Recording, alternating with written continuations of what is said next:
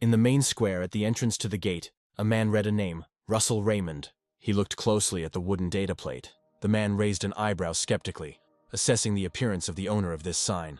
The guard recognized this last name, which was known in the founding family, meaning this guy was an aristocrat. But something about all this didn't add up. It seemed strange. The guard looked at Russell's torn pieces of cloth and wondered what was wrong with his clothes. However, he said that everything was fine, so the guy could pass. The dark-haired man was surprised and asked the first one if he knew this guy.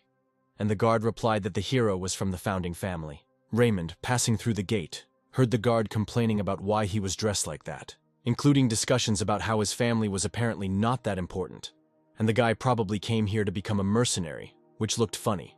An aristocrat, and also a mercenary. The protagonist's red eyes glinted in the sun, his chestnut hair fluttered along with his tattered robe, and the guy's face was covered in bruises and dirt. He sighed and chuckled, looking towards the guards who were talking too much. To Raymond, they were nothing more than pieces of shit. The boy walked into the city and looked up at the Tower of Magic, where all the defenders of the kingdom were located.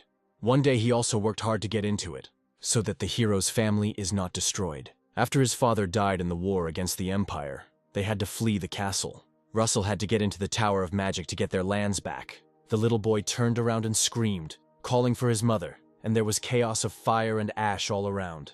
He cried, asking to stop, because his mother was left there, and a ring with a yellow eye instead of a precious stone hung on a chain around the child's neck. Getting into the tower was the hero's pipe dream, but he was expelled from the academy before he could even apply for a place there. He stood in his academic robes, head down, as he was reprimanded.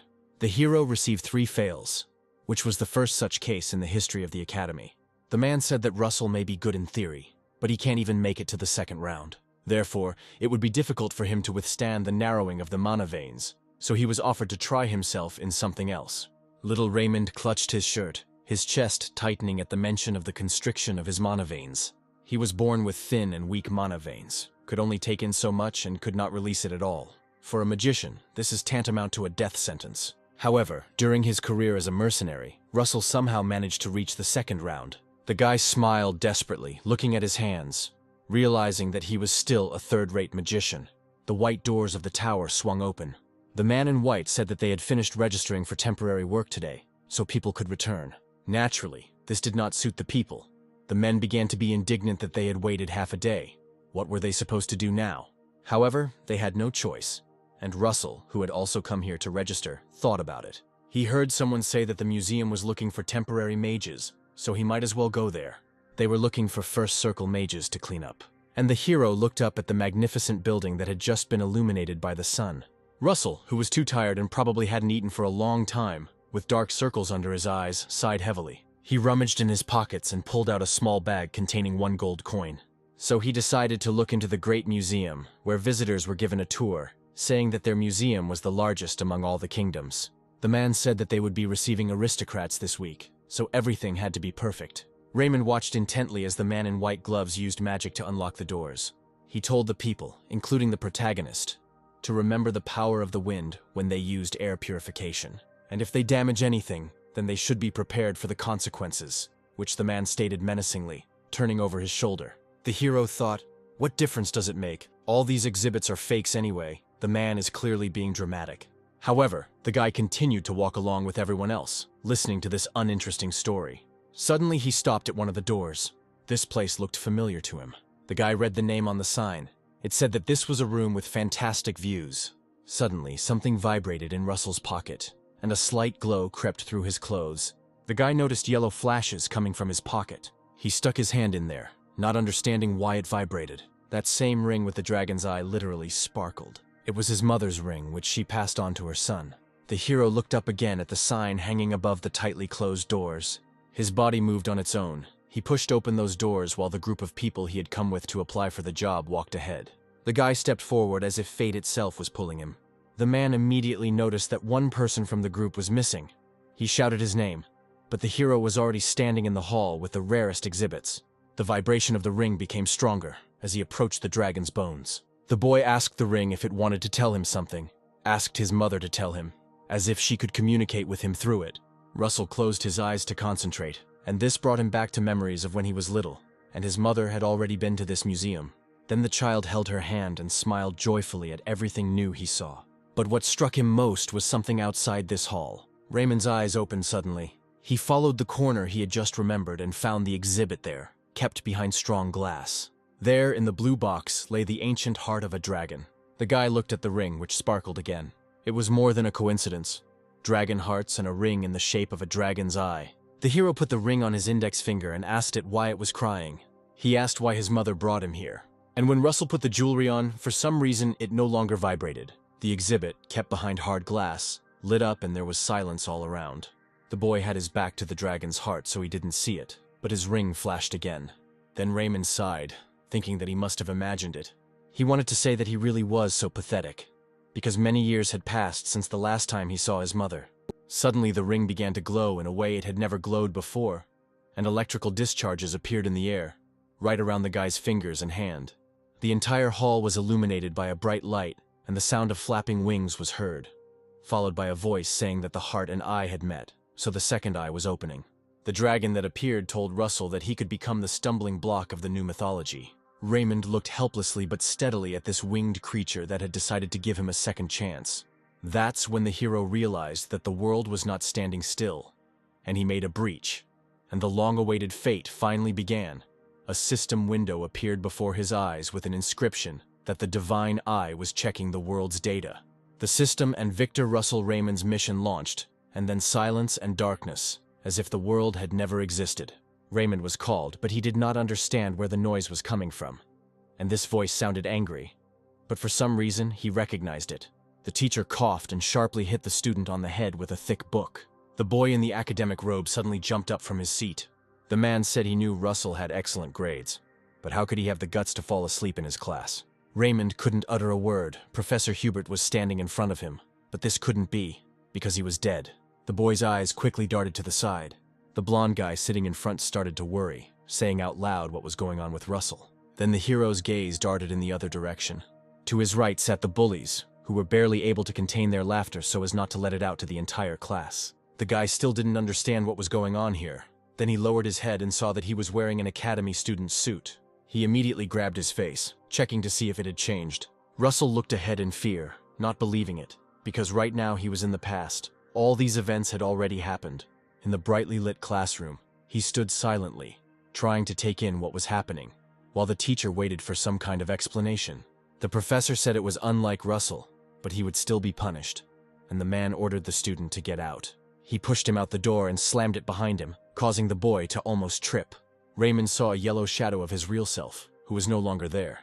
The guy thought about whether this kind of magic could even be called magic.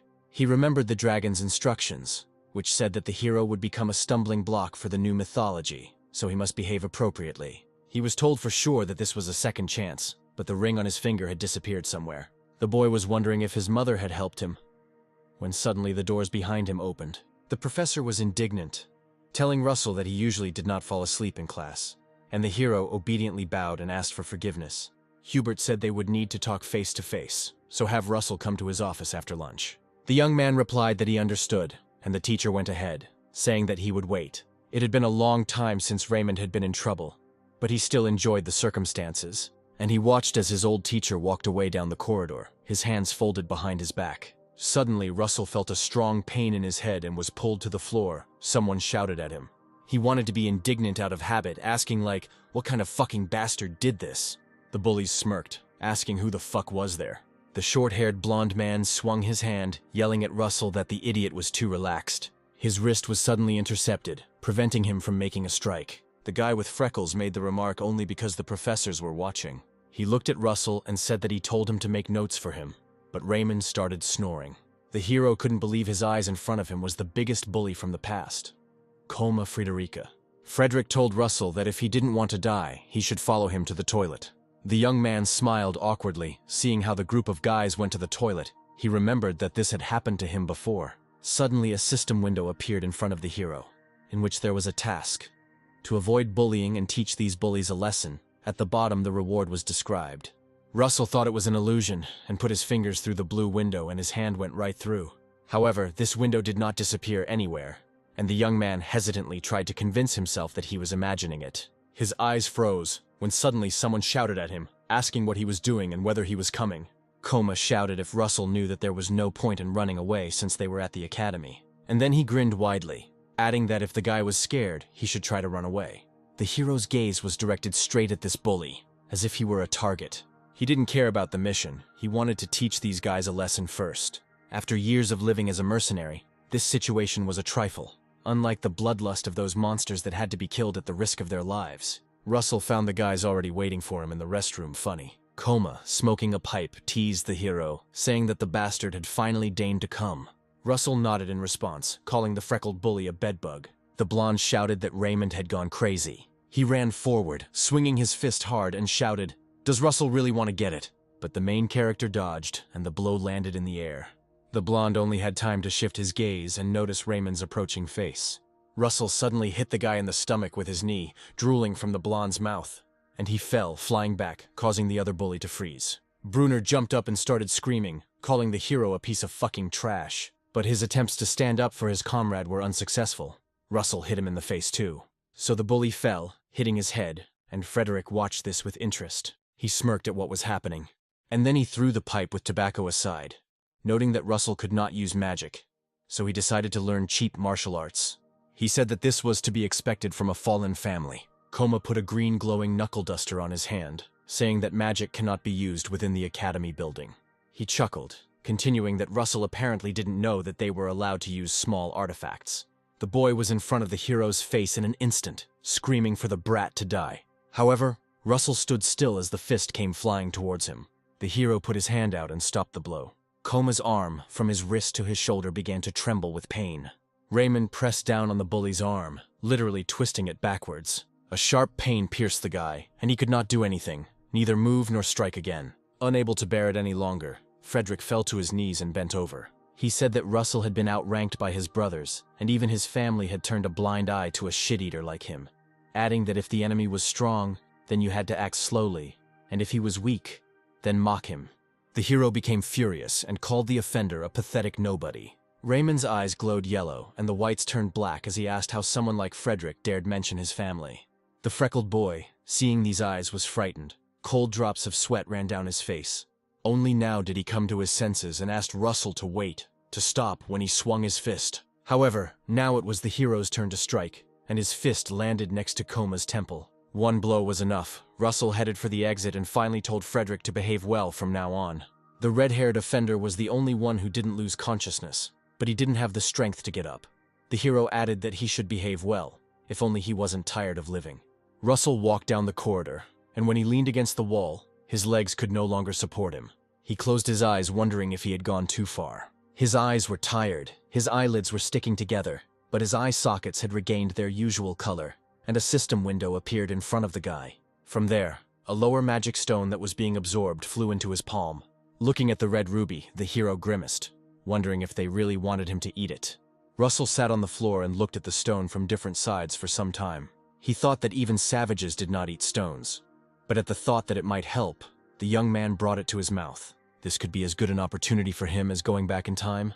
The taste of the magic stone was very good. Russell suddenly began to emit a red-orange glow, and then everything around him flared up, engulfing him in it, which made the hero afraid. A notification came that he had absorbed the mana inside the stone, which in turn was being absorbed right now. At some point, Raymond began to have difficulty breathing, and he clutched his shirt with his hand, closing his eyes. He felt the mana coming out of the stone and being absorbed by his heart, spreading through his veins. The young man kept his eyes closed, feeling the changes in his body. He tried to restore his breathing. Luckily for him, the effects of the mana gradually subsided. Russell was delighted, deciding that in this way, he would definitely be able to overcome the narrowing of the mana veins. After all, everything he went through, the decline of his family, his expulsion from the academy, can change. This life of a third-rate mercenary mage can turn in a completely opposite direction. And Russell, confident in his abilities, walked further down the corridor. He knocked on the professor's office door and apologized, and he invited him in. A man holding a cup of tea in his hand invited the student to sit down. Professor Hubert told Russell that he was not himself today. He asked if the student had encountered any difficulties. Rumors reached him that the hero's classmates were bullying him. Raymond remembered that in his past life this man had not abandoned him until the very end. He smiled, deciding to say what he had always wanted. And looking at the teacher, he said that he shouldn't worry. The professor's eyes widened in surprise when the young man thanked him. The man coughed awkwardly, saying that as a professor, he had to keep an eye on the students. He added that, despite this, Russell dozed off in class, for which he should be punished. The professor pushed the book towards the boy and said that it would not be easy. His assignment was to write an analytical report from page 62 to 74 on the topic of studying the elements. He added that even older students have difficulty with this section. And while he was saying this, the system window appeared in front of the hero again. The hero was surprised that the lessons also counted as a mission, because it said to complete the professor's task, for which a reward was due. The professor chuckled, asking what was the matter. Would it really be too hard? However, Russell said he could handle it and thanked Professor Hubert. The hero sat with the book until sunset, until the golden rays of the sun penetrated into his room. The job seemed easy to him. He remembered how, due to his hopeless abilities in the past, he carefully studied the theory to compensate for his shortcoming. He did not stop studying even when he was a mercenary. The young man got up from the table and went to the window. He thought that there was something in this life that was no less important to him than his studies, namely, training of mana veins. Veins are what the path of mana itself passes through. It is absorbed through the breath, circulates through the veins, and collects in the heart. Russell remembered his days as a mercenary, when he had to fight monsters, including a huge scorpion. He attacked the hero furiously, raising sand and pushing the guy into a corner, so that at times he was unable to deflect the blows. Due to the blood circulation, reverse mana was released and the boy was able to strike back. Using various methods, the boy pushed the monster away with a fire spell, but the scorpion proved stronger. And the stronger the mage's veins were, the more mana could be collected and released. However, Russell was not enough, and the monster pushed the hero away with its tail when he let his guard down. His veins were too thin and weak, so he crashed into a column. Raymond left a huge dent and even lost consciousness for a while. Suddenly, the stone cracked and a hole formed behind it, into which the boy fell. But it seemed as if the heavens had taken pity on the hero's unfortunate fate, or he had simply been lucky. He fell into some underground place, in which something was shining brightly, and with difficulty the guy raised himself up on his elbows. Having caught his breath, Russell raised his still dim gaze to the source of the purple shimmer. It was a historical site of unknown origin, hidden between two grimoires. The guy reached for the sacred books, one of which was called The Body of the Wizard, and the other, Above the Veins. It said that instead of veins, the magician should train the body and expand the veins of mana. So, remembering this, Russell ran into the yard and began to do push-ups, the wizard's body replacing muscle tissue with particles of mana veins. He then climbed a tree and began doing push-ups while hanging from a thick branch to strengthen his body, thereby making his veins stronger. In the adult body, the changes were minor, but while the hero is still growing, he can achieve great results. And this thought motivated Russell to work out with all his might. He decided that this time he would overcome the narrowing of the veins. So the hero worked for some time and stopped at a tree. Breathing heavily, he thought that he could not do it anymore. However, he did quite a lot, and when he was about to stop, a window appeared in front of him with the task of running 5 kilometers. He was indignant that it had not surfaced before, but now it had. Then another one appeared, and another one with explanations of how this task could be completed. And then the hero asked why there was such a rush. Russell pursed his lips into a smile, replying that he would go for a run. The guy realized that he had miraculously received this opportunity, so now he could not sit idle. So Raymond ran first 1.5 kilometers, then 2 and 7, and then his legs began to shake and give way. Almost at the 4th kilometer, he checked the system window and realized that he had run almost all the way. His strength was running out. He stopped in the middle of the yard and leaned his hands on his half-bent knees, thinking that there was just a little more left. And without delay, Russell rushed forward, feeling the tension throughout his body. At the end of the run, the boy fell on the grass and looked at the system window, which was about to give him a reward.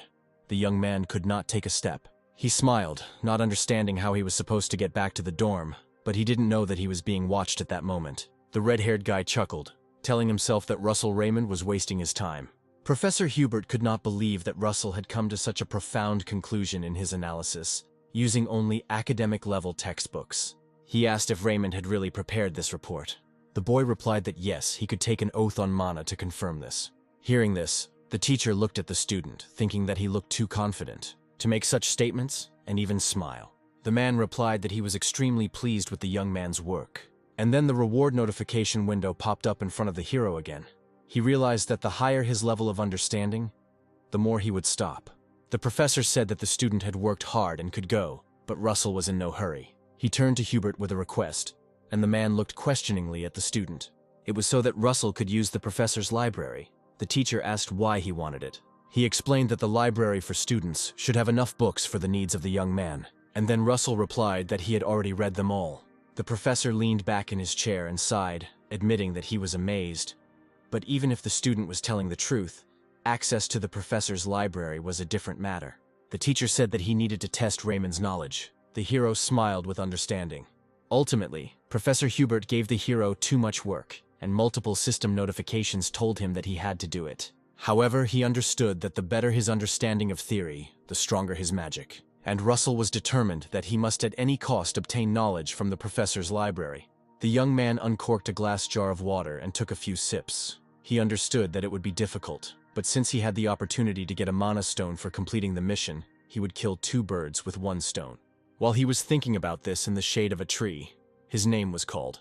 It was a guy named Anton Friedrich. He said he was told it was Russell's punishment, but didn't he think he was too obsessed with training? He added that his friend suffered because of Raymond.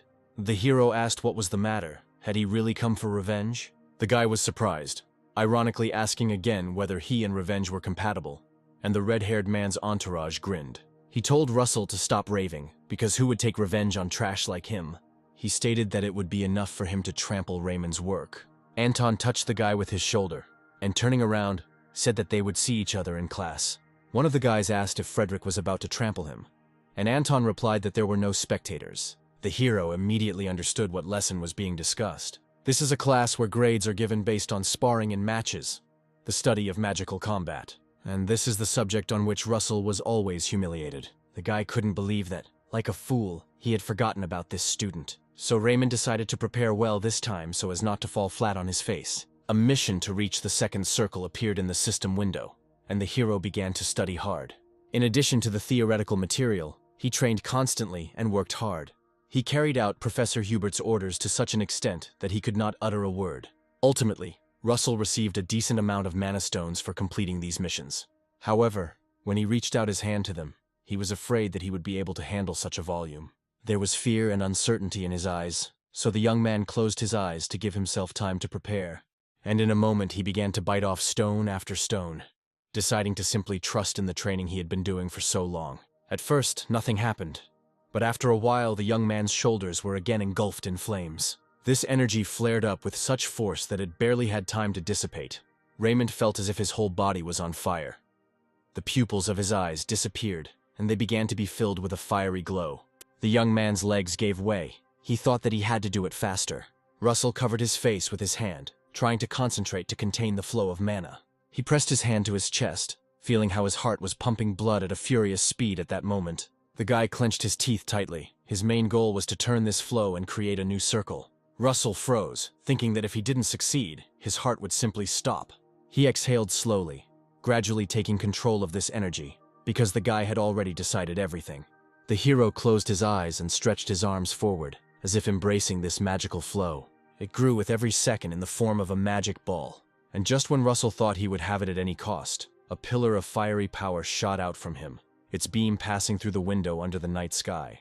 The guy hanging in the air felt that he had succeeded. This second circle appeared above the young man's chest in the form of a special pictogram.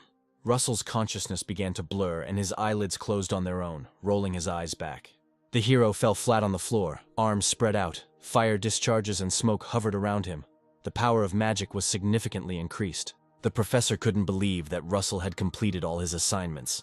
He said he had one last question. He looked straight at the student, deciding to ask more deeply about the basics, a question that was closer to the truth. Russell waited anxiously, his hand clenched into a fist, and the teacher asked him to name the most important of the 4 constituent elements of magic. The young man looked at the teacher with wide eyes and open mouth, and silence reigned. Hubert remembered that he was asking a question that he himself had only recently been able to explain to his student. Then the teacher suddenly stood up and said that he would ask another question. But Russell wanted to say the answer, and the professor froze. It seemed unreal to him that the student knew the answer to a question that he himself had only recently learned.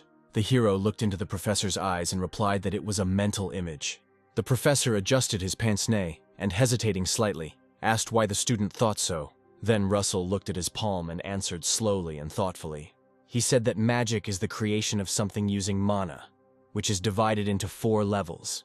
This is a simulation in which one can study natural phenomena, a mental image that allows one to imagine what one has learned, also creating formulas to transform them into a visual image and manifestation using formulas, which allows you to manifest magic in the real world. Raymond added that understanding, creating, and manifesting can be learned with enough effort, but mental imagery cannot be influenced through training.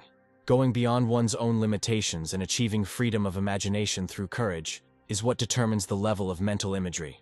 The student decided to tell the story using the example of such an element as fire. If he imagines that there is an arrow in front of him, he will use the magic of the second circle, a fire arrow. And Russell introduced her. He said that if he imagined something different, he would create a different spell. And if you don't limit your imagination at all, the hero can come up with some kind of miracle, something that does not exist in this world. The professor listened attentively to the student. He was amazed because the answer turned out to be correct. A fiery light danced in Raymond's hand. He compressed it, giving the example of a shadow into which the sun or hot ice shines. It all starts with understanding the world, but ends with the confusing rules of the universe. This was exactly the definition of magic, and the guy, having finished his speech, looked at the professor. The man smiled and said that as he thought, the student library was too small for this student. After this, Russell received a notification granting him access to the first floor of the professor's library. When the hero entered the library, the first floor seemed simply enormous to him. The professor's library was different from the student's. He took books on the ballistic trajectory of three-dimensional magic and advanced botany. When I opened them, I was glad that they were practical. Moreover, the material did not omit the basics of the theory of magic. And while Russell sat, running his eyes over the desired lines to which he had gained access, a female figure in high heels appeared not far from him. She walked up to him and gasped. The woman said that he had picked up an interesting book. Hearing this voice, the guy became scared and turned sharply in his chair, his hands tensed. However, when he looked to the side, there was no one behind him, and the woman, who was already in another place, asked him to look where she was standing, calling Russell a baby. This stately woman in an elegant outfit and with an extravagant hat and cane was a professor. Her name was Daria Snow White, and she smiled as she looked at the hero. The young man quickly rose from his chair and bowed to her, saying that he was pleased to meet the head of the fire tower, and he gave his name. And then he looked at the woman, who was one of the people of the Eighth Circle. Few in the world have managed to reach such a level. Even though she was over 80, she spent an incredible amount of mana to maintain her youthful appearance, and that tower was the best among the Red Magic Tower faction. The woman was surprised that he knew her, and while the hero was overcome with doubts about why this professor came here, she told the student that there was no need to worry, adding that she was just a partner who was going down the same path as him. Daria then handed Russell a round lollipop. He took it and immediately put it in his mouth, tasting the sweetness. The woman asked how the student was able to gain access to the professor's library. Russell tensed slightly, took the lollipop out of his mouth and replied that Professor Hubert had given him permission. Daria sighed and smirked, looking over her shoulder at the young man. She was amazed that the wary man had given him permission. She then said that Russell had been studying a rather interesting subject. I noticed that the student had extremely pure mana, and its distribution was also stable. Her eyes glowed blue. Daria could read the amount of mana. Suddenly she asked how dare Russell. The boy was afraid that she had noticed something, but the woman walked around the student and told him not to worry because she was not there to lecture. The hero turned his head towards her, and hesitating slightly, he thanked the woman. Then Professor Daria hit the floor with her cane, and concentrated energy began to emanate from the floor. The woman wished the student to become the best with all his might, calling him baby again, and disappeared into thin air. The hero froze with the lollipop in his hand, and with wide eyes watched the particles of magic floating in the air, thanks to which the woman was able to leave the room with such ease. As he left the professor's library and closed the door behind him, he said out loud that he had never even thought that they would meet here. It was a surprise to him when suddenly someone behind him recognized Russell and asked another if he was there. The guy turned around and saw a bunch of bullies who were clearly unhappy with the hero leaving the professor's library. Like, who does he think he is? Frederick chuckled, saying that Russell had simply kissed someone's ass, but he would still never amount to anything. The others laughed, and the red-haired man, leaving, told him with a grin that Raymond should try his best. He added that there would be no use in it, but these words only provoked the hero. A day later, the study of magical combat began right in the arena. The manager said that the first person whose name is called will go to the stadium and choose his opponent. Usually, the professors would pick the weak students, which was necessary so that they would choose a suitable opponent for themselves. and some in the arena laughed, looking towards Russell. Because in his past life, he was always the first to be called. The guys were sure that he would be the first to be called, because he had narrow mana veins, and they started yelling at the hero to choose them as his opponent, because they needed to improve their grades this semester. The leader in the arena shouted for silence and said that he would now choose a student. Imagine the surprise of the children when the name of the first student was Anton Friedrich. He began to descend the stairs to the stadium, and everyone around him whispered in confusion about why he was the first. The professor in glasses, holding the lists of students, walked into the shadows, and Frederick grinned, heading towards the center of the arena. As he passed the man, he thanked him for calling him first. The professor replied that this was a trifle compared to the favors of the trade association. Russell, who had been watching Frederick walk out onto the pitch, thought he had known it would turn out this way. Anton looked at the stands and shouted to the hero, asking why he was sitting there, and called him to come down to him. And he shouted Raymond's name very loudly so that everyone could hear. Professor Hubert sat in his office, sipping tea, and asked Daria to warn him in advance of her visits. She crossed her arms over her chest and looked out the window, watching the stadium full of academy students. She sat down in a chair and said that everything was fine. The teacher had just come to visit his student. The woman took the mug of tea and asked if he had given Russell access to the professor's library. Hubert replied that yes, and asked excitedly if Raymond had done something wrong. Daria said that no. She just hadn't seen something so rare for a long time. The professor lowered his head in agreement, adding that Russell's monoflow disease was quite rare on their continent. Snow White called her student Hubert a fool, explaining that the child had surpassed his limit. The professor tensed up. He didn't understand what was being discussed, and the woman explained that Russell had already reached the second circle. The hero saw a system window with the task of winning a training match. In return, he was offered a storage facility, and this was magic accessible only to the richest magician, where it was convenient to store mana stones. Anton turned to Russell, calling him an insect, and asked why he was frozen. And then he said that if he wanted to live, then he should beg him for mercy. Russell chuckled as he asked again. He looked straight at Frederick with a worried expression as he released his mana energy. Feeling this aura and seeing Raymond surrounded by fire, the bully was scared. He didn't know what kind of magic it was. The manager announced that the match was starting, and from the very first seconds, the main character formed a fireball in his hand. Anton was angry because as a person with narrow mana veins, it simply couldn't be. He didn't hesitate and immediately used the fire throw of the second circle magic towards Raymond. The guy froze, seeing the fire flying rapidly towards him. At the very last moment, Russell swung his hand, placing the shield in front of him. The commission applauded the hero for this tonic shield at an angle, which protected from the heat. The bespectacled professor who announced the first student was shocked that Russell Raymond had been hiding his powers all this time. Anton's body felt tense as he held back the fire throw, frustrated and surprised that the guy had held up. Frederick's magical power gradually began to fade, and the hero, noticing this, decided to act now. He also used the second circle magic, the fire arrow that he told Professor Hubert about, and swinging, he threw it forward with force. Anton, who kept his hand on the fireball, almost got caught. The red-haired boy crossed his arms in front of him to form a shield, still not believing that Russell had reached the second circle. This fiery stream enveloping the arrow was so strong that Anton's hands were shaking. He continued to call Raymond an insect. Seeing Russell's look, he thought it was nonsense, that the guy had already managed to create a second arrow. 3 large-tipped arrows flew straight at Frederick, who had erected a dome-shaped defense. The professor in glasses was amazed that it was really a double creature, and the man next to him said that he was not sure. He thought it wasn't it, but that Russell was just casting spells quickly. Frederick decided that the arrow of fire was all that Raymond could do. Then he concentrated and activated a red shield against the fire. This is just what the hero was waiting for, and Frederick was glad that if he attacked when Raymond ran out of mana, he would definitely win. However, at the very last moment, the protagonist canceled the spell, and the fiery arrows were reduced to streams of wind. Anton screamed he didn't expect this. The hero then jumped into the air and sent an arrow of wind at his opponent's shield, and the bully was unable to stay on his feet. The teachers were unsure if this was really the Russell they knew. The shield around Anton dissipated, and the boy bent over from the weight in his body. His hair was disheveled, his face was sweaty, and there was a hint of excitement in his eyes. And at that moment, when Frederick was inactive, Russell ran up to him, clenching his fist. The hero's opponent wanted to summon lightning, but didn't have time. He received a powerful blow right to the solar plexus. Anton's eyes rolled back. He couldn't do anything. His body twisted, and drool came out of his mouth. The redhead raised his finger to use the second circle's fire.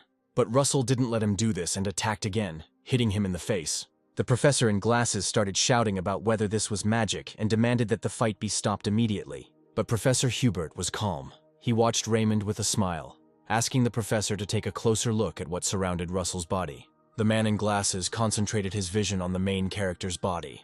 Indeed, Russell used mana as an aura. Hubert said he didn't know how, but Raymond found a way. And, not wanting to give up, the hero delivered another blow to Anton's face. So much so that he not only couldn't stand, but flew back into the stadium wall with his back and the fence cracked. The students, who were expecting a spectacle of Russell's humiliation, gaped and froze. There was only one question in the professor's head: how? Hubert asked him what he was doing, and the man turned his gaze to the teacher. He smiled, saying that he had to announce the winner. The professor hesitated, said yes, and then raised his hand. The professor shouted that Russell Raymond had won. Coming down from the podium, the man told the hero that he had tried hard and could now go. Russell replied that it was not over yet, and the professor asked what he was talking about. The rules stated that until the winner gave up, he could challenge the next opponents, and the entire stadium filled with students' jaws dropped. Raymond raised his finger and pointed at one of the students, shouting that he would now go out into the stadium. A window appeared in front of the hero with a mission to win a training match. Russell playfully told the guy to come to him. Ultimately, the protagonist won 14 times in a row. Hubert thought that Professor Daria had amazing insight, because after seeing Russell just once, she saw potential in him. However, the man couldn't comprehend how his student had grown so quickly. He recalled Russell's attacks with a serious expression, trying to wrap his mind around it and analyze it. After the shower, the guy saw a window that notified him about receiving the storage and automatic collection of rewards in it. Russell didn't immediately understand how it worked, when suddenly a purple sphere appeared in front of him. The character extended his hand there, and he took out a long map from there. Then immediately came the notification about the first mission, which said to go to the place indicated on the map after reaching the magic of the third circle, and complete the task received there, and upon arrival, the light will show the way. Russell tensed up. He was overcome with doubts, because in his past life he had failed to create the third circle of magic. Would he be able to do it now? Besides, he didn't understand what this place indicated on the map was. It was completely incomprehensible. Then he decided to use the professor's laboratory to find out where he needed to go. He took out a large number of books in search of a clue, and he decided to start with the outer territories of the kingdom of Endymion. Then the young man began to study the seas of the empire. After reading several books and still finding nothing, Russell smiled nervously, hoping the next one would cover the outer seas. However, none of the dozens of books he read suited him. The hero cursed because he had spent too much time on this. Then he decided to create a third circle first. Raymond looked up at the hallway and saw everyone around him whispering excitedly about him. Of course, winning the training match allowed him to get rid of the bullying. But he was still a loner, and the thought made him smile. Suddenly the hero was called, and he turned around questioningly. Professor Hubert placed his hand on the student's shoulder, asking if he would come in to see him for a minute. Russell smiled and replied, "Yes, of course." In the office, the teacher poured tea into cups again, said that summer holidays would soon begin, and asked if the hero had any plans. The man placed the tea on a saucer next to Russell, when the boy replied that there were no plans yet. The professor then asked if the student would like to work on a research project. He added that depending on Raymond's work, the student's name might be right after his, and asked what he thought about that. The character took one of the magazines and froze. His eyes widened in surprise. Professor Hubert asked Russell what he was thinking about. The student apologized and admitted that she actually had something planned. The man raised an eyebrow since Russell had just said he had no plans. Smiling, Raymond handed the journal to the professor, saying that he was going there. The magazine mentioned a holiday in the Maldives. And indeed, the hero got into the carriage immediately after the announcement of the holidays, and headed there. That conversation with the professor helped him understand the markings on the map. Raymond was calm and contented. He knew that he was gradually moving towards his goal. He had quite a long way to go, so he decided to have a snack, sticking his hand into the storage room. His strength was replenished by magic stones that caused the mana level to increase. One of these was enough for him for now. The coachman wiped the sweat from his forehead with his hand, surprised that the summer was somehow hot this year, which was strange. But it was not the summer that was to blame for this heat, but Russell, from whom fire was coming through the doors of the carriage. The boy closed his eyes, concentrating so that his heart could successfully endure the absorption of the stone and the expansion of the veins. Russell set himself the goal of creating a third circle before arriving. Hubert found it strange that the hero also went to the Maldives, but he thought it was even good, because Professor Daria Snow White was there right now. She admired the views of the beach and sipped a cocktail. This place was her home. The woman could not remember the last time she had a vacation.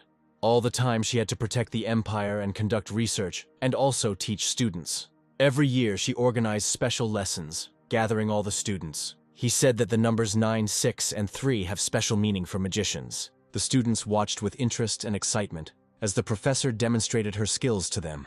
She showed them the most ancient illustrations, explaining that these numbers represented the end of the 9th circle magician, the end of the 6th circle path, and the torment to become a higher magician. And the 3rd circle showed the development of the magician himself as an individual. Daria crossed her arms over her chest, remembering her lectures about the 3rd circle, and wondered if that baby was okay.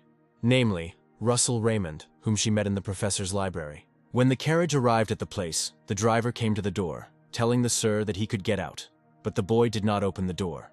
Then the gray-haired man got scared and shouted to him through the closed window of the carriage. Upon arrival, the hero ordered a large number of dishes and devoured the food with great appetite. He had spent too much energy trying to calm the raging mana. Now it needed to be replenished. The boy brought a mug of drink to his mouth, remembering how the coachman had pulled him out of the carriage while he was unconscious. But he was finally able to achieve the magic of the 3rd circle, which he literally glowed with. Russell didn't think he could surpass his past self in a few months. But this was not enough, and with these thoughts the hero left silver coins for food. He decided to move on, to complete missions to become stronger. The first task was to go to the place marked on the map. But Russell had difficulty with this. The young man did not fully understand how to navigate this area, when suddenly a man shouted about a tour of the volcano with the best guide. And Raymond, without thinking too long, agreed. A group of people went to one of the mountains, where the guide told them about the ordinary, at first glance, Mount Pompello, located opposite, which turned into a volcano because of a special creature that settled here. And the guy looked up at the mountain. Something had changed nature by its mere presence, and only one being was capable of such a thing. It was a red dragon. The guide suddenly growled, and someone even got scared from the unexpectedness. And Russell smiled awkwardly, deciding that it was better for him to go on alone. While the young guide was talking about the peculiarities of Mount Pompello, the main character turned around without attracting unnecessary attention to himself. He decided that he would go in a certain direction, and without doubting his decision, he jumped down from the mountain. It was only when the boy landed in the water that the guide noticed that one person was missing. Russell found himself near a small waterfall. He thought that the reason for his return, the mission and all this could be connected with the dragon. When the hero took out the card and looked at it, a yellow light began to emanate from the object, rising into the air. This light formed into a thick consistency, which unraveled into a thread and went along the water. Now the hero understood what kind of light was supposed to show him the way, and this light line pointed Russell straight behind the waterfall. Raymond took a step back and waved his hands, concentrating the power of the wind in his hand. He created a wind arrow which he threw towards the waterfall, cutting through the streams of water. And then, without thinking, he jumped straight there. The young man combed his hair back as he reached the threshold of the cave, and said that it was no wonder that no one knew about this place. He was advised to create a 3rd circle first, but there were no monsters or even animals visible in that place. Russell took a few steps and was surprised by the columns standing among the cold stone. He placed his palm against one of them, curious to see how old they were. Then he looked to the side and saw the gate. All this time he was thinking what kind of place it was, and finally realized that his main goal was them. The hero slowly headed towards the gate. Suddenly a chill ran through his body, as he felt movement behind him, and a huge shadow fell across his face. Sweat began to run down Russell's neck. Had he forgotten about his life as a mercenary and relaxed too much? After all, if there are no animals or monsters in the area, and there is complete silence, this could only mean one thing. This meant that this was the territory of a powerful predator. And when Russell turned sharply, the nose of a Komodo dragon was right in front of his face. Seeing the movement, the animal opened its mouth and let out a powerful roar. This was a kind of warning, after which the monitor lizard struck. Russell managed to jump back, concentrating magical power in the aura. He didn't know what to do, because to kill this monster, 2 squads of mercenaries were needed. When the young man landed, he decided that all he could do was run. So Russell used the magic of the 2nd circle, forming an arrow of lightning in his hands. The Komodo dragon growled again, its eyes flashing in response to the danger. And just as the animal was about to move forward, Russell abruptly threw an arrow at the monitor lizard. The electric discharges paralyzed the monster, acting as a kind of shackle on its face. In this way, Raymond was able to gain time and ran straight to the gate. But the standing statues abruptly blocked his way. telling him that he must prove himself worthy of entering. Russell got angry and cursed, because this was the only chance to escape. The boy froze, hearing a powerful roar behind him, and slowly turned his head. He realized that he couldn't get through, so the hero decided to create his own path. His body was ablaze with fiery energy, his eyes glowed a draconic yellow, and he created a fiery screw. At that moment, the ruby hidden inside the door came forward and caught fire. The monitor lizard, seeing this glow behind him, froze. He slowed down abruptly, changing his mind about attacking, and the hero drew his arrow, not understanding why the monster had stopped.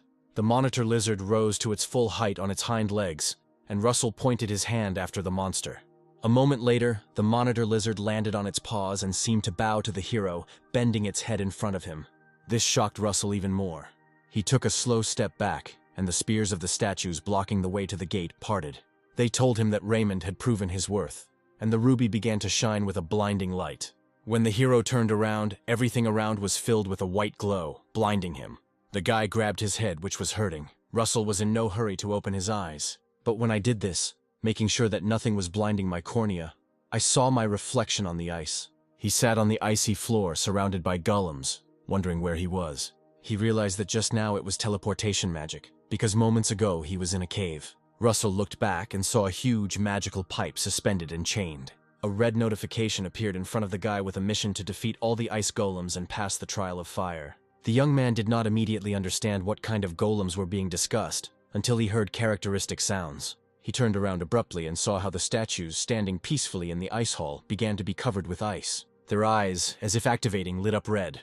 Russell stood in the middle of the hall surrounded by these golems, not believing that he had to defeat them all alone. He pulled his hand away and concentrated on forming fire, cursing as it was too cruel. The hero threw a fireball at one of the ice golems in hopes of melting it. The young man knew that to kill the golem, he had to melt its core. However, his fire spit did not accomplish this task. It only scratched the ice. Russell gritted his teeth, voicing his indignation as to what kind of ice these monsters were made of. He thought that if fire didn't work, he would try wind. But for some reason, his spell stopped working. And at that moment, the golem swung both icy hands to strike. Russell thrust his hand forward, calling down lightning. But instead of a full blow, he only managed to cause small electrical discharges. The young man barely managed to dodge the ice attack without getting hurt. However, some of the fragments hit his head, and Raymond's entire forehead was stained with scarlet liquid. He remembered the notice that said he had passed the fire test. Could he really only use fire spells? All this time, while Russell was trying to figure out how to act, he simultaneously dodged attacks and unsuccessfully tripped over a stone. The hero stumbled and was pushed against the wall. The guy winced in pain, but managed to put his hand out to avoid hitting his head. Things were bad. The ice golems had him cornered and were slowly approaching to destroy their target. Russell had his hand on his shoulder, his body shaking. He said, "What a terrible hobby." His face was bruised. His eyelids were closing from fatigue. The young man raised his hand to wipe the sweat and blood from his forehead, and it left an imprint on his hand. Russell had no choice anyway. He activated the fire screw, which he was going to use against the monitor lizards. At that moment, the golems came too close to him, and the hero's body burst into flames. Russell told himself that he could handle it and quickly fired several fire arrows. Even after the blow, the golems continued to move towards him for some time, but more slowly. Russell seized the moment and attacked again, a powerful flash of fire piercing the icy bodies of the monsters through and through. And several golems fell apart, falling to the floor. Raymond was breathing heavily, but continued to hold his left hand so that he would have the strength to create new spells. There are still 2 ice monsters left, but at this rate the hero will soon run out of mana. The boy bit his lower lip nervously, thinking that there had to be another way. He ran forward as the remaining golems continued to attack, making it harder to dodge. To destroy all this ice at once, you need to focus your force on one point. Russell's eyes widened, remembering that the answer was in concentration. First, he needed to move away to use the spell, which he did. He then moved his palms forward and began to form an arrow of fire, and used the enhancement form to make the arrow impressive enough for this attack. Afterwards, I added fire screws using the replication formula. Russell was terribly focused. He had too little time. Finally, he spread his hands, combining all the spells together. The compression formula allowed him to fit all the arrows and propellers together. At that moment, the golem came too close, and Russell cursed, but he couldn't release that blast of collected attacks right now. Russell screamed, begging for it to unite, putting all his strength into it. He threw it at the monster, and all the magic spells combined right in the air. The lava flow melted half of the monster's bodies, and fiery liquid flowed down the golem's legs. The attack created a huge hole in the ice monster, causing it to stagger forward and fall to the floor, shattering into pieces. Russell stopped, holding in his hand the flaming spear he had managed to make. A notification appeared in front of him, informing him that Russell's understanding of the fire element had exceeded the limit. He felt it, a power close to the fifth circle. Even just holding the spear took a huge amount of effort. Raymond shouted to himself to attack and ran forward. The remaining golems ran towards him at the same time. Because of their height and bulk, their movements were slower, so the hero managed to run around each one and pierce them with a spear. But that was not all. There seemed to be no end to these monsters. Russell landed right in the circle of monsters, assessing the situation. Only 4 left. With one sharp swing, he cut 2 in half, leaving exactly the same number left. The hero dodged the ice strike and clutched the fiery spear with both hands. If Raymond destroys this monster with one hit, he will have some mana left for the next one. Exhaling loudly, the guy cut the monster in half in a jump. His breathing was ragged, and it was becoming more and more difficult to move with each passing second, but his body was still under control. While he was standing there, the monster took advantage of the moment and struck with its wide, icy hand, throwing the guy back. Russell gritted his teeth, clutching his spear tightly. If it weren't for it to help block the attack, he might have died. There was very little mana left, and the fire gradually began to weaken in the middle of the weapon. Raymond found the strength to rise and gripped his spear tightly, the weakening spell meaning he had 1 strike left. The hero walked close to the golem and waved his hand, asking for it to work. Focusing on the monster, Russell shouted for the spear to hit and pierce the golem. Left unarmed, the young man slowly raised his head to make sure. And indeed, the spear pierced the ice right through. There was a feeling of relief. The hero said that he could do it. His body suddenly felt heavy and his legs were pulled towards the floor. His eyes rolled back. The guy fell down, losing consciousness. The chains broke, and the horn that was hanging fell. The mission was accomplished, and this thing of the Forgotten King caught fire. It was the hero's reward. To obtain this item, Russell had to travel into the memories of a forgotten king. The white light teleported him to another place, and after a while Russell woke up. However, his hands were bound with chains. His head felt too heavy. Seeing the notifications, the hero thought about whether this was a reward, as if they were going to torture him. Soon, Russell heard a voice saying that the one who had passed the test of fire and achieved the consciousness of a higher being was worthy of a reward. The young man felt as if his head would burst. The voice announced that it would grant the hero a fragment of the king, and a fiery horn appeared directly above him. And then he rushed at the guy, who got scared and jerked, trying to free himself, but it was useless. The Forgotten King's heavy horn pierced Russell's stomach, and the young man doubled over in pain. He couldn't even scream, but only made a muffled sound full of pain. The object pierced the boy's body, exploding with white light inside, the glow of which even came out of his eyelids. Raymond screamed helplessly. He could do nothing and think of nothing. A red dragon appeared behind him, and a voice told him what he needed to use the power he had received for. Then everything disappeared, and the boy found himself washed up on the shore. He rose to his feet, lost in space again, not aware of where he was. And when I looked back, I realized that I was in the Maldives again. The hero put his hand on his forehead, trying to remember what happened. The notifications told him that he had reached the limit by using the Horn of the Forgotten King. The extra mana could be used in the future. The fire had reached an advanced level. Then Russell decided to check it out and squeezed his hand. Suddenly, such a powerful energy began to emanate from it that he didn't even immediately realize that it was his. He saw how close he was to the 4th circle. The hero sighed with relief, because the reward made up for all the suffering he had to go through. Someone behind him said that he was glad to meet the young man here. The guy turned around and saw Miss Daria Snow White, which couldn't help but surprise him. The woman explained that she felt a surge of mana and decided to take a look. The professor handed the hero a cocktail, saying that after that she saw him. Russell smiled and thanked the woman, saying that he did not expect to meet the head of the tower here. The professor's eyes glowed blue. She saw that Raymond was almost creating the 4th circle of magic, and his mana was even purer than at their first meeting. The professor was once again convinced that this student was a genius. After taking a sip of the drink, Russell placed it on the wooden counter and asked the professor what brought her here. The woman replied that few people knew, but this was her homeland, and then took a sip of her cocktail. Seeing the student's confusion, she explained that she came back here every summer, then asked what Russell was doing here. Looking at the professor, the guy decided that it was too early to tell her the truth, and he said, putting his hand to his chest, that he wanted to see the world. The woman replied that it was understandable then, but she herself thought about whether it was worth testing his abilities. She asked if he would like to help her a little then.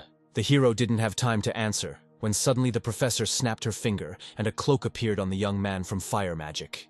He saw a symbol on the mantle. It was the distinctive sign of the fire tower. Smiling, Darius Snow told the student not to worry because he could handle it. Then a new system window appeared in front of the hero, with the task of completing Professor Daria's test, fighting with pirates in the harbor.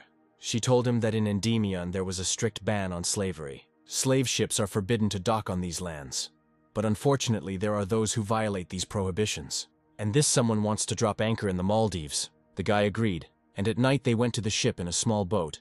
Daria said that she could have handled it herself. But her goal is to save people and capture the ship. And for this, she needs a detailed plan. Russell encouraged her by saying that they needed to attack unexpectedly, and the woman said that he was quick on the uptake. The hero himself thought that if the head of the fire tower asks for help, then in a normal situation, hundreds of willing magicians will come running. But since she asked him specifically, it meant it was a test. As they approached the ship, the professor created a fog so that they would not be noticed immediately. This atmospheric phenomenon, although it appeared quickly, looked natural. Daria warned Russell that this might be too much for him. But the path of a defender will never be easy. She smiled, summing up that such was the fate of magicians. And then she jumped into the air on her heels, saying that she would distract the pirates' attention, and Russell should save the people at that time. The boy watched as the professor rose higher and higher into the air, thinking about the words she had said. The woman literally floated in the air, which required incredible concentration. Having risen to a decent distance above the ship, Daria stopped, saying out loud that it would be good here. She released her power and her pupils disappeared, her eyes glowing white. A white and purple sphere formed around the professor, and the woman gave the child a sign to begin the action. There was a commotion on board. The pirates shouted that they were being attacked. The leader ordered to move faster. The men loaded their weapons and raised their crossbows into the air. Hundreds of arrows flew into the sky, but Darius Snow's sphere absorbed them. Then the pirate cursed, seeing how the arrows did not reach the magician. The woman called them fools, asking how they dared to hide here. She summoned a fire spell and blew lightly on her palm to make the flames fall individually. Daria asked if the pirates' strength was comparable to their stupidity. The men did not immediately understand what kind of attack this was. One of the pirates tried to put out the fire with his foot. However, it grew more and more, eventually becoming sticky and catching on shoes. The pirate screamed, trying to remove his leg, but it was useless. From these little lights appeared little forms, ready to carry out the orders of their mistress. It was a signature spell by Daria Snow White that summoned flame dwarves. While the pirate's attention was occupied by these fiery creatures, Russell quietly climbed onto the ship. He hid, seeing the chaos and shouts on board urging him to move faster. Raymond immediately recognized this spell of Daria's that destroyed the entire palace. The pirates took out their weapons, swung their swords, sabers, and axes. However, this had no effect on the fire dwarves. And Russell, seeing this, would never have thought that he would be able to witness this spell with his own eyes. The fire creature, enraged by the man's attack, struck the pirate's leg with its weapon. The man's body instantly burst into flames so that he had no chance of salvation. Russell stood frozen, watching with his mouth open, as all of this happened in a matter of seconds. The pirates were frightened when they saw their comrade, and one of them asked what it had turned into. The hero turned his head towards the door to the cabin. Now he had no time to be surprised. He walked up to the door and opened it. His main goal now was to save people while the professor distracted the pirates. Hearing some kind of stomping and commotion on board, the pirate guarding the prisoners asked himself in surprise, like, what was going on there? The slaves began to rejoice that the guards had certainly arrived, and so they were saved. Then the pirate stood up and sharply struck the metal bars of the grate with his saber. He swung his weapon again, and shouted that no matter what happened, they would never escape from them. And the prisoners huddled tighter, trembling. The pirate asked if he was understood, and at that moment the hero's hand suddenly grabs him by the neck. Raymond summoned the power of lightning. The man arched back as multiple bolts of electricity shot through his body. He was all burnt and smoking, his hair stood on end, his eyes rolled back. Only then did Russell remove his hand. As he thought, some of the pirates did not go upstairs. One of the prisoners put his hand on the bars and asked, addressing the young man as you, whether he had really come to save them. Russell smiled and replied that yes, but until they dealt with all the pirates, it would be safest to stay here. The woman sat on the floor and bowed, saying that God had heard her requests. Raymond looked around to see how many people were there. He was very surprised when his gaze fell on one of the bars. There, with his knees pulled up to his chest, sat a little boy, and this shocked the hero. Did pirates really sell even children? Russell gritted his teeth angrily and cursed, calling the pirates bastards and scum.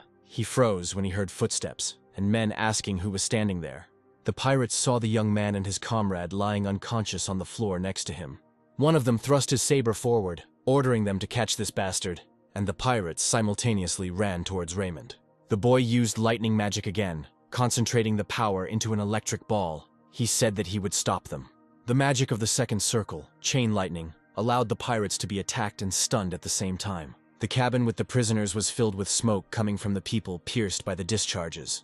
The pirate, making a sound of pain, told Raymond that he was a magician, but if the captain came, it would be the end for the guy. Russell didn't respond to the threats. He walked up to the wooden door and used lightning to open the lock. Inside he saw a huge cage, but behind it there was silence. He illuminated the room with a magic ball, and he was surprised when he saw elves behind the bars. One of them stood up and asked the guy if he was the magician from the fire tower. Raymond remembered that there was an emblem on his robe and, gasping, said that no, he had not been accepted there yet. The elf seemed not to want to listen to him, and crossing his arms over his chest, commanded him to open the door. Russell had a smile on his face. He would open it, but the tone in which this guy had just spoken to him. The hero looked at the gaze looking at him, and thought that this was indeed a proud elf. Maybe he should just leave. A female voice was heard from behind the bars saying, "Enough," and reproached the elf for his manners. The white-haired elf asked why he was talking to that man like that. She rose from the floor, and those standing near her helped her not to fall.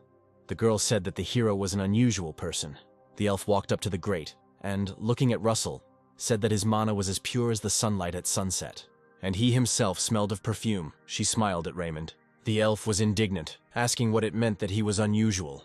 Lost in thought, the girl noticed once again that he smelled of perfume. The character was surprised. He looked at her, not understanding what she was talking about. The hooded elf said that this could not be, and his proud comrade agreed, because this guy was a man. Then the hero sniffed himself, trying to figure out what he smelled like, and the guy who rudely asked to open the door called the hero a fire tower mage. Russell looked at this elf, and he fell silent.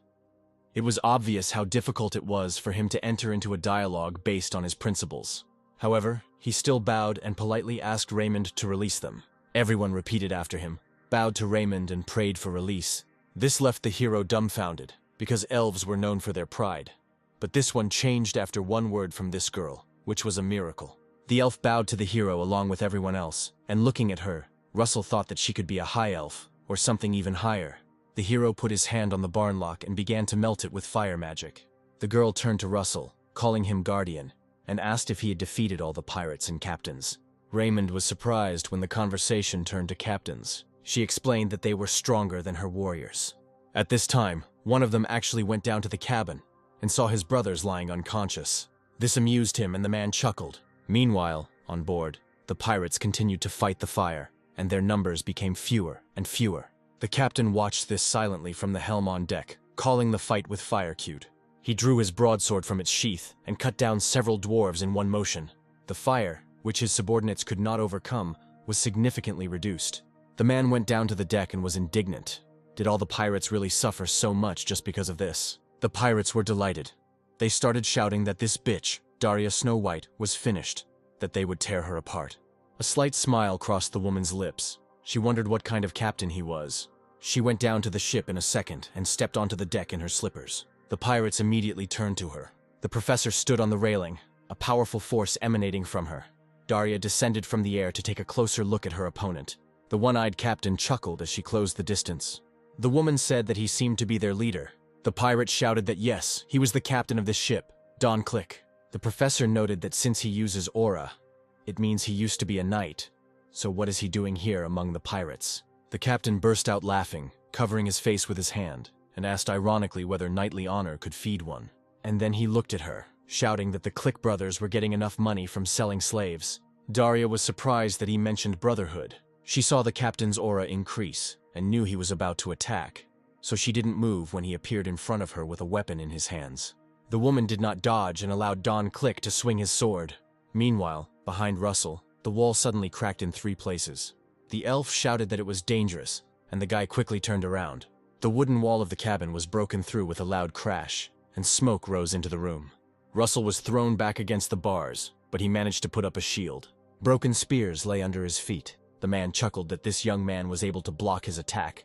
He immediately realized that a magician was standing in front of him, and Raymond was surprised by the pirate's aura. Could it really be a knight?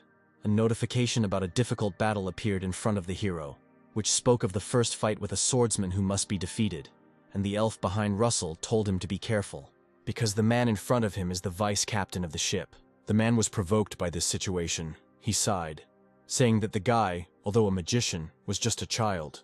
The vice captain walked between the bodies of his brothers, asking if the hero had simply knocked them out. He pointed an unusual sword at Russell, saying that if he won, it was worth killing them, so he would teach him. Raymond's brows furrowed. He knew he was facing a serious opponent, so he immediately released his power. The hero thought that the damage here would do a lot of damage, so he decided to use lightning. The man was amused that Russell was using lightning against the swordsman and thrust his sword into the floor. Electric propellers flew towards the vice captain as he suddenly took the weapon and swung it, lifting the wooden floor upward. However, the screws did not attack the man, but hit the boards, and the pirate called Russell smart. But this will not help him to resist, so the knight, despite the electric discharges, ran straight at the hero. The hero continued to create lightning screws, but his attacks did not deal any damage. The pirate shouted that it wouldn't work on him. He held out his sword and continued moving towards his target unhindered. Raymond finally saw the pirate's weapon up close and realized it was a non-conductive sword. This made the situation much more complicated, and while the hero was in a stupor, the pirate found himself in front of the young man's shield in a few steps, and, in a jump, struck the dome. The sword, surprisingly, began to pass through the shield. The hero was scared, because in a little while the pirate would reach him. Then he put his palm to the cracked dome. However, the blade of the sword cut through the hero's shield. Don Click, already delighted with his sudden attack, did not expect to see fire in place of the professor. Daria managed to escape with her skills, and the pirate hissed in irritation. The man told the professor that she was a good flyer for a magician. Daria calmly asked to be allowed to ask one question. She asked if his brother was also a knight, and the captain, pushing his weapon forward, answered in the affirmative, adding that he was not as strong as he. The man chuckled when he saw the fire dwarves' spell again. The professor said not quite. They were a little different this time. The ship's captain froze as he saw the flames on board begin to coalesce into something larger. These fire dwarves were stronger than the previous ones, and horns appeared on their heads. Don Click wondered if the difference with this spell was that there were now two of them. However, the more you cut them, the more they divided. These hellfire creatures surrounded the captain after several attempts by him to cut them down. Daria watched with pride as her spells successfully surrounded the captain from different sides. Don Click said that this could not be, turning around warily. He finally understood what kind of woman was standing in front of him, what this witch from the fire tower was doing here at all. The vice captain, having cut through the shield, did not understand why he did not reach Russell. His sword was stuck in the floor. He turned his head to the side, looking at the young man in surprise. Raymond was breathing heavily, pressing his hand to his chest. The pirate couldn't believe his eyes that this kid was able to dodge. After all, that blow should have cut him in half. Did the guy cover his body in magic to become stronger? The vice captain chuckled. He thought that it wouldn't help anyway, since the rat had fallen into his trap. The elf, who was watching the fight, called out to the guard, Russell, worrying about him. Raymond was finally able to catch his breath. He had already met one knight in his past life. He cut down an entire group of mercenaries simply because someone touched his shoulder. Then the hero was threatened with the same fate. He barely had the strength left to fight, but one of the men in the robe stood in front of him. This knight using his aura could only be stopped by a mage, which he did, activating a blue shield against his weapon, because he used a certain technique that did not allow him to cut through the dome. This is exactly what Russell did, placing new shields on top of other shields. It was only necessary to catch the moment when the pirate hit the magic barrier with force. The pirate felt his weapon pass through the dome, but once again he missed. When the man looked up, he saw that the boy had blocked his blow.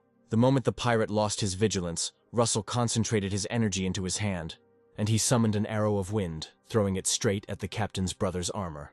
The man did not have time to return and was blown back by the gusts of wind. Blood gushed from his throat like a fountain. The arrow passed through the iron and hit his organs. Russell leaned against the bars, holding his hand to his mouth, feeling sick from casting so many spells. The guy cursed, looking at his palm. He had lost too much blood. Despite this, he approached the huge cage and broke the lock with his hand. The elves left, thanking the guard for his help. Raymond asked them politely to follow him, but that wasn't the end of it. The pirate woke up and called the guy a brat. Despite being seriously wounded, he managed to stand up, frightening the elves. The whites of his eyes turned bloodshot, and the pirate said with concern that he should have aimed for his head. Raymond looked around warily, because he was sure he had hit the target. The hero stood in front of the girl, asking them to take the prisoners away, while the knight walked straight towards him. The elf replied that it was fine, but the proud elf clearly didn't like it, that they, and even people, were freeing them. The pirate laughed, asking if Russell really had time to free slaves as well. He shouted as he attacked, for the boy to take care of himself first. Russell put up a shield, and then another, and another. But the pirate wasn't going to give him a chance to counterattack. This whole situation only increased his excitement, because for the first time in a long time he found an interesting opponent.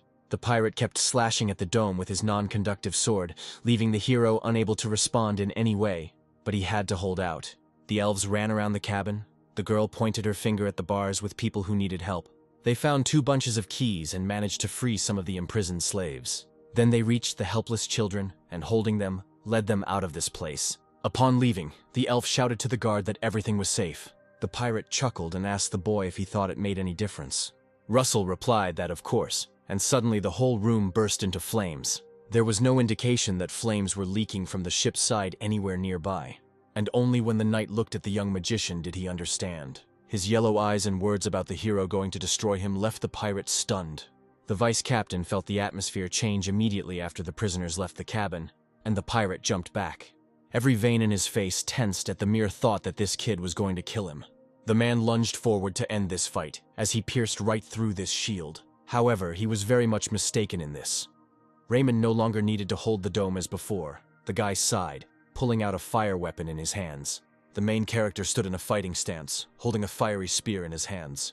The pirate, seeing this spectacle, extended the sharp end of the sword in front of him. Suddenly, he felt that in front of him was not an ordinary schoolboy, but something else, and it was several levels stronger. The captain on deck was cursing. He alone was fighting against Professor Daria's spells. There were practically no pirates left on the ship. The more dwarves he killed, the more of them there were, and he couldn't do anything. The one-eyed man tensed up, mentally cursing at his brother, asking what the hell this idiot was doing. Together, they would have caught this witch. The fiery creatures reached him again, and the pirate had no choice but to fight back, cutting them down one after another. The captain decided that he needed to hold on a little longer, but a line of fire appeared on the floor beneath him, something literally melting the wood.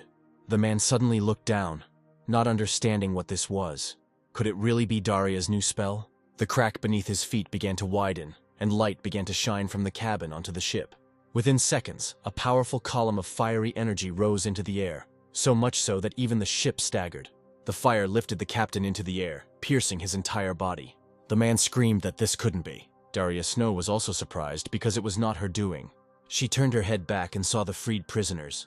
The woman decided that she had relaxed too much, because Russell finished almost everything himself, and right now he was lying unconscious. Having made a huge hole on board, the mission was accomplished, and the guy received mid-level mana stones for it. The remaining pirates jumped onto the boats and began shouting that the captain had lost. They were going to surround the magicians and gather the guards. They raised their crossbows into the air. Professor Daria chuckled, raising her cane. It would be better to deal with this, so she raised her hell dwarves from the side, forming them into fireballs, and then she struck with her cane, and the flames, on command, scattered in different directions, attacking the pirates. Everything ended well. And when the prisoners, together with the professor, got into the remaining boats and were already sailing away, the elf held her hands over the hero's body, healing his wounds. Russell mumbled incoherently as he came to consciousness, and then sat up, asking what happened. The girl asked the rescuer not to move. The boy lay back down, and the elf explained that her mana had not yet recovered, so the treatment would take a long time. Daria Snow White told the young man that it was a good job. He defeated 2 knights. The hero looked at the professor in surprise and replied that he thought he had only defeated 1. She said that by chance he managed to defeat 2. The elf said that she was indebted to the savior, but now she had nothing. Therefore, she, Ilo of the White Ash tribe, swore on the honor of her ancestors that she would repay him for his help. The hero put his hand on his heart and introduced himself, saying that he was simply doing what he had to do. The professor laughed and asked Lady Ilo not to forget about the fire tower. The 2 elves stood at attention and reported to the head of the fire tower that they had checked the condition of the prisoners. The woman praised them and told Lady Ilo that she had very kind servants. Russell did not recognize these elves, because recently they were completely different and behaved differently. The guy turned to the elf and asked her about what she had said earlier on the ship. Lady Ilo asked if he was asking about the smell of perfume. This conversation surprised Professor Daria. She looked sharply at her interlocutors. The elf calmly asked Russell if he was connected with dragons.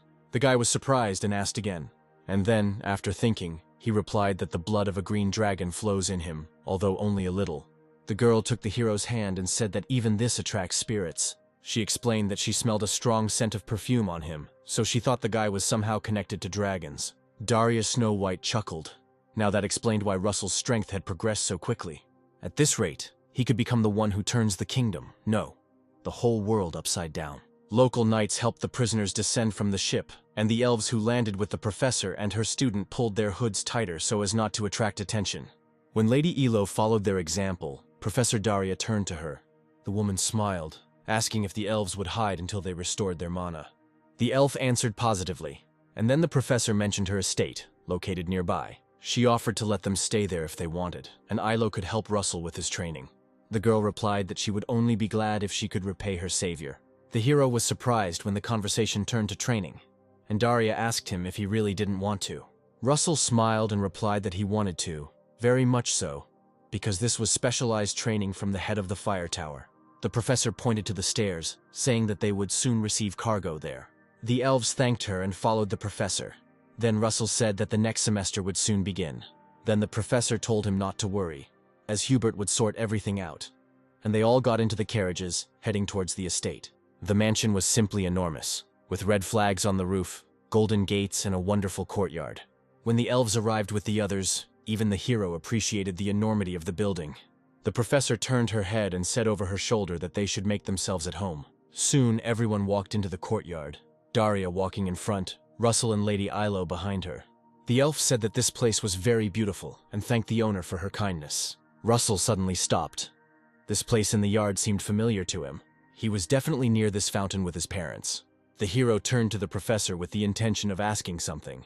The woman asked what was going on, and the hero clarified that this villa had not belonged to her before.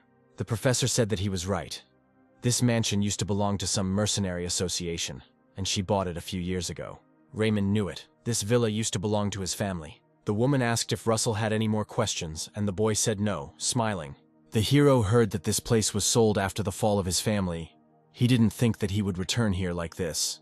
A week later, Ilo came down to the living room at the request of the hostess. She said she heard Daria Snow White calling her. Taking a sip of tea, the woman said that the elf seemed to have regained most of her mana.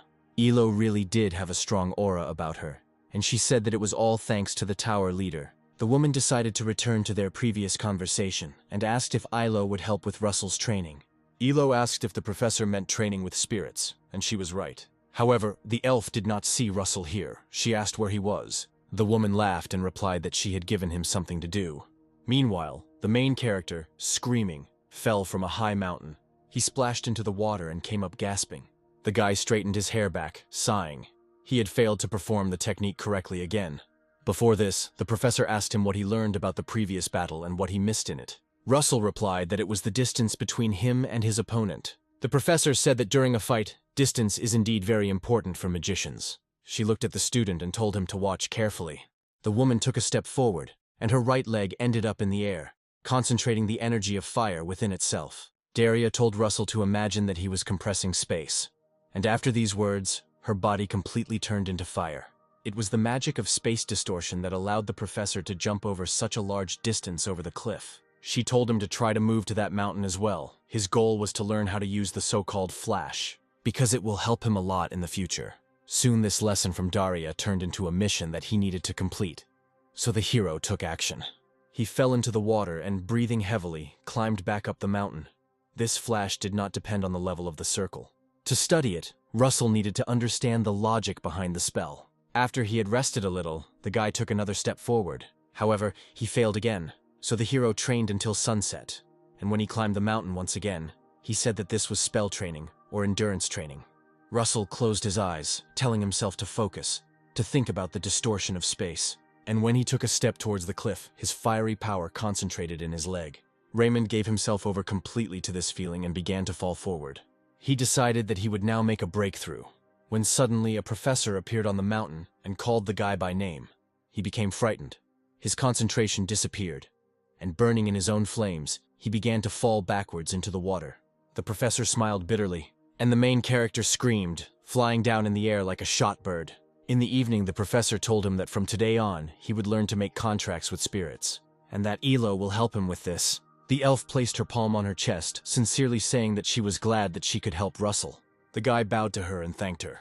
The two of them approached the fire, and the girl asked him to slowly close his eyes, and then imagine something connected with fire, while the professor silently watched all this.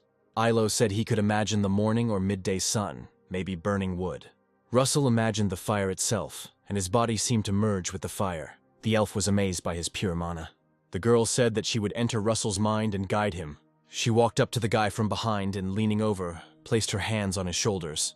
The two of them found themselves in the astral plane. Lady Elo silently took Russell's hand and led him along. As they walked, the elf said that most people don't know that the door to the spirit world is here. It could be a human, an elf, any creature born in this world. And when all goals come together here, the door to the spirit world opens. The professor, watching her student and Lady Elo, froze. Ilo's brows furrowed deeply. She didn't understand what kind of flow this was in Russell's heart. She saw a man pierce another with a blade from behind. Was that feeling really anger? The brutal screams, the sounds of piercing flesh and gushing blood forced the elf to cover her ears. When she opened them, she saw a door with a bright yellow light. This was something stored in his heart. Elo turned her gaze to Russell and saw tears streaming down his cheeks and the boy biting his lip hard. It was becoming increasingly difficult for the two of them to be in Raymond's mind. A bright white flash appeared between them, and the fire intensified. This was not supposed to happen, and the professor began to worry. She stood up and ran towards Ilo and her student to stop this increasing flow. Russell's consciousness became clouded, and after a while he opened his eyes with difficulty. Miss Daria stood over him, asking if he was awake. Raymond was surprised to see the tower's mistress looking worried. He sat up in bed and grabbed his head. It hurt, and asked what happened. The hero felt as if his mana had exploded. At that moment, an elf entered the room, and Russell turned his gaze to her. When he saw her bandaged hand, he was seriously scared. The elf told her savior, smiling, that she was okay. Russell hesitated and asked if he had really done it. A lump came into his throat. He covered his face with his hands and said through tears that he was very, very sorry. After talking with the elf and the head of the tower, the hero went outside to get some fresh air. Lady Daria, who was watching him from the window, asked Lady Ilo about training, namely, what exactly happened. Ilo replied that it was horror. Inside Russell's mind, when they found the way to the spirit gate, they could not go further, because of Raymond's sudden outburst of emotions.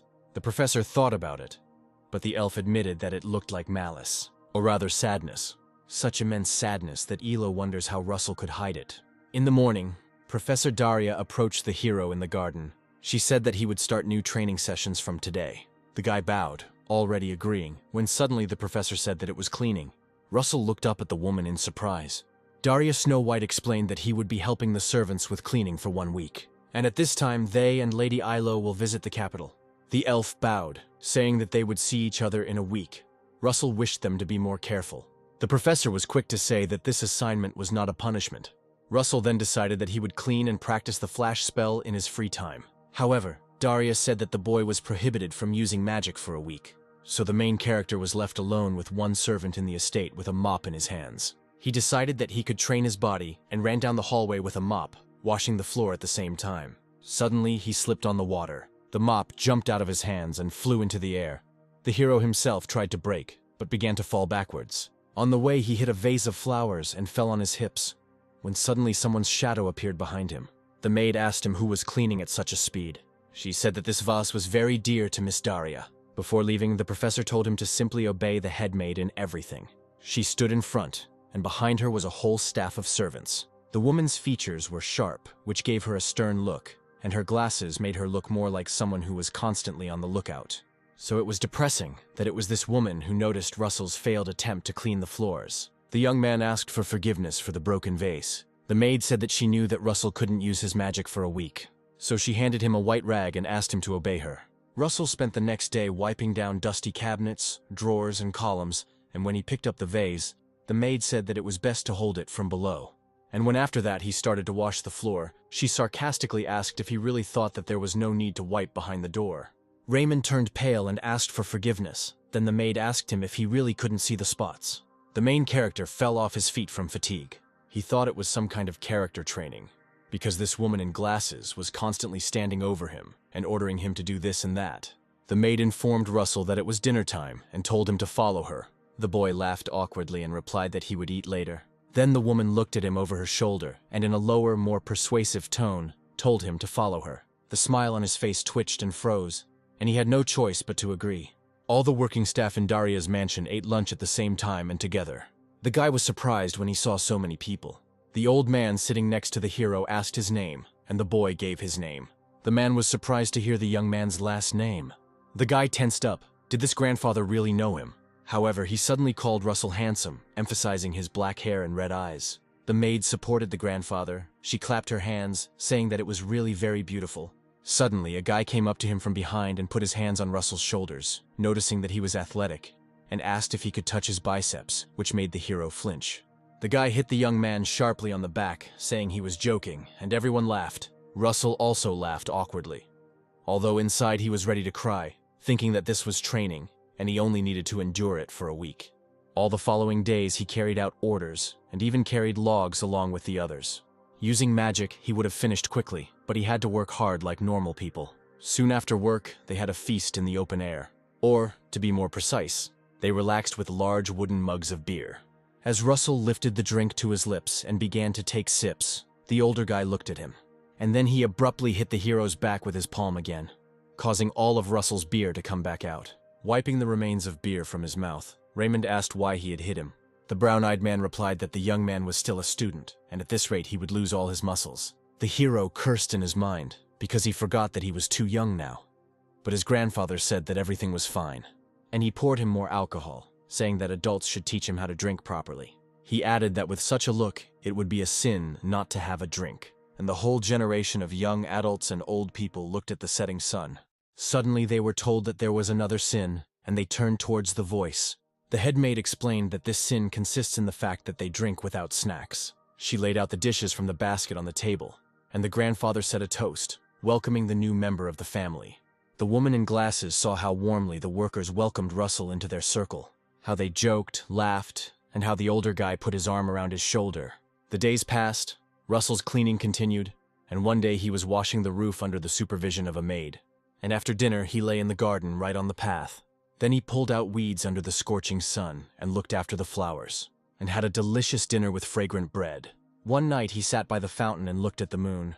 Tomorrow was supposed to be the last day, but for some reason, the hero was upset. A woman walking in the garden remarked that Russell really liked the place. The guy didn't expect to see her here, stood up and greeted the maid. She adjusted her glasses, sarcastically saying how many times that day he had already greeted her, and Russell laughed, wondering if he really did it that often. She decided to change the subject and asked why the guy came here so often, and Raymond hesitated. He looked at the starry sky and replied that when he was here, he remembered certain people. The maid heard that magicians could teleport. Could Russell meet them in this way? And the hero replied that this magic was very difficult. But even if he couldn't meet them now. The woman turned away and said that she thought that the magicians had no problems. That was nonsense, and reminded him that tomorrow was Russell's last day, so let him try until the end. The maid added between words that although she was not familiar with magic, she thought Raymond was a good man. The hero was surprised. He never expected to hear words from this woman, and his eyes sparkled with praise. She then joked that if the boy didn't become a good magician, he would make a great servant, and the hero laughed awkwardly. The next day, the mistress of the tower returned. The professor asked how Russell was doing, and Ilo also asked him if everything was okay. The guy happily declared that everything was fine. Daria asked Russell to step aside for a second. They started walking around the garden together. The professor said that he had gone through a lot during that week, but the guy did not agree with her. The woman said that the search for medicine to restore Ilo's mana took a long time because the elves' mana is special. The professor stopped abruptly, adding that she had checked something in the archives, and Raymond groaned, saying that she had a lot of things to do. Daria turned and said what she'd managed to find. This estate used to belong to the Raymond family. Russell didn't know what to answer. He looked down and pursed his lips. The professor added that Ilo told her that the boy's heart was raging with emotions, and that was why he did not reach the gate with the spirits. The hero clenched his fist tightly, and then the woman asked if he was offended. Or he's angry, maybe he's sad. Without looking up, the young man answered honestly that he was experiencing everything together. Daria said that it reminded her of their first meeting. To develop his magic, the boy tried alone, But when the professor looked back, she realized that he was a lonely leader who was trying to revive his family. So she decided that he should take this estate. The hero was surprised. He asked what she meant, but Daria was not going to give it away just like that. She spoke as if it were an order for him to become a mage of the Fire Tower, a protector of the country, and so that he could earn money from this, and then buy this estate. Smiling, Daria asked if the baby understood her. Russell froze when he heard the professor call him by his name. She told him not to fight alone. At night, Lady Ilo, Daria, and Russell gathered again around the fire. The elf said that last time she did not awaken the guy's consciousness, but simply led him with her mana. This time, they will try to go to the gate together. Raymond was worried and asked what would happen if he hurt Ilo again. The elf smiled and replied that they had brought a lot of medicine, but that was not what the guy meant. Ilo asked him to close his eyes and think about fire like last time, and she would awaken his consciousness. After a while, the guy turned to the elf, and she asked if he saw her. Russell looked at his hand and finally realized what his mana looked like. The girl took a step forward, saying that, like last time, everything was fine in the beginning. However, the flow of emotions did not disappear. The gates of the spirits were still out of reach. The raging waves splashed upward, breaking the rocks. Russell took a step forward, and Ilo warned him that it could be dangerous if he got any closer. And so it happened. The waves, rising just above the cliff, suddenly attacked the hero. Dousing him with water, Raymond managed to cover his face. He had to squat down to keep from falling. The elf explained that this could not be considered a normal flow. Then the hero was overwhelmed by thoughts and worries about graduating from the academy, ending up in the tower, restoring his family, and avenging his father. He covered his face with his hand, asking Ilo for forgiveness for not being able to get rid of it, and the elf placed a comforting palm on his back. Suddenly the hero heard Daria's voice asking him how his progress was going, and the voice of the servants, namely the head maid, speaking about Raymond as a good person. Daria laughed, asking why the maid never left him for a second, and the woman confirmed this guess. Along with these warm remarks, warm memories of how Professor Hubert called him into his office began to return to the hero. How the people of Daria welcomed him warmly, accepting him as a new member of the family, and how the headmaid had casually mentioned at night that she considered him a good man, and Professor Daria's words about him not fighting alone brought a flood of tears. Russell stood up, smiling. He decided he couldn't get rid of it, but he could overcome it. Imagine that the space is compressed, and the hero took a step forward. Ilo shouted to the savior that it was dangerous to approach. The stream rushed into his face again, but Raymond was not going to give up. He bit his lip and stubbornly walked forward.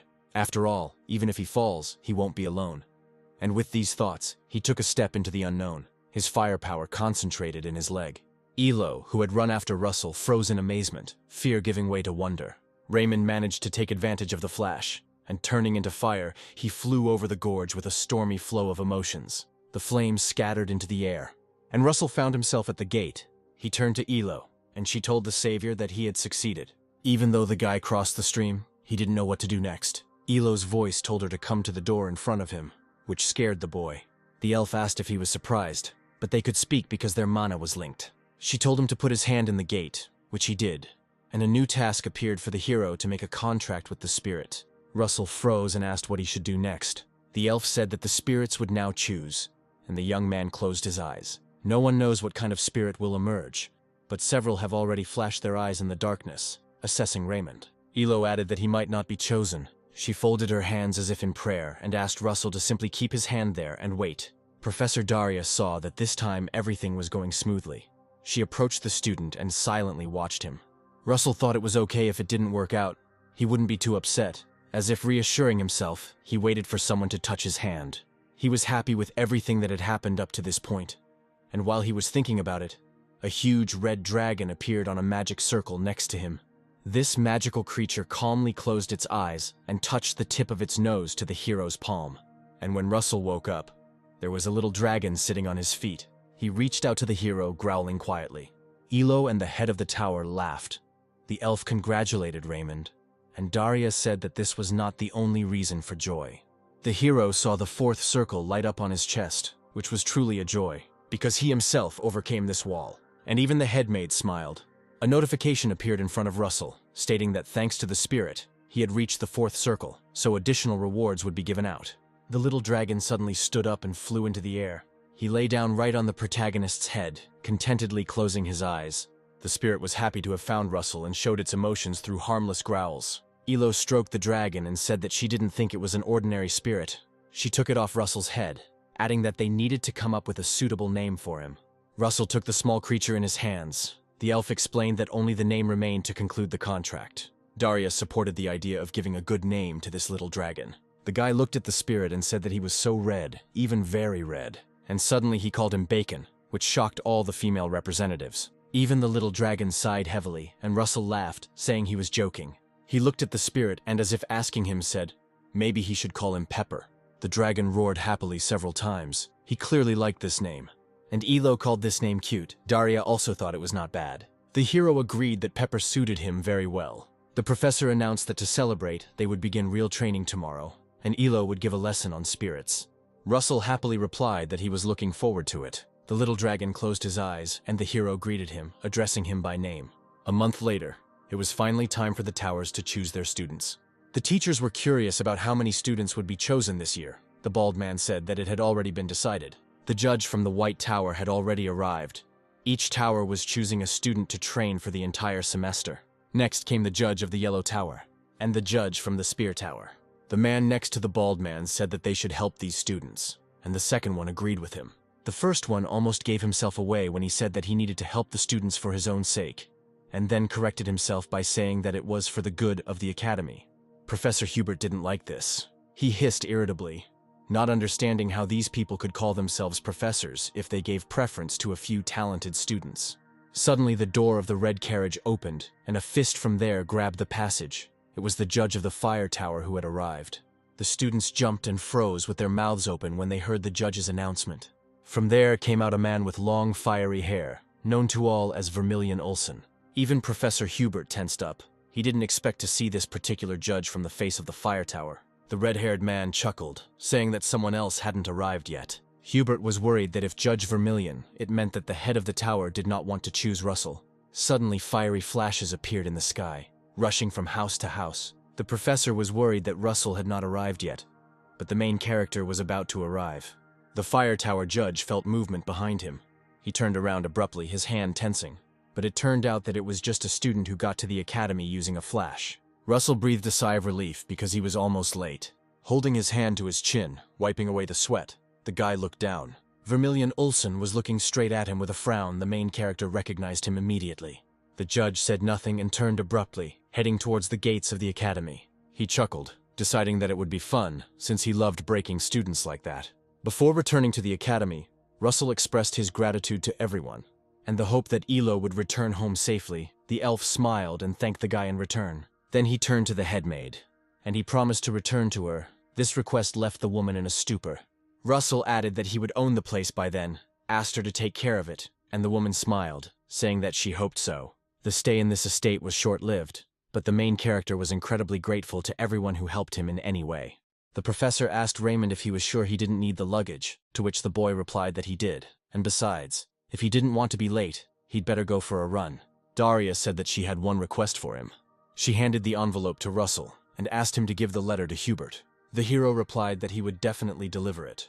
However, when he looked up at Daria, she looked depressed about something. Even though she thanked Russell, her thoughts were focused on something. Professor Hubert said it was good that Russell came on time. And then he said, after reading the letter, that in this situation it would be difficult for him to help the hero, because he just had an important matter. Raymond narrowed his eyes and told the professor that everything was fine. The man looked at the student with concern and said that he could only say one thing, namely, not to take Olsen seriously. Then the professor stood up and bowed hastily.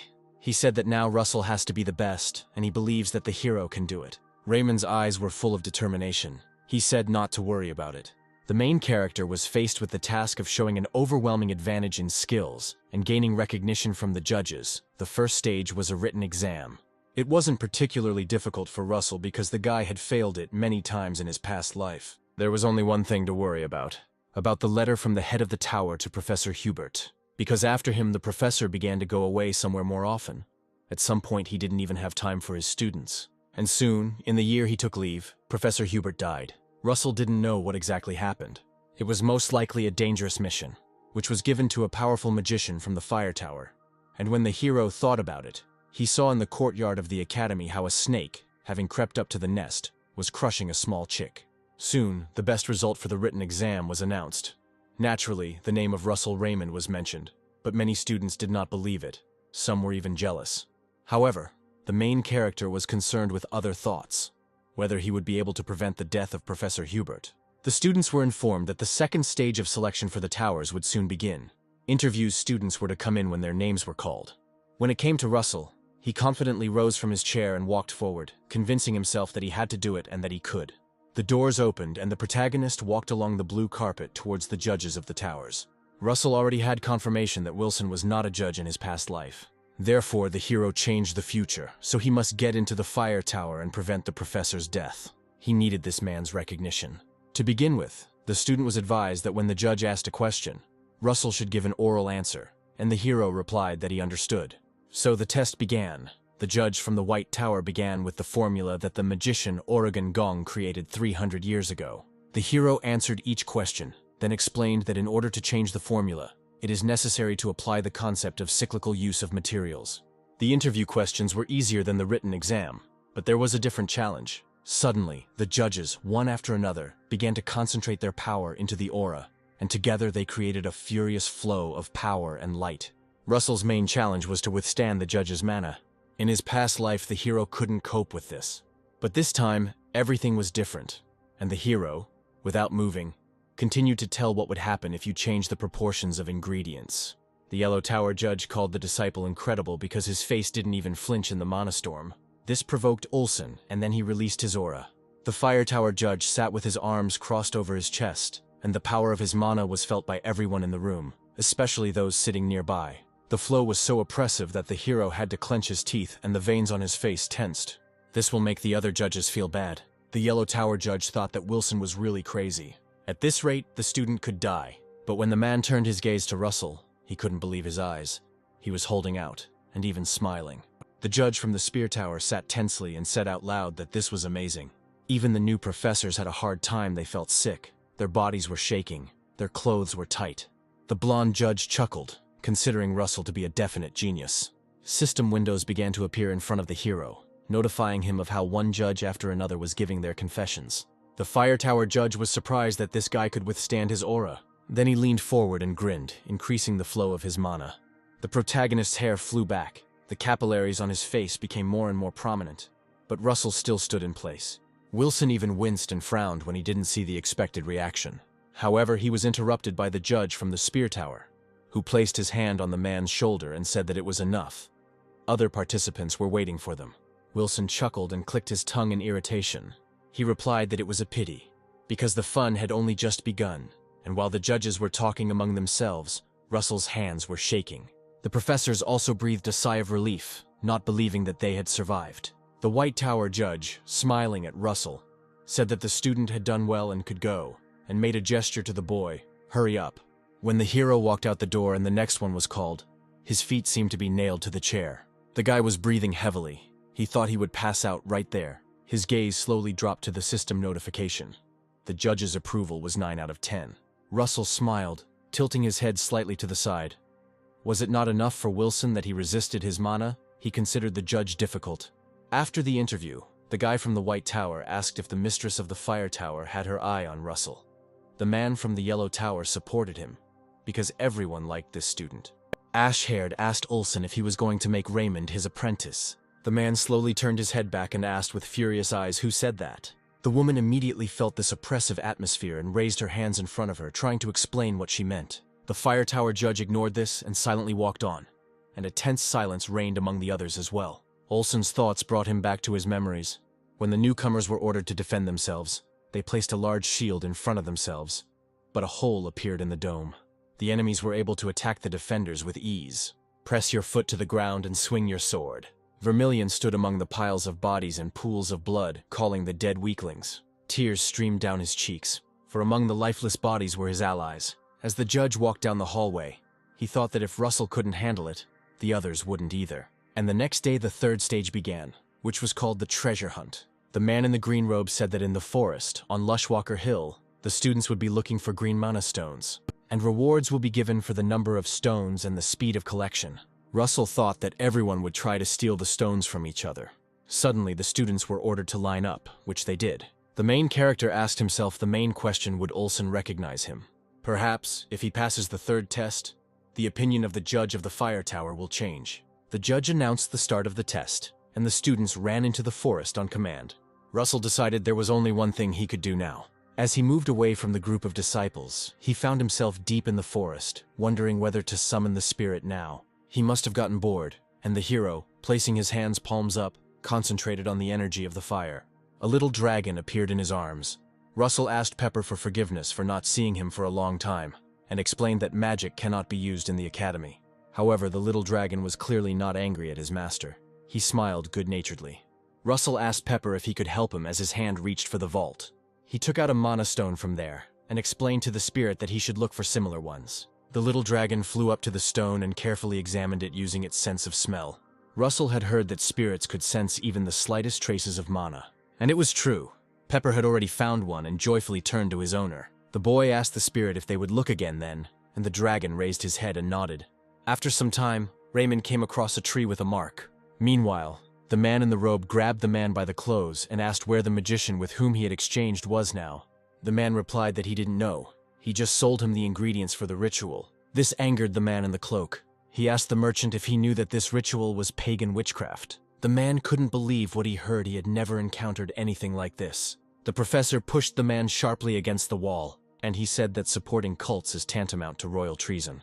He asked again where the magician went. However, the seller really didn't know. He only heard that that fiery bitch, Daria Snow White, took an apprentice, and that person wanted to test him, find out how strong Russell is. After talking with the merchant, the professor pulled the mask off his face, thinking about what could happen if this man from the cult was offended by the teacher. Professor Hubert was in a hurry, because this whole situation meant only one thing. Russell was in danger. No, all the students there were under threat, and the man, leaving behind fiery trails in the air, disappeared among the street houses. One of the students was cursing because he couldn't find the mana stones. He didn't even use the light so as not to attract attention to himself. Suddenly he saw something move in the bushes and freeze. The guy shuddered. The thing in the hood stood up, and the student used the wind arrow. And the one who frightened him stopped, falling to the ground. The guy thought that it was another student. He was worried that he would die and ran away. But it was still a competition, so it wasn't his fault. After running a short distance, the student began to slow down. He smiled worriedly, because if he thought about it, that man in his hood might have had mana stones. But when the guy turned around, there was no one near those bushes anymore. The hero got scared and said out loud where it had gone. But it was not the student, and it was standing right behind his back. Feeling the pressing energy behind him, the student turned around and screamed. Russell had been wandering for quite some time when he suddenly saw a clearing. There was something lying in the middle of it, and the main character thought that this was the middle of the forest. The dragon flew up to the bags, and in them were many stones that the students had to find. Raymond approached these items, but was wary because it was unknown where all these mana stones came from. The hero felt that something was wrong, but he smiled at Pepper and praised him, stroking his head. The guy crouched down, reaching out his hand to the crystal ball. Could it really be the golem's core? When he picked it up, he saw that the core was broken. It seemed like it was broken before the golem itself was summoned. But who would do that? Suddenly Pepper growled, looking somewhere behind Russell. The spirit was frightened when a dark consistency rushed towards them from underground. Russell froze in place, equally surprised. Rocks grew out of this consistency, blocking the path, but Raymond jumped over them. And then white balls began to appear in the sky. It was strange because the attacks quickly changed from earth magic to light magic. The white balls tried to hit Raymond, but he successfully dodged them until the latter suddenly lit up. The hero realized that this was not the work of one person, and, having landed, the guy loosened his grip. Wind arrows flew at his back, which Pepper noticed and stopped with fire. Russell smiled, telling Pepper that it was a good job, and the dragonette breathed out the last of the fire. The boy then straightened his arm, creating a fiery arrow. One after another flew into the sky and pierced these magic balls. They exploded as they fell, sending thick smoke up around them. When the smoke cleared, Raymond saw those who attacked him. These were ordinary students of the academy, surrounding the hero from different sides. Russell asked who these guys were, and not hearing an answer, he said that they were honorary students, chosen by the tower. But they used such technology in a cowardly manner. The guys were silent. It was obvious how tense they were. The dark-haired man shouted sharply at Russell to shut up. He didn't understand how a bastard like him could have discovered the stones in the first place. This student bit his lip nervously. He was sure that they were the only ones who knew the location of the mana stone, so this didn't make sense. His anger was mixed with surprise when he saw the spirit. The boy with blue eyes said that now he understood why Russell found the stone so quickly. Rizhik was amazed that Raymond had been hiding such a level of skill all this time. The hero scratched the back of his head, asking what was wrong with finding the stone quickly. He added that it sounded like he shouldn't have discovered it first, and the brunette flinched, giving himself away. Russell grinned and said what he thought, namely, about the fact that they made a deal with a couple of professors. The student was infuriated that Raymond realized this too quickly. However, the hero had no intentions in this regard, so he politely asked the guys to simply get out of the way. The brunette released his energy and shouted for Russell not to lie. The guy was going to attack the hero, but he suddenly froze when Raymond appeared behind him a moment later, smiling and saying that if they didn't leave, they would regret it. Rizhik stood with his mouth open. For some reason, Pepper stood on the ground and growled very tensely towards the forest. Russell tensed and looked where his spirit was. He noticed that the forest was moving.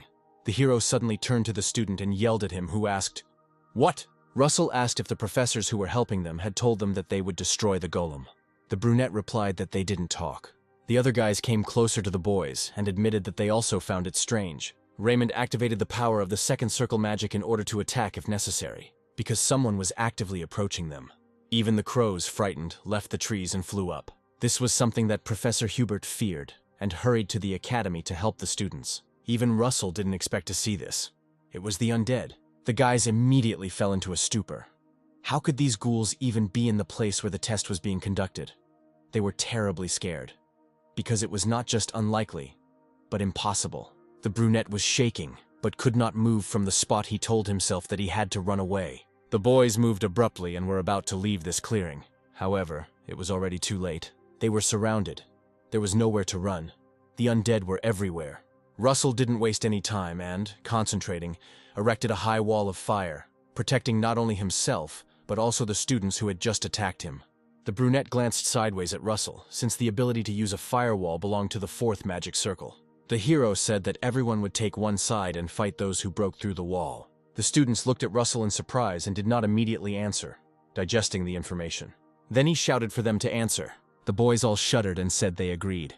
The brunette tensed up because, if you think about it, they wanted to fight Russell, and he would have dealt with them in a moment. But someone already wanted to finish off the students, and the undead began to pass through the wall of fire, and the boys began to fight them off. Russell was worried because the firewall was only a temporary measure. They needed to find a mage to help them deal with it. The people who summoned the undead watched the wall of fire and how the students dealt with it. They smirked, curious to see how long Russell would last. The fire caught the bodies of the ghouls as soon as they passed through the wall. But it was not enough. Russell once again threw a fire arrow, piercing half of the dead head. The hero understood that the situation was too dangerous. There was no chance for error. Are there really any heretics left who use forbidden magic? In the past, the teacher got rid of the heretics. They shouldn't have been there. The people who summoned the undead, were they really the ones who survived? And even if so, why did they come here? It suddenly occurred to Russell that they were coming for him. With 3 fiery arrows, the hero struck 3 ghouls at once, piercing their heads. Now Raymond needed to concentrate on the battle. The heretics were using curse magic. Even though it used up little mana, if the fight dragged on, the guys would lose. The hero turned to the boys and shouted at them to use their mana more efficiently, to reduce the force and aim at important points. The brunette said it was easy to say. Rizhik said in the hope that the judges would come anyway if they held out. The blue-eyed man replied that they would not come, and the brunette asked what he was talking about. Russell, creating a new arrow, agreed with the guy, because the tower judges couldn't help but feel it. This evil energy that reeked of it. Blue Eyes said that the heretics definitely used a trap to hide the mana. Russell looked down, thinking, and he remembered the tree he saw in the forest. It had a mark on it. The dark-haired boy, trembling, asked if this meant that they had to deal with the undead themselves. The blue-eyed man, as if speaking to himself, said to make the corners sharper and the size smaller, and then he threw ice at the heads of the ghouls, knocking them down. The student was indignant, saying, "Is there any point in fighting in such a sophisticated way?" Rizhik concentrated and directed several light balls, glowing with lasers. The brunette saw that he was doing as Russell said. The heretic said that the students quickly understood and began to conserve mana. The man in the green cloak smirked, asking if those kids were really that damn woman's students. He created something bigger and sarcastically asked, what if they couldn't conserve mana anymore? This huge ghoul was approaching the wall. The sounds of his footsteps were too loud, and the guys turned to look at them. This huge creature was not only wearing iron armor that protected him from fire, but also had a weapon in his hand.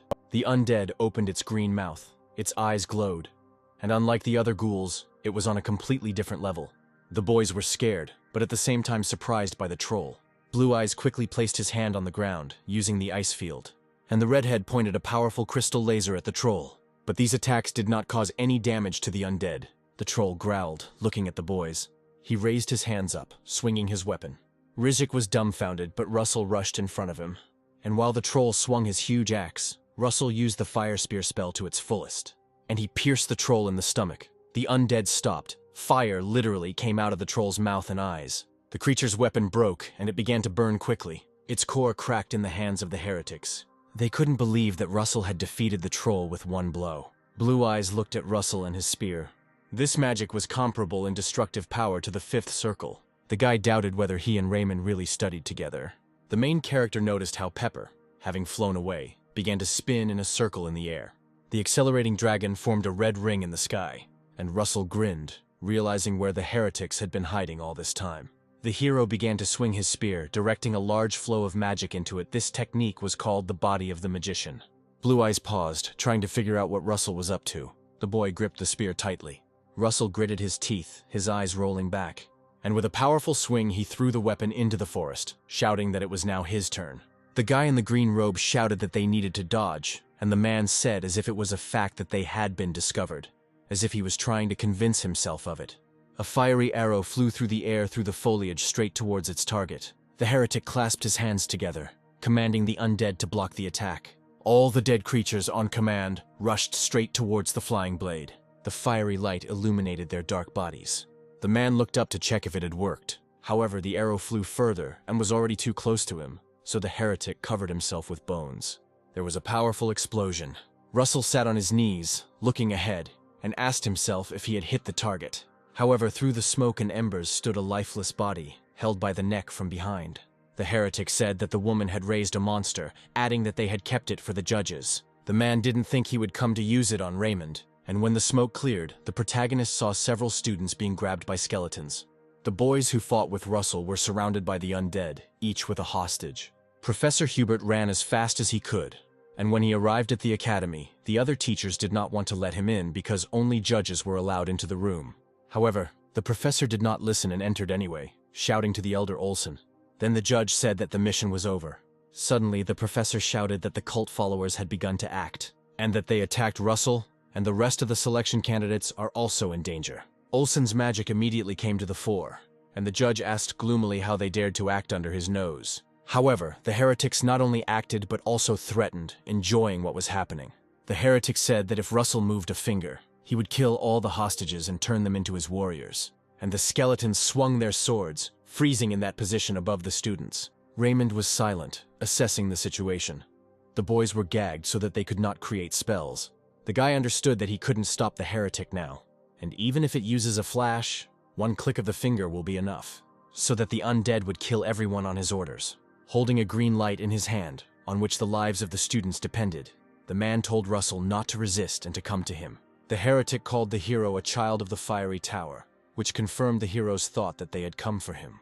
The hero clenched his hand into a fist, and, without resisting, he silently began to walk along the path, accompanied by the skeletons. The man grinned, impressed that Russell was willing to give his life to save his friends. Raymond asked again when the heretic called the students his friends, and he said that they call weaklings weak, and the strong were strong, and the guys who looked down felt ashamed. Russell also mentioned contempt, envy, and hatred. These people are constantly envious of someone. The heretic listened patiently to the speech of the child of the fire tower. Raymond said firmly that the man would not understand. After all, the mission of a guard is to protect people, and these words resonated in the hearts of the boys, reflecting hope. The heretic chuckled, not understanding what mission and justice he was talking about, and he said that such loud words are spoken by weaklings. Russell grinned, adding that this was said by someone who hides behind people's backs and is afraid to kill himself. Then the heretic fell silent, gritting his teeth.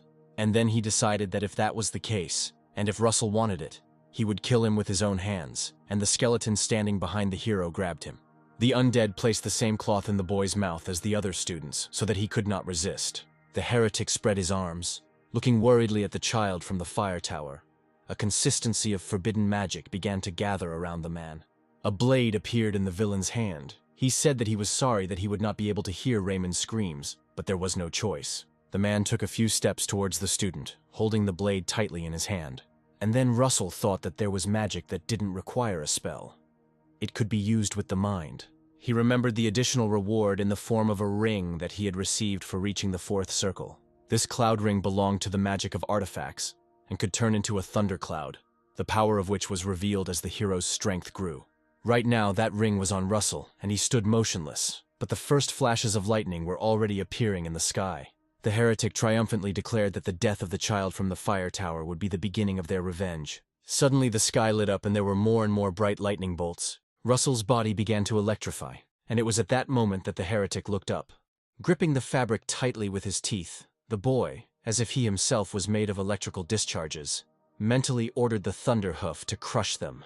The electric light, so bright that it seemed white, began to grow, falling to the ground. The sky called forth a powerful flash of lightning, which fell to the ground, illuminating the entire forest and blinding the poor students of the academy. Multiple electrical charges pierced the heretic's body, forming smoke around him. The stone he held in his hand to control the undead cracked. His body was convulsing with electricity. The man's skin darkened and his eyes rolled back. He could not move. There was tension around Russell as well, but it protected him, and the skeletons standing nearby fell. The hero stood, holding this force and gradually reducing it. A blue-eyed student approached him from behind. He untied Russell's hands, saying that the guy was truly amazing. He couldn't believe that the hero used the artifact's magic in such a situation. Raymond pulled the bandage off his mouth, smiled, and thanked his classmate. The blue-eyed man felt awkward, looked away and scratched the back of his head, saying that they should be thanking him. And then he turned towards the rest of the guys, adding that they should call the judges. It seemed like everyone needed treatment, but despite the situation, the brunette asked the girl to tell the judges that he did it for her. He untied her hands. However, Russell calmly said that the judges would soon be here because his friend, who was at that time burning a mark on a tree, would bring them. The little dragon looked around happily, making sure that the tree was on fire. Thus, by setting fire to the trees one after another, the spirit created a path leading to the disciples. Blue-eyed smiled, gratitude and relief shining in his eyes along with wonder. He was curious to see how much Russell had thought this through. As the boy turned to help the others, Raymond looked down. His cloud ring sparkled, and surprisingly it used more mana than the hero expected. When the blue-eyed man passed by the heretic's body, it twitched, shining green. He lay on the ground and whispered something with his last breath, attracting clots of forbidden magic from the defeated undead. This power climbed into his eyes, penetrating into his consciousness, the heretic pronounced, like an order that he dedicates his life and death. Blue Eyes stopped and turned sharply towards the body along with Russell. Mountains of skeletons merged with each other, growing into a hill. It was a giant skeleton summoning. The energy of this creature greatly exceeded the fifth circle. Blue Eyes shouted to the others to run into the forest. The brunette immediately jerked from his place, pushing the others. He decided to escape from here at any cost. However, he hesitated when he saw a bag of mana stones next to him, which the students needed to find in order to successfully compete. Russell activated fire magic. The blue-eyed man shouted at him what he was doing and why he wasn't running. The hero replied, looking at the skeleton, that this is all he wanted. Meanwhile, Judge Olson and Professor Hubert were racing through the forest, and Russell said that he was the only one who could buy time. This giant creature with a huge mouth and tongue stood right in front of the hero. Blue Eyes saw that Russell's mana was already running out. So what was he planning this time? However, Raymond did not hesitate. The skeleton, oozing dead magic, swung its sinewy arm and struck the ground. Luckily, Russell managed to jump into the air and get behind the undead. He understood that these attacks could not be blocked with just a shield. Each blow of the creature was very dangerous. Raymond swung his spear, and with all his might, he threw it from the air straight at the skeleton. The fire wounded him in the side, and the skeleton turned around and growled. Russell landed next to the undead at that moment. His attack landed well, but it was all too complicated. The guy's anxiety increased when he saw how the torn-off piece of the skeleton's body began to heal. Did he really have regeneration? Russell saw the creature's huge, sharp-sided tail begin to sink into the ground. He lifted the top layer of earth upward as he made his way for half a day straight to Russell. And then it suddenly burst out right in front of the hero's face, causing Raymond to almost lose his footing, and the sharp end was aimed at him. The guy cursed loudly, holding his hand out in front of him, but his mana was running out. Russell fell, shielding himself with his hand, when suddenly an icy stream froze the end of his tail. Blue-Eyed shouted that the guy saved his life, so he can't just leave him. He attacked the skeleton from behind, freezing its legs. At this time, the rest of the guys started running away. At that moment, Rizik turned around. His gaze was caught by another student. They exchanged silent glances and understood each other without words. The brunette holding the bag of stone shouted why they were going back there. However, the students heard the blue-eyed man agree with Russell's words when he said that protection was the Guardian's mission. While the brunette was shouting that if something happened to them, it was not his fault, the young heretic came to his senses. His arm was completely burned after Russell's attack, and when the heretic heard the sounds of battle, he turned his gaze and saw a giant skeleton. He now understood the elder's actions. It was a sacrifice. The guy smirked, telling the heretic, who was unlikely to hear him, that it served him right, because he did all this shit just for his own skin. Rizik, who approached Russell, said that the others were already ready for battle, and he apologized for their delay. The hero was very surprised, because this was not part of his plans.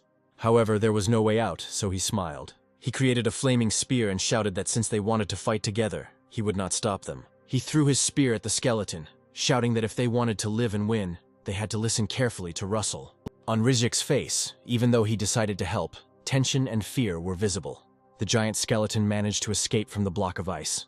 Russell said he would break through his defense, and taking aim with his spear, he shouted for the boys to attack with all their might.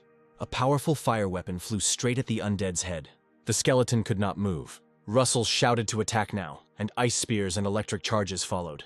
There was a loud explosion, blinding the students. The skeleton stopped, and even let out a roar that sounded like pain. The protagonist cursed because the skull of this undead also regenerated. Russell's hand was already shaking. He wanted to attack again, and holding his wrist with his other hand to gain strength, the guy tried to repeat the spell. Vermilion and the professor saw from the air the path of fire laid by Pepper, and they jumped down. Russell tried to pull himself together because all the guys were risking their lives for the Guardian's mission, for him, and he decided that they shouldn't stop.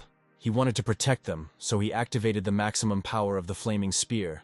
His pupils turned yellow, and the whites filled with black again. Raymond gripped the fire weapon with all his might, and he concentrated his power in it, and even horns appeared on his head. Without holding back any longer, the protagonist jumped and threw the spear with all his might, which began to fly faster, leaving a huge trail. The guys also activated their abilities to the maximum and went on the attack. This fiery power was enhanced by spells of other elements. With a joint effort, they managed to pierce the undead's head.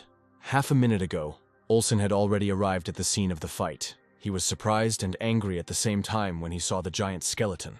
The judge didn't understand what these weaklings were doing here. They should have just run away.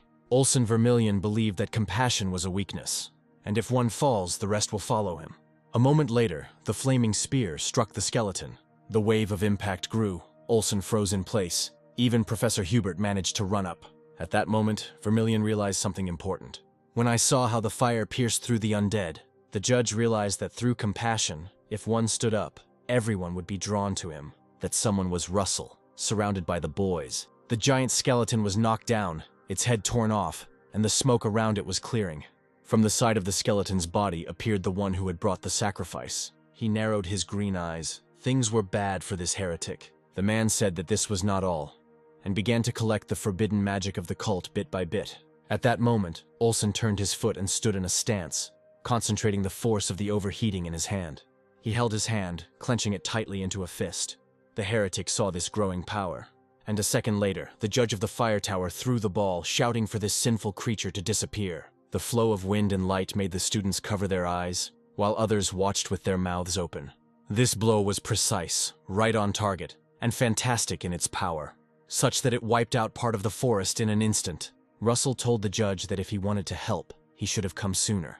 The guy said this with a smile on his face, but his gaze grew cloudy. After these words, he passed out. Professor Hubert held him back, saying, "Good work," but Russell could no longer hear him. Vermilion, looking at the young man, grinned. And at that moment, the protagonist received recognition from all 10 judges. After some time, someone's voice asked the guy if he was awake when Raymond opened his eyes. The boy sat up in bed, asking Professor Hubert if the other students were okay. The man replied that yes, and that it was thanks to Russell. Everyone unanimously said that if it weren't for him, they could have died. The young man was delighted and replied that they had helped too. Professor Hubert asked if Russell was interested in the test results. And when the hero remembered about the test, the man shared that he and the judges had something to discuss. When the heretics attacked the students, the test assignment became meaningless. Teamwork was more important than competition. Taking this into account, the judges came to a unanimous decision. Namely, that Russell had the highest score on this test, and when the guy heard this, he didn't believe it at first. He couldn't stop being happy, because this was the highest score in the tower test. His eyes sparkled, and tears came out of them. Russell leaned forward to hide his face. He thanked the professor, and Hubert placed his hand on his student's back. The teacher also said that regarding the heretics, the Academy had already begun an investigation to find out who was behind this. So soon, they will be able to find the root of this evil. Russell said there was another heretic there, and the professor winced, asking if they hadn't killed them all. During the fight, when the guy saw that defeat was inevitable, he managed to escape deep into the forest. Although he retreated, he decided with passion that he would definitely take revenge on this newcomer to the fire tower. Olsen entered the room and said that they seemed to have missed him. He asked the student to step outside for a minute.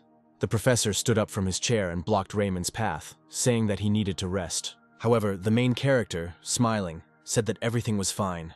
A couple of minutes later, they went out into the street with the judge of the fire tower. The man said that Russell must have felt limited in his battle with the heretics. After all, there were weaklings with him, but the guy didn't respond to this definition.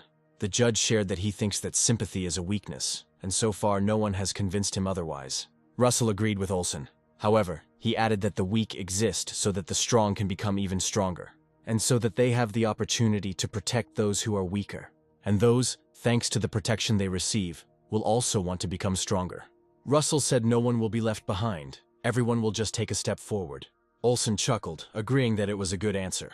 And then he threw the guy a cloth bag and asked him to open it. When the hero untied it, he saw the robe of the fiery tower. However, the judge told him not to rush too much. And he said that if Russell wanted to get into the fire tower, he needed to pass one more test, and the guy was surprised, because the tests were already over. The man said that this was an ancient tradition. He drew a magic circle around himself and explained that Raymond needed to push him out of the circle. The boy can use any magic, and if Vermilion goes beyond the limits, then the student wins. But if he loses, he will get what he deserves. Russell pulled his hand back, extending it into the magical inventory, and said that Olsen would not regret this later. The guy moved his palm towards himself and exhaled. He chuckled, and he squeezed his hand. His aura flared up, and excitement was visible in his eyes. The hero repeated that Vermilion allowed him to use any magic. Professor Hubert was angry and shocked when he saw what was happening from the window. As confident as Vermilion was, Russell managed to pass this test without any problems.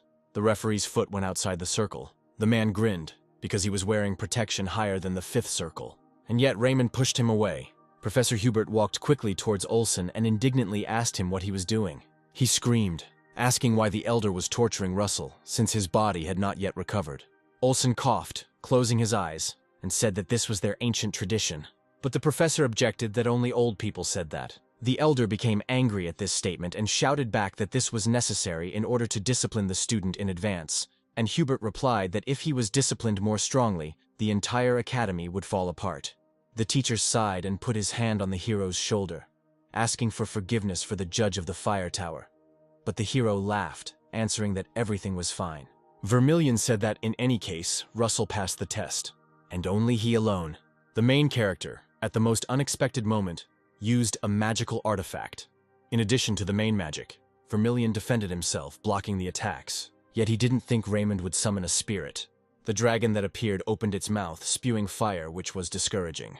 Olsen admitted that he was surprised. Even Professor Hubert was interested. The main character summoned the dragon again and said that his name was Pepper. The two men looked at the little spirit and said nothing, but when he roared, they both blushed and called Pepper cute. Thus, the main character managed to graduate from the academy, and as a parting word, he told the guys that he hoped that they would all receive the enlightenment of mana. The guys who fought shoulder to shoulder with Russell applauded him loudly and were happy for him. Afterwards, Professor Hubert praised the boy's speech, saying that it was suitable for the best student, and he thanked him. The professor said that Russell was no longer a student, so he could call him senior, and the hero accepted this, addressing Hubert in this way. The man asked if Raymond had a place to stay in the capital, to which the guy replied that he wanted to rent a small room on the outskirts. Hubert replied that it was not necessary, and offered to stay with him because he would not return anyway, until the contract with the academy was signed. The boy asked if he would disturb the elder, and Hubert replied that of course not. Raymond never used the house he bought from his teacher. The hero closed his eyes, because he had some kind of feeling of déjà vu. Soon the graduated student began to collect his things, with which the little dragon kindly helped him.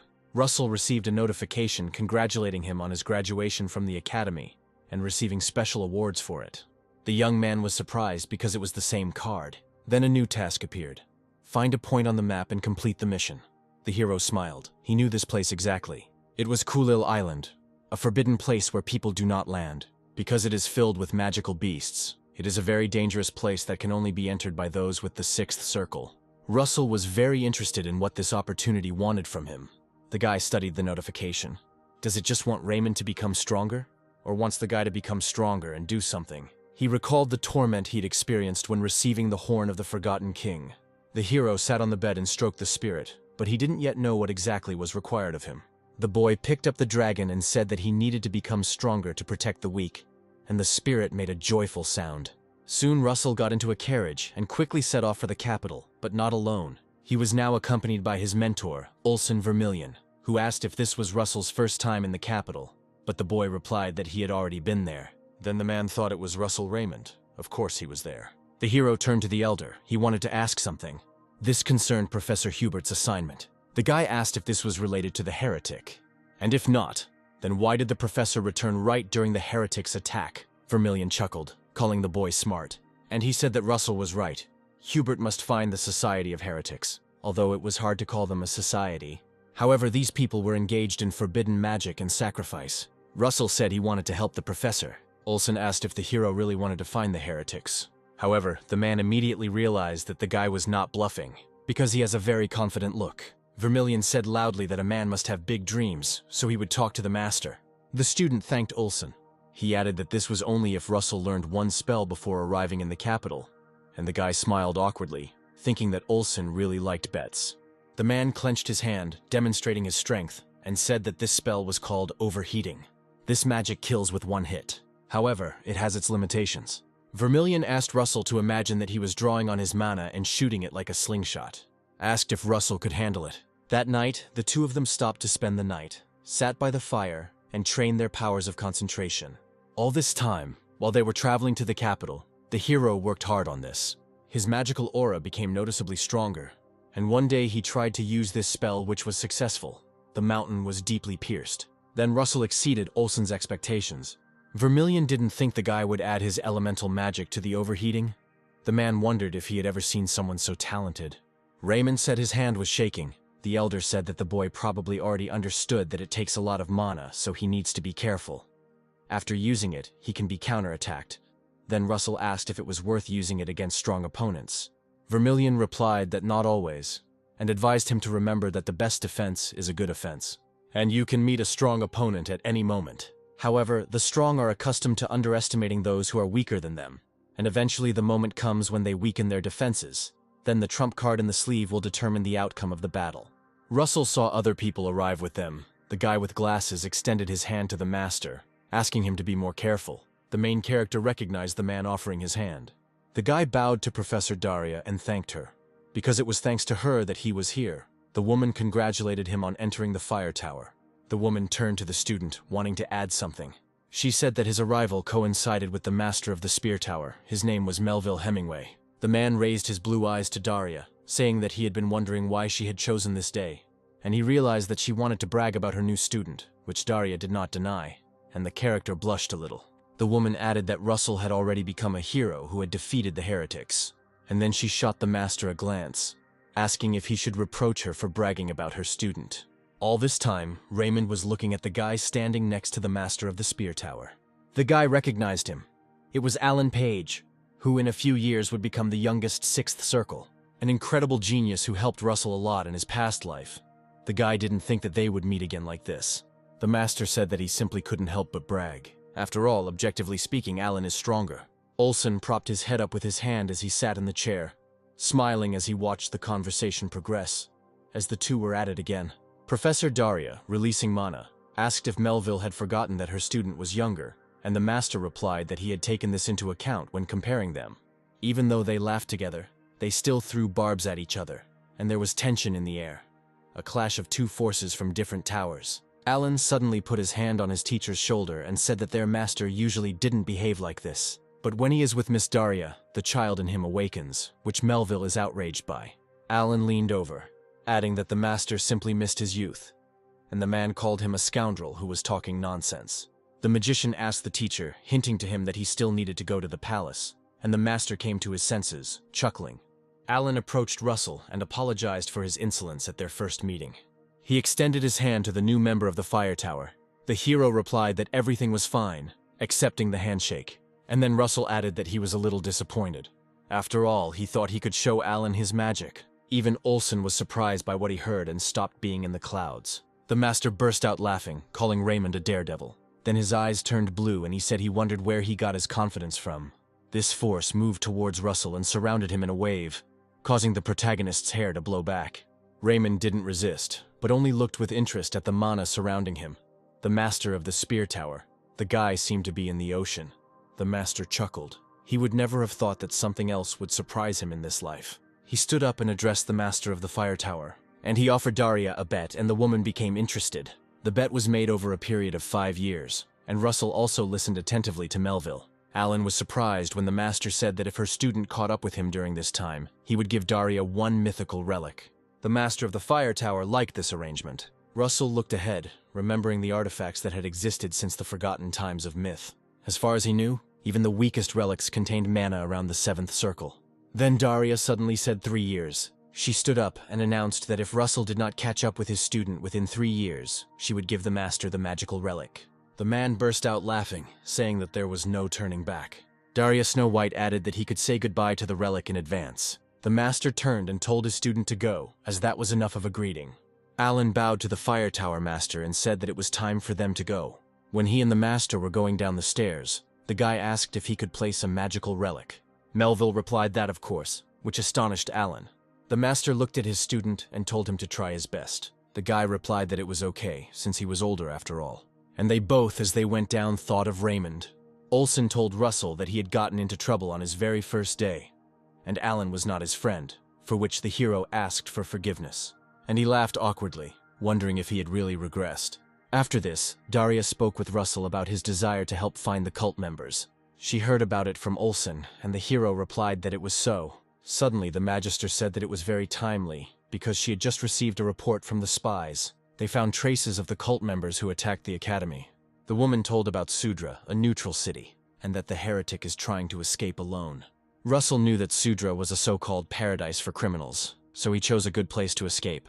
The Fire Tower Master added that since Raymond had personally encountered the criminal, it would be easier for him to track him down. She looked into her teacup and frowned, saying that the guy would most likely be ready to defend himself again. Daria wanted to make sure Russell still wanted to take the risk, but the guy was confident. He squeezed his hand tightly, and placing his fist on his heart, he bowed, declaring that he would fulfill his duty as the guardian of the kingdom. The woman sighed and smiled, and told Russell to go tomorrow morning. She will prepare the warp gate for him. Daria asked Raymond not to forget to take supplies with him. The protagonist was glad that the Magister allowed him, which seemed to be the first step towards saving Professor Hubert from death. The next day, the hero got into the carriage, and when it started moving, he put the potions into his inventory, not believing until the very end that Daria had given him these supplies of the highest rank. Even though she gave permission for the mission, the professor must have been worried since Russell was the youngest. And while the guy was thinking about this, he was looking out the window, when suddenly he noticed a familiar building. This place was the very museum where he got a chance for a new life. The hero shouted to the cab driver that he would stop here for a short while. He walked inside and walked into the very hall where his journey through time began. The guy stood in front of the dragon's heart, protected by strong glass. All this time he was thinking why such a miracle happened to him, and then the guy came to his own conclusion. It was for his growth, and so that he could protect more people. As Russell said this out loud, small lights began to appear around the ancient exhibit again. Suddenly, a notification appeared with a task to protect the heart of the dragon people and use the power of the dragon at will. Raymond wondered if they were being too generous with the missions, since they had to make a large contribution in the first place to justify providing items belonging to the royal family. It was difficult, but not impossible. Then the guy wondered what kind of mission this was with dragonification. Suddenly, Russell's mana flared up, and his eyes turned yellow again. This was how they explained to him what dragonification was. The guy had felt this before, the feeling of increased magic at critical moments. Russell saw his reflection for the first time in this state, and seeing the dragon's eyes, he did not believe that it was him.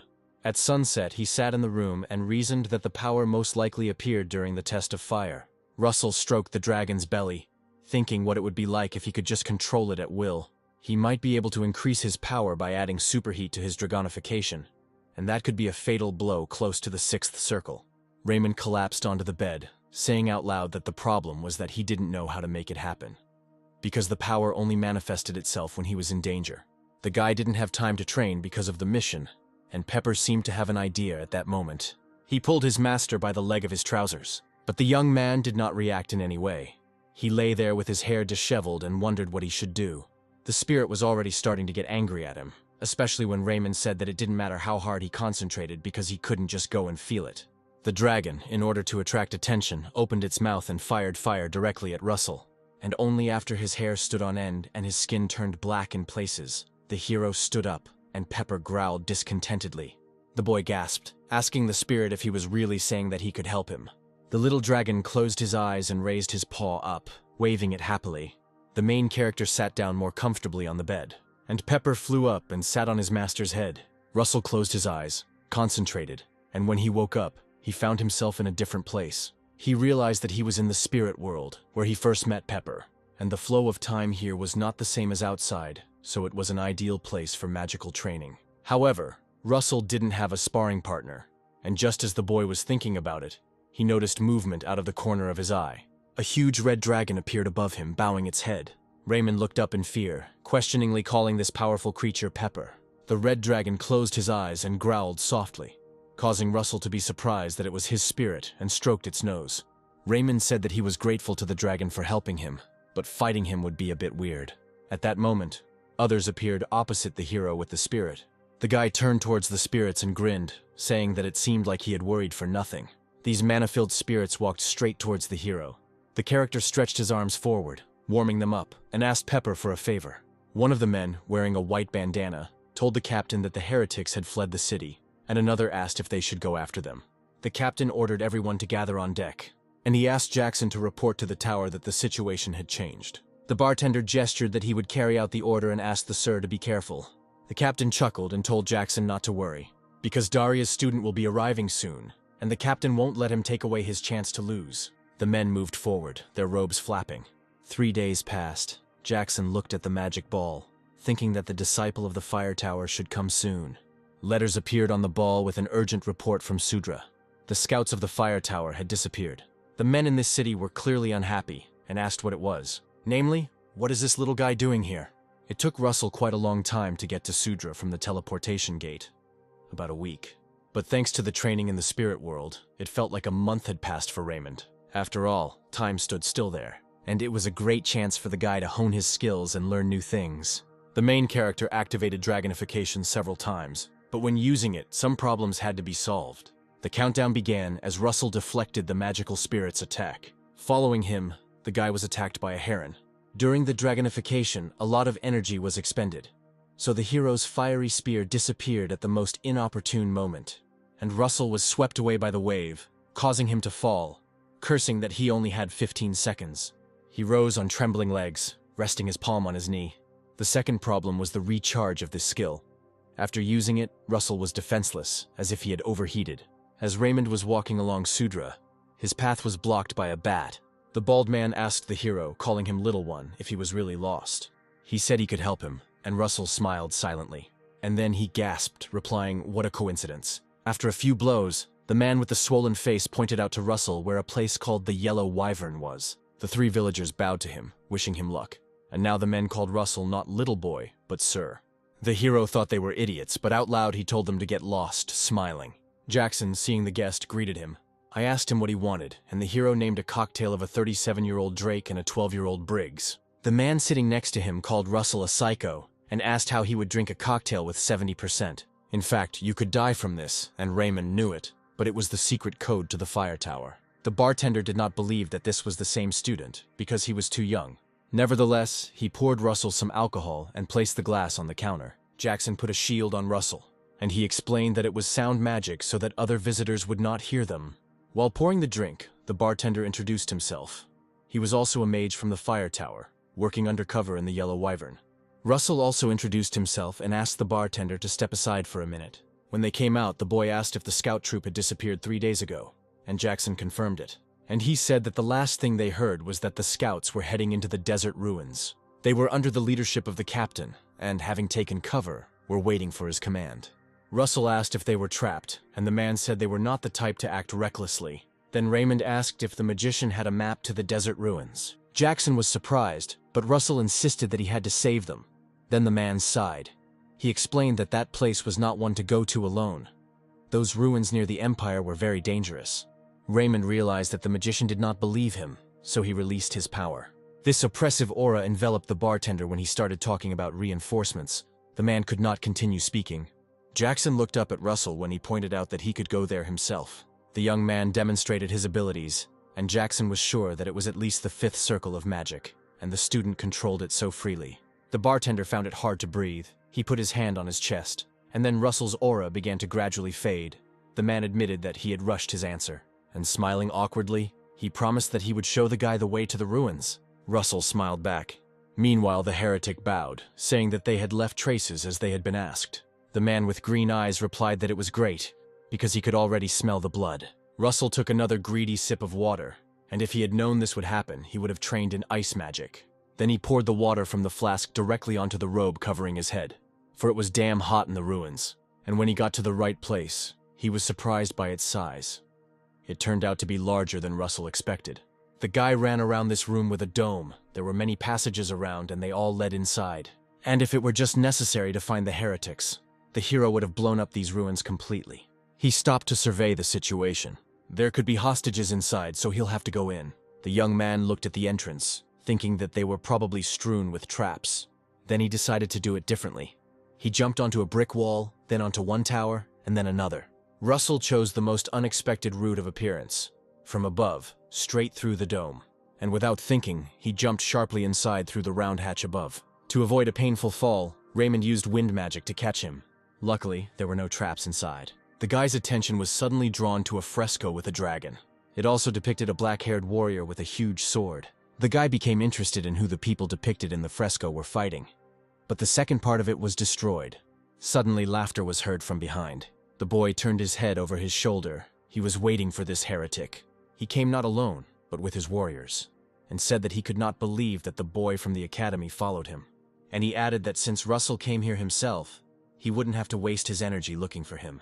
Skeletons with weapons ran towards the hero. The heretic declared that as a token of gratitude, he would grant Raymond death. The hero replied that he was talking too much, considering how far he had run. The cult member's eyes flashed green and he cursed at Russell, calling him a cocky brat. And he shouted for him to die, directing his undead warriors to surround the boy. Russell realized that these were the corpses of elite warriors who had died on the battlefield, and they were much stronger than the skeletons from the previous battle. The heretic grinned, rejoicing that this place would become a grave for the boy. The protagonist took a step forward and a wall of fire surrounded him. The heretic asked if the boy would be using the same magic, and Russell assured him that it was something new. And indeed, he had no doubt in his abilities, despite the number of corpses approaching him.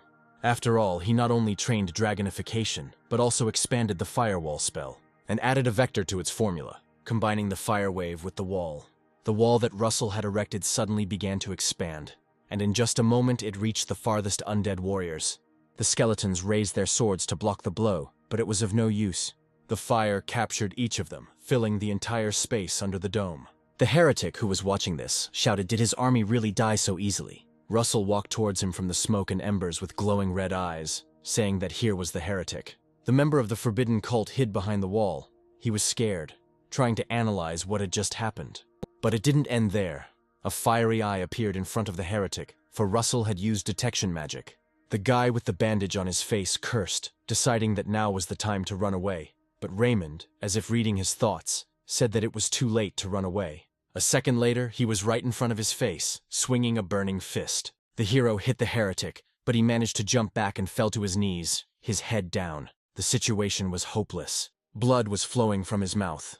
The heretic himself was pushing himself into obsessive thoughts about whether this was all he was capable of now, that everything would end like this. Russell did not hesitate and walked straight towards him. The boy told the heretic to surrender and spare his life. The heretic cleared his throat and replied that he could not. Trembling all over, he rose from the floor, explaining that he did not even own his soul. He had sold everything, even the souls of his family. and then he screamed at the top of his lungs that he had given everything he had, and the bandage fell from his face, revealing the dead, undead infected part. Russell stood with his eyes wide open, and at that moment, two heretics jumped into the dome. The red-haired girl created a demonic claw in flight, and the guy a nightmare tail. Raymond looked up sharply. There was a loud bang and the girl laughed, saying that the fucking stalker looked good. The masked guy looked at the choking heretic and said that he realized that he was bait, called the spectacle pathetic, because his opponent was a damn child. The girl chuckled, agreeing that the role of a dying rat suited this infected one. The heretic rose and said that it was he. He yelled that this guy was their target, that he was the disciple of the fire tower. The heretics immediately tensed up. The girl shouted, "Is he talking about that burning bitch Daria?" When the smoke cleared, Raymond snapped his finger and the shield cracked. He became really angry, saying that such pathetic people did not dare to pronounce her name. A notification appeared in front of the main character with the task of fighting the heretics and catching one of the three alive, or killing them all. The guy in the mask told Russell that it would be better if he just died. The girl, with a worried look, objected that the student of that bitch would definitely not meet a quick death. She declared that she would kill the hero and turn him into a puppet, and then force him to dance in front of the fiery tower, and burst out laughing, which only fueled Raymond's anger even more. The heretic with the whip asked Xavier to close the passages. The guy, whose bandage had fallen off his face, used magic to collect the bones of the killed skeletons and filled the exits with a mountain. The redhead laughed, announcing that the fun was beginning. Russell was surprised that they didn't summon the undead stealthily, but instead attacked directly. He had never met such opponents before. The girl asked if the student would not attack. If not, then they would attack. Then Raymond decided to ask one question. What did they do with the scouts who came here before him? The masked heretic was surprised when the conversation turned to some scouts. The girl shouted, "Stop trying to waste time," and released the sting of the demonic claw. Russell used the flash to move, wondering if the heretics didn't know about the scouts. Then what had happened? The opponents, alternating attacks on each other, did not allow the hero to relax. The guy in the mask used the magic of the nightmare tail. The tail, glowing with the magic of the cult, resembling a whip, flew at the young man, and he chuckled thoughtfully. At the very last moment, Russell dodged the blow, trying to figure out if the heretics were pretending not to know about the intelligence. In any case, there is always a way to find out the truth. Russell ran to the side and the girl screamed, "Is this son of a bitch trying to escape?" The distance between them allowed him to activate fire magic and create a fire spear, which, thanks to training, became much more impressive. The main character parried the girl's blows. She was stunned when he blocked her attack. Xavier shouted that the spear had killed the giant skeleton. The girl strengthened the cult's magic, loudly declaring that she was beginning to like it. One raised her hands up, forming a demonic claw, and clasped her hands together. This fusion created a weapon, which was also a spear, but a demonic claw. The girl's eyes were glowing. She asked Russell, sticking out her tongue, if he wanted to know which one was hotter. The protagonist was silent, looking at the heretics like wild animals. The masked heretic called the girl by her name, Bet, asking her not to get carried away. She ran forward, shouting that she was not afraid of some child. Raymond also rushed into the attack. Their spears collided with each other, creating a bright flash. The fire spear passed smoothly, tearing through the demonic claw without hindrance. This attack went further, past the girl's face, whose eyes widened in realization of what had just happened. She slowly looked away, and she screamed because her hand was on fire, and the heretic raised his tail up. He took aim and lashed out, cutting off Bet's head. Blood gushed from her body, splattering Russell's face. The guy called her a fool because he told her not to act alone. And then he turned to the disciple of the fire tower, saying that he was his opponent, but recognized Russell. After these words, his eyes turned bright green, and his tail rose into the air, the heretic emanating a powerful cult force. A gust of wind passed through Raymond, and the hero tensed. The heretic said that he would tear the student to pieces using all his strength. The boy's tail twisted and rose up like a hurricane. It was truly a hurricane, reinforced by the tail of a nightmare. The heretic said that no matter how incredible Russell was, he could repel attacks from all sides. Before the nightmare's tail could move towards Raymond, the fire burst into flames. The heretic turned his gaze towards the tongues of flame. Russell found himself right in front of his opponent's face, taking advantage of the flash. He clutched his hand tightly, and with all his might he struck the heretic in the stomach, using the overheating technique in combination with the mage's body. Fire passed through the heretic's body. He opened his mouth, unable to breathe from the pain. Xavier watched the events with fear, not understanding what was happening at all. Raymond brought the heretic to his knees and grabbed him by the hair. The guy with a bandage on his face was worried.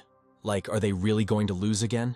He sat down on the floor and grabbed his head, his body shaking. Only now the heretic realized that he was finished, and that Russell would not just kill him. His gaze darted from side to side and fell on Bet's headless body. Xavier mentally cursed the two. Suddenly, he saw a red ball near the dead girl. These were artifacts. The masked heretic bent over to the floor, coughing up blood with difficulty. He looked at Russell and told him to stop playing around and just kill him. But the hero interrupted him, asking him to shut up. Shut up and answer his questions. At that moment, sparks of fire ignited in the hero's palm. Russell asked where the scouts were. The heretic replied irritably that the student was always talking about them. But what fucking scouts were they talking about? The young man looked the heretic in the eyes, trying to understand whether he was lying about not knowing or not. And the heretic noticed that the disciple of the fire tower relaxed at that moment. This was his chance. And while the heretic was waiting for the right moment, a long whip flew in his and Russell's direction. She wrapped herself around the heretic's neck and lifted him into the air, strangling him. Raymond turned around abruptly.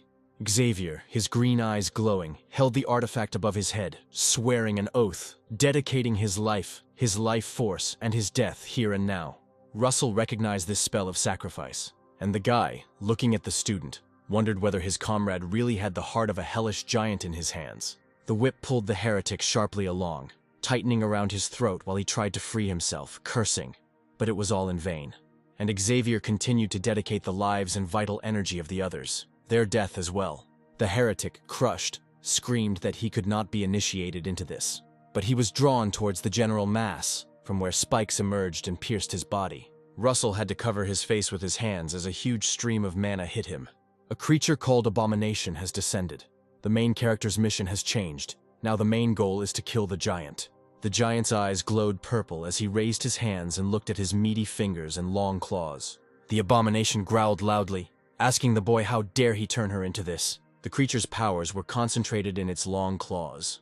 The giant screamed that he would tear Russell Raymond to pieces and release the sting of his demonic fang. The hero was dumbfounded, because in front of him was the magic of that girl, but multiplied many times over in a giant creature.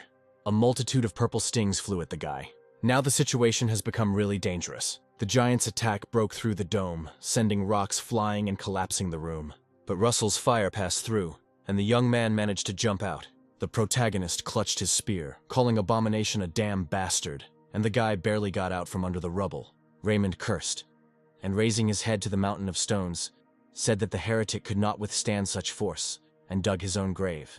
But it was not to be. The stones above began to move. Russell tensed, not believing his eyes. The creature broke through the rocks and furiously screamed the protagonist's name, swinging the chain. The giant lashed his chain across the sand, raising columns of dust. He shouted that he would gnaw the main character to the bones. A blow came from the monster's back. Russell looked up to see if he had hit the target. Through the smoke and fire, the huge creature stood frozen, only its fleshy legs visible in silhouette. The giant turned around and gasped when he saw where Russell was. He said the guy's attacks weren't working on him. Russell gritted his teeth. The monster was right. He had incredible defense, which would take more than 1 or 3 tries to break through. Raymond dodged, deciding he needed to think of an escape plan. The giant's attacks did not stop, and as if he had read the hero's thoughts, he shouted for him to think. And while the monster was swinging, the guy decided to act now. His firepower flared up. He needed to buy time. The giant grinned, asking where the boy was running, if he was in despair in the face of such overwhelming force. Russell did not deny it, but it was only the beginning. The hero raised his hands up and called Pepper. The sleeping dragon opened his eyes when Russell asked him if the spirit would help him. The little dragon nodded happily to his master. The guy, concentrating his strength, held the fire in his palm. He decided to start now. And with a sharp jerk, he raised columns of fire into the air. A wave of fire flew upward, hitting the giant. He protected himself from the attack with his hands and even coughed. The monster called Russell a fool for thinking that this attack would work on him and cause him harm. But when the giant opened his eyes, Raymond had disappeared somewhere. The hero grinned. Now it was his turn to attack. The giant turned around at the bright flash that Pepper was creating. The fiery wind literally captured the giant. At that moment, the main character found himself in the air. He managed to attract the attention of this creature. All that's left is to hit with a piercing attack. Russell created a fiery spear in mid-flight, and he connected to this instrument the overheating magic that Ulsan Vermilion taught him. Meanwhile, Pepper was putting the finishing touches on the giant, capturing him with magical stripes. The spirit smiled and flashed fire from its mouth as it saw its master in action. The giant wiped his eyes, yelling at Russell Raymond to stop running and come out. At this time, the boy shouted that he would do it if the giant asked so, descending from the heavens with a fiery weapon. The flaming spear struck the monster straight in the head. Raymond landed on top, but the monster said it was useless, although he himself could not do anything in those seconds. The protagonist shouted that there would be a strong attack now, and the power of fire and lightning mixed together. The heavens seemed to open up, revealing their menacing, lightning-fast essence. Raymond left the spear in the giant's head and jumped back. He summoned the power of lightning with the help of an artifact, a ring. The thunder giant's hammer began to descend at a furious speed, pressing the spear into the monster's head. The creature's eyes and mouth sparkled with electricity, and its head was squeezed. The attack was so strong that it created several shockwaves around it. This pressure penetrated the dry ground beneath the giant's feet. As Russell landed, he was breathing heavily, but did not let his guard down, because he was not sure that the giant was finished. The hero tensed as the monster's wide legs appeared through the smoke, still standing firmly in place. And only then did Russell see that part of the monster's body had been cut off, and that a skeleton was sitting below. The skull, set on the bones, cracked. The mission was completed, and a notification informed the character that he would receive rewards. The guy collapsed onto the sand, exhausted. Pepper flew up to Russell and rubbed himself against his cheek, comforting his master, and the young man told the spirit that it was a good job. Suddenly, the skull fell off the vertebral bones, and he flew down, bouncing several times on the cracked ground. Russell was startled when the skull fell at his feet. But the most terrible thing was that he could still speak, and said that at the end of her life, Daria found an amazing boy, and who would have thought that he would turn out to be Raymond. This voice coming from the bone oval frightened even the spirit. Suddenly, a green semblance of eyes flashed near the skull, and these bones curiously asked whether the son would be more interesting than the father.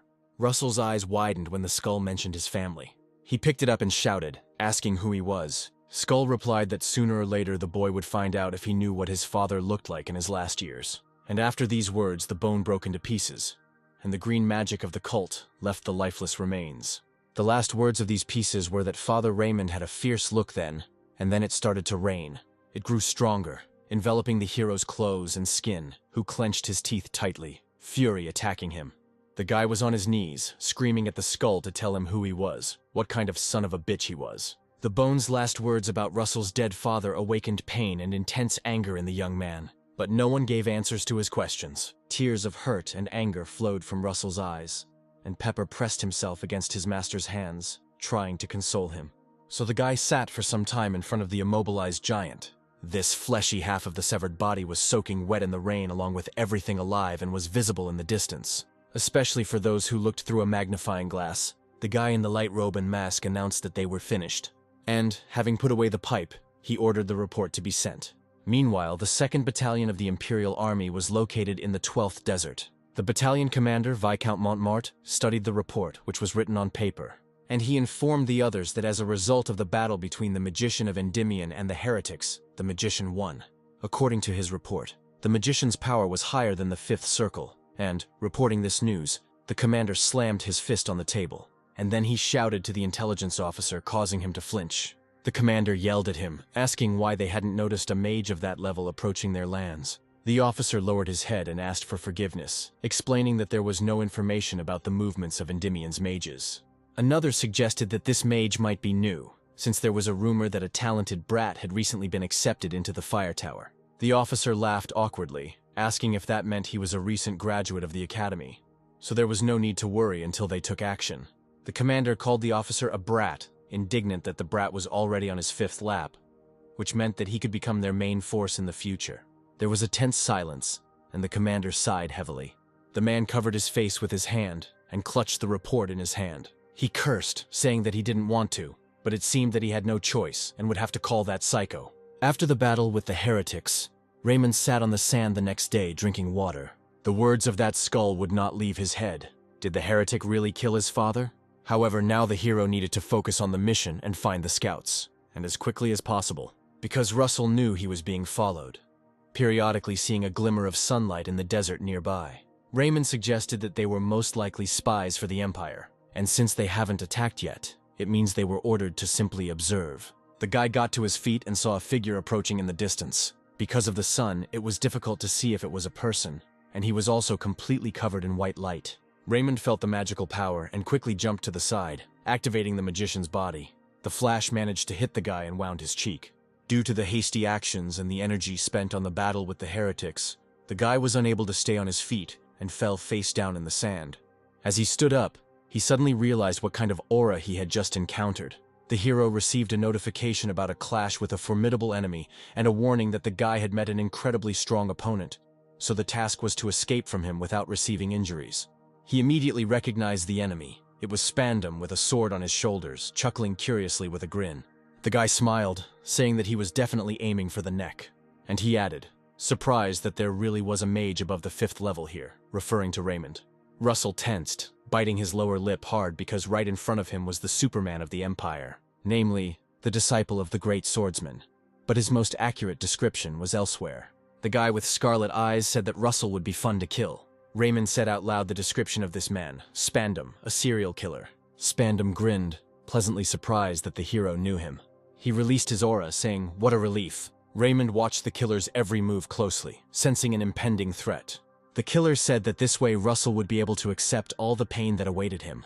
Spandam had a powerful crimson aura. Part of this aura was concentrated in his sword, and the protagonist remembered this man. They just bumped shoulders with him in a past life, and he killed an entire group of mercenaries. Russell himself almost died that time until the magician showed up, and he didn't shield the main character using blocks of ice. Alan Page's blue eyes were like sharp ice flows piercing the enemy. This only irritated Spandam even more, for a worthy opponent had finally appeared before him. Their forces collided, merging. Alan managed to freeze the killer.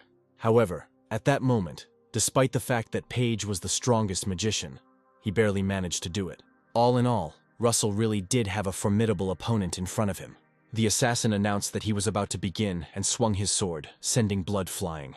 Raymond raised his hand up. He put up a level 5 shield. A spray of blood shaped like a spear moved towards the dome. And despite the level of the shield, they cut through it without hindrance. Raymond saw this bloody attack before his eyes. At the very last moment, the young man barely managed to dodge, and the flying blood hit past, raising thousands of desert grains of sand. Russell didn't understand where his opponent got so much strength from, despite the 5 shields he had put up. And most importantly, how Alan Page was able to resist him. The killer looked down at the wound he had inflicted on the boy, and he said that shielding is a good tactic, but Russell's mana density is low. After this, Spandam swung his sword again.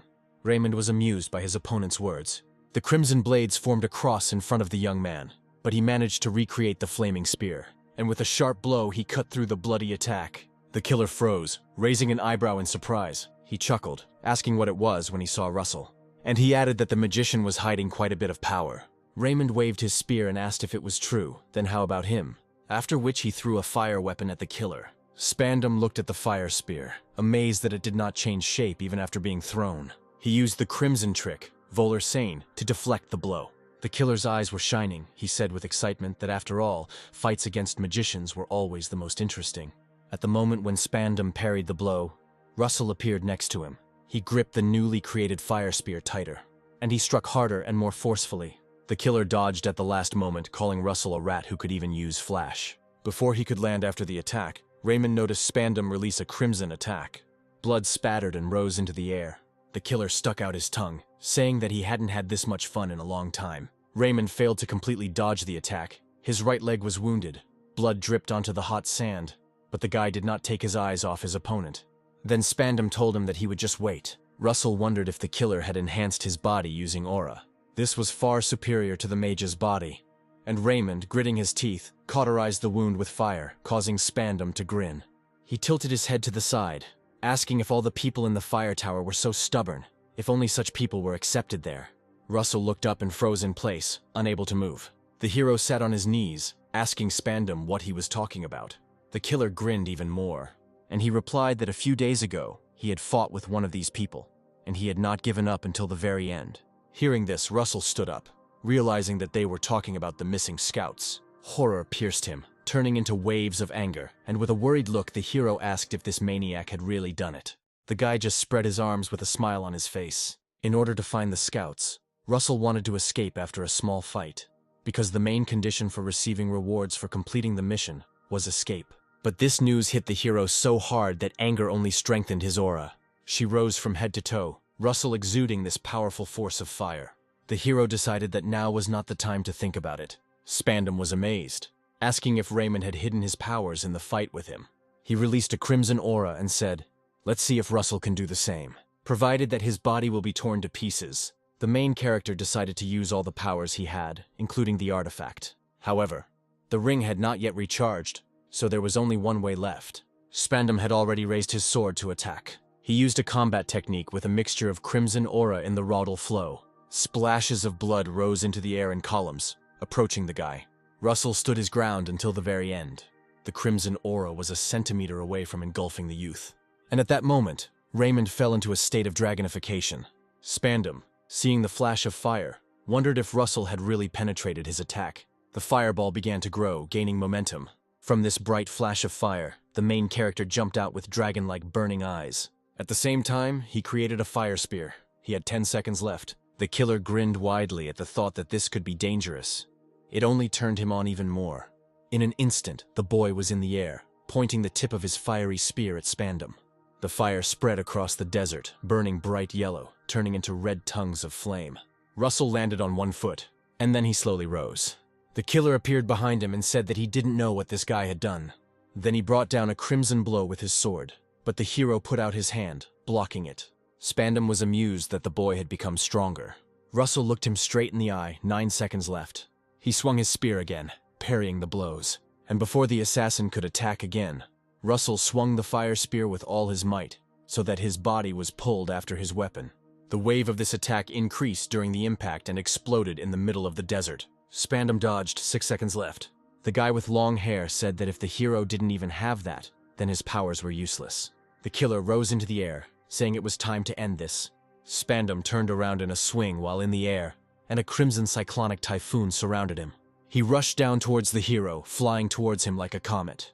Russell grabbed the spear with both hands, his sharp movements becoming increasingly difficult after the injury. The sharp blade of the sword wedged into the fiery swing, and the collision glinted in the sun. Spandam seemed to be about to cut Russell's spear, but the boy managed to turn around. The tip of the flaming spear sank into the hot sand. There was a powerful explosion, and the hero stopped, squatting down. The dragonification gradually faded. Russell saw the killer approaching him. He was breathing heavily. The guy stood next to the unarmed hero, and he didn't miss the opportunity to mock him, asking if Russell was done. But Raymond had 2 seconds left. He said there was 1 more second left. And with these words, he stood on one leg, pressing his hot palms to the ground. It was the magic of the 6th circle, melting the ground beneath your feet. Beneath the sandy surface, the flames spread rapidly, causing cracks in the dry earth. Spandam froze, looking at the hot ground in surprise. He didn't know what kind of attack it was. Suddenly, thin streaks of fire rose upward. And in just a short period of time, the battlefield turned into boiling magma. Raymond had already read about this spell and understood how it worked. But because of the 6th circle, he couldn't use such magic. Starting with small embers, this spell turns everything in its path into magma. And the hero was lucky, because he had Pepper, who flapped his wings in time, and holding the owner by the hood of his robe with his teeth and pulling him up so that the guy wouldn't melt. Russell thanked him. However, it was clear that it was difficult for this small creature to support the entire weight of the hero. When Russell landed, the magma disappeared, leaving behind a deep trail of destruction. The guy turned around at the grunting sounds coming from his opponent behind him. Magma swallowed Spandam's arm and left the other without a hand. The killer painfully choked on his own blood. Raymond walked up to him and put his fiery fist to his face, asked if the killer had any last words. He looked up at him and asked, "Isn't it fun?" After all, he is drawn into the war under the pretext of defending the country, but they do not tell him how to return. That's why you have to kill again and again. And, spitting blood, Spandam added that the path of the Guardian is a bloody path, so he welcomes Russell on this path. The hero was silent, listening to the last words of the famous killer, who now had enough strength to smile, despite the pain, and after that his gaze immediately went out. The swordsman with the crimson aura went limp and leaned forward. This is how he met his own death. The mission was successful, despite the escape condition. For defeating a dangerous enemy, the main character received 8 advanced level mana stones. Later, Russell found himself in a bar, where Jackson put a shield on him so that their conversation would not be heard. The hero told him about the Knight of the Empire, who secretly operates in the deserts. And he said that the disappearance of the scouts could be connected to him. which made the bartender's face darken. He cursed mentally, because if this was true, then the newcomer from the fire tower could be in danger. After all, no matter how strong he was, he couldn't stand up to Spandam. But as soon as Jackson thought about this, the door to the establishment opened. A man approached the bar and placed a dirty sword on the table. The guy nearby, seeing this broken and battered iron, asked if this was really Spandam's sword. Russell asked the bartender what he had there. A Drake cocktail, he said. He smiled as the bartender froze and said just water would do. Jackson replied, sure, anything for the guy. Later, late at night, the man locked himself in a room with a glowing ball, where he relayed a report from Sudra to the fire tower, stating that Russell Raymond had killed the heretics in Spandam. Rumors quickly spread, and even reached Camelot, the capital of Endymion, that Russell Raymond, the last heir of the fallen house of Raymond, defeated the magical creature of the heretics, and even Spandam, a knight of the Empire. But he was only a newcomer to the magic tower, and it was hard to believe. Everyone experienced different feelings, which the hero saw with his own eyes when he returned to the tower with the help of teleportation. He was glad to see the teacher, and all three looked at him with different faces of satisfaction, surprise, and thoughtfulness at the same time, as if they did not believe it until the very end. Daria ruffled Russell's hair, thanking the student for returning alive. Professor Hubert nodded to the boy along with Olsen, who coughed meaningfully. Someone felt relieved. Master Melville cooled his head, chuckling nervously, and said that this argument would not be easy to win. Alan agreed with the teacher, saying that Russell was much more amazing than he thought, so the spirit of competition began to play in this magician. And even to the north, where it was constantly snowing, the news of Spandam's death reached. While wiping the sword, the man asked if that was all they wanted to tell him. It was the Empire's swordmaster, McCrae Hughes, who was full of anger. The young men bowed to him, answering that they did. Hughes raised his sword, saying that an eye for an eye and a student for a student. The swordsman's green eyes sparkled, and the man swung his sword vertically, tearing the air. Everyone had different emotions, but they all had one thing in common, a strong impression of Russell Raymond. This sword strike sent ice chunks flying into the air, creating a cold shockwave. Looking at his creation in the form of an outburst of emotions, McCrae said out loud that he would take revenge on Daria Snow White at any cost. Meanwhile, she rode in the carriage with Raymond, asking him if he wanted to say that the heretics were connected with his father's death. The guy, in the same white suit with cream patterns on the shoulders and a black shirt underneath, confidently answered yes. The woman said that most of the records from those times had disappeared. Therefore, it is difficult to find out the truth and find out who exactly killed him. The hero leaned forward and said he knew. Daria placed her hands on top of the students, supporting him, and she warmly said that if they at least kept an eye on the heretics, they would definitely get to the truth, and that she and the entire fire tower would help him, for which Russell was incredibly grateful. Soon the coachman announced that they had arrived. Finally, Daria said in hope that Russell would soon forget about his worries and expand his horizons today. The two of them arrived at a place where guests were also arriving.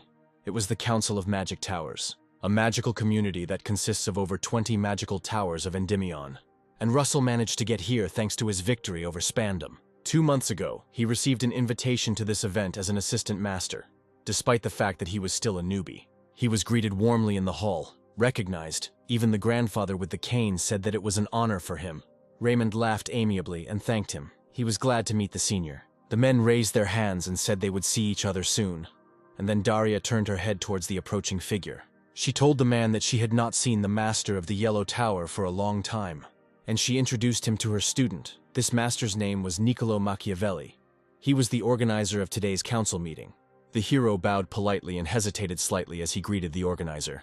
Machiavelli laughed and patted the boy on the shoulder, saying that there was no need for so many formalities, since Russell had defeated that scoundrel student.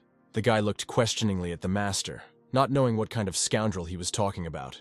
Daria explained that the man was about McCrae Hughes, the Empire's swordmaster whose apprentice Spandam was. Machiavelli said he was very glad to hear about it. Raymond froze when he saw the master's eye, which suddenly seemed to come to life. A pupil appeared in it. Melville, who came up from behind, asked not to stir up the past, but to rather prepare for the speech, since Niccolo himself said that today was a very important topic. The master of the Spear Tower asked how the masters of the Fire Tower and the Yellow Tower were doing. Daria exchanged glances with him, sarcastically saying that he was jealous that her student was being praised, and Melville asked if he was as petty as she was. The Yellow Tower master felt the tension growing and laughed awkwardly, saying that he would go prepare for the performance. Raymond looked tensely after the man, who ran away, muttering that these guys were at it again.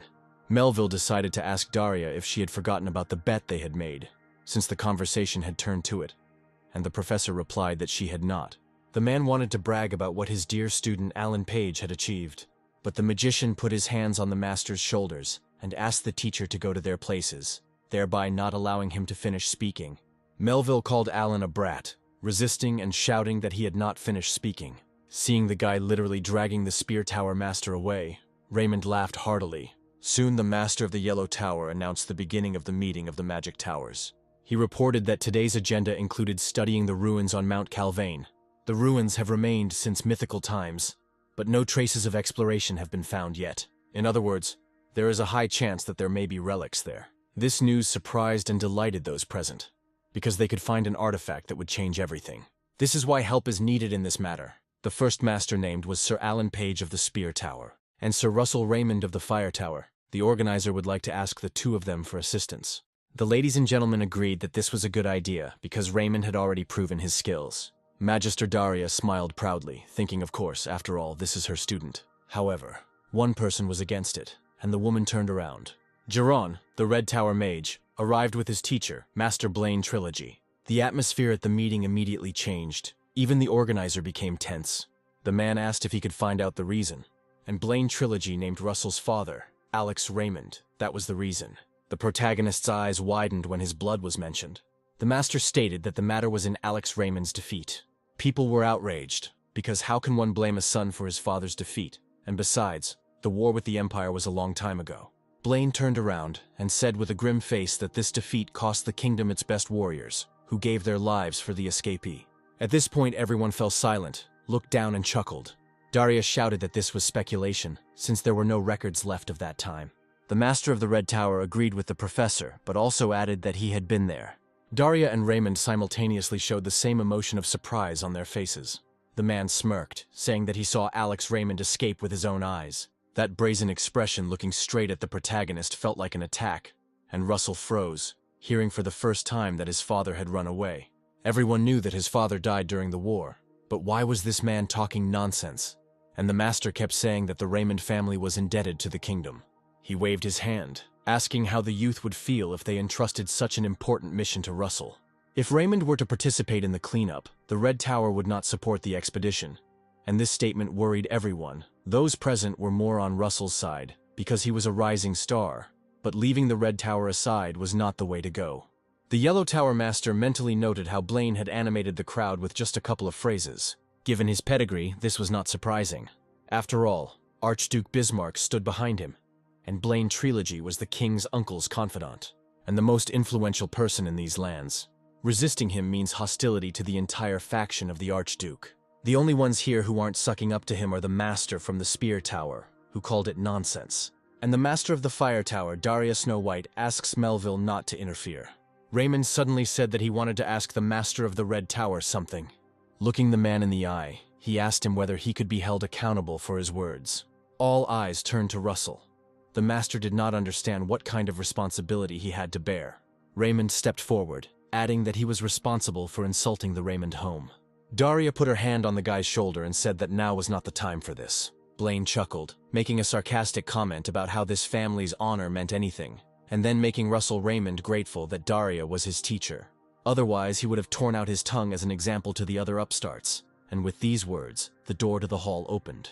The girl jokingly told the master of the Red Tower that he was becoming more and more powerful each time, and that he could even be mistaken for the king. Those present fell silent. Someone even covered their mouth with their hand, not hiding their shock. Her Highness Princess Hecate Rathmos has arrived. When she entered the hall, everyone bowed to the princess, greeting her in unison. Even the master leaned over, wondering what she was doing here. The princess said that she had listened to their conversation and could agree with the master of the Red Tower. She turned her gaze to Russell and said coldly that everyone had to pay their bills. Daria wanted to object to her highness, but the princess added that they should be given a chance to pay back. So she orders the Spear Tower and the Fire Tower to be sent along with the Red Tower. This order left everyone stunned, because just now the Red Tower refused to participate if Russell Raymond was involved in the mission. But now they had no choice at all. The princess smiled, giving Blaine a piercing look. A strange smile appeared on the man's face, and he said that this was a very difficult topic to talk about. But Hecate Rathmos did not listen to him. and turned to the master of the Yellow Tower, who immediately responded. She asked him who was the main sponsor of this expedition. The man bowed, replying that it was she, Her Highness. The princess looked at Blaine again and said that they had decided everything on that. And then she turned around and headed towards the exit. Blaine raised one eyebrow, watching his departing highness from under his brows. To defuse the situation, Machiavelli decided to discuss the expedition's schedule. Russell Raymond was inspired by Hecate and listened with interest to everything the master said. Blaine, sitting in the carriage, was lost in his thoughts. This meeting was a chance for him to end the Raymond family. So why did the princess interfere? His disciple Geron felt a strong aura, and in just a second, he found himself with a crimson sword in his hands on the roof of the carriage, while the coachman was trying to stop the horses in a hurry. The horses raised their front legs up, slowing down, and then the carriage stopped. Blaine opened the door and sighed, saying that Daria still had no manners. The woman asked him if he really thought he was the only one like that. Suddenly, the tip of a crimson sword appeared in front of her throat, and the master looked down at it. Geron had no intention of standing on ceremony with Daria. He didn't care who was standing in front of him. The woman closed her eyes and tilted her head to the side, asking if the guy really thought this would help. However, Blaine's student did not take his blazing eyes off her. He was surprised when his teacher walked towards her, ordering her to put away her weapon. Geron obeyed him and bowed. The man said that given their relationship, Daria didn't come for an apology, so what does she want? Then Snow White mentioned Alex Raymond, and she asked, looking into Blaine's eyes, if he saw his death. The master replied that he had not seen it directly. He wanted to say something else, but Daria interrupted him, saying that it was a pity. The woman said she was trying to find out the whole truth, so she asked him. Blaine sighed. He couldn't believe that Daria was going so far. He asked if she really knew the late Raymond, and the woman objected that this matter concerned her youngest student. So it concerns her too. Daria just wants to help Russell get revenge, and it doesn't matter who did it. The Fire Tower master tapped her cane on the road and disappeared, leaving behind a dusting of pink petals. Blaine ordered the coachman to turn the carriage around and drive to the estate. He was determined to test something. Meanwhile, the skull of the heretic cult lay on the table, and his eyes lit up with green magic, the very one that is forbidden. Daria was surprised when she learned that Russell was leaving tomorrow. But how would he cope with the mission if his head was in disarray? She asked if he was still thinking about the old man's words. Raymond, leaning on the flaming spear, answered the teacher that no. However, the woman read everything in his movements. And then she thought that those who called the boy a young talent suddenly began to consider Russell's late father a coward. Of course, this will shake him. Daria descended from the air and addressed the child. He kept his head down, and the teacher said that the truth would come out one day, so she hoped Russell would focus on his own path. The hero clutched the spear tightly, his hands shaking. Suddenly he raised his head and shouted to the teacher to direct him again. Daria Snow White chuckled. She knew Russell's path would not be easy, but he had to go through it. After all, children must come out of the shadow of their parents, even if that shadow is incredibly huge. Princess Hecate walked through the night city in a warm cloak and turned around. Behind her stood a huge building with a warm light inside, and a pale moon shining on its top. 3 days later, the tower students traveled to Mount Calvane using the portal. When they arrived, the cold lands immediately surrounded them with their frost, so that the students immediately froze. Russell snapped his finger and a spark of fire appeared. The guy closed his eyes and exhaled calmly, warming himself with a fiery aura. The others also felt that the air had become warmer. Even the princess, whose cheeks and nose instantly turned red from the frost. The guy asked the hero if he was Russell Raymond from the Fire Tower, and he replied that he was.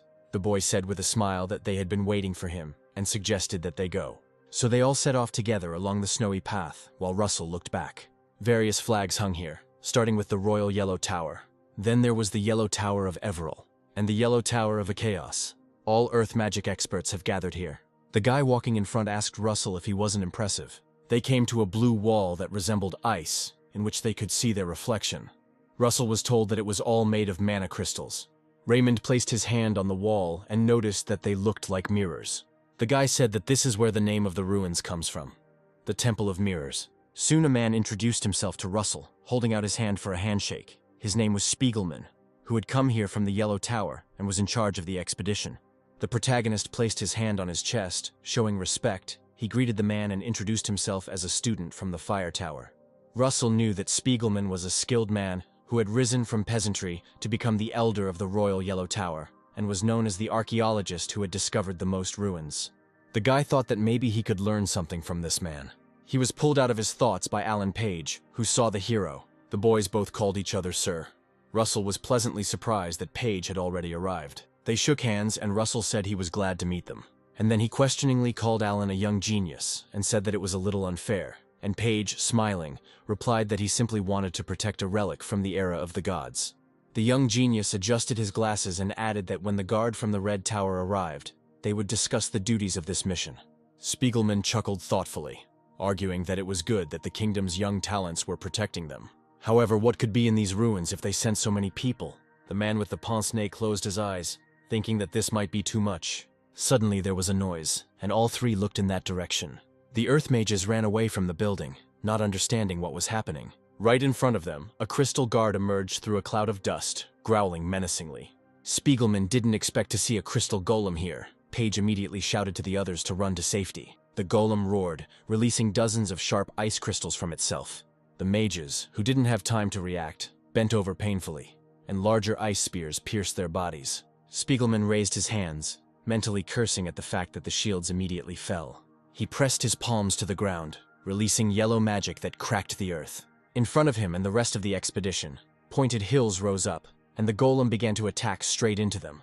The organizers shouted for the magicians to build earthen walls. The princess held one wounded mage on her shoulder, asking him to hold on a little longer. The guy hung on her, unable to walk on his own, when suddenly the girl froze, hearing a roar behind her. The golem reached out an icy hand towards her. Ice spears flew towards them. The princess raised her right hand, preparing to fight off the attack. But at that moment, Russell stopped her. Covering their backs with his body, he struck with a flaming spear, raising a pillar of fire. The princess looked at this young man in surprise. Russell asked if she was okay. Suddenly he saw purple hair and familiar facial features. And recognizing Hecate, he shouted out loud that this was really the princess, and the girl visibly tensed up. However, there was no time for talking now. The golem roared again, forming a new attack. Alan Page exhaled slowly and threw an ice arrow with his bow at the golem. The monster froze motionless, and the ice stones it was about to attack with fell. Page tried to completely destroy the golem's base, but it proved to be quite difficult. The monster raised its head up and roared with such force that snowdrifts with ice spears began to fly away from it in different directions. Alan grabbed the shoulder that the monster had hit and gritted his teeth, and at that moment, red magic flared up in front of him. It was Jaren's spell, a bloody fire sword, which he struck with force at the ice guard, and broke it into pieces.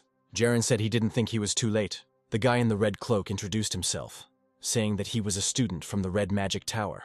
Russell looked at him silently, and memories came to him. This was a student of the same master who was against Russell taking part in the expedition. Blaine Trilogy reported 3 days ago that Daria had begun investigating Alex Raymond's death and asked the heretic what he thought about it. The skull with the red mark on his frontal bone was amused that Blaine was asking him about it. He replied that he only remembered Trilogy's order to kill Alex. The heretic asked what was wrong. Was he really afraid of being caught? The master clenched his fist tightly and replied that no. And then he added that he was simply disappointed, because if the heretic had gotten rid of Russell during the exams, then Daria would have had no doubts about him. The glowing skull replied that it was due to misinformation that Russell Raymond was just a weak child. Without turning around, Blaine said that now the heretic blamed him for everything. And at that moment, a cane hit the floor in the hall. The man asked if he had been called here to show their differences. The arrival was in person, Bismarck Rathmos. Blaine bowed in greeting to the Archduke as he sat down in the chair. Bismarck asked if Trilogy's nephew was now bothering them. Blaine said that they originally planned to send a few guards. The Archduke raised his hand, gesturing for them to stop, and asked to get to the point, asking how they would clear the ruins. Trilogy introduced Bismarck to his student Jaron, who would join them. And as soon as he creates a breach in the barriers of the Yellow Tower, the minions of this ill-mannered heretic will attack the researchers. Indeed, the green-cloaked mages were waiting for the right moment during the expedition. 3 days ago, Bismarck chuckled thoughtfully, placing his hand on his chin. And he said that they knew that in order to carry out their plan, they had to eliminate the king's supporters. And to do this, they need this artifact from the ruins. The Archduke asked, "So shouldn't we play it safe?" He handed Blaine a box that glowed green. Russell, who was being pulled along, asked to wait, but the princess did not listen to him, despite his requests to let him go, and led him along. She raised her index finger to her lips, asking him to be quiet, and she explained that her appearance here was secret. No one should know about it.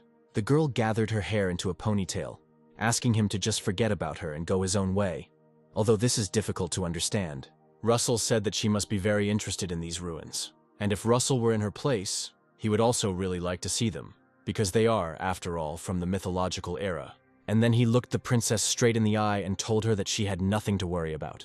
Hecate said that His Majesty and his entourage are trying with all their might to restrain her, but Raymond is not worried about her at all. The character admitted that it was only for a second, but he saw the princess's aura, and he added that she had such a terrifying aura that even knights would be scared, so he saw no reason to worry. And with these words, the guy made Hecate blush.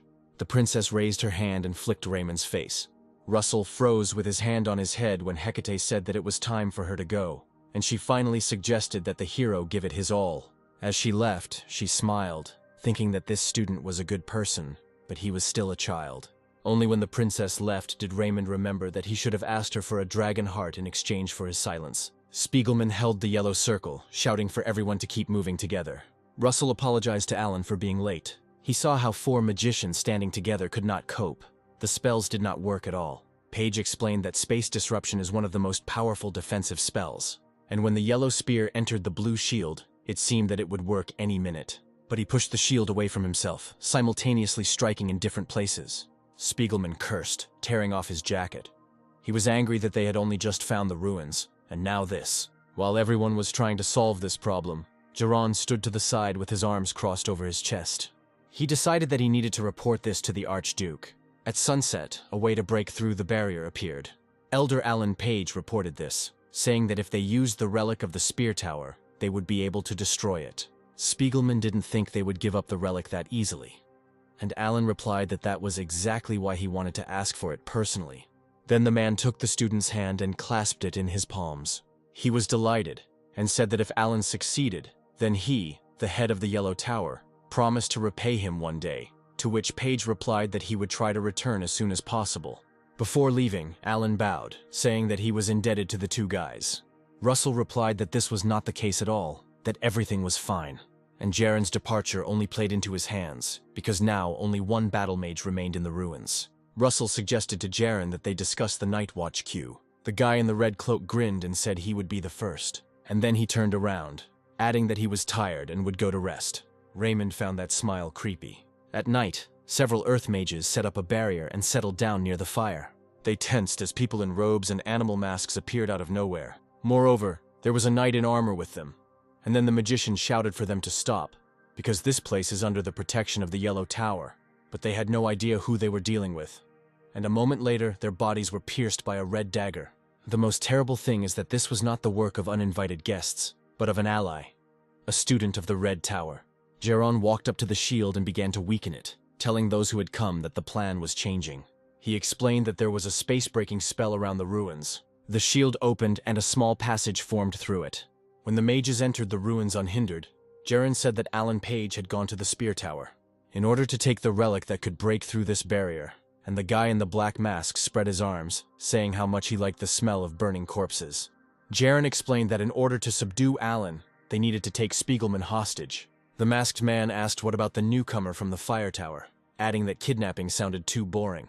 Geron did not hesitate to order him killed, and that he would not forgive mistakes like last time. Then the knight pointed his hammer at him, and he said that the guy was talking too much for the audience.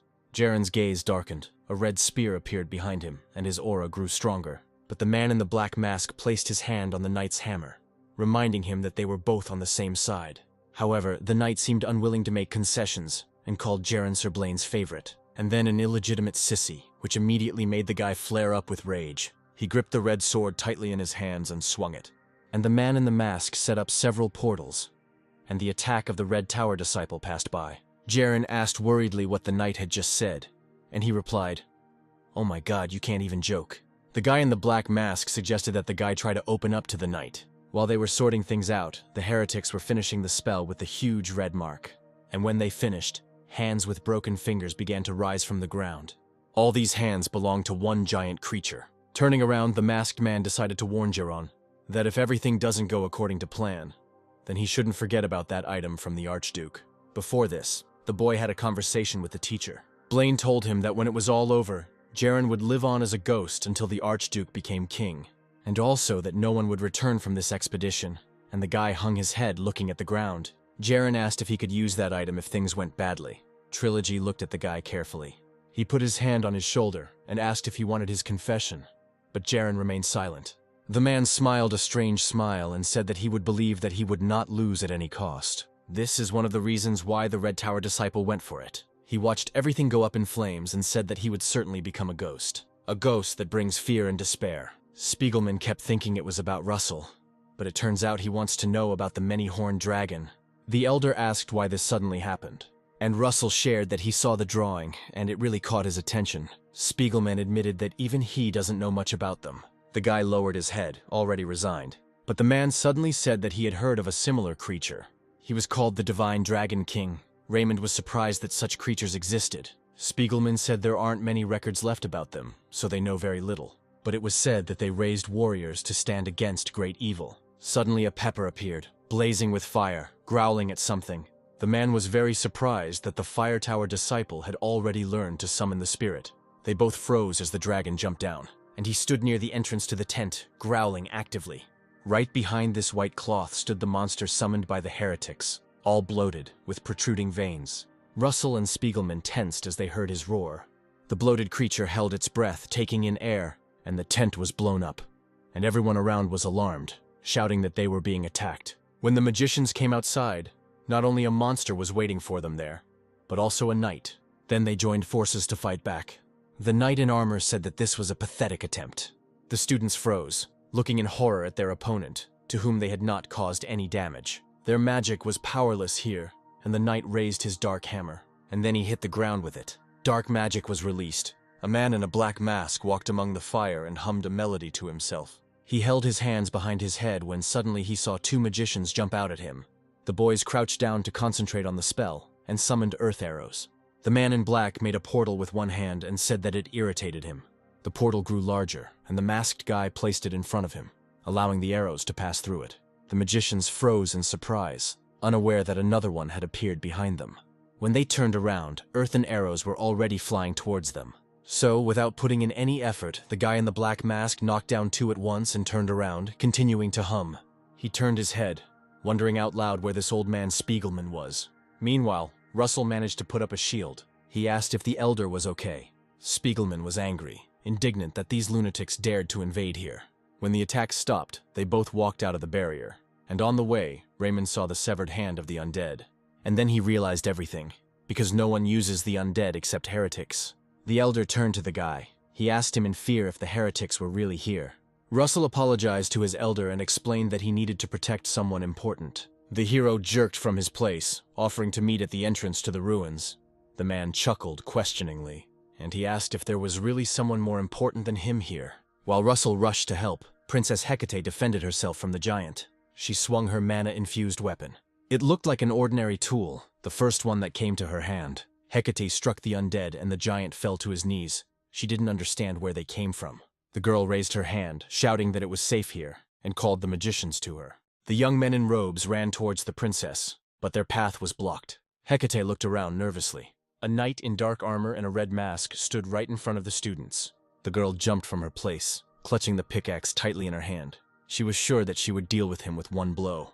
And finding herself behind the knight, she struck him from above, aiming for his neck. After one hit, which allowed her to gain time in her jump, she landed. Now the knight was looking at her. Hecate was surprised that he resisted. He chuckled and said, "Who do we have here?" The girl clenched her teeth tightly, sweat running down her face from the heat created by the fire. She thought that she could handle it if she had a good sword. Hecate glanced over her shoulder at the trembling mages, determined not to let their fighting spirit fall. She narrowed her eyes, releasing her mana, for she was Hecate Rathmos, the princess of the kingdom of Endymion, and she must protect her people no matter what.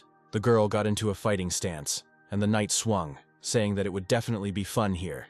Then they would make it even more fun. But before he could attack, a fiery trail appeared before the princess's eyes. Russell Raymond charged at his opponent, slamming his spear into his armor. The guy turned to the princess and asked if everything was okay. He almost gave away her situation, but quickly corrected himself, calling her a member of the team. Hecate was indignant, saying, "Who even addresses people like that?" The knight turned to the owner of the flaming spear, and he asked Russell, so it was he who gave the gift of the fire tower. Raymond, surrounded by flames, told the princess that he would sort this out and that she should lead the people to the exit from the ruins. The hero explained that he had agreed to meet there with the elder, who was already leading the magicians out, supporting them and asking them to hold out a little longer. Hecate asked warily if the boy himself would remain unharmed. Raymond turned around and reminded her that she had told him he had to pay his debt. Hecate smiled, and she ran to the exit along with the others, saying at the end that she would leave it to the guy then. The knight said that it would be more fun if they attacked together. Raymond replied that there would be two of them anyway. The enemy flashed his red mask, looking closely at the guy. He didn't expect that a small dragon would appear in front of him, releasing a fireball. Despite Pepper's size, his attack was powerful enough to blow up everything nearby, creating a wall of fire. During this time, Russell managed to combine overheating and a flaming spear. To all this, he added the formula for explosion. The knight burst through the fire and shouted that such pathetic tricks would not work on him. He gripped the dark hammer tighter, concentrating the magical power in it. Russell swung his weapon, screaming at his opponent to try such a pathetic trick, and he struck the hammer with his spear with all his might. A bright flash pierced the heavy weapon, blinding the enemy. An incredible stream of fire rushed towards the knight and engulfed him entirely. The tired earth mages ran, breathing heavily, their strength fading. On the way out, they met Geron. The guy silently looked at the out-of-breath expedition members. One of them asked if Jaren was wounded and where he was, wanting to tell who attacked them. But his speech was interrupted by one swing of the sword. The red aura cut through the three at once. Geron watched the mages carefully to make sure they were finished, and then he walked to the edge of the cliff. There he saw Spiegelman along with the others, and I thought, did he really intend to sit in the ruins? And finally, the most important thing is that one figure stood out among the magicians. Jaren froze with his mouth open, recognizing Princess Hecate in her. While he was standing there, a powerful fire attack came from below. The guy turned in that direction. The knight, arms crossed, hid his head from the fire. His armor from top to toe was damaged. He couldn't believe his eyes when he saw how the armor began to crumble into pieces. How could black iron crumble so easily? Russell said he finally showed his face. He asked, smirking, why the knight was so displeased. The man clenched his teeth, muttering a curse through them that called Russell a smug bastard. The knight shouted at the magician not to flatter himself. Raymond froze, feeling the aura of this knight. Who would have thought that his opponent would have to use the knight's heart that he had been looking for so long? The enemy's mana became much stronger, and the man shouted that he would tear Russell to pieces. A few moments later, the enemy was right in front of him, but Raymond managed to jump back, and the knight hit the ground. Then the hero thought that the knight was quite fast. Russell grinned. After all, Spandam was much faster than this opponent. The guy crouched down, concentrating a clot of power, and then he rushed from the spot, cutting the knight with a flaming spear. The man lowered his head and coughed, and for a moment his vision began to double. Russell was behind him and was about to say that he would end it. But at that moment, a blue spiral glow appeared in front of the young man. It turned into waves surrounding Russell. Water magic poured out from the magic circle, suppressing the boy's attack. Russell was pushed away and the building collapsed, its boards falling into the water. The guy, getting up, looked ahead, trying to understand what it was. All of Raymond's clothes were in the water. He thought, could it really have been a knight who did this? Another masked man appeared next to the enemy. He said that such pressure was quite useful, but the knight asked him to shut up. Raymond, without taking his eyes off the ball, created another fiery spear, determined not to miss this time. A fire cyclone formed around him, strengthening the spear. Russell swung and threw it, an attack that the opponents would definitely not be able to dodge. The guy in the mask clasped his hands together and said he thought something interesting would happen. He then opened his hands, pulling out a blue portal that opened in a completely different place. Seeing people in it, Russell's eyes widened in horror. An open portal with a flying fiery spear appeared directly above the heads of the earth mages, among whom was Princess Hecate. Russell's spell-enhanced flame spear spun straight towards its target. Spiegelman froze in fear with his mouth open. Everything was happening too fast. The main character lowered his hand, seeing the spear enter the portal. He stuttered and said one word. No. Russell literally screamed at the top of his lungs, and a powerful fiery blast descended upon the ground, leaving behind splashes of sand, smoke, and ash. The main character ran to the place where the spear had landed. He repeated the same thing in horror when he found no one. No, no. Turning around, Raymond called out to the elder and the princess. A hand appeared in the smoke, and a man's voice shouted that he was here. The elder lay with his eyes closed on a cracked stone, wounded in several places, and tried to get up. Russell asked if he was okay and what happened to the others. The man turned his gaze to the ruins. The hero followed his example. Someone's hand was sticking out there. Raymond bowed his head and apologized. He felt guilty about what happened. A red aura appeared next to them. It was Jaren who came down, holding Princess Hecate in his arms. Russell screamed. He was worried about Hecate. Spiegelman looked towards the students. He had no idea that His Highness was here in person. Russell walked up to Jaren and said, "Thank God she's okay." The hero thanked Sir Jaren for saving the princess. The guy smiled grimly in response. The girl was still unconscious. And only then did Russell lower his gaze when he felt a sharp pain in his stomach. Jaren had plunged a red dagger into him, and he drew the blade so deeply that dark scarlet blood gushed from the boy's stomach. The main character bent over, blood rushed to his throat, and the guy started coughing. The elder, seeing all this horror, shouted the hero's name. Pepper appeared out of nowhere and growled furiously, flying towards Jaren to protect his master. But the portal moved him to another place, and the Red Tower student remained intact, unlike Russell, who was sitting on his knees. Jaren turned back when he heard a male voice say that he had been irritated by this spirit from the beginning.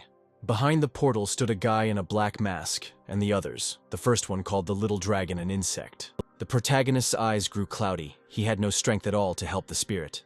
Jaren was clearly angry. He reminded the guy in the mask that he asked to take Spiegelman hostage, but he replied that Jaren himself would be good for that. The elder stood up and, using the last of his earth magic, directed the flow at Jaren, shouting at him to ask how he dared to betray them. The knight raised his dark hammer, ordering the old man to shut up, and he hit him on the back with a heavy weapon. Spiegelman fell face down on the ground, a hole gaping in his back. The guy in the mask asked with interest who the woman in Jaren's arms was. The Red Tower disciple replied that it was Princess Hecate, with whom they could control the entire kingdom. And he added irritably that because of their actions, everything almost went down the drain. The masked man said that since she survived, everything was fine. But Russell interrupted their conversation and said that he would not allow this.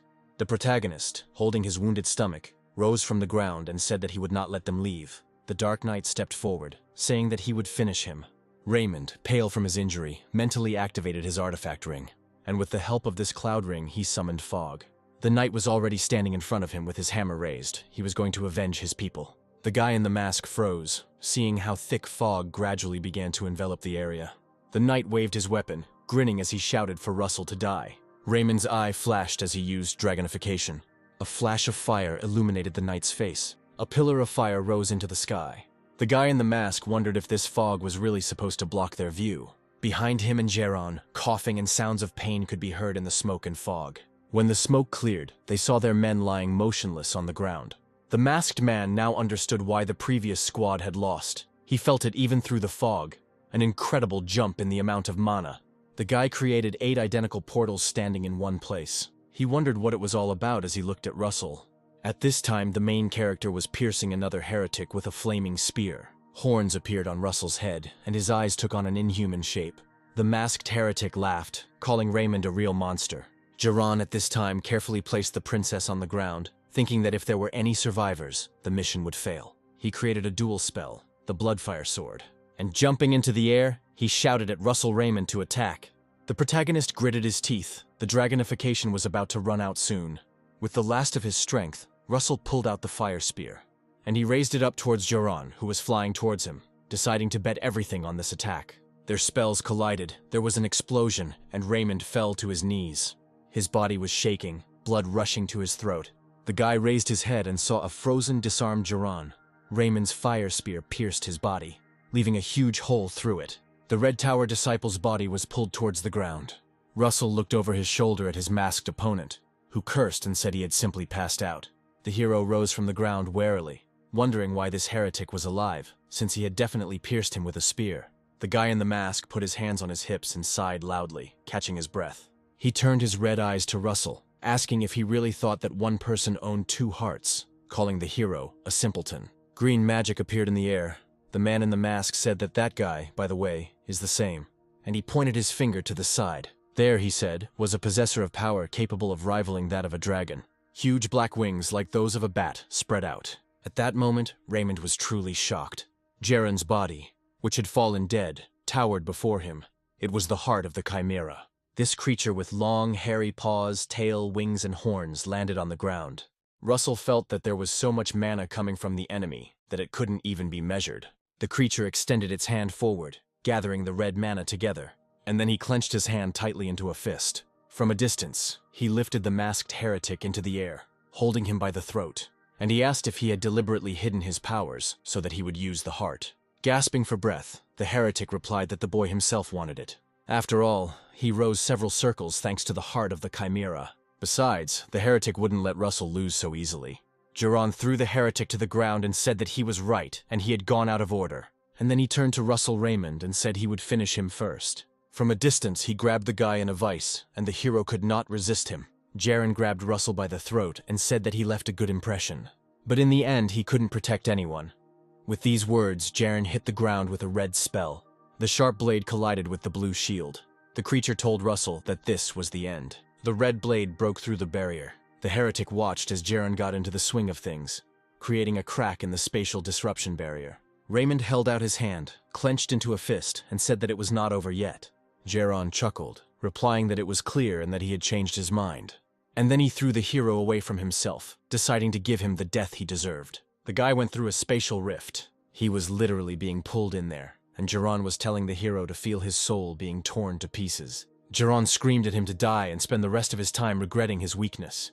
Russell woke up in the ward screaming. The nurse asked if Sir could hear her. The main character rose up in bed. His eyes were blurry. Russell asked where he was.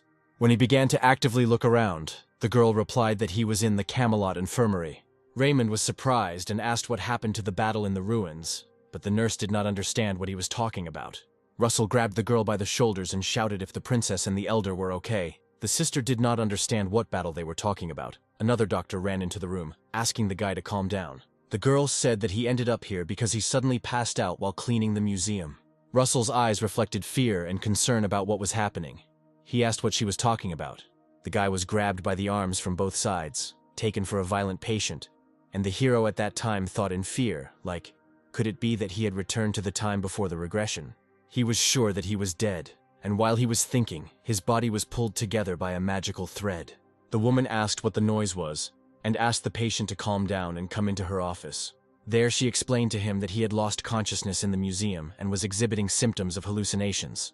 Raymond said he never had hallucinations. The doctor wanted to ask him if the boy had ever heard of the nightmare tree. This sinister tree intoxicates people with sweet hallucinations and exhausts them by feeding on their bodies. Russell asked what this had to do with him. The woman explained that pollen from the tree, which was on display in the museum that day, had leaked from the vessel, and that besides him, there were several other people with symptoms of hallucinations, and Raymond shuddered. The doctor added that there is also good news, namely that the museum will fully cover all treatment costs, and Raymond may also receive compensation. But Russell no longer listened to the doctor. His mind was clouded. The main question was spinning in his head. Was all this really a hallucination? The doctor put the documents on the table and said that they described the boy's diagnosis, and when a museum representative came, he would be able to collect his compensation.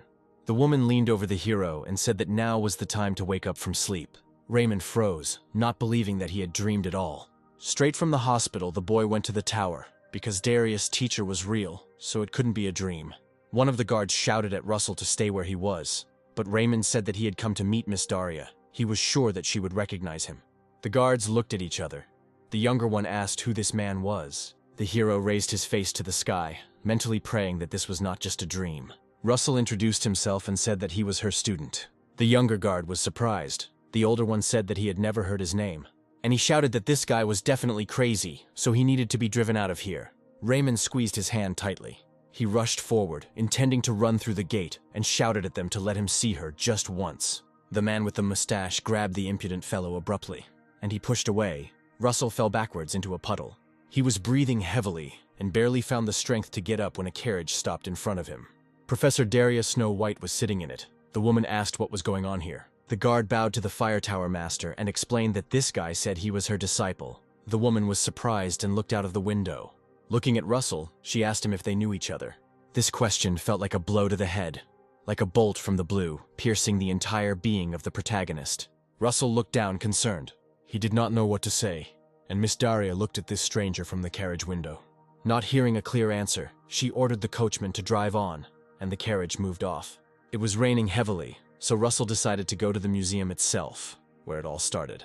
There he hit the glass with the heart exhibit out of frustration and stared at it, afraid to realize that all this was because of the pollen of the nightmare tree. The guy said it was nonsense and punched the glass. His knuckles turned purple. Russell decided that if this was a dream, Then he had to wake up as soon as possible, because this simply couldn't be happening. A red ruby lit up above the exhibit, protecting the exhibits from intruders. Security guards ran into the museum. The man pushed the boy to the floor, asking who he was. Another ordered the man to be pulled away, Raymond screamed. He raised his head in resistance and shouted that it was impossible. After that, he tried to prove that his life was not an illusion, but it was all in vain, and several years passed. Russell tried desperately to resist this reality, but over time he faded. In the carriage at sunset, the men passed a book of news to each other. During this time, Russell had managed to grow thin, and a beard the news reports wrote about the youngest master of the Spear Tower. Attached to the paper book was a photograph of an adult Alan Page, and the main character decided that he would never have had such a great chance. The carriage stopped at Walker Hill Academy. Raymond never thought that he would return to such a life and work as an ordinary cleaner. The guy cleared his mind and gave up his ambitions. In the end, Russell Raymond abandoned himself. He began to think that this life was not so bad. Maybe it even suited him better. Suddenly, the main character heard screams around the corner of the academy. He quietly approached the place. Their bullies surrounded one student, asking why he thought he could behave like that. Let him know his place. Russell turned around, deciding that it was none of his business and he should ignore them. But I heard how this student confidently answered the bullies that, despite their words, he would still become a magician.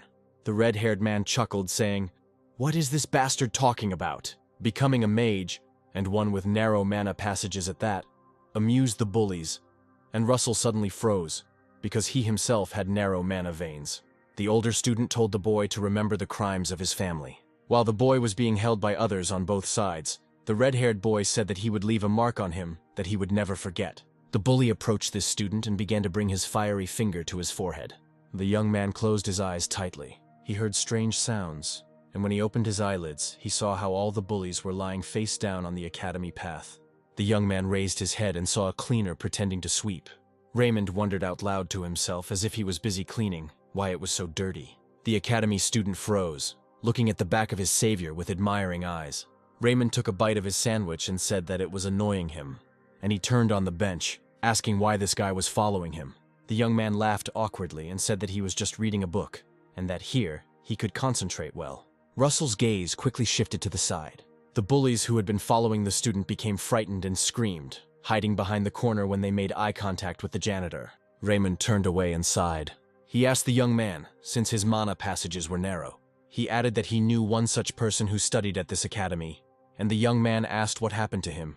Raymond threw the sandwich and replied that the man was expelled because he could not exceed his limits, like useless trash. That man was never able to achieve his goal, and for a magician, such a diagnosis is tantamount to a death sentence. Russell said that sometimes it takes courage to give up, but the boy replied that he couldn't. He stood up from the bench and smiled, repeating that he could not give up.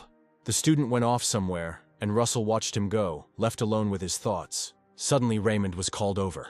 The man waved his hand, telling the hero to come to him.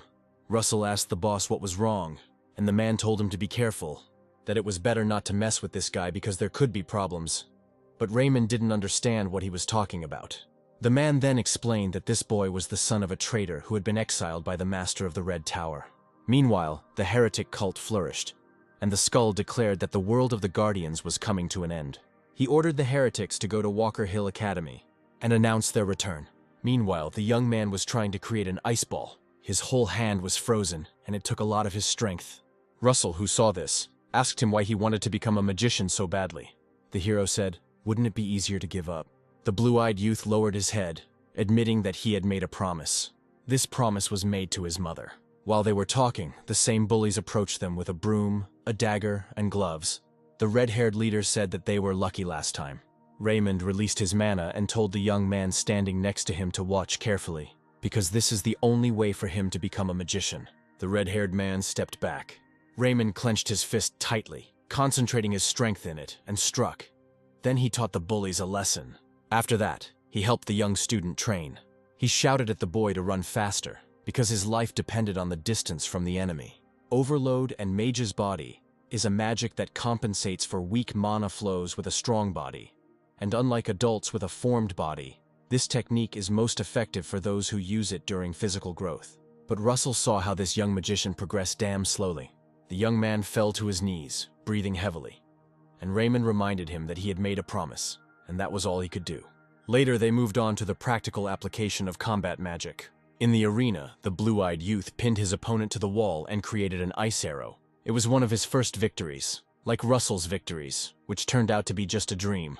Eventually, the organizer announced the victory of this young man named Spiegel. Then everyone was amazed that the boy with narrow mana flows won. The boy asked the second one if he saw the difference in their skills. The bully was breathing heavily and cursing at these sons of bitches, asking them only to wait.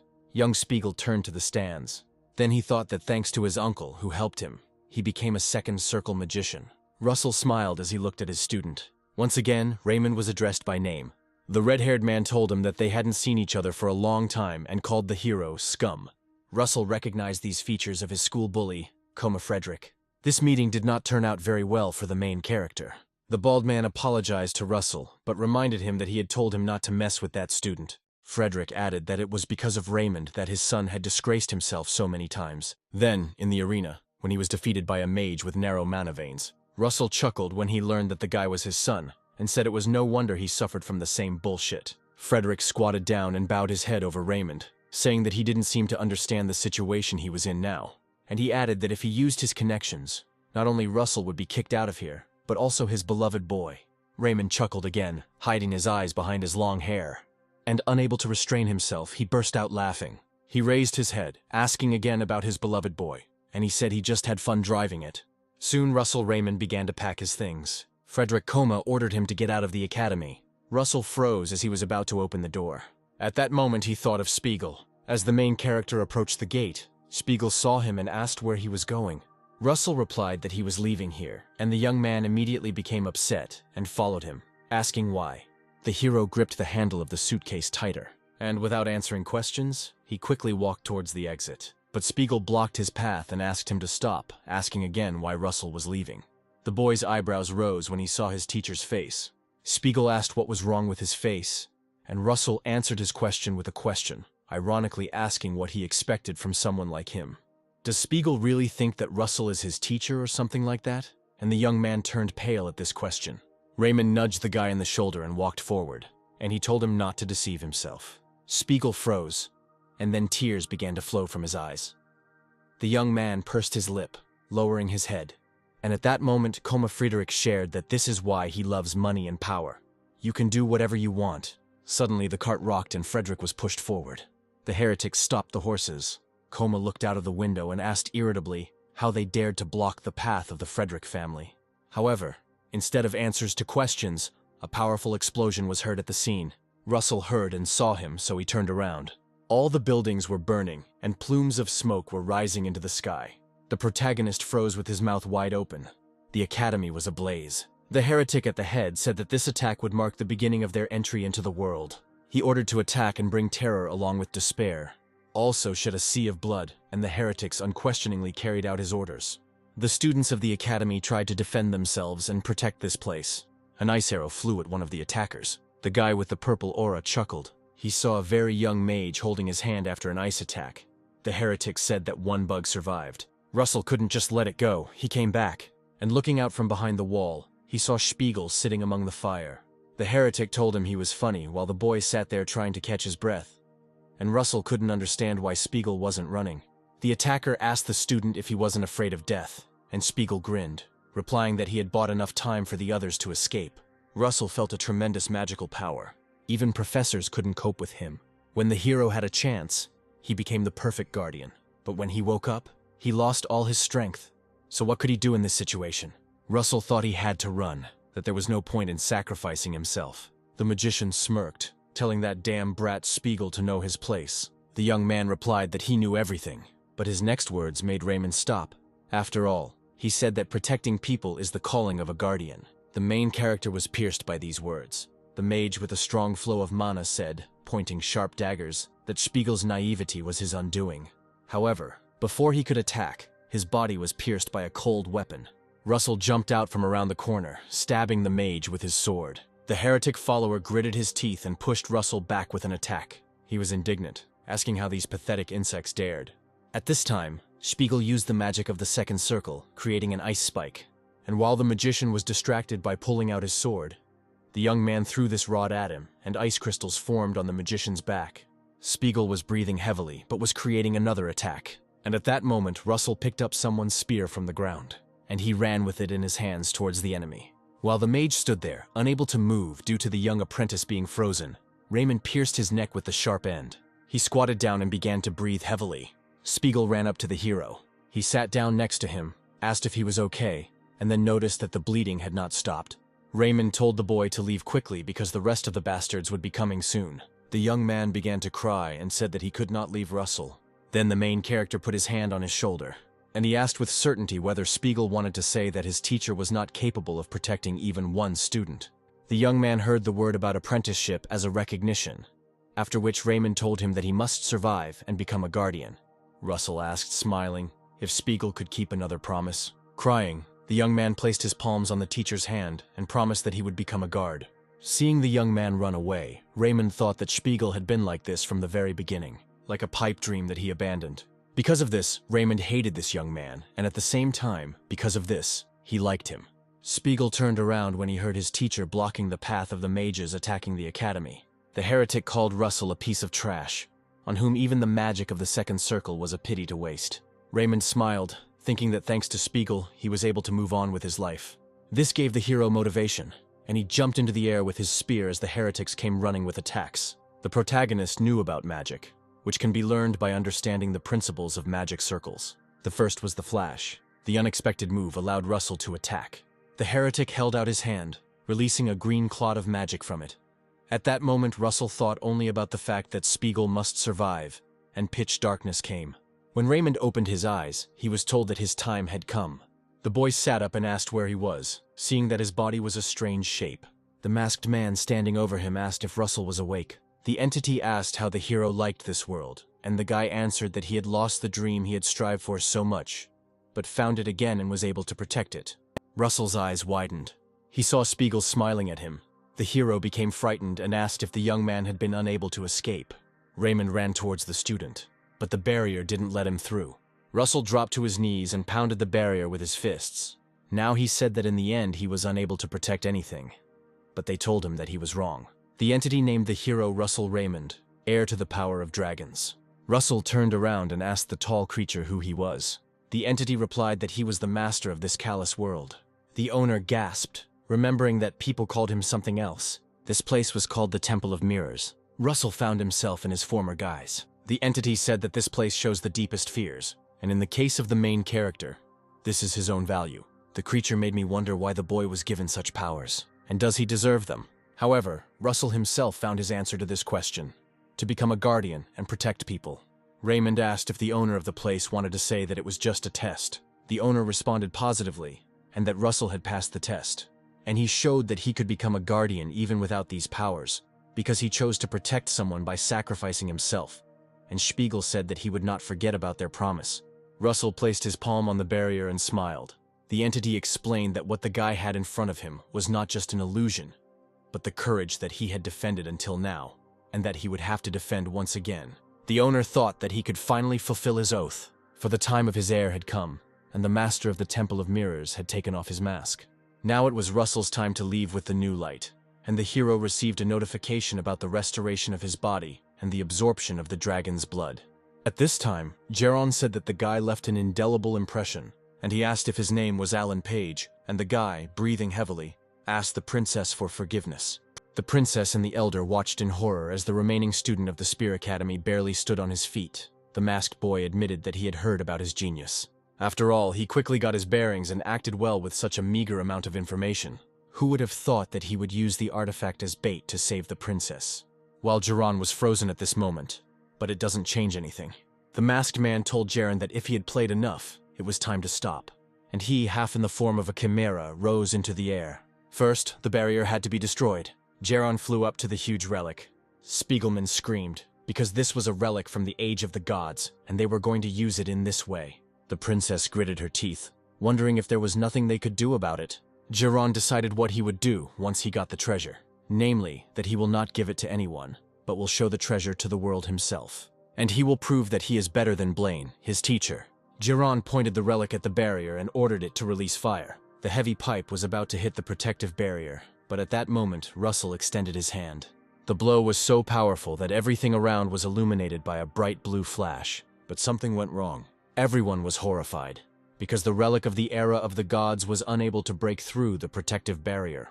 The elder asked if it was really stuck in the barrier, and Alan Page said that there was someone there.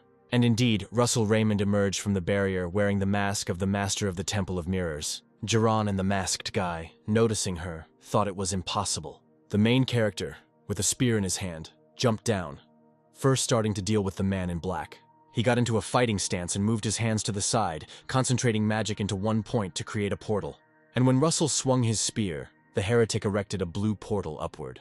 However, the flame spear was much stronger than before, and the masked guy cursed. The fire weapon did not enter the portal, but broke it, and the spear strike landed on the ground, enveloping the enemy in flames and pushing him back. The recoil was so strong that the heretic bounced back several more times and fell hard to the ground, breaking through the dry plain.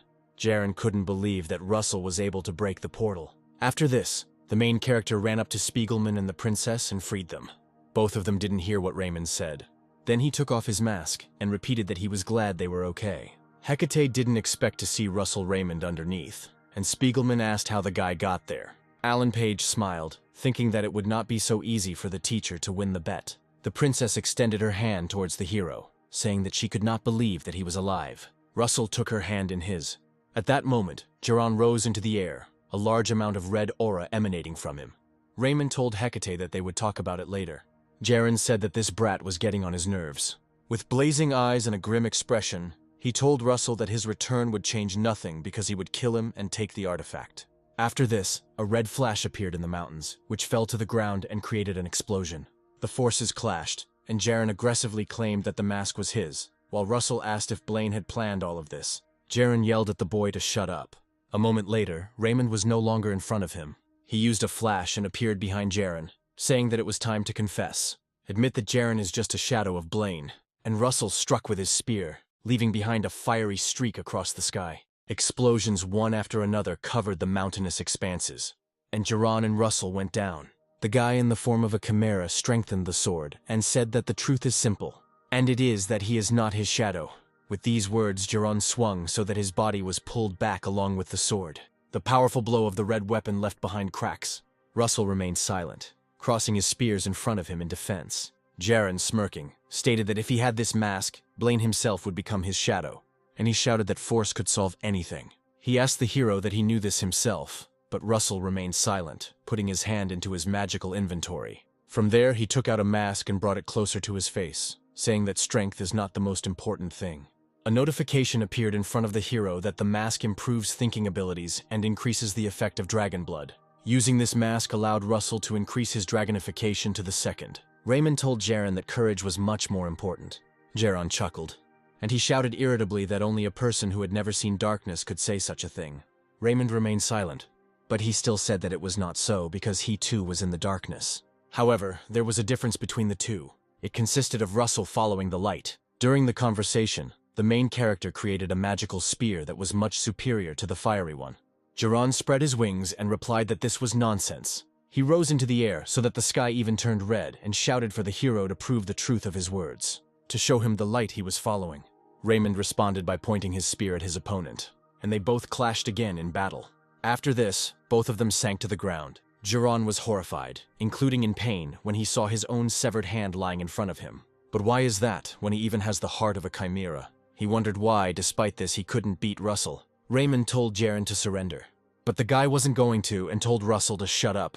Instead of wings, sinewy arms appeared on his back, each holding a weapon. Jaren shouted that he could not lose. However, the condition of his body was not the best. Jiran was coughing up blood.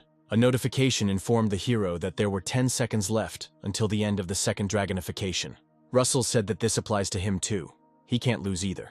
Jaren appeared right in front of the protagonist's face and said as if ordering Raymond to die. Russell kept his eyes closed, and at the last second he struck with his fist, using overheating magic. Jiran froze, his body twisted. The wave of fire passed through him and further, testing everything around him. It broke through the mountain, letting the remains of the rays of the setting sun through it. The main character stood with a spear in his hand, looking down. Jiran lay on the ground, choking on his own blood. But he still wasn't going to give up. He said that he hadn't yet. He raised his head to Raymond, and with his last breath spoke of what was not yet finished. But it was already too late. At that moment, Geron thought about the gift of the Chimera, and about the fact that he wanted to become a dragon, but he couldn't. Was this really his destiny? And Geron's gaze went out. The main character's blow left a mark on the mountain from which magma began to flow. Russell was called and turned around. Princess Hecate and Alan Page, supporting Spiegelman on their shoulders, waved at the hero. Raymond smiled and waved back. Suddenly, Pepper crashed into the hero. The little dragon cried, growling pitifully on his master's chest, and Russell calmed him down, saying that he was okay. The guy closed his eyes and said, "Thank God." And then he invited everyone to come back, and when he opened his eyes, the princess was standing over him and smiling.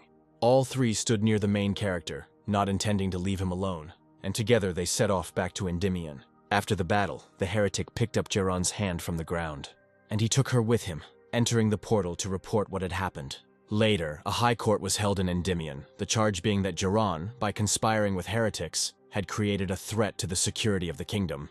One of the judges added that his teacher, the Master of the Red Tower, was also to blame for this. Defendant Blaine was asked to step out, and he obediently complied with the judge's request. He was asked if Blaine had anything to say in his defense, but the man replied that he did not, and that it was his own fault for not noticing Geron's changes.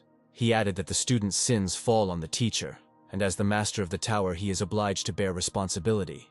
But his speech was interrupted. Bismarck Rathmos stood up and asked His Honor if he could say something. Not hearing an answer, he turned his gaze to the hall, to the witnesses. His piercing gaze looked gloomy. Many felt sick from this aura, and Bismarck looked at the judge and said that he was right, but the master worked hard for the good of the nation. Therefore, he proposed to give him a suspended sentence of 6 months, and the judge nodded silently. Bismarck grinned. Daria, watching Bismarck's facial expressions, decided that they had all conspired. She looked up at the balcony with a frown. His Majesty was personally present at the trial. The Archduke was constantly testing the patience of the royal family, so it was no surprise that Darius was worried about what His Majesty was thinking at that moment. After the trial, Russell changed his clothes, and the elders said that they suited him very well. The princess, who entered the hall, said, "So they are here." Everyone closed their eyes at the same time, greeting Her Highness. Hecate smiled, tucking a strand of hair behind her ear, and asked them not to bow to her, since she should be the one thanking them. The princess held her dress and bowed, saying that she was very grateful to her rescuers. She singled out Sir Russell in particular, causing the boy to flinch. The girl winked at him and said that they would see each other again. Russell closed his eyes, thinking he had to focus, because it's a great opportunity to imprint the Raymond name in people's minds. Russell, Allen, and Spiegelman knelt before His Majesty, where everyone had gathered to honor the knights for their services.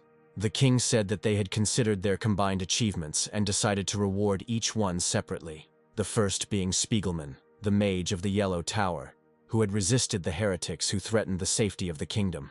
His Majesty placed the tip of his sword on the man's shoulder, rewarding Spiegelman with 200 gold pieces and 2 mana enhancement tablets in gratitude. Sir Alan Page, second son of Earl Page and mage of the Spear Tower, fought valiantly against the heretics who coveted the relics. He is awarded the Medal of Dawn and the title of Baron, and Alan bows his head, saying to His Majesty, "As you command." And finally it was Sir Russell Raymond's turn. The king asked the boy to raise his head. Raymond obediently, but not without surprise, raised his head to His Majesty. The king said that in the past, Russell's father had fled the battlefield and put the safety of the kingdom at risk, which shocked those present. He added that he understood why ministers doubted the loyalty of the Raymond family. Russell bit his lip nervously at these words, but the king told the hero to dispel these doubts, and Russell looked questioningly at His Majesty. His Majesty said that the Master of the Fire Tower said that Russell had reached the 5th circle, and Miss Daria stood with her head held high, and Melville sighed sadly. Daria Snow White thought that the deeper the darkness, the brighter the light. Blaine froze when His Majesty said that with such an achievement, no one would doubt Russell's usefulness. It turned out that His Majesty had decided to publicly make Raymond a hero, and weaken the influence of the Archduke. Russell stood in the middle of the room and created a projection of a circle. The first spell related to the first circle, displaying the element of human magic. But for an audience unfamiliar with magic, it was the best spectacle. The fire rose up and swirled above the majestic ceilings, obeying Russell. And indeed, this spectacle impressed the spectators and frightened them at the same time. Even Melville froze as the projection of the circle increased to the 5th. Alan Page acknowledged that Raymond's rate of development was incredible. The rapidly changing circles amazed everyone. Russell bowed again to the king after demonstrating his abilities, and His Majesty confessed that he considered the hero's father a fading flower. and he added, "Who would have thought that he was hiding such a treasure?" To which the guy replied that His Majesty was flattering him. The king rested his sword on Russell's shoulder and raised his head, speaking loudly and clearly, asking the knights to listen to him, then announced that, despite the situation with the Raymond family, he would grant him the title of Earl. In addition to the third-class military merit medal, the king granted Russell the right to collect taxes from 10,000 households in a neighboring city, and the protagonist loudly answered His Majesty that as he ordered. The king sheathed his sword, and the crowd cheered for Russell Raymond. His Majesty placed his hand on the boy's shoulder and leaned over, telling him to stand up. Russell stood up obediently. The king took the boy's hand and personally thanked him for saving his daughter. Now speaking as a father and not as a king, His Majesty asked if Russell needed anything. The main character thought for a moment and then decided to speak, but he spoke hesitantly. Raymond was nervous, but everything went smoothly. The character still managed to get the dragon's heart, but now it looked dry and ugly. But if he filled it with magic, its true form would appear. And Russell froze, hoping that he could handle it. The guy directed his palms at the dragon's heart, feeding it with his power. Russell was extremely focused. Suddenly, fear appeared on his face. The heart that he had so diligently filled with his magic cracked. Raymond stepped back as the room lit up blue and a horn emerged from his heart. A notification has arrived that the dragon's heart is opening. Russell closed his eyes, now concentrating on the horn of the Forgotten King. He reassured himself with the thought that everything was going much easier than with the essence of fire. The guy slowly opened his eyelids and exhaled. He was surprised by the strong energy of the lightning, because Russell did not even absorb everything, and it filled a third of the fifth circle. There was a sharp roar from the little dragon, who spewed fire and knocked over a vase with a flower and a nightstand.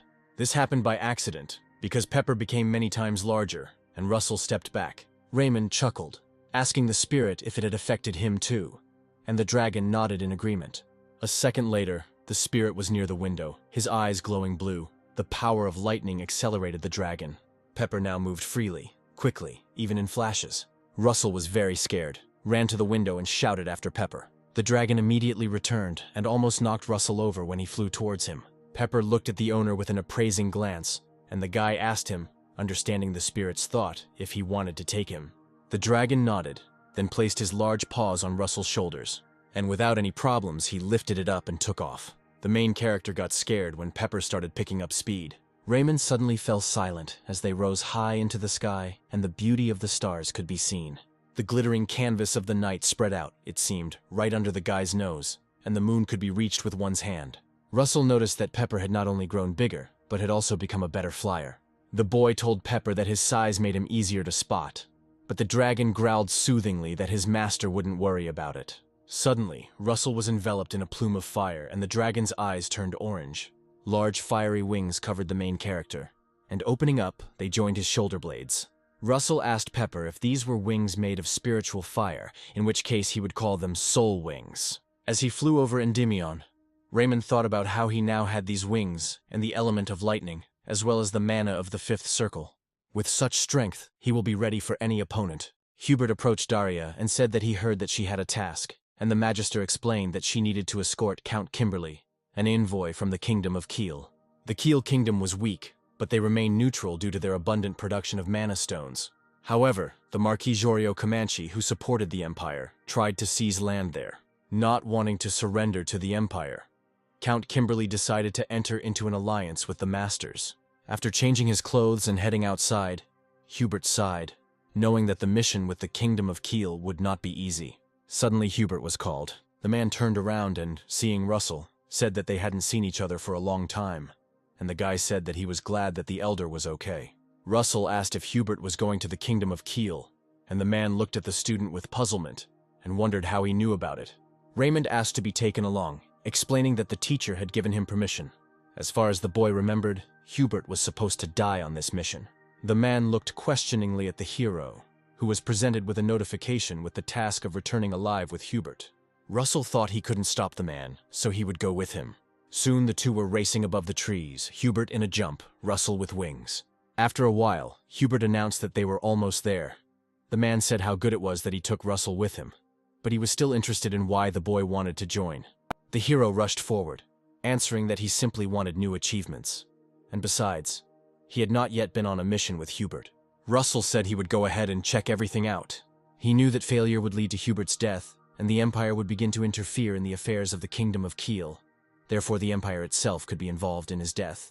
Russell's mission was very clear: to accompany the envoy of the Kingdom of Kiel. When Raymond arrived on the scene, a sword fight was in full swing below. The hero looked with concern at those fighting below, and thought that he would definitely extinguish the threats to the Empire and prevent Hubert's death. The guy tensed his wrists, using fire magic.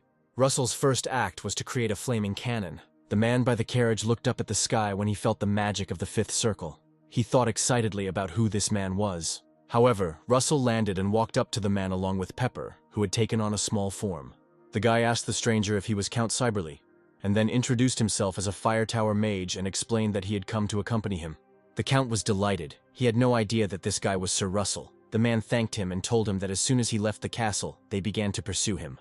Sensing something was wrong, Raymond turned around abruptly. As he was leaving, he asked the Count to wait a little. A strong aura came from the forest. Russell felt at least the level of Spandam, perhaps even stronger. The warrior said that the Count could not have gone far, so they needed to buy time, and the others raised their weapons at the ready, surrounding the intruder. The red-haired magician grinned and cut down several bodies at once with one swing. Russell recognized his opponent. The hero saw how everything on the battlefield was set ablaze by the flames of an explosion. This man with a strong aura single-handedly dealt with all the fighters around him with his movements. It was a warrior of the Empire, McCrae Hughes, who killed Hubert. Meanwhile, the elder arrived at his destination. He bowed to the Count, saying that he was glad that the man was safe. Hubert introduced himself as the magician from the Fire Tower. Kimberly bowed back, saying that it was thanks to them that he was still alive. However, things were not going well.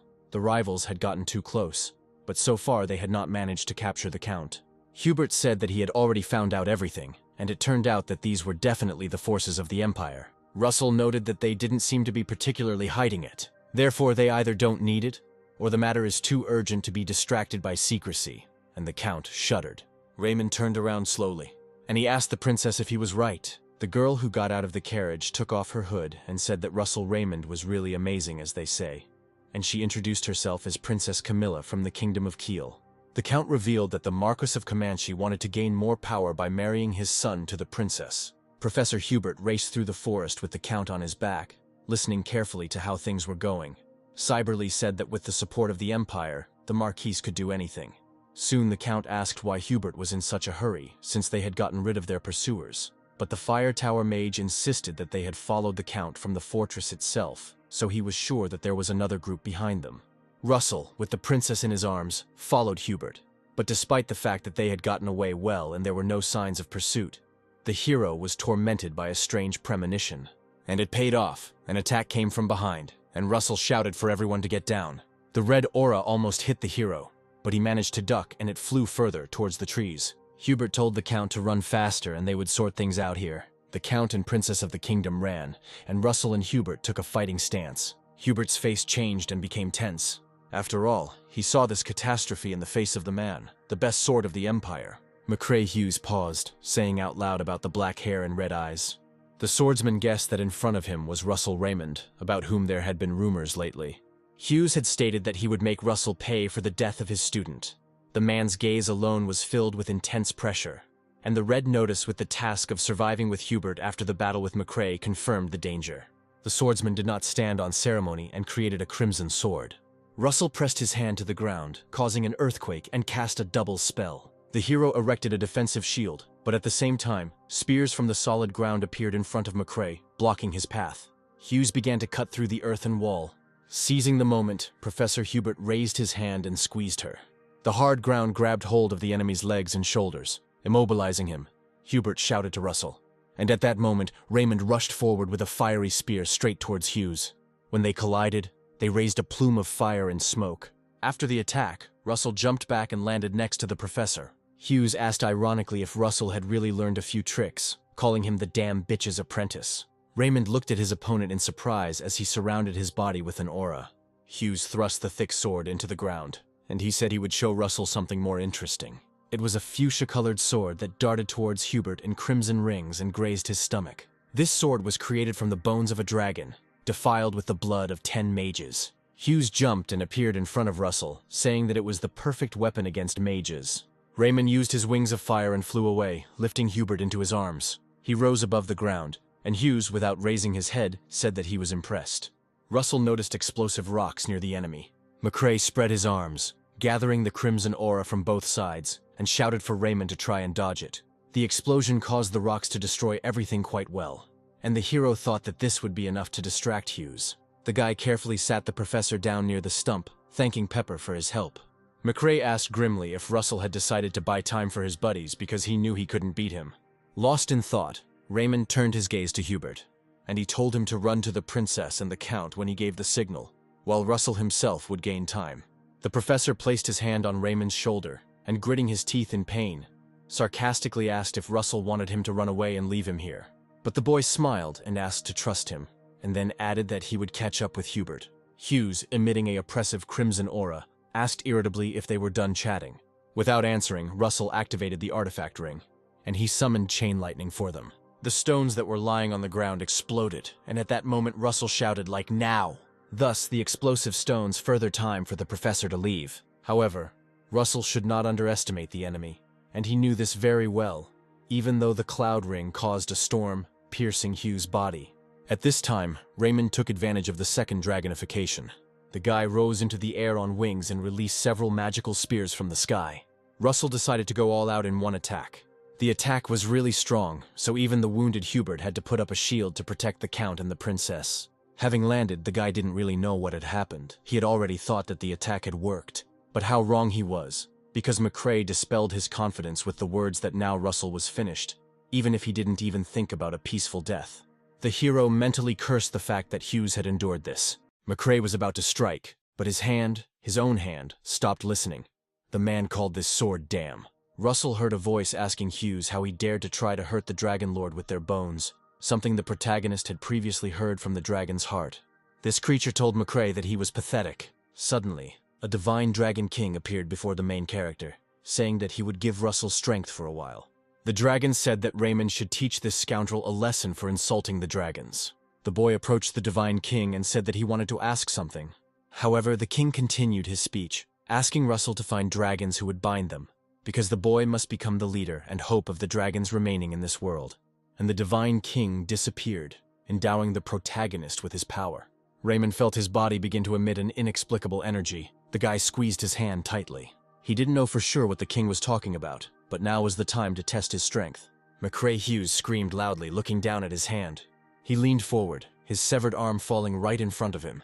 At this moment, Russell moved forward, combining the power of superheat and the flame spear. Hughes's eyes flashed, and the man said that Russell had underestimated him, at which point a crimson hand appeared out of nowhere.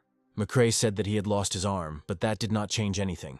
He looked straight into Raymond's eyes and said that he had such an insolent look, just like his father. Were all Raymonds like that? Russell's guard was instantly lowered when he asked if Russell knew his father, and the man, attacking, replied that he did, and also that he really wanted to gouge his eyes out, but, unfortunately, it wasn't Hughes who got even with him. Russell froze, clenching his jaw in anger, and the man jumped and appeared on top of him, calling the guy a fool. Hughes asked why he assumed that the Empire was behind his father's death. Raymond swung his spear and McCrae dodged. The man raised his hand, leading a crimson attack. Russell jumped back. However, Hughes' attack hit him before he could land. The guy looked down and clenched his teeth in pain. The man said that Russell couldn't even dodge such an attack and it was too boring. McCrae launched another attack, and the boy decided to make a tactical retreat. Hughes jumped, ending up above the hero, and said that everything was clear now. Raymond blocked his attack with his shield, but this did not stop the swordsman, who charged with all his might with his crimson sword. The attack broke through the protective barrier, and Hughes walked towards the hero, asking why such a mediocrity wanted to fight him. Russell lay on the ground, trying to get up, but his arms and body were shaking. McCrae called him pathetic. The man said that in order to become stronger, you need to let go of some things. He swung his sword, and as he hit him, he said that Russell was a brat who was too young for this. At the moment of the attack, the hero had time to jump back. The guy rose into the air and flew some distance. Russell was forced to admit that McCrae Hughes was a very serious opponent, and it won't be so easy to defeat him. The swordsman's missing arm didn't bother him. He ran straight after Russell. In the distance, the guy created a wave of wind. The green magic moved forward, twisting into a kind of spiral. McCrae swung his sword, pushing away the wind. Raymond had no more spells left in reserve, he thought. Well, is it really possible that he won't win? But he immediately pulled himself away from these thoughts, because he had to win. The character raised his arm, and a purple hole began to form under his elbow. Russell decided to show Hughes what he could do and created gravity. The man thrust the massive sword into the ground and gripped the hilt tightly. Russell Raymond snapped his finger. The wind mixed with the fire attack and an explosion occurred, pushing the guy back. Russell fell to his feet, breathing heavily as he tried to catch his breath. This battle had taken a lot of strength and mana. Suddenly he saw how fire engulfed McCrae from head to toe, and his body burned alive. It literally fried, leaving the man without hair, clothes, and most importantly, without skin.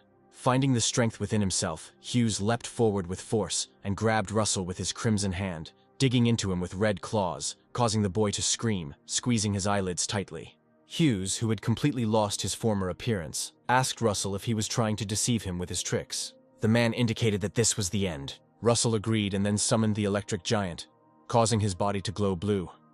Because to become stronger, the hero must give up everything, even his own body. McCrae's eyes widened. Not only did he not expect this, but he froze, holding the guy tightly in his grip. At the right moment, Raymond hit the swordsman with his knee, and this blow, combined with the action of the cloud ring, pushed Hughes away. By stimulating his body with electricity, Russell could greatly increase his speed. This was his ace in the hole, and its time had come. The hero then made a quick lunge with his spear and cast a death blow spell. McCrae was taken aback. Russell flashed past the swordsman like lightning and pierced his body with his spear. However, he himself suffered a lot from this attack. Raymond stopped and squatted down, sighing heavily, and McCrae burst out laughing. The guy called him a monster. The man suddenly grabbed the hero by the neck and bent Russell to the ground. At that moment, the guy could only pray for another chance. And he was heard. Someone's voice said that McCrae Hughes was definitely a monster, and a strong fist pushed the swordsman's body away with a blow to the stomach. The charged swordsman lost both his arms at once. He looked up at his opponent, his eyes widening, and the man asked Hughes what it was like to crawl like a bug. The yellow-robed mage stood over Hughes and commanded him to surrender. The last blow was as if something in the air had grown and burst from the tension, and a smear of blood appeared under the man's feet. He couldn't believe that Russell had brought McCrae to this state on his own. The man thought it was a great job because Russell's efforts changed the fate of Endymion and Keel. The magician saw how they ran up to Raymond. Hubert approached Russell and lifted his head. After this battle, no one would doubt the strength of this young man anymore. Raymond opened his eyes and, seeing Hubert, was delighted. And it was truly the rise of a hero. 10 days later, Russell trained hard, believing that even with a mage's body, he was not strong enough. Now the boy understood how big the gap was between him and McCrae, and if Nicolo had not appeared, it would have been the end for him. Russell would have died, not Hughes.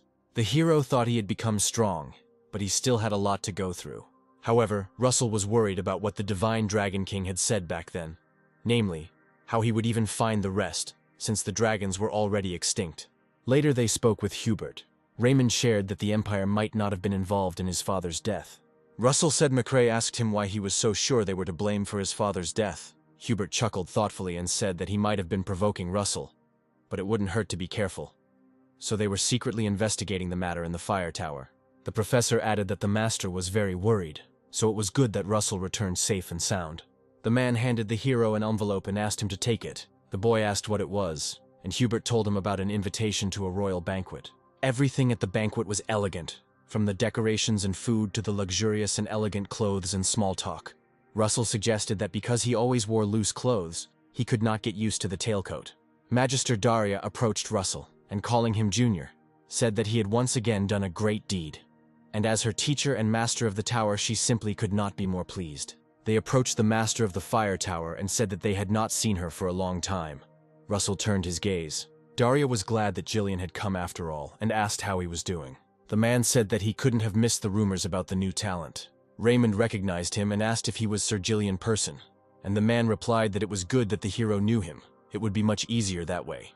Jillian Person was a master, skilled in handling 18 types of weapons, and his aura level exceeded human capabilities. Russell couldn't believe that such a man was interested in him, and now the man was saying that Raymond had taught this McCrae a lesson.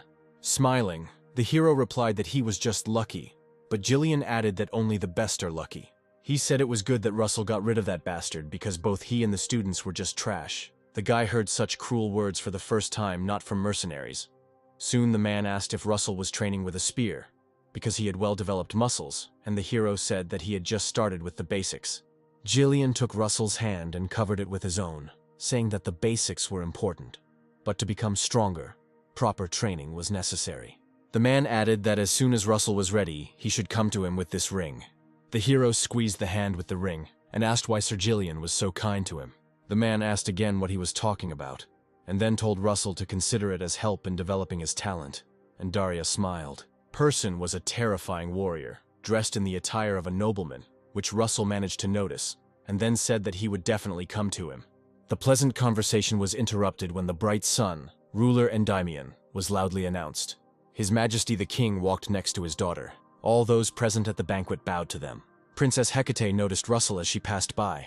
She smiled at him with a slight blush on her cheeks. Their eyes met and Russell smiled back, his cheeks flushing.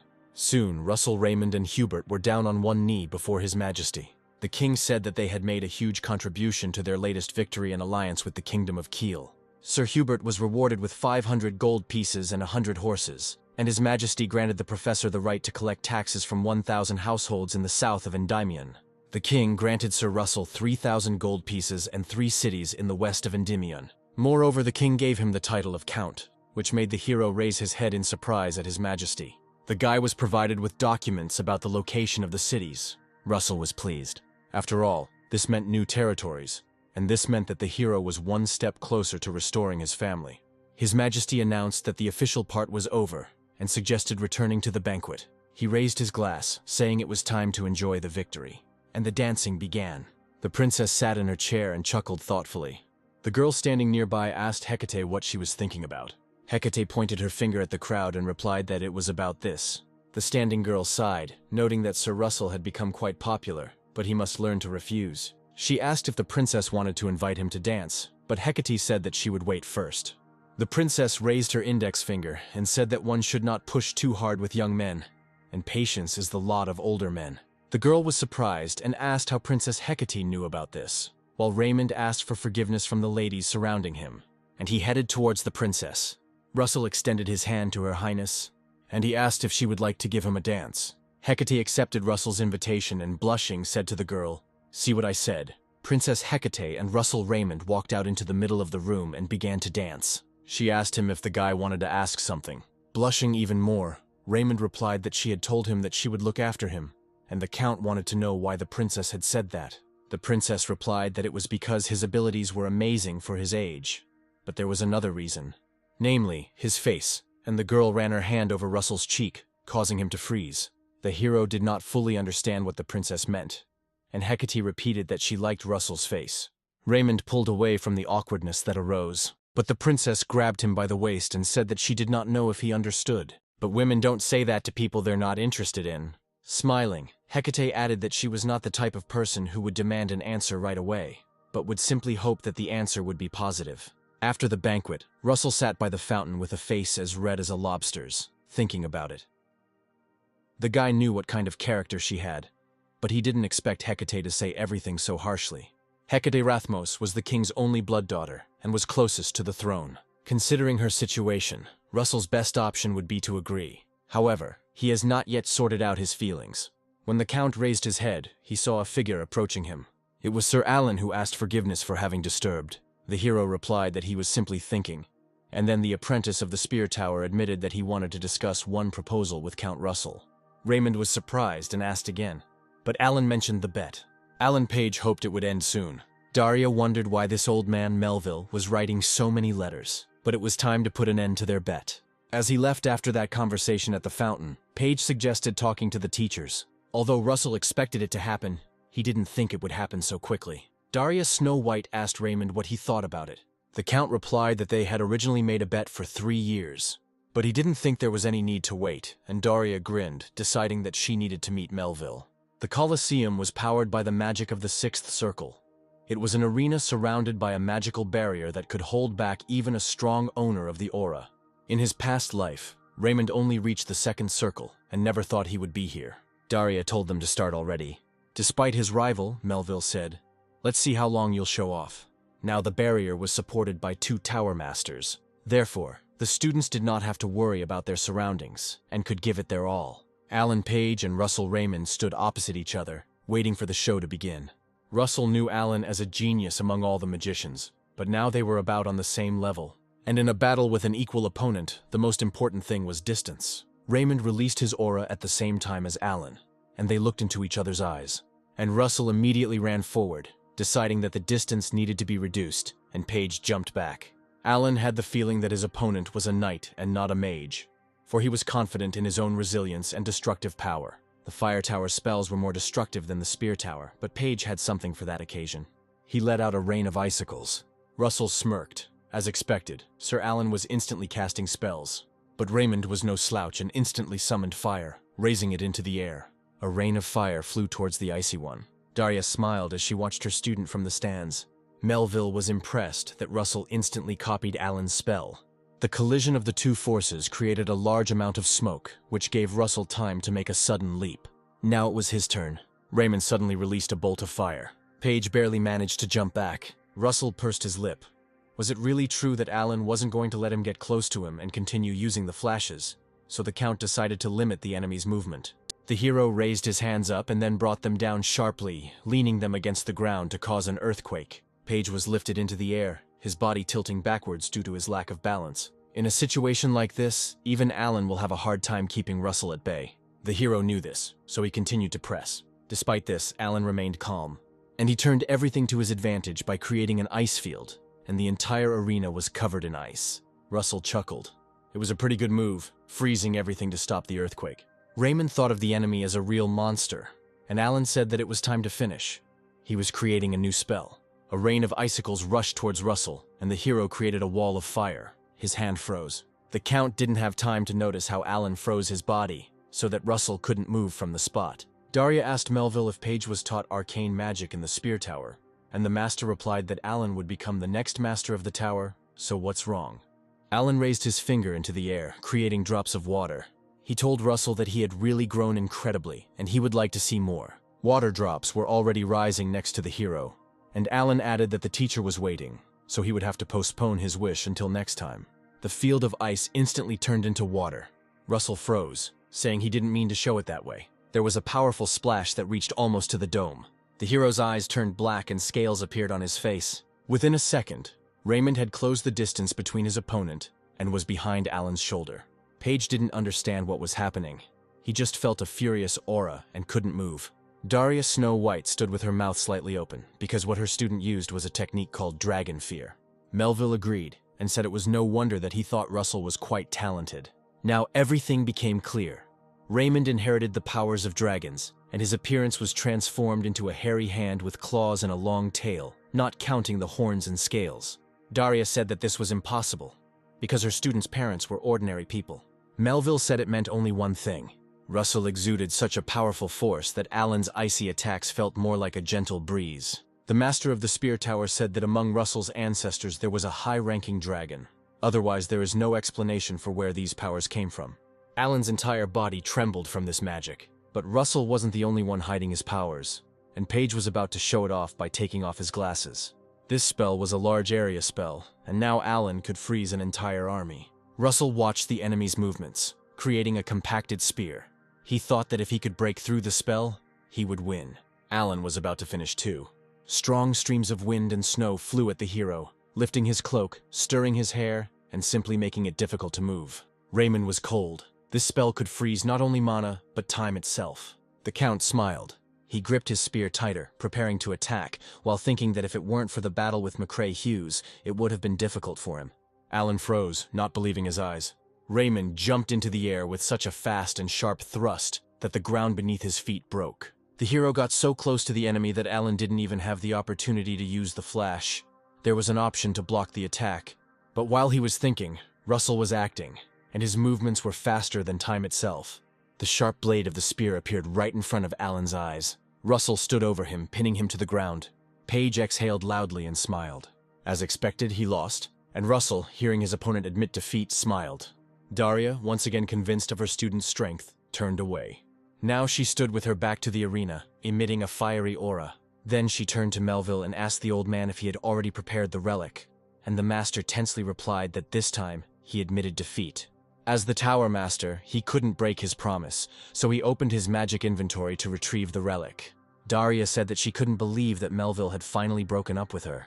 Soon after the fight, Russell went to see Jillian, as he had promised. He had Arachne's sewing kit with him. This was the relic of the Era of the Gods, which replicates Arachne's ability to cut and connect space. Russell waved his dagger through the air and saw the carriage he was riding in from the side. However, there was something else thanks to the connection of the needle and dagger when using mana. In this way, it was possible to sew the space, which Raymond checked, and connected the visible space with the cut one. Even the cuts in space are already super, and Raymond could also connect them, which would greatly help with ambushes. Russell was informed that they had arrived at Autumn Moon Castle. It stood majestically in front of mossy gates with a cracked coat of arms and red flags hung on the building itself. Jillian was delighted to see Russell, and the boy thanked him for the invitation. The man heard that the Earl had defeated Alan, and Russell awkwardly replied that he had just been lucky, surprised at how quickly the word had spread. Raymond asked Jillian if this was his office, and the man replied yes and asked what it was. However, the guy just asked because there were too many weapons here, and this room looked more like a training room to him. Jillian said that none of this was there before, but it accumulated over time. He clarified that Russell was using a spear, and having made sure, he handed the guy one of his own, but the hero did not understand why he needed a spear now. Jillian responded, warming up his knuckles, that in order to train him well, it was necessary to find out his level of training, and suggested sparring. Now it finally dawned on Russell why Jillian Person had called him to his place. It was a great opportunity to learn from a master of weapons, and if Jillian teaches him the art of spearmanship, it will definitely come in handy in the future. Seeing Russell aim his spear, Jillian responded, "Great," and decided to let the guy take the first step. The hero moved from his place, answering that he would not refuse, but the first attack was unsuccessful. Russell was pushed back and fell to his knees, not expecting to lose so easily without using magic. The boy raised his head to the majestic gaze of the weapons master and asked how he was doing. Jillian replied that Raymond had good eyesight and a flexible mind, but he had no talent in wielding a spear. Although, given the fact that Russell is self-taught, this is quite surprising. The master chuckled and smiled. He looked at Russell's upset expression and thought it would be interesting to watch him as the boy wondered if he should have used magic. Jillian suddenly said, Raymond didn't think he would train him for no reason. The man explained that he would train the hero once a week, and the rest of the time he would get up and spar with his knights, which didn't sound so bad to the guy. Russell agreed, but said he had one more request which puzzled the master. The knights were puzzled as to what was going on, for they were not often gathered in one place, and some suggested that it was because of Sir Russell's visit. They knew that the main character was the magician who took away McCrae Hughes's hand, and there were also rumors that he had horns and breathed fire. The guys laughed that this was nonsense. Someone asked to keep it quiet because the Lord had arrived, and the knights greeted the master. The master announced that today the knights would have 2 sparring matches with Sir Russell.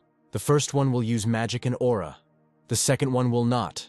The knights' mouths dropped open at this news, but they were more surprised that they would fight Sir Russell without an aura and magic, because it would be more difficult for him. Meanwhile, Raymond decided that he should improve his skills in sparring, not gain experience, so it would be better without magic. He soon introduced himself to the knights, saying that he was waiting for lessons from them. The hero had a mission to fight the Knight of the Autumn Moon Palace and defeat them all. Russell thought it would be good to collect some items here as a reward. Raymond's first opponent introduced himself as Rohakin, a knight of the 4th rank, and it was an honor for him to cross swords with the hero. Russell smiled and suggested they begin. The blue-eyed knight looked his opponent straight in the eye, and he ran with the sword to Raymond. The hero admitted that this knight was quite fast, and these perfect movements surpassed all knights. For the 4th rank, the guy was very strong, but Russell managed to duck from the weapon. This was to be expected from Sir Jillian's student. However, one clever move and Rohakin was knocked down, and the spear appeared in front of his face. Russell asked if he wanted to continue, but the knight admitted defeat. Jillian's students discussed Raymond's movements. Someone said that Russell had a reason for deciding to fight without magic, and the man thought, well, the knights made faces. It makes sense that their pride would be hurt after losing to a mage in a battle of pure physical strength. Raymond agreed to fight the knights, but asked Jillian to allow him to fight them without using magic. Person agreed only out of interest, and this added motivation to all the knights. One of the knights approached Russell and asked if he could challenge him. An active discussion began. The students did not believe that Sir Vincent wanted to fight Raymond. After all, he is a knight of the 2nd rank. Does this mean that he thinks that the knights of the 3rd rank will not be able to win? Russell knew that the 2nd rank knights were as strong as the vice-captains of the orders, so he thanked the man for the offer, as this way he would be able to gain great experience. Raymond ultimately fought to a draw with Vincent, with Jillian telling the hero that he had underestimated him. The guy laughed awkwardly and said that he was just lucky, and the master asked, "Lucky again?" And then he asked whether the knight would have had at least one chance if Russell had used magic. The man was surprised that Raymond did not say yes, because even if he were a knight of the first rank, he would have lost. Russell thought that the master was right, because the hero became a fifth circle mage, and in terms of strength, this is equivalent to the level of a sword master. Jillian told the boy not to underestimate himself, because they say that excessive modesty develops into arrogance. Russell replied that he would take this into account. As they approached the iron door, Person placed his hand on the wheel that usually stood on the deck. The man turned the steering wheel in different directions, and the door opened. Jillian prepared a gift for Russell. These were books he had collected during his travels in his youth. On the left were books on spearmanship. The man allowed him to choose any, and Russell, approaching the high shelves, thought that he could spend his whole life studying them all. So now he needed to find a direction in spearmanship. After a while, he approached Jillian with the books he had chosen. The hero said he couldn't decide between the two. The first was about the 6 arts of destroying the heavens, and the second was called La Mancha. Jillian appreciated the guy's choice and said that both books were excellent. However, the 6 heaven destruction arts are difficult to learn, yet it is one of the best spear techniques in terms of strength. La Mancha is a sophisticated technique that can be used without unnecessary movements. The master recommended the 6 arts of heaven destruction to Raymond. Russell chuckled and said he would choose La Mancha. He explained this by saying that for a magician, a refined technique that can be used in any situation is more suitable than explosive force. Jillian looked piercingly at Russell and thought at that moment that the guy thought like a real magician, because he made a more rational choice. The man placed his hand on the student's shoulder and said that he respected his choice. Now Russell had to master La Mancha. The hero was amazed that Jillian gave him such a book without any ulterior motive each time Russell noticed how generous the master was. Chuckling, Jillian told Raymond to just remember to spar with the knights, and Russell laughed awkwardly, remembering that it wasn't free. So one season of the year was replaced by another, and when the autumn leaves fell and merged with the ground under a snow-white carpet of snow, the main character finished training in the castle of the autumn moon. Holding La Mancha in his hand, the boy performed the movements of swinging and striking, piercing and blocking in the air. Russell closed his eyes, concentrating on integrating all of his movements into one line. When he did this, he froze for a moment with his eyes closed. Raymond is stuck at a certain point again. The main character received La Mancha a year and a half ago, so remembering the form can already be considered an achievement. To learn a technique, you need to understand it, and total concentration doesn't hurt. But Russell had too many distractions. It was a matter of training and education, because now Russell's mission was to become a 6th circle mage. But it was impossible to suddenly jump to the next level. The hero checked the ancient books because he was concerned about how he could find at least traces of dragons, and chose 4 places where he could find something. Russell checked too, but found nothing there. There remained the canyon of the Red Mountains and the Kuril Island. Only 2 seats. The Kuril Island seemed like a more likely option to the hero, but exploring it on the 5th circle was too dangerous. So Russell thought he would take it up when he reached the 6th circle, and in the meantime, he would go to the canyon of the Red Mountains and explore the underground world of that place. Before that, he discussed this with Daria. The Magister said that the underground world belongs to the dwarves, so it is not so easy for people to get there. However, Russell was aware of this. Daria asked to visit Belka if anything happened, and then she came to her senses and explained that this was the Master of the White Tower. Snow White explained that the Master of the White Tower is half fairy, so she can help. Dwarves and fairies were close, so Russell believed that the teacher had given him a good reason to suggest it. While Russell stood thoughtfully in the courtyard of the academy, someone's hand jerked towards him, and the hero turned around abruptly. Daria, who was looking out the window, smiled because she forgot to tell Russell about this. But the two had probably already met. Olsen Vermillion threw his arm over Russell's shoulder and grabbed him. The hero was very surprised, and the man told him that they hadn't seen each other for a long time. Raymond learned that Olsen had gone on an expedition to explore the underground world, and the master argued that he thought he would be lonely because the route was not very popular. But with Russell, he would not be bored. The hero asked if Olsen had already met the Master of the White Tower, and the answer was positive. Russell asked what kind of person she was, and Vermillion thought about it. He called her a sweet but eccentric girl, which Raymond would understand when he saw her. The door to the room was opened by 2 servants, and as they entered, Russell thought the room was too nice. Opposite the door, in a white soft chair, sat a short girl. She hugged her teddy bear, and without getting up, greeted the arrivals. Olsen bowed, and Russell froze at the sight of the master of the White Tower. Her name was Amelia Vermin, and she recognized Russell Raymond. Amelia controlled the wind and spirits. Russell wondered if it was because she was half elf and half human that he could sense her pure mana, one that is unique to elves. Olsen laughed, saying that she even knew their names. Apparently, Russell had become very famous. The master stood up from her chair and said that that was not the issue. She came up to Raymond and said it was just amazing.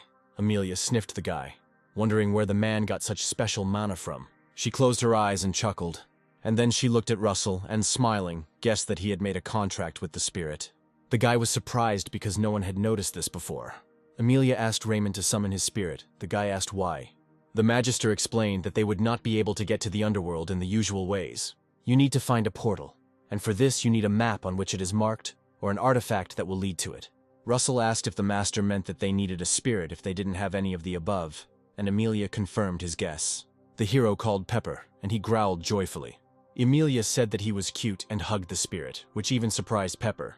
The master said that he was of average level, and also a mutant. The Archduke trimmed the leaves of a small tree the size of a dummy. Having trimmed the branches, Bismarck froze.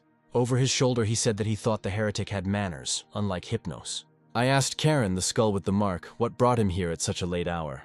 The heretic replied that he had come because the day of the contract had come and Hypnos was busy, so he would take his place. The Archduke wondered if 5 years had already passed. The heretic handed the man an apple with a dull bluish color, and he said it was time to eat it. Bismarck ate the apple whole, and a green aura swirled around him. He said that if he could repeat this deal, he would become immortal. He was sorry that because of the side effects it couldn't be done. Bismarck asked the heretic if he knew that Daria's disciple would go to the Red Canyon, but Karen knew everything about this pathetic woman. The heretic knew what the Archduke was worried about, because the Red Canyon was located next to the Amazon forest. Charon asked the man if he thought the brat would be a nuisance, and Bismarck admitted that he was worried after the situation with Blaine. Charon said that everything was happening in the depths of the forest, far from the Red Canyon, so they wouldn't find anything unless they specifically looked. And he added, if something doesn't open, but Bismarck didn't hear the last word. The heretic changed the subject and said that it was time for him to go, for the Archduke was not the only one waiting for him.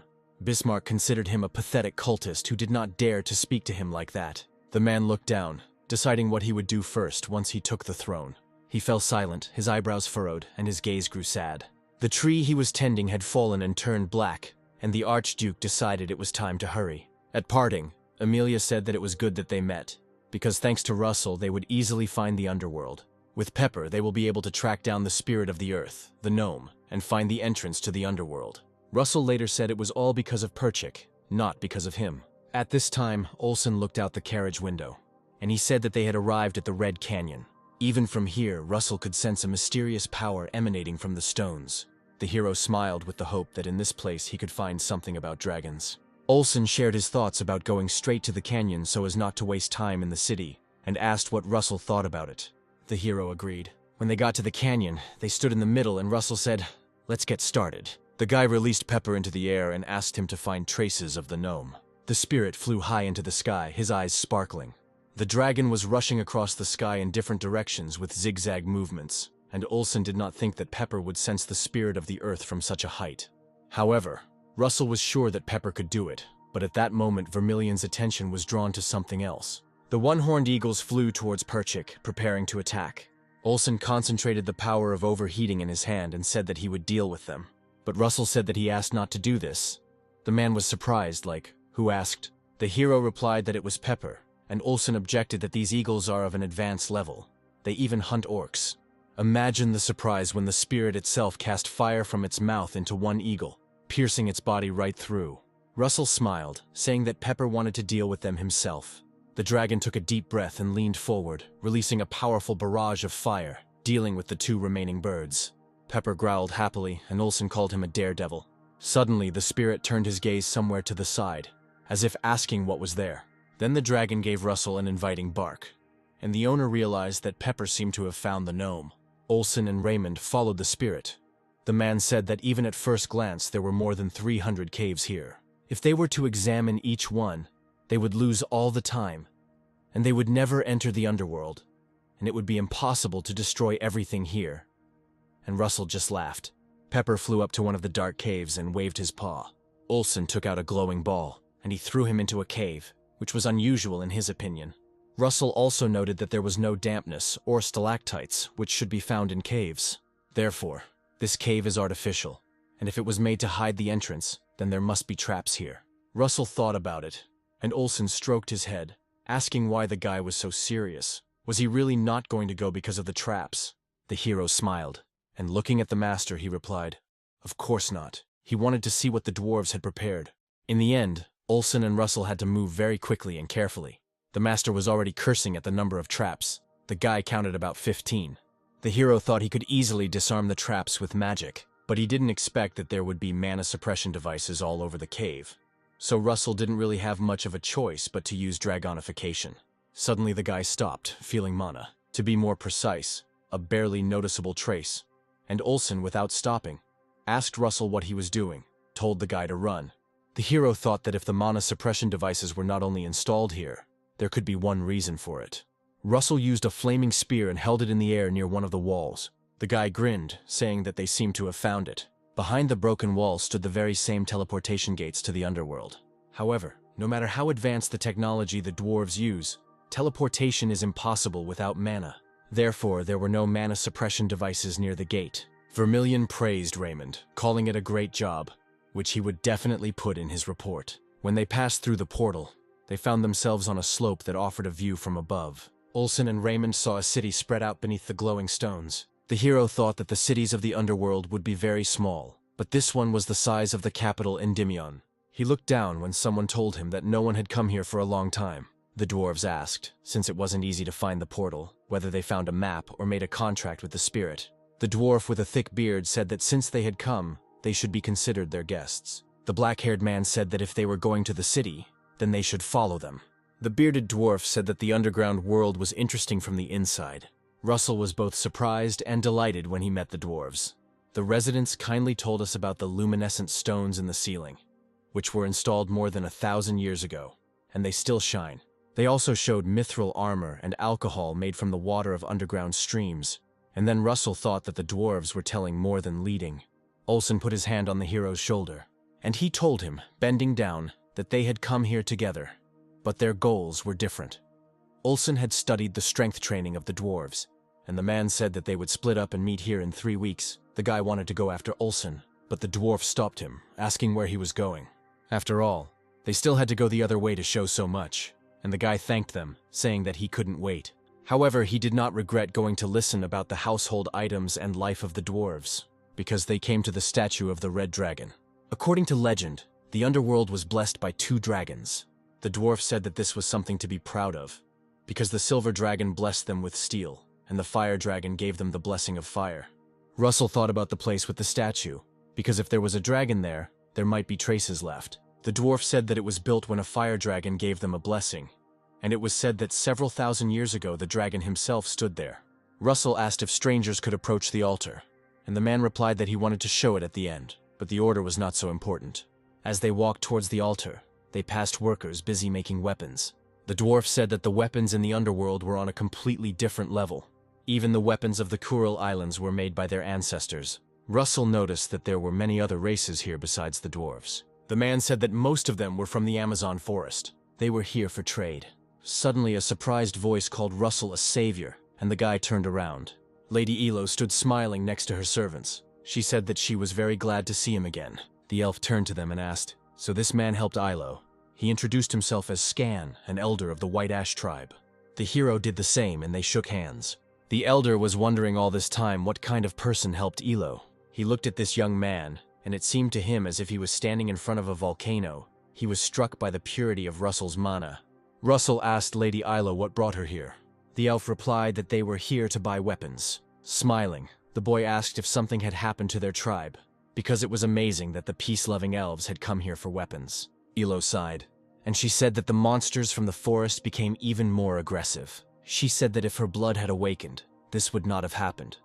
The elder put his hands on Elo's shoulders and asked her not to blame herself. Russell remembered that Ilo had told him that she had the blood of a green dragon.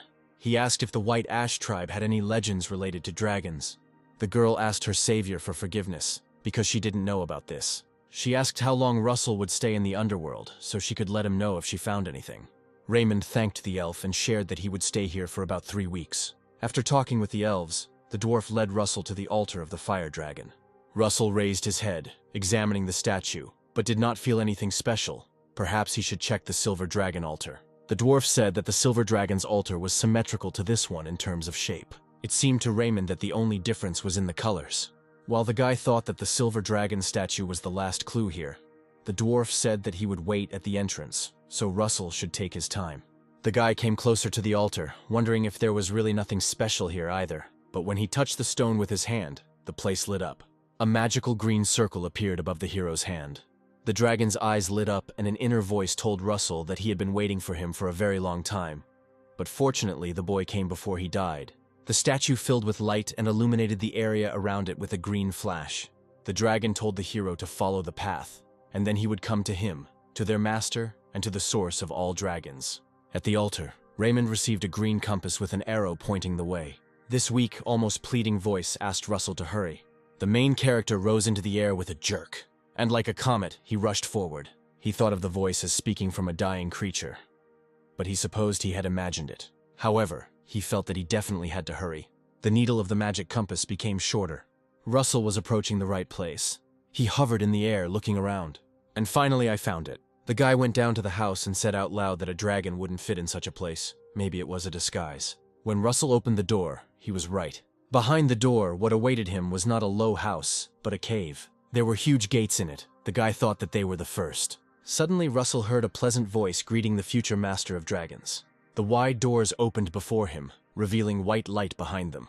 Behind the gate was a silver dragon named Sylvet, lying on the crystal floor with his head on his paw. He said he wanted to talk, but he didn't have much time, and then Russell asked what that meant.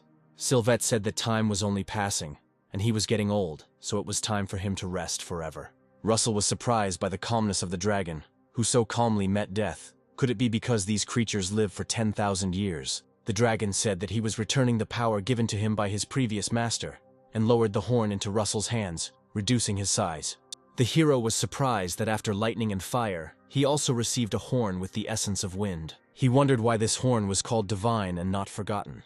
Sylvetre asked the boy if he had decided to put aside the powers he had accepted, and the hero replied that he had. Before this, the horns increased elemental understanding and mana, so it will be more effective to take it after Russell reaches the 6th circle. The dragon said that Russell was so calm in front of such a huge power. He grinned and said that it was worth waiting for such a gentleman for 10,000 years. After these words, the dragon rose into the air, and everything around was illuminated with blue light. Sylvet wished the young master to have all his wishes fulfilled.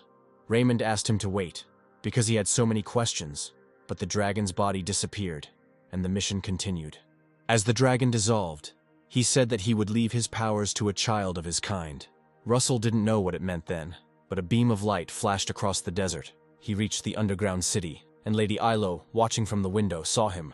Suddenly a beam flew towards her and surrounded the elf. At that time, Russell was exiting the portal. He lowered his head and sighed heavily, catching his breath. He couldn't believe that he had lost the dragon.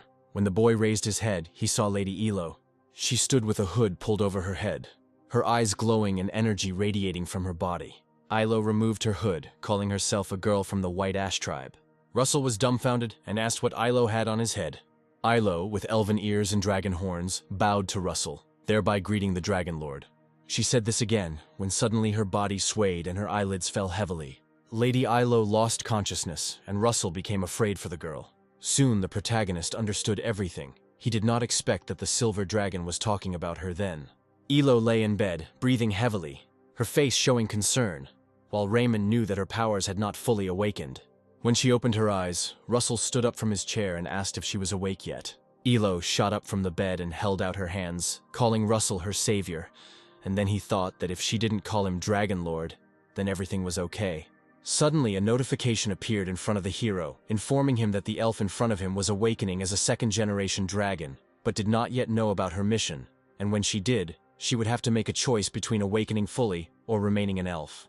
Russell thought that having a choice was the best outcome, because if Ilo woke up right away, she would constantly follow him, and he didn't want that. The girl asked why she was in Russell's room, and the guy explained that she had passed out at the gate, so he quickly carried her to his room. Ilo sighed with relief. happy that her savior had found her.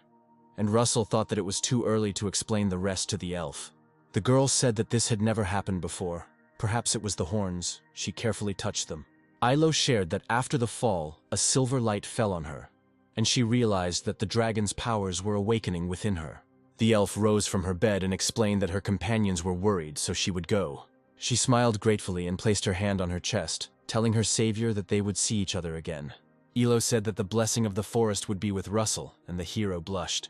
The next day, the hero reasoned that he had expected to search for the dragon for about 20 days, but there was still a lot of time left. Russell thought he should take advantage of this opportunity in order to study everything. A little later, Raymond went to the forge.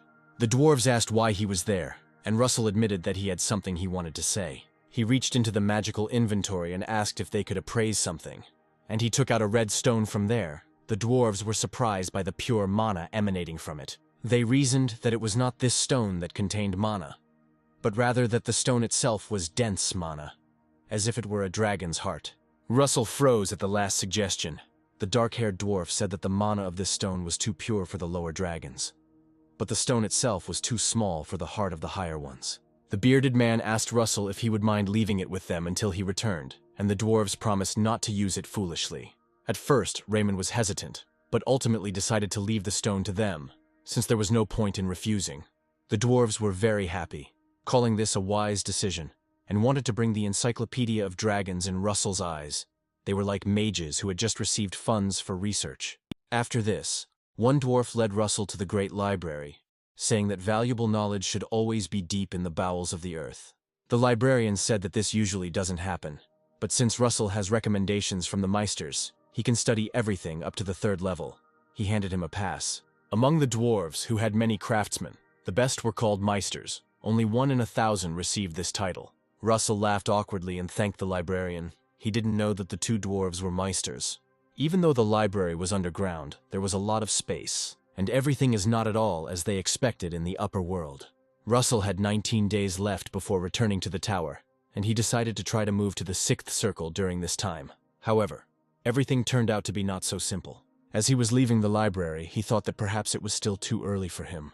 The dwarves were happy to see the man back, but Russell told them that he was leaving today, so he came to say goodbye and pick up the stone.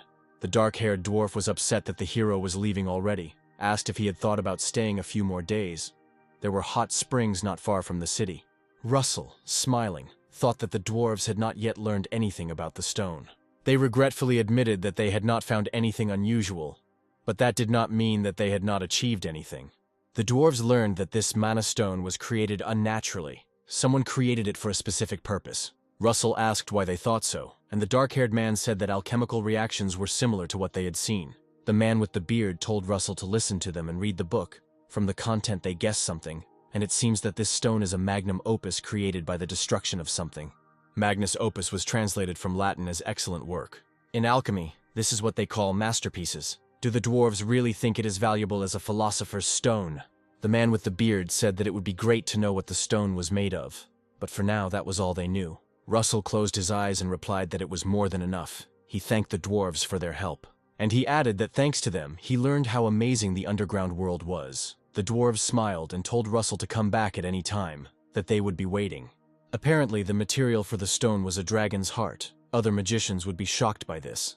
When the hero approached the portal, he turned around, not seeing Olsen there. But Vermilion's voice chuckled that the boy had returned first, and Russell turned his gaze. Olsen tensed the muscles in his arms and took a pose, boasting of his achievement.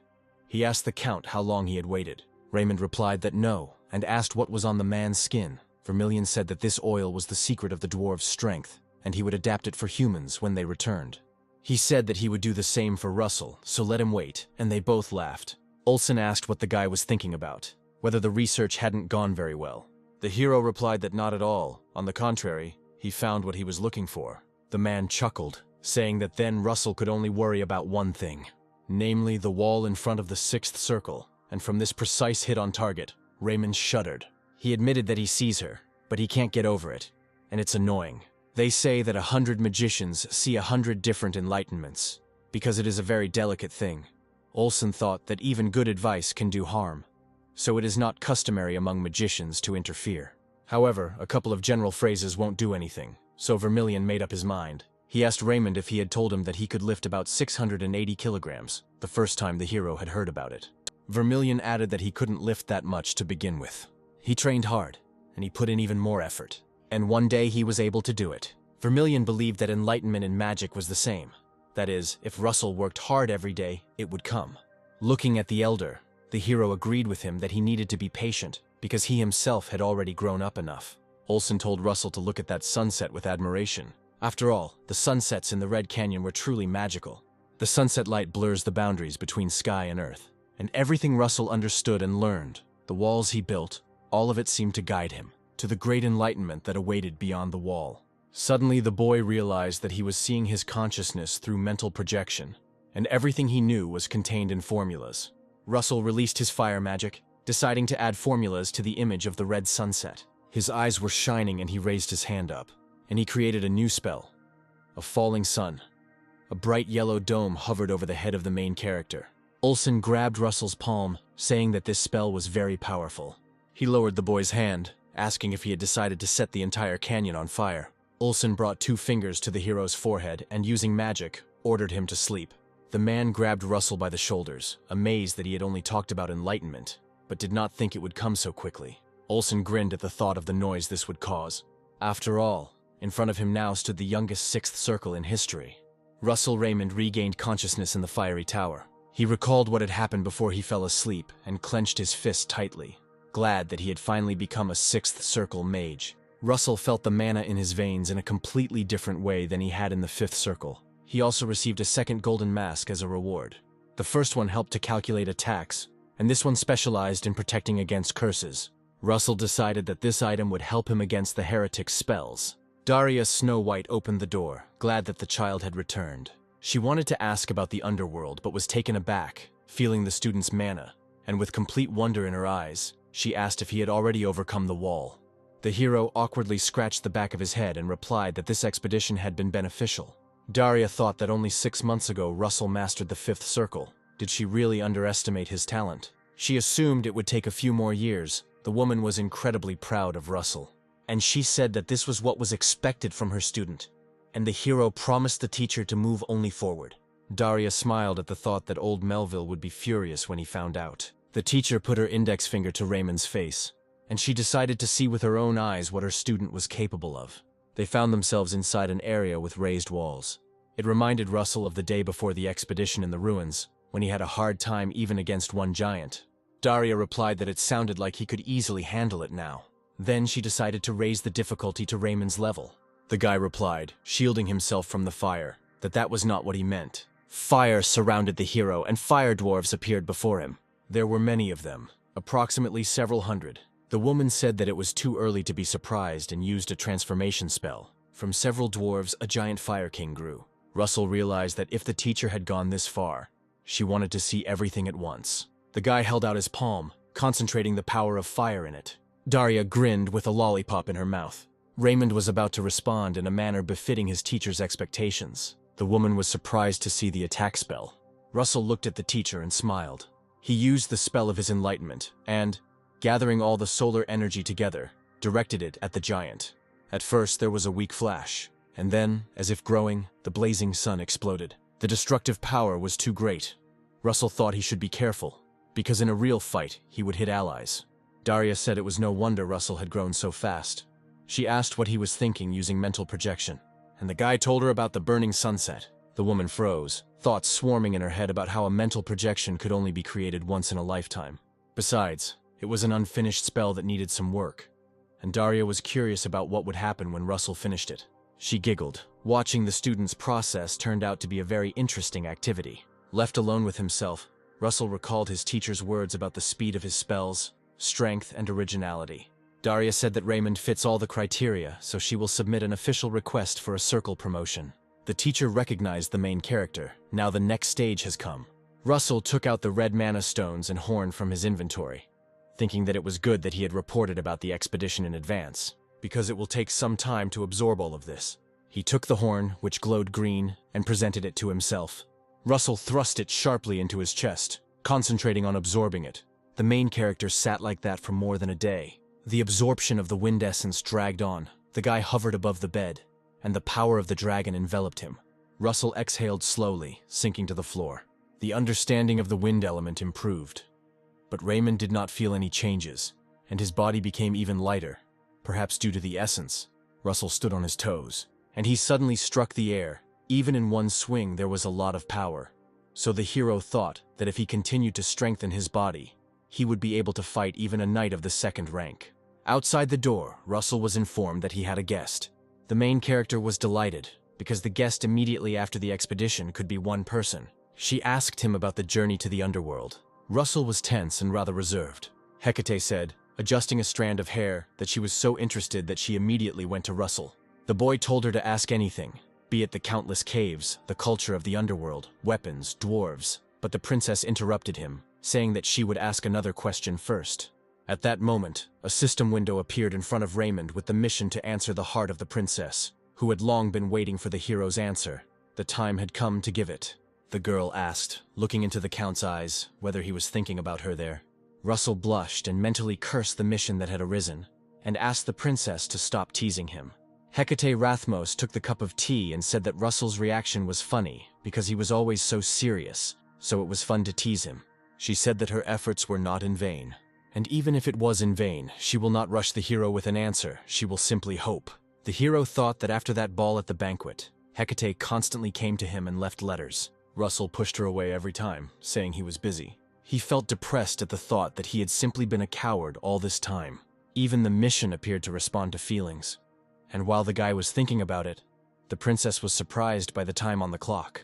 She closed her eyes, saying that when she was with Russell, time seemed to disappear. The princess opened her eyes to say that it was a pity that the answer she had been waiting for would not come. But she broke off in mid-sentence. After all, Russell was standing on one knee before her, asking if the princess could give him a little time. As she said, Raymond is calm, but he will say only one thing, and at that moment he opened the box with rings. Red as a tomato, he said that he wanted to see Hecate in his future. The princess stood up from the table and froze. She did not expect such a turn of events. Hecate suddenly laughed, saying that Russell had no sense of tact at all. Her hand reached for the rings, and Hecate admitted that for some reason she felt pleased to hear those words from Russell. The girl replied that she also wanted to see Raymond in her future. She put on the ring and, blushing, said that the hero had better get ready, because Hecate will tease Russell for the rest of his life for waiting. The news of the engagement spread like wildfire, and preparations began, closely monitored. Even a delegation from Kiel arrived on an elephant. Prince Saran of the Golden Sand Dune thought it was too much pathos. But the great shaman Kassa didn't think so. She said it was to introduce the youngest Sixth Circle mage in history. The prince asked if Kassa really believed this. He thought it was just to attract attention. Otherwise, the kingdom would not have invited so many countries. However, the question was different. Was the groom worthy of joining Endymion? The shaman asked why the prince decided to test the waters in this way. And the guy replied that he was tired of empty talk. So he hoped that the ceremony would end quickly. He wanted to see this Russell as soon as possible. Meanwhile, Raymond was indignant that he already had 4 tailcoats and 1 more outfit. He asked Alan if all weddings were so complicated. Paige slammed the book shut and replied that it was not just a wedding. He explained to Russell that many envoys would arrive from neighboring countries, even non-allied ones, and that His Majesty wanted to hold more than just a holiday. The hero realized that the king wanted to gain political advantage. Alan said that this was not just a strengthening of royal power, but His Majesty wanted to demonstrate the strength of Endymion. Russell quickly realized that the main force now was himself. He sighed, saying that he had a very important role, but Alan was confident that the guy could handle it. Paige supported him and then decided to start with etiquette training. By sunset they were finished, and people gathered at the castle to greet the young bride and groom. The first persons were, naturally, the Tower Masters. Also present at Hecate Rathmos's exit was Ulsan Vermilion with Hubert, the Master of Darius, to support Russell and the princess. The first heir to the throne of the royal family of Endymion was announced, and the princess came out in a wedding dress with a pink bouquet in her hands. Next to come out was the groom, Earl Russell Raymond. When the hero came out from behind the doors, behind which the setting sun was blinding, those present were informed of the groom's greeting. Rumors began to spread. The guests did not believe that this young man was on the same level as the masters of the towers in appearance. He did not seem so surprising to them. Prince Saren asked the guest why he didn't check it out for himself instead of discussing it behind his back, and the irritated boy was intrigued by this. When he asked the prince how to do this, he raised his hand up and snapped his finger. demonstrating the test. A dozen snakes with sharp fangs and glittering eyes flew towards Russell. Hecate was afraid for him and shouted the groom's name, but he smiled at her over his shoulder and told her not to worry. The hero kept thinking about what to do, and then everything worked out perfectly. Smiling, the guy spread his arms, creating a projection of a circle, and the guests began to count the number of circles, and the snakes trying to attack him literally dissolved in the fiery element. When those present counted 6 circles, they were impressed. Raymond raised his index finger, sending flames into the air like fireworks, and thought that the more exciting the festival, the better. The streaks of fire gathered into a single chain and joined together, illuminating the streets with a fiery flash. Even Prince Seren, who conducted the inspection, was amazed. The flash of fire dissipated and left its mark in the form of glittering fireworks, and the prince thought that the concealment of such power surpassed all rumors about Russell. The count turned to the bride and extended his hand to her, now inviting her to go. Meanwhile, in the forest, the heretic froze. Having learned about the engagement of the bitch's disciple and the princess, while the beast approached him from behind, the archduke said that now a man equal to the masters of the towers appeared in the royal family.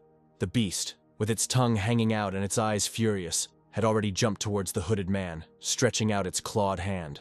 The archduke asked what the noise was, and the heretic replied that it was just a rat daring to bare its teeth. He congratulated Bismarck on the new member of the family, with whom he would certainly be calmer. But the archduke objected that he never considered them family. For him, they were simply usurpers who had taken his place. Bismarck asked how the reconnaissance was going, and the heretic admitted that it could take several more days, and there was no guarantee of the number of Tartanos seals that bound the giants that once ruled this continent. He was sure that even a few pieces would be enough to shackle an 8th Circle mage. However, the problem was in their defense, because even minimal impacts would send the monsters into a rage. Bismarck replied that this was good, for if these monsters attracted attention and weakened Endymion's forces, then they would carry out the plan more quickly. The heretic smirked at the thought of the archduke rejoicing in the deaths of his people. He liked such a tyrant, but most importantly, all this was due to the destruction of records from the era of the gods, including the story of the savior from another world and the giants. A black-haired hero from another world joined forces with dragons to seal away the giants, and this story must not be passed on to future generations in any way. The heretic thought that Russell also had black hair, and incredible growth. Did he really inherit the blood of the savior? But even if that were the case, millennia have passed, and Raymond is certainly not from the direct line of the savior. The heretic grinned, deciding to create more threats for Russell just in case. The main character was surrounded, expressing their congratulations. Even people whose domain included the academy where Russell studied were present at the engagement. Some were from the Nazi Alliance, some came from the south. Raymond accepted the congratulations and smiled awkwardly, thinking that he would be stuck here for several days, surrounded by nobles from the suburbs, local lords, and even lords from other countries. Suddenly the count was called. Prince Seren of the Golden Sand Dunes introduced himself to him and congratulated Russell on his engagement. The hero recognized this man. It was he who had set the snakes on him and frightened the people standing nearby. Russell shook his hand and thanked him for the gift, but also said that next time he would prefer something else, because he did not like snakes very much, and the prince replied that he would remember that. The hero asked if Prince Seren was pleased with his reaction. Usually people got angry when they were tested, so the prince wondered if Russell was just stupid or generous. He himself said in response to the question that he wanted to offer an alliance to Endymion. The Golden Sand Dunes are one of the richest countries on the continents, and such an ally would be very useful in the war against the Empire. The prince said that he wanted to conclude an alliance not between countries, but personally with Russell. And he added that he was luckier in investments than in politics, so he wished Russell to become the youngest magician of the 8th Circle. And the hero awkwardly laughed at the fact that Seren introduced himself as a prince, but in fact is a merchant. Nevertheless, Russell shook the prince's hand and said that he was glad of their union, and Seren reciprocated, saying that he was counting on Russell.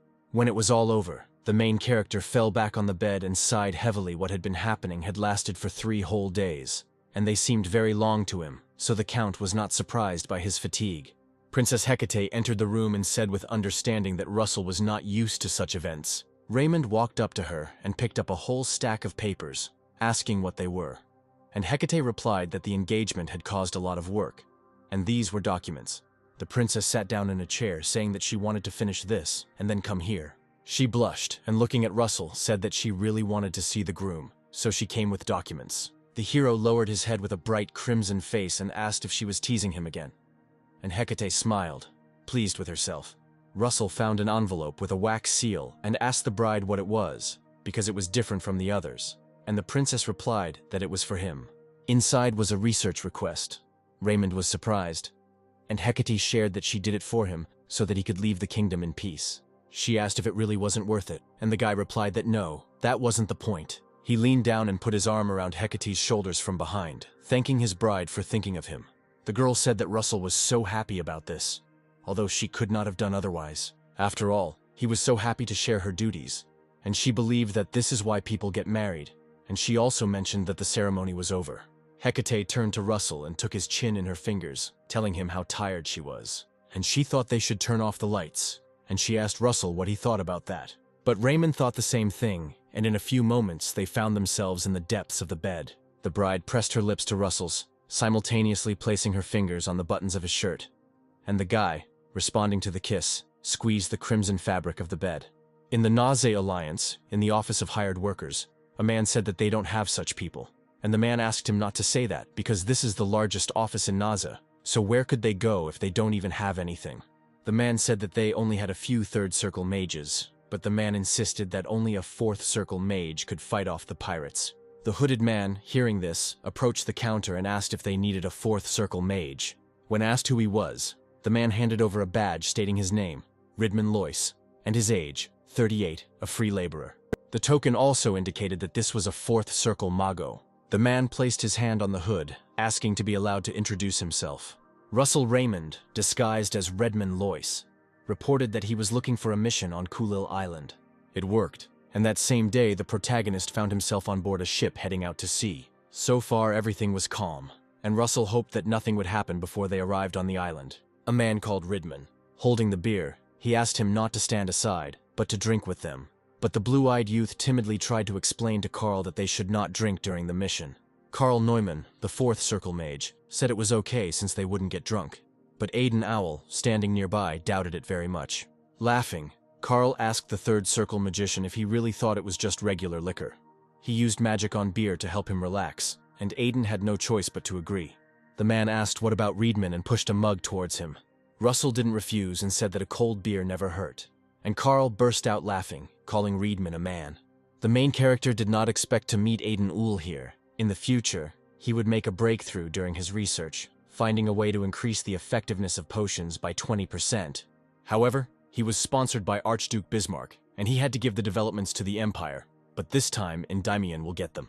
Russell said hooray for Aiden and took a few sips of beer, and the guy awkwardly replied, "Yeah," as if thinking about something. Then he suddenly told Carl that he felt mana from his bracelet, and asked if it was an artifact. The man raised his hand and replied that yes, this artifact clears the mind.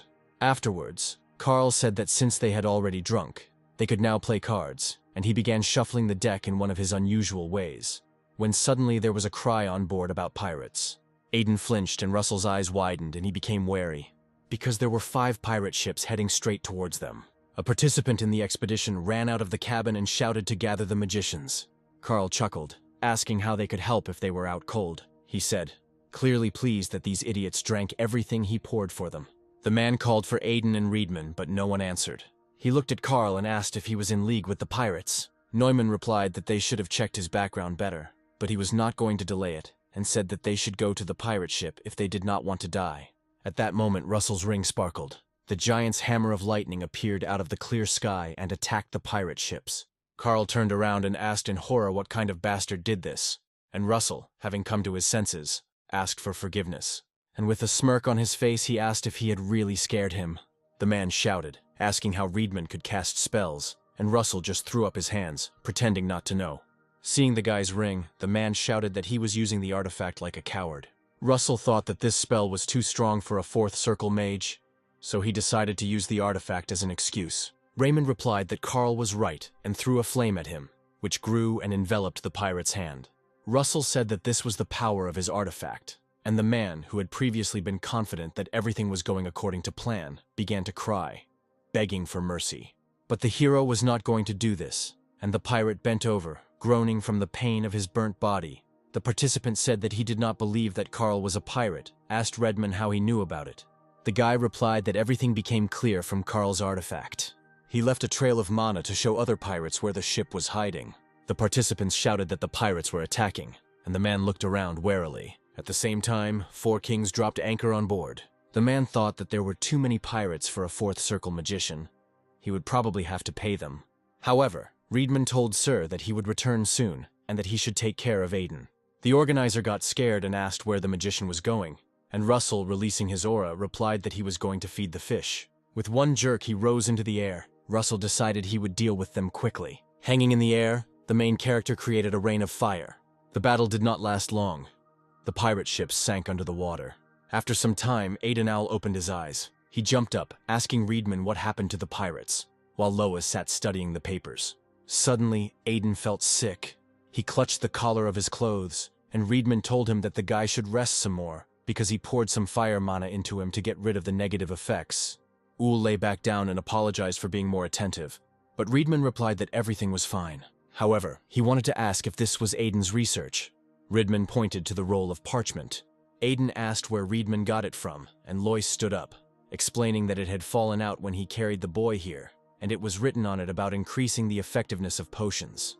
As soon as Russell mentioned that it was interesting, Aiden jumped up, his eyes shining, asking if he really thought so. Redman replied that yes, that's why he would like to help Ulu, and Aiden said that he would be very happy if the guy wanted to become a sponsor. However, he would need a lot of potions to gather the information he needed, so it would be quite expensive. But Redman countered that money was not an issue. Russell showed the boy the token, saying that if he showed it in the fire tower, he would be given money for research, and mentally added that the teacher would also understand the value of this research.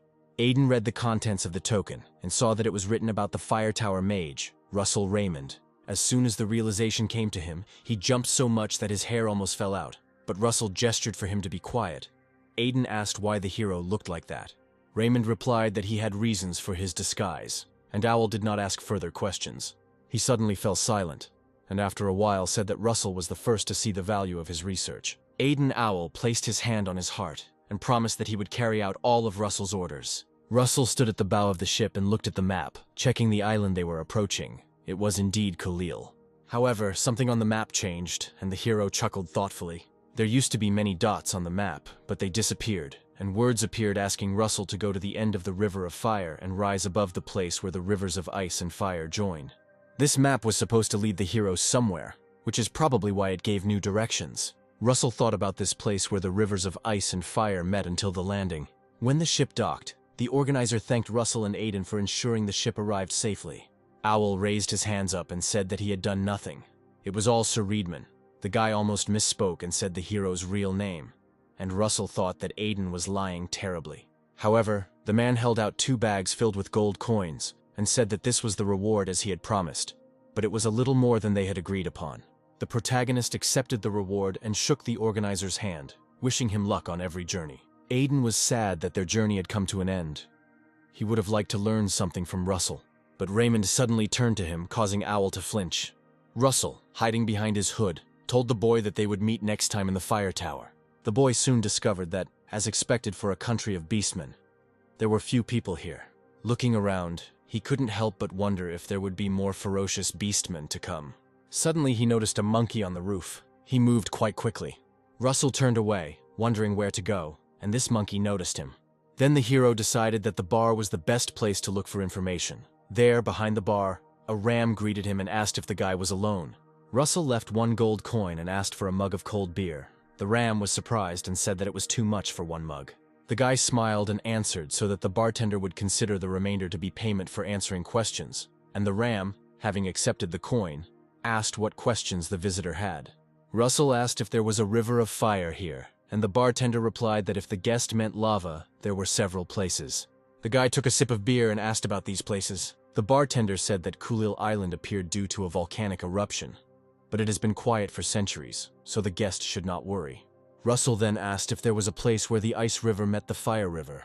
The bartender bowed his head and apologized. He didn't understand what he was being asked, and Russell raised his palm, assuring that everything was fine.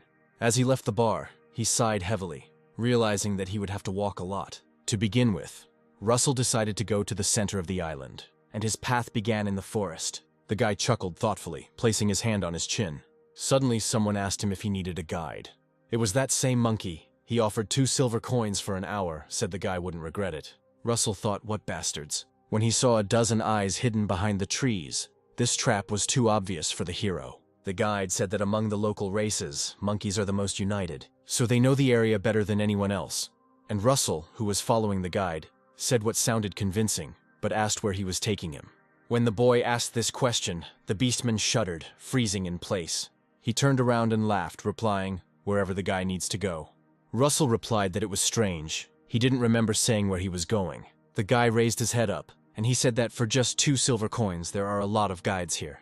The monkey tensed up. He turned around and asked when the guy noticed it. The hero replied that from the very beginning, and when asked why he went for the guide then, Russell said that he needed someone to work for him. The beastman became angry and said with a grim face that he was going to spare the boy if he gave him all his money, but now he changed his mind. And after the words that they would skin him, the lurking monkeys simultaneously jumped from the trees.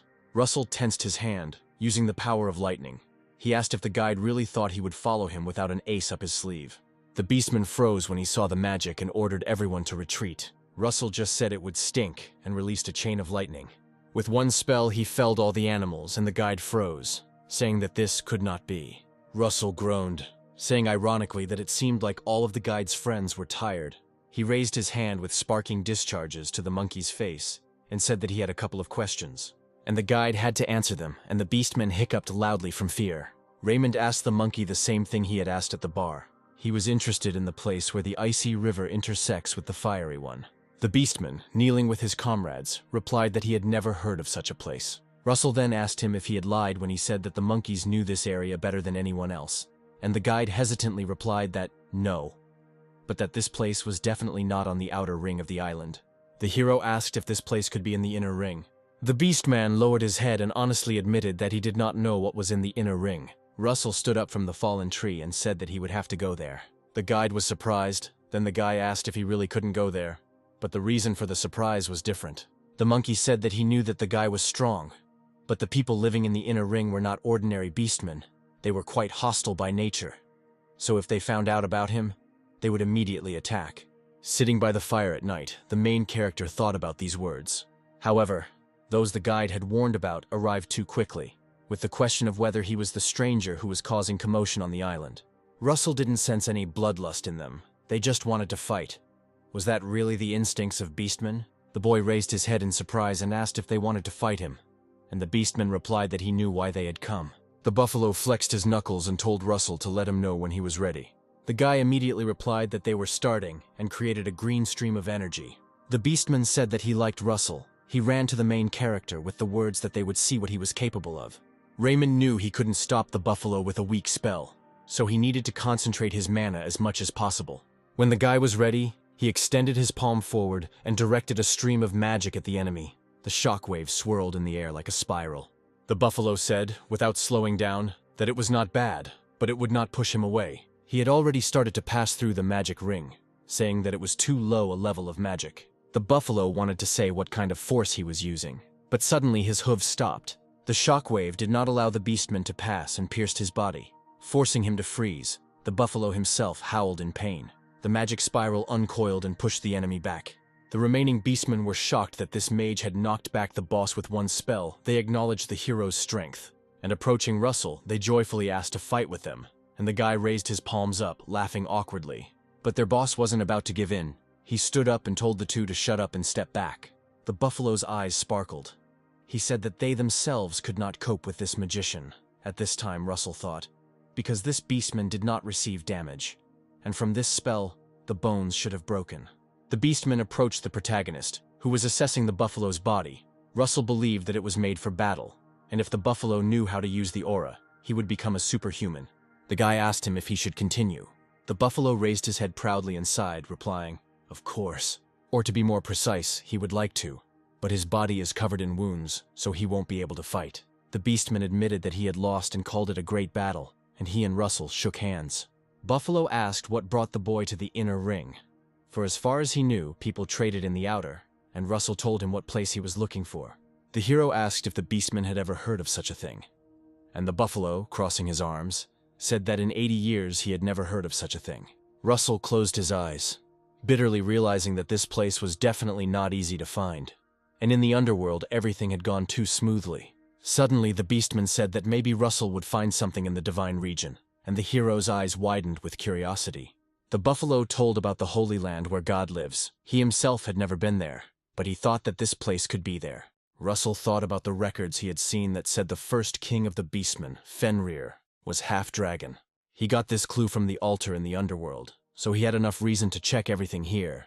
Intrigued, Raymond asked the buffalo where this divine region was. So the main character set off in search of this region, continuing to raise the alarm in the local forests. This was already his 17th fight that day, and the Beastmen kept running to the guy to fight him. However, this was necessary, for the buffalo said that to enter the divine region, one needed the recognition of great warriors and great elders, and to gain their recognition, one needed to show strength. So Russell fought for 15 days straight in the hope that someone would appear soon. And indeed, the mustachioed Beastman with soft fur asked the hero if he was the stranger from the rumors. Russell was surrounded. The jaguar asked the boy to follow him, saying that someone wanted to see him. The hero noticed a bandage on the Beastman's hips, a symbol of a great warrior. However, Raymond asked who exactly wanted to see him, like the great warrior or the elder. The jaguar replied that it was Muya, and Russell trembled slightly, for it was the king of the Beastmen. The hero expected a great warrior or a great elder, but he did not expect it to be the king himself. The guy joyfully clenched his hand into a fist, because he had never even dreamed of such a thing. Before this, the king asked if the Beastman had heard about the stranger who was wreaking havoc on the island, and the jaguar told him that even the second of the Red Lion tribe and the guard of the White Snake tribe had been defeated. The king chuckled, saying that even those who were close to the great warriors were defeated. He wanted to see him personally. The jaguars swore that they would bring him and make him kneel before the king. However, Muya asked to bring the man quietly, and the jaguar wanted to clarify, and the king, interrupting, explained that the stranger would come as a guest of the king of the Beastmen. Jaguar stood with his arms crossed over his chest. In his opinion, the hero didn't look all that strong, and the losers must have been very relaxed. He was angry because he couldn't understand what the king was thinking when he invited this man as a guest. The black jaguar sensed the changed atmosphere and turned around abruptly, telling the angry one that it was enough. If instincts were interfering so much, then he should abandon the mission. But the other jaguar replied that nothing would happen to him for that. As much as he loves battles, the jaguar is not too stupid to touch the king's guest. And the great warrior with the bandage on his hips sighed with relief. However, the jaguar asked, what if it was not a battle, and he approached the hero? He informed Russell that they were in a bit of a hurry, so they needed to speed up, and asked if the guy minded.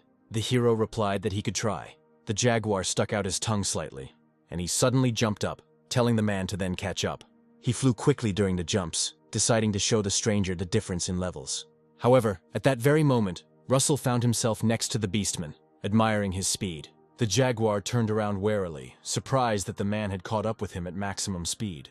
Russell told him that as long as he adjusted to him, everything was fine. He closed his eyes in a smile, adding that he still had some left. Soon, the jaguar praised the man who had kept up with him and had held on all this time.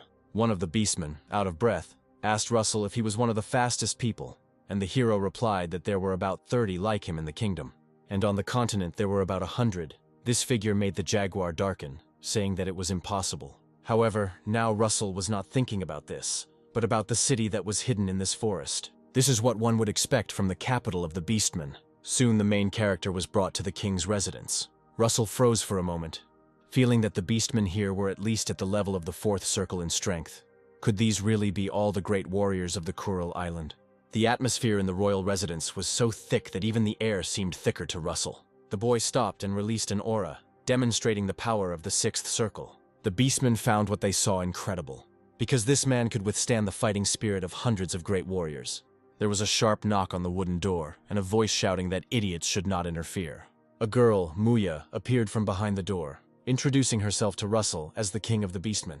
Raymond expected nothing less from the king. She exuded the level of a teacher, but the hero was confused by something. He didn't expect the king to be a woman, and right now she was indignant, asking where the man was looking. Russell bowed and introduced himself as the Count of Endymion and a mage from the Fire Tower, and apologized for his ignorance of Beastman etiquette. The woman smiled and said, "That's enough. There's no need for so many formalities. but Russell could tell from Mui's reaction that she liked it. Afterwards, the king asked what brought this man to such a remote island. Holding his hand on his chest, Raymond said that he was looking for the place where the icy river intersected with the fiery one. The warriors who were watching the king's conversation with the man gasped. Russell realized that, judging by their reaction, he was on the right track. They must know something. And he said out loud that the beastmen, it seems, call this the divine region. The beastmen were displeased. They considered it impudence and disrespect for a stranger to talk about sacred land. Muya said she understood that they were shocked, but now she was speaking, her piercing gaze darting towards the warriors. They suddenly fell silent and obediently bowed their heads, not daring to look at their king again. The king replied that this place exists in the divine region, but why would a person need it? Russell replied that it was for personal reasons, and Muya shared that she had heard that mages from the continent were very fond of the unknown. The hero noted that the beastmen, fortunately, were not too negative, so everything could go smoothly. Muya asked the man what to do, because as he could see from the elder's reaction, this had never happened before, and the beastmen began to support him, saying that their ancient gods lived in the divine region, and a stranger who was not even a warrior would not be able to pass. Muya slammed her fist on the chair, screaming at them to shut up because she was thinking. Russell clarified that outsiders had never entered the divine region, or that there were rules prohibiting this. The king thought that this man looked into the very essence of things, in which he was not inferior to great warriors, and at this rate the guy would help the beastmen grow. Russell said that the elder said that non-warriors were not allowed to enter. Does that mean that even a stranger could pass if he was recognized? The beastmen shouted in unison about the warrior's test, and Muya was surprised. Laughing, she asked the little man if he was serious.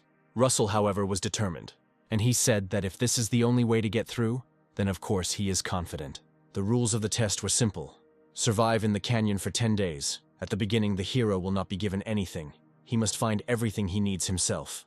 And every day, Russell must defeat 5 great warriors. The guy realized that they were testing his mental fortitude, survival skills, and strength in combat. And besides, the aura of the canyon was not so ordinary. Even the breeze gave off an ominous energy, so Russell needed to be careful and not let his guard down. Muya announced that it was time to enter the canyon. She said the test was about to begin, and Russell turned and jumped off the cliff. The hero landed squarely on his feet, and he assessed the aura in the canyon. This energy turned out to be denser than he expected. This was the very canyon into which the first king, Fenrir, threw the body of the serpent Jormungandr. So Russell's first enemies, who met the man at the foot of the cliff, were snakes with glowing eyes. They wriggled and hissed sharply, revealing poisonous teeth. Russell called on Pepper. The dragon took a deep breath and exhaled a stream of fire with all his might. The boy said that there was a snake for dinner today, and the dragon confidently growled in response. The last day in the canyon arrived. The beastmen discussed how the man was holding up very well and his skills were incredible. The fire created by his magic had not gone out for 5 days. Also, Russell has already fought with 20 great warriors and has not even been injured. Muya said she knew it wouldn't be enough. She licked her lips, asking sarcastically how one could resist such a delicacy. The king jumped into the canyon after the main character 5 days later, and the beastmen shouted after her in surprise. Russell, shielding himself from the rising dust and leaves with his hands, asked her if she didn't think it was a little unfair.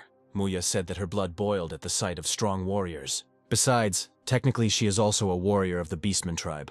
The woman held out her hand, signaling 5 blows, because she too has honor and conscience. And if Russell can withstand 5 of her blows, she will consider the man to have passed the test. Raymond realized that the number of blows corresponded to the number of warriors he had to defeat. Although fighting a great warrior was much easier than fighting a beastman king, a powerful aura began to emanate from Mui, and the hero realized that it would definitely not be possible to come to an agreement here. He used dragonification, and glowing in a fiery flash, he told the king that he would give it his all. The beastmen retreated further away from the canyon, seeing such an aura from a human for the first time.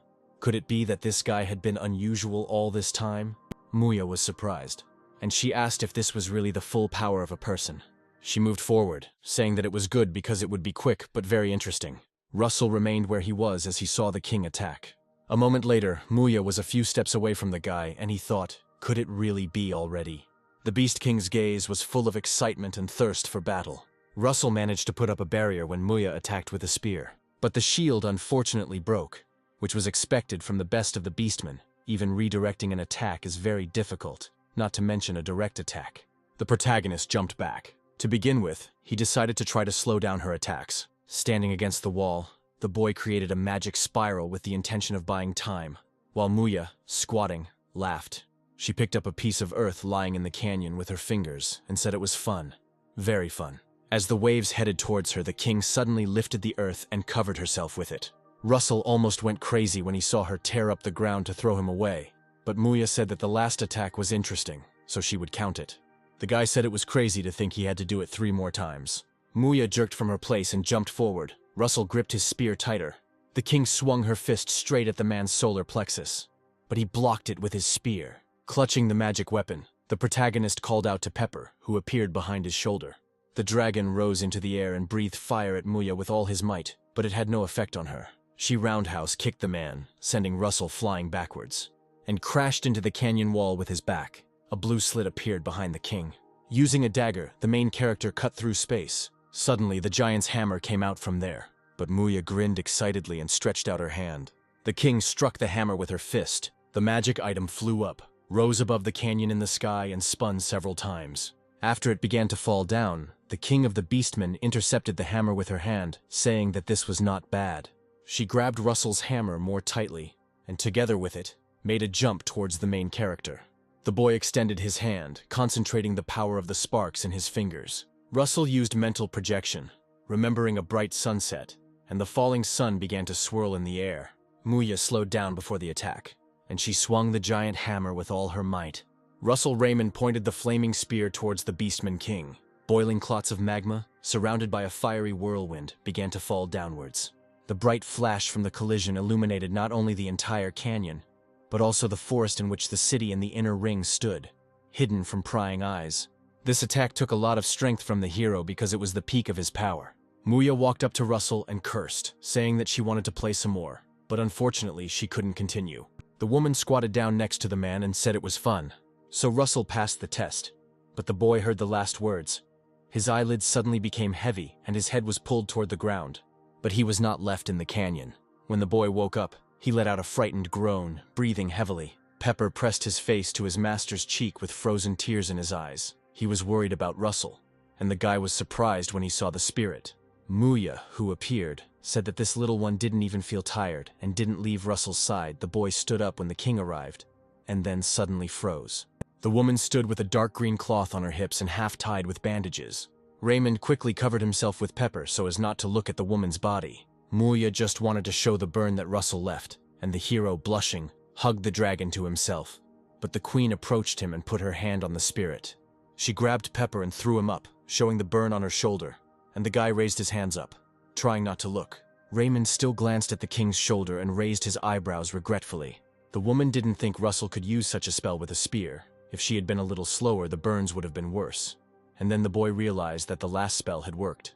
But then he thought it was hard to tell the attack had worked when there was such a small wound. The woman placed her hand on Russell's head, asking him why he was so red, as he did not look like he had a fever.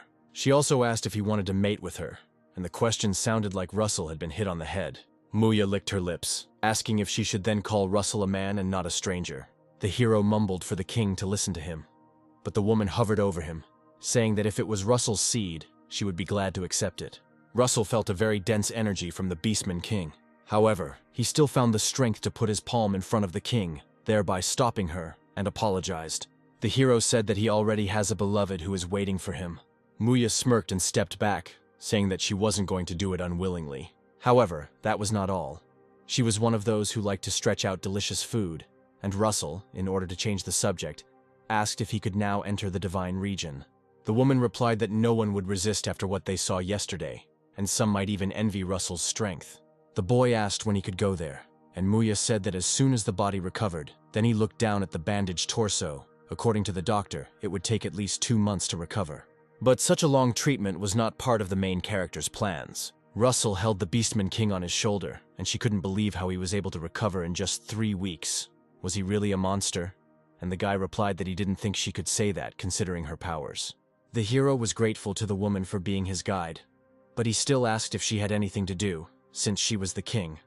Muya replied that their kings and those of people were different, but there was something more important. She pointed to the lake, saying that they needed to go down right now. The woman warned the hero not to dive into the water. They needed to stay on the surface, and the guy obediently jumped into the lake. Suddenly he noticed a small stream flowing from the cave. Muya pointed to that hole. Russell jumped in with the king in his arms and was surprised by the vastness of the cave. The king pointed out the waterfall to him and said that this water filled all the lakes outside the cave.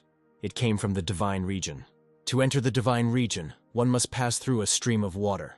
Russell rose up using wind magic, and Muya said that she would wait for the guy here. In a second, the protagonist moved to the crack with water, blinding the king of the beastmen with a flash. In the cave, he made a couple more dashes over the water, and he froze in the air, looking at the beautiful view. Before Russell lay the sacred land where the god of the beastmen lived, with its shining river and green, almost shining trees. The hero appreciated the size of the river, so it is not surprising that it created so many lakes. Russell headed down the river, doubting that this was the one he was looking for. Although the river was large, it looked ordinary. Soon Raymond saw with his own eyes that the river had two colors. He was flying over the water. He needed to go to the end of the fiery river to arrive at the right place. Russell would never have thought that the river's source could be a volcano. The hero looked around, because this is where something should be, according to the instructions. Below, he noticed vapors rising upward. At one point, the river was raging, creating circles on the water. Russell sighed mentally, knowing that it wouldn't be that easy. He dived under the water, because if there were bubbles in it, then this place led somewhere. The hero had a chance that this place would be the real source of the river. Holding his breath, Raymond discovered a gorge underwater. He swam straight into it, and he emerged, greedily gasping for air. When the hero came out of the water, it seemed to him that this place was very dark. He could not see anything. Suddenly Pepper appeared and growled joyfully, raising his paws up. A magic chain appeared in front of the two of them. She led the hero to the peacefully sleeping creature. There was such energy coming from him that Perchik and Russell closed their eyes. The creature introduced itself as Ignir, a fire dragon, and greeted the young master. He asked for forgiveness from the humble servant Russell for not being able to wait. The dragon was waiting here to impart great magic, the divine weapon, the Brahmastra. Russell couldn't touch her, but he felt the full power of the weapon. He wondered if he could withstand such force.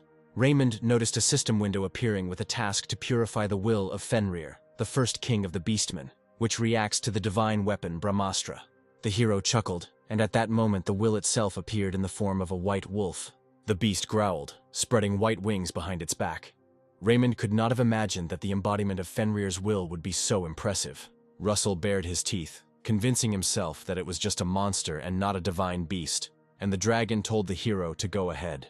The guy approached the Brahmastra and froze with his mouth open, looking at its impressive size and strength. The dragon told Russell to take it, and Russell, as if in some kind of trance, did so. As soon as the hero firmly grabbed the weapon, the place around him was transformed. Russell found himself an observer on the battlefield. He wondered why he could see him, and someone's voice called the giants pathetic.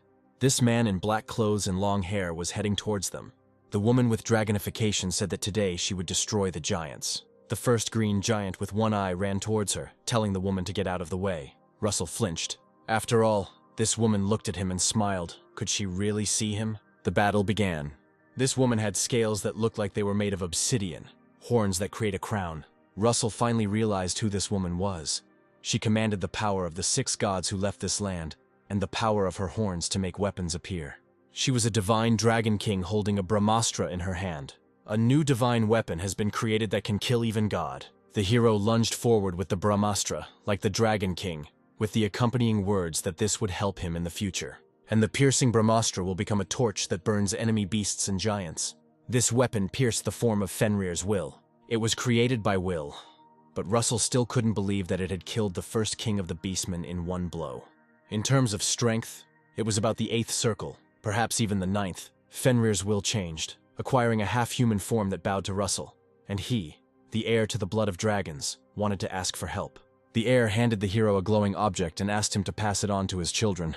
The hero froze, looking at the object. It was a treasure that kept trappers at bay. The heir said that he hoped that the great Dragon Lord would free them from their shackles, and with these words, his appearance dissolved. What Russell held in his hands was completely unfamiliar to him in terms of energy. It was not mana or divinity, but something that only worked on beastmen. The corrupted will of the first king of Fenrir was cleansed. The Brahmastra glowed. Its energy was very strong, as if mana was burning throughout Russell's entire body. Given Russell's level of understanding of fire magic, he definitely shouldn't feel that kind of pain. Now in his mana streams there is high-level magic, and the formula of the 9th circle. If the hero cannot learn, understand and control it properly, then he will simply burn out. The veins on Raymond's face bulged. Blood started flowing from his nose. The hero clenched his teeth until it hurt, trying to accept this power. Brahmastra expanded his mind, her understanding improved, and now Brahmastra reconstructed Raymond's mind. There was a final flash, and the boy fell to the ground, and Pepper, worried, ran up to his master. The dragon began to cry and rub his cheek against Russell's cheek, but the dragon's voice told him not to worry because his master had simply passed out from overexertion. But he would wake up soon. His heir was supposed to serve him, but fate decreed otherwise, so Pepper can inherit his power. The little dragon flew back in fear, lowering its red ears. A calm voice told him not to be surprised, because spirits were just a mutation, and Pepper is half-dragon, so he can definitely handle it. The voice expressed the hope that Russell's spirit would become a new red dragon and travel with its master, and then continue the dragon race. After some time, Russell woke up. He didn't know how long it had been since he had lost consciousness. Raymond looked around and saw Pepper happily chewing something. The hero asked what he was eating, but the spirit growled joyfully, and the guy decided not to interfere, because Pepper would not eat something inedible. After the meal, a circle of fire formed around the Pepper. Russell received a notification that the preparation of the red dragon's soul and nutrients had been completed. The fire around Pepper began to intensify and rise upward like a whirlwind. The system window notifying that it would take a long time to absorb the energy and become a second-generation dragon. Pepper growled quietly, his eyes closing. Russell froze as he read the new notifications that came one after another, the last one stating that the spirit of Pepper was going into hibernation. The dragon's eyes closed completely, and for the first time Pepper told his master that they would see each other again, and the spirit dissolved in tongues of flame. If Russell had known that this would happen, he would have played with Perchik more often earlier. Muya waved her hand and wagged her tail, shouting to Russell that she was there. Raymond landed next to her, and the woman chuckled thoughtfully. The hero asked her what happened, and the king said that his eyes had become clearer and deeper in a few days. He must have found something incredible in that place. Russell then reached into the inventory and asked Moy if she could take a look at something. The king's gaze changed at the sight of the object. That same blue stone in the shape of a crescent lay in the hero's palm. Muya said with a concerned look that the person should explain in great detail how and where he got it. Feeling the oppressive aura coming from the king, Russell was convinced that she had not used her full strength in the fight with him. Muya chuckled and said that it was good that Russell could withstand her fighting spirit even from such a distance. Afterwards, she said that she would like to play some more, but the moon crystal was more important. Muya asked Russell if he knew why the beastmen were stuck on this island, and the hero suggested that they did it to protect each other because there weren't many of them. The woman suddenly shouted that this was nonsense. Even long-eared archers and ground dwarfs live on the continent, she said. So does Russell really think that the beastmen would stay here for this reason, having such power? Muya pointed to the moon crystal and said that it was an item of the first king of the beastmen, Fenrir, and they remained on this island to find it.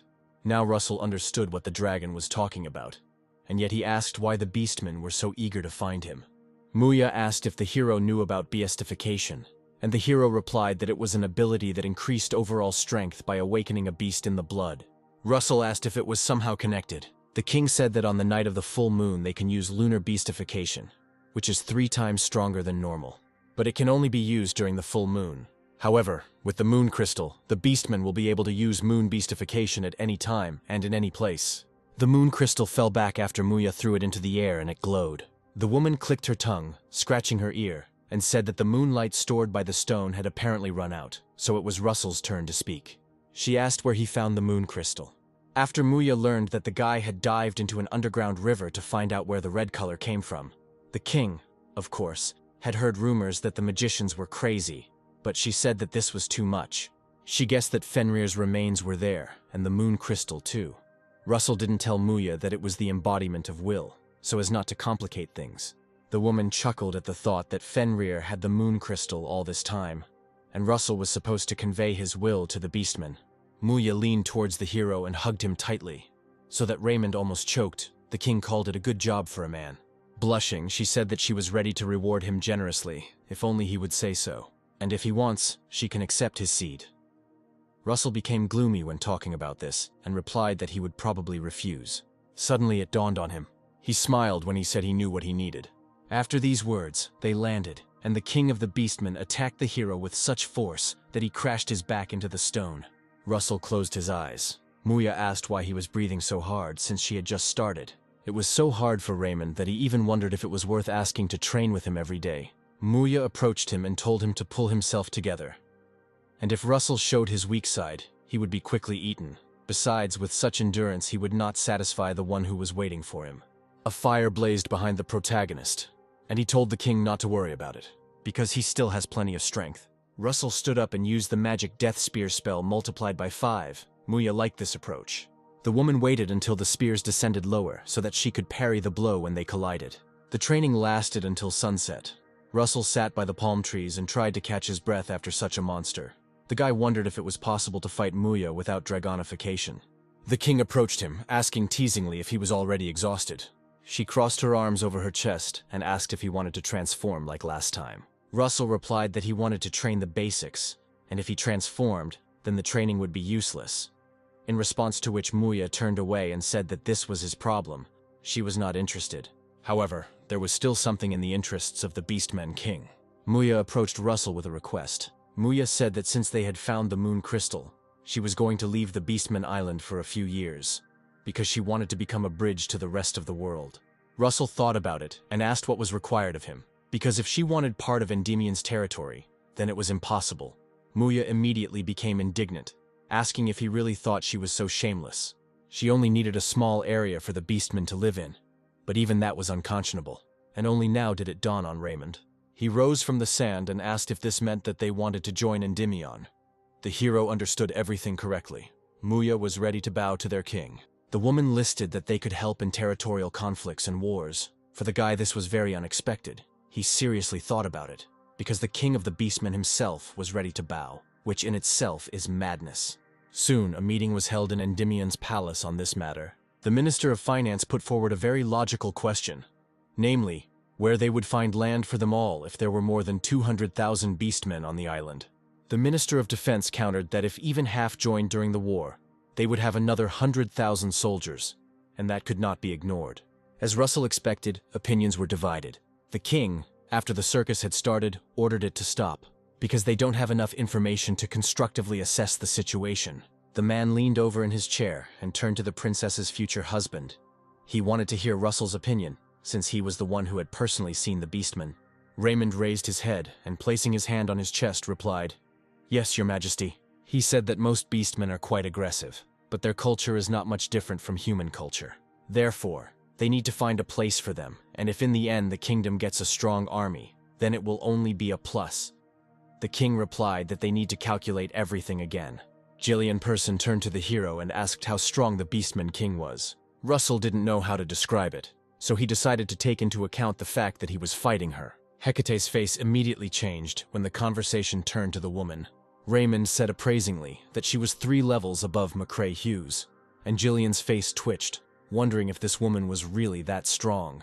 Amelia Vermin, the master of the White Tower, removed the blindfold from her eyes and asked Gillen to move. She asked Russell what this meant. Is Raymond sure that she did not seem strong to him because of his own weakness? Jillian asked the little master of the White Tower to calm down. She got angry, calling Person just an idiot obsessed with weapons. So who was he calling small here? And the man laughed, saying that the king of the Beastmen is not a magician, but a warrior. In that case, it is more logical for him as the owner of the aura to do this.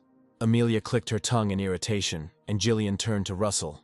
He aimed hundreds of copies at him, and he said they'd see how Russell handled it. Person extended his hand forward, thus throwing all the spears at once. Russell didn't expect that Jillian would create several hundred weapons from aura. This confirmed the man's skill. Raymond thought that if he tried to block it, he would turn into a sieve. So instead he decided to reflect them, and waving his hand, he directed a stream of fire in response. Jillian was amazed that Russell had redirected his aura. The hero had truly become stronger. Person wondered if Russell had received enlightenment during his battles with the Beast King. The protagonist bowed to the master in gratitude for holding back, and Jillian waved his hand, thanking him for the fun.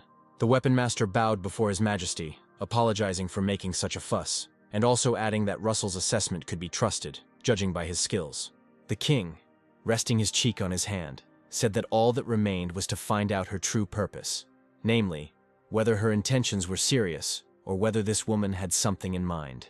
Looking at his pendant, Russell said that what she was saying was most likely true. The king asked what it was, and the boy said that it was a gift from her.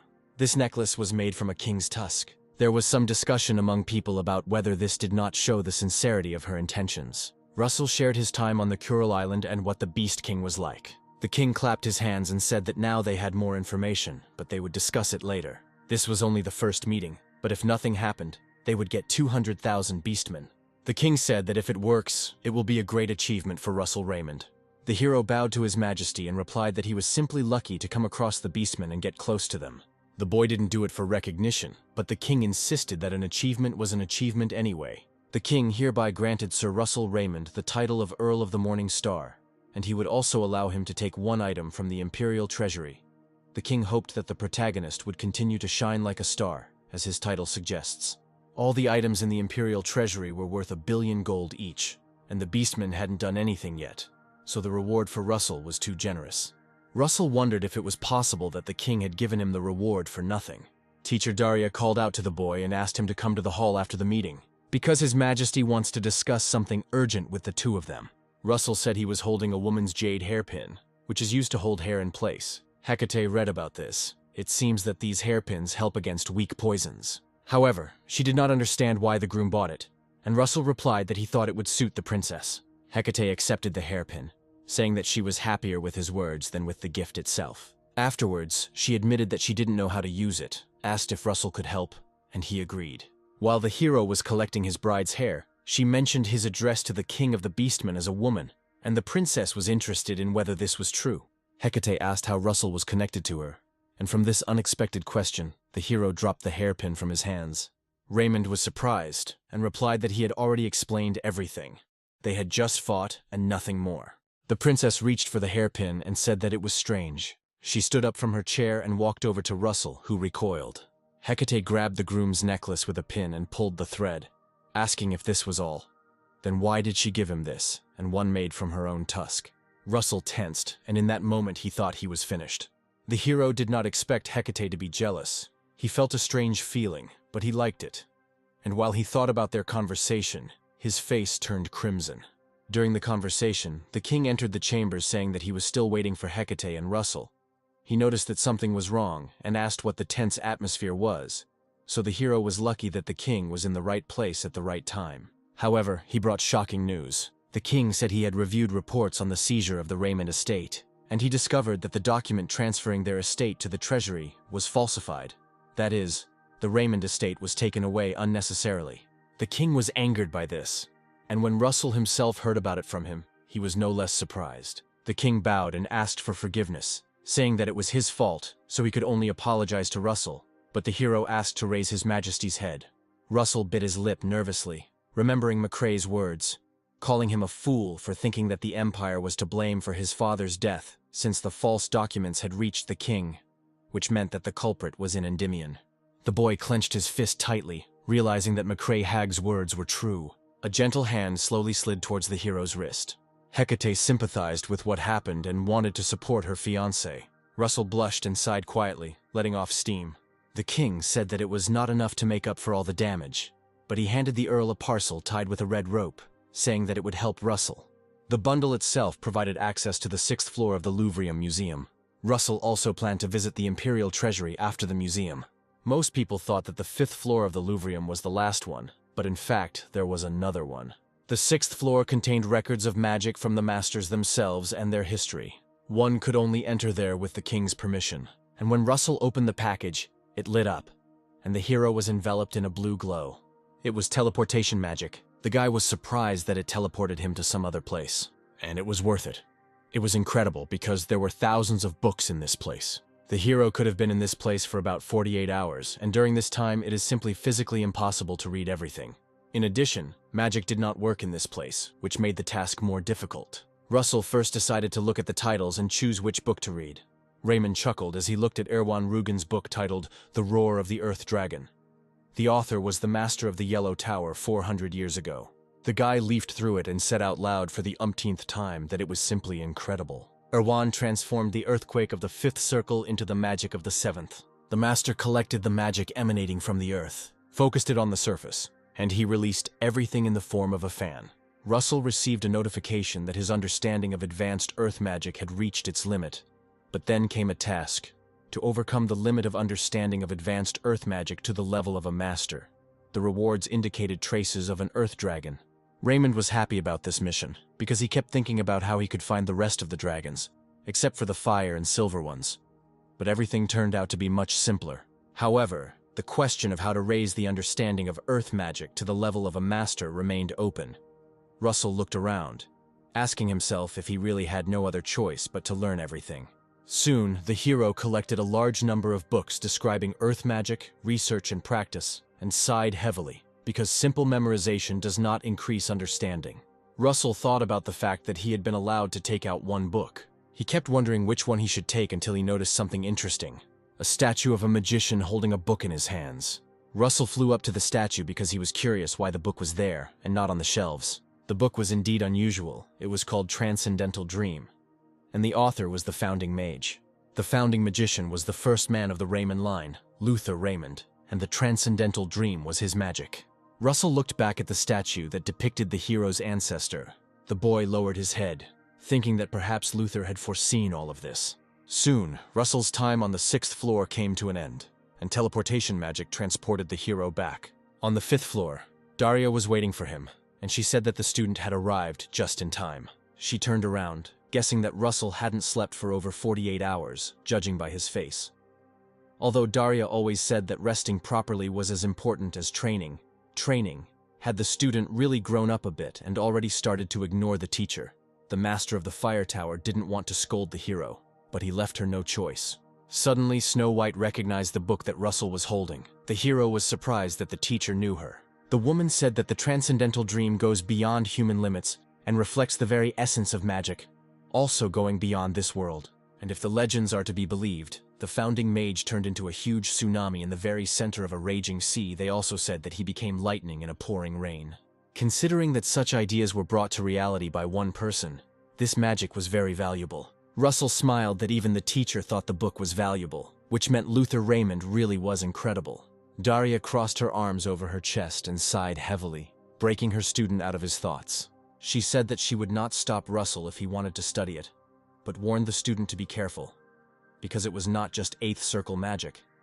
It surpassed it, and if something goes wrong, she can absorb Raymond. The hero looked up at the teacher and with a serious face assured that he would remember this. Afterwards, Daria called Russell to go to the treasury. On the way there, Raymond said that he didn't think the treasure would be so far away. Daria replied that they were now going to the first Imperial treasury. The first one contained various accessories. The second treasure chest contained weapons, and the third one contained all the other artifacts. When the teacher announced that they had arrived, a long river stretched out before them, sparkling in the rays of the setting sun.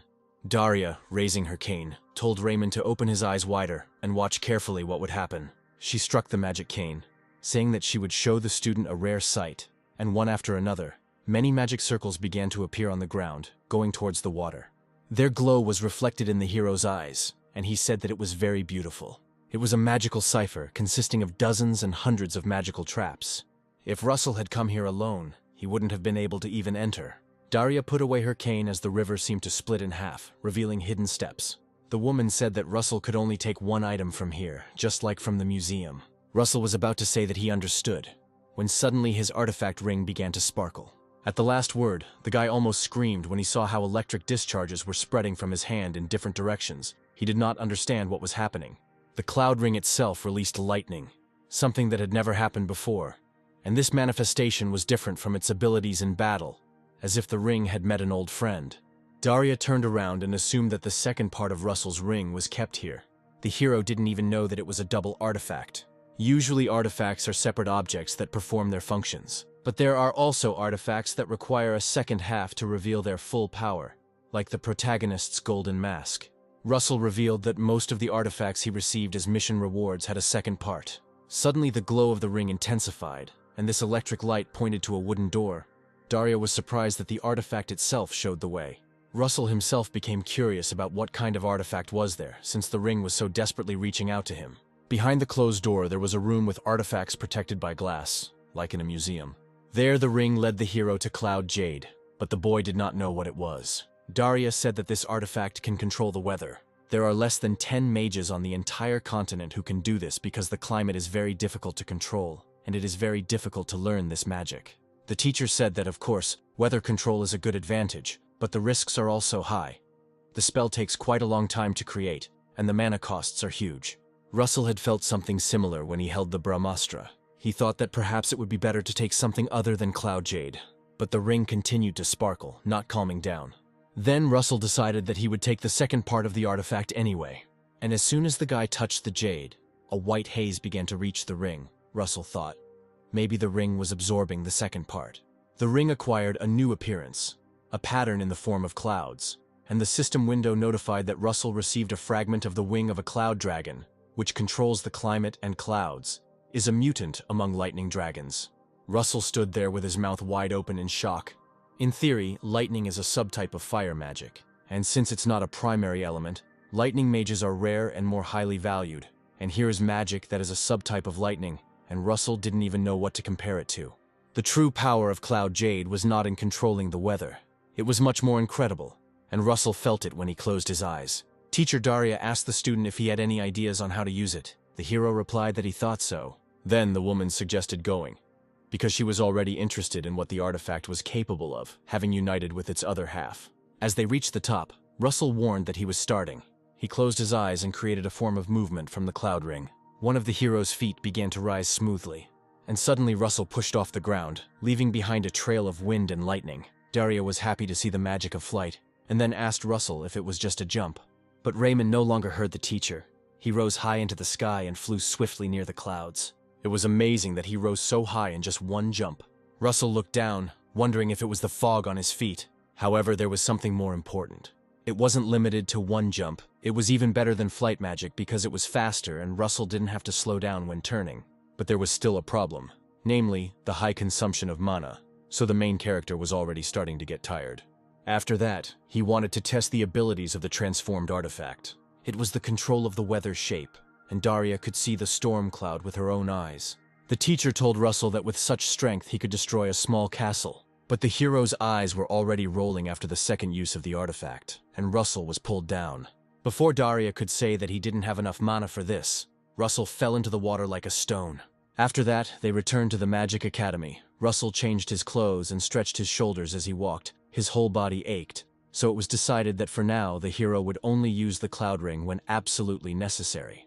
He had received everything, so it was time to return to the mission of breaking the limit of understanding advanced earth magic. And if we are talking about land, then Russell could not find a better place than the Yellow Tower. First, he needed to find the magicians of the Sixth Circle in the Yellow Tower. As Russell leafed through the book, he suddenly froze on one of the pages. He soon met a man he had not seen for a long time. This man had heard that Russell was conquering new heights. Raymond apologized for not visiting him more often. Spiegelman told the hero not to worry about it, because no news could be considered good news. Russell was surprised that in the Temple of Mirrors, Spiegelman was on the 5th circle, and now he was already on the 6th. The man heard that the hero needed advice on earth magic. The guy confirmed this idea and added that the books on this magic on the 6th floor impressed him. Smiling, Spiegelman said he would be happy to help, and if Russell was okay with it, they could start now. The hero immediately put a huge stack of papers on the table, and the man seemed to already regret his offer, ironically asking if he had offended Russell in any way. At night, in the cold light of the full moon, the estate stood in silence. The Archduke sat in his office and reasoned out loud that they had already gathered a lot of people, and that everything was in order with the production of weapons, so there was no need to worry about provisions either. He looked down at the papers, thinking that he only had to wait a little longer. The man grinned at the thought that Endymion's throne would then be his. A male voice asked for forgiveness for such a late visit, and the Archduke turned around. The window was open, and the wind was pushing the curtains aside.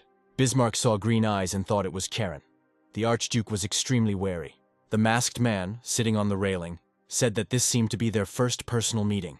He climbed down from the railing and approached the office, bowing at the same time, thereby expressing greeting upon meeting. It really was Karen. Bismarck turned away and propped his cheek with his hand, saying, "Well, there are too many formalities. It's not like Charon, so did he really just come to laugh at him?" The heretic replied, "Of course not. He came to show it. A cone-shaped object." Bismarck asked what it was, and Charon replied that this was an example of the item that the Archduke had been waiting for, the basis for sealing magic. "This is a seal that blocks the gates of Tartarus for a long time." Bismarck looked at this with an emotionless expression on his face. considering what was happening abnormal. He wondered if this ominous energy was connected with the abyss of Tartarus. The man looked away, replying that this stone was not enough, because he can't stop those Endymion monsters. With a grim face, the Archduke reminded Charon that he had not promised him some pitiful stone. Charon saw the purple aura that only the Endymion royal family has, and even though Bismarck was pushed to the border, he is still a member of the royal family. The heretic asked if the Archduke knew how many monsters and giants were locked in Tartarus. In the ancient war between the gods and the giants, the Gigantomachy, the gods won after protracted battles, and sealed hundreds of giants in Tartarus. Hundreds of seal elements were used to seal them, possessing transcendental powers. Charon said that if they remove at least 2 elements, they can get rid of the Masters of the Fire and Blue Tower for a while, and the research is going well and quickly, so they will soon find the main seal. Bismarck grinned. He was wondering why Charon had brought him a sample copy, but it turned out he just wanted to tell him about the progress. The heretic reminded them that they always keep their promises, so they hoped that the Archduke would keep his word. And Bismarck, without taking his eyes off Charon's green eye, said that this was not up for discussion, because as soon as he received the throne, he would help them kill that bitch Daria. As Charon turned to leave, Bismarck only told him to remember one thing. If the heretics did not keep their promise, then they would be the ones to experience his wrath. Charon bowed, replying that he remembered that for sure. Rising from the table, Bismarck asked, as if asking himself, whether they had united with him to kill Daria. Even a child wouldn't fall for such an obvious deception. Bismarck took the king's piece from the chessboard and said that once he got this throne, nothing else would matter. The man forcefully placed the piece back on the board, breaking the white king piece with the black one. He didn't care what the heretics had in mind, for a dog that has finished hunting can only wait to be thrown out. Spiegelman asked Russell if he was sleeping at all, because 2 days had passed since he answered all the hero's questions. He couldn't believe that the guy had collected more, to which Russell laughed awkwardly. The man thought that every question was really interesting, and he thought Raymond was a genius. Smiling, the hero apologized for taking up too much of his time, and only then did Spiegelman come to the conclusion that Russell had become so strong because he had worked hard. Spiegelman burst out laughing, replying that if he rested a lot, at this rate Russell would soon overtake him. But even after classes and active discussions of theoretical issues with Spiegelman, the hero continued his studies alone, despite the late hour of the day. He mentally reasoned that the Earth Dragon's roar was not a simple use of mana. The essence of this magic was to use the heat of the earth. But if so, then wouldn't it be necessary to combine it with the element of fire? Russell will combine the 2 elements, but will not be limited to them, but will use fire, wind, lightning. While the hero was thinking about this, suddenly for a moment he found himself near a mighty tree, and as a result of his efforts, his understanding of earth magic increased to the level of a master. Thus, Russell obtained the traces of the Earth Dragon. He took this magical object in his hands, but I had absolutely no idea how to use it. The hero thought that the dragon's footprints were a map, like last time. Could it really be a weapon? But when Russell swung it, the durability of this item was too low. The guy lifted the object up, trying to figure it out. Suddenly he noticed the drawing depicted on it and a realization struck his head. Russell immediately grabbed the jar of ink and poured it onto the magical object. Having seen the drawing, the hero realized that this was an unusual stick. All these dots were constellations, and the map itself turned out to be celestial. At that very moment, Russell received a task that confirmed his suspicions, telling him to find the place marked on the celestial map and enter the lair of the Earth Dragon. Still, Raymond didn't understand why he needed to give the heavenly card, since it would have been easier with a regular one, like last time. Russell decided that he would find out the details once he arrived at the dragon's lair. In the meantime, he needed to figure out where to go, so he laid out the constellations on the floor, and I tried to use the North Star as a guide. She led him to the desert of Nadia. A day later, Hecate learned that Russell was going on an expedition again, which Magister Daria told her about.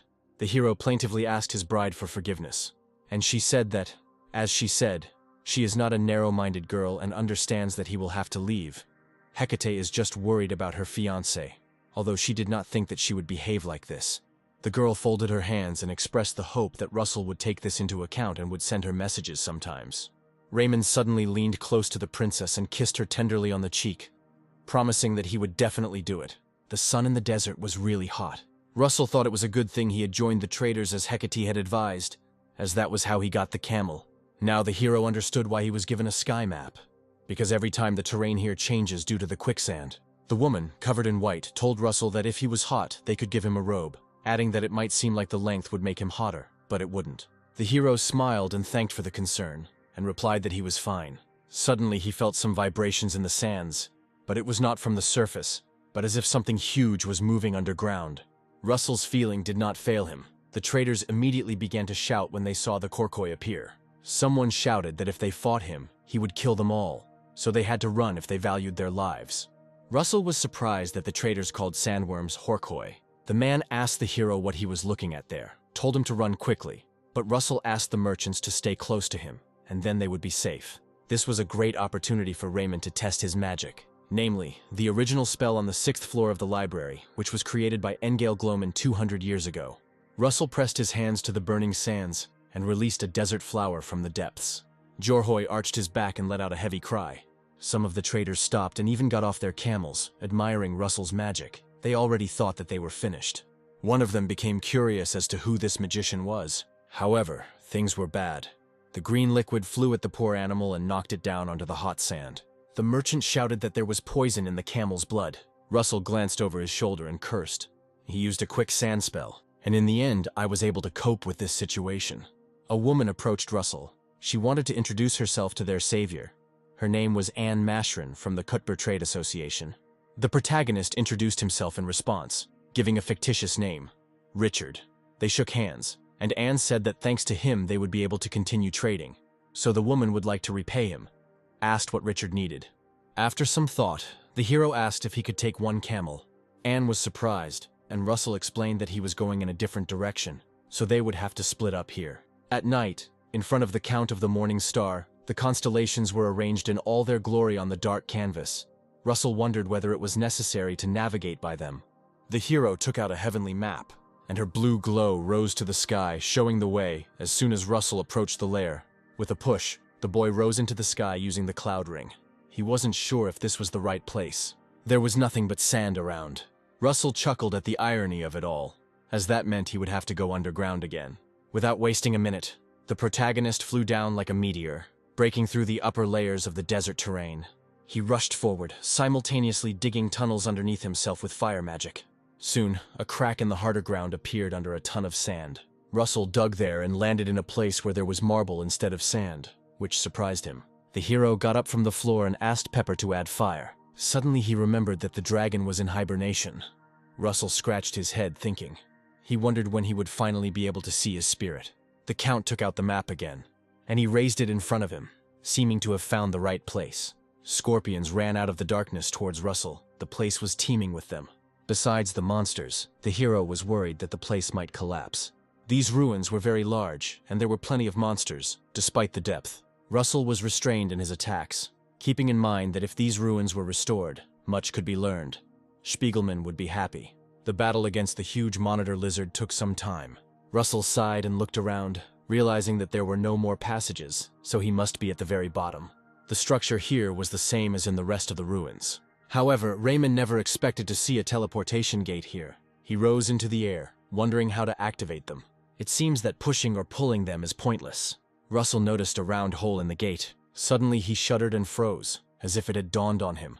The celestial map he held in his hands was suitable. He kept wondering why it was exactly this shape, but the reason turned out to be simpler. The protagonist inserted the card into the hole, and the teleportation gate reacted. The seal unlocked them, and its glow blinded Russell's face. A moment later, Russell found himself in a different place, and he wondered if he had really come out of the ruins. The guy thought about it and noticed the desert, its location. It was not the same as the one he had been in before. The compass that ended up in his hand had, for some reason, one needle. It turned out that Russell was inside someone's dreams, so he felt that something was wrong with this place. Because it was a dream created to test a certain person. The mission was for the hero to get to the end by compass without using magic and moving in the air. Russell smiled, because at least the goal was clear to him. All you had to do was follow the compass, but it turned out not to be so simple. The compass pointed straight into a sandstorm. The hero decided that this was clearly not what he needed. He turned back, but stopped with a gloomy look, because the compass needle began to point back. He sighed heavily and said, lamenting, that nothing comes easy. The guy got his bearings and decided that he would overcome all obstacles. The path he followed led him to a place where everything around was ablaze with fire. Russell thought he was going crazy. because he had come out of a sand and snowstorm and now everything was on fire. The more he looked, the more surprised he became. But the most amazing thing was that it all consisted of mana. Magic formulas were floating in the air, and the main character could see this miracle. He thought that he would read it, understand it, recreate it, and destroy it. Before this, Russell was constantly tested to see if he was worthy, and now they finally tested his skills as a magician. The protagonist closed his eyes, because in order to know his goal, he must specifically look at it and gradually expand the territory to find the truth of the world. However, it turned out not to be so easy. Russell's head ached. He was sure he could get through this wall, but his mana eventually ran out. He smiled. There was nothing he could do about this situation, but he would have to remember this feeling. Raymond certainly won't miss the next opportunity, but the mission was accomplished. Afterwards, the hero found himself in the place where the first teleport was. Russell looked around, trying to find him. A reward for the mission appeared before the hero, the horn of the Divine Dragon King, the essence of the earth. Russell walked up to it, assessing the size of the horn, which was quite large compared to the others. Raymond wrapped his arm around it, mentally calculating how much mana he would receive after absorbing it. But this time everything was different. The essence transformed into a stream of energy flowing into the protagonist's hand. At first, it seemed to him that nothing had changed, until an all-consuming feeling pierced his entire body. The absorbed mana clogged Russell's mana streams, and if she closes them completely, the hero will not be able to do anything. Russell sat in the lotus position and concentrated to quickly direct the energy into the circle. The boy was clutching his leg tightly, and the skin on his hand began to melt and peel off. In just a moment, the hero found himself completely covered in sand. He stood frozen like a statue until fiery rays began to shoot out from his body. The skin cracked first all over the body and eventually reached the face. Seeing the cracked pieces on the floor, Russell wondered if it was the waste coming out of his body. This time things were different. Not only Raymond's muscles, even his bones became harder, and the grip strength became better. So the hero even wondered if it would be like Spandam's if he used the mage's body in Overload. But first, the guy needed to get out of there. There was a yellow tower with a teleport nearby. At the exit, the hero was met by a man with a token in his hands. He asked whether it was really Russell Raymond in front of him. He conveyed to the hero an order from the kingdom and the master of the fire tower. When Russell asked again, he was told that the order had come 5 days ago, and on the parchment the hero read the task of defeating the Hydra that lived in the swamps of Wrinkle County. Around that time, the Hydra appeared in the west of the kingdom. The hero remembered that Vermilion was supposed to receive this mission, but due to changes in history, he received it. Russell chuckled to himself, because he had gone back 8 years, and 7 had already passed, so the guy knew the events of only a year. Among the participants, the hero saw the name of Sir Alan, but Raymond did not understand why Paige was still in the 5th circle. He thought that by this time Alan would have already reached the 6th.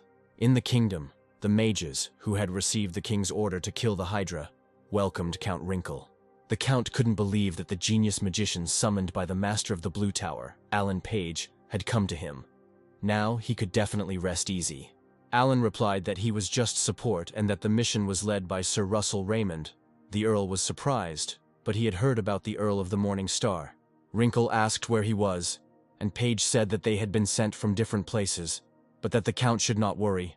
Russell would be here soon.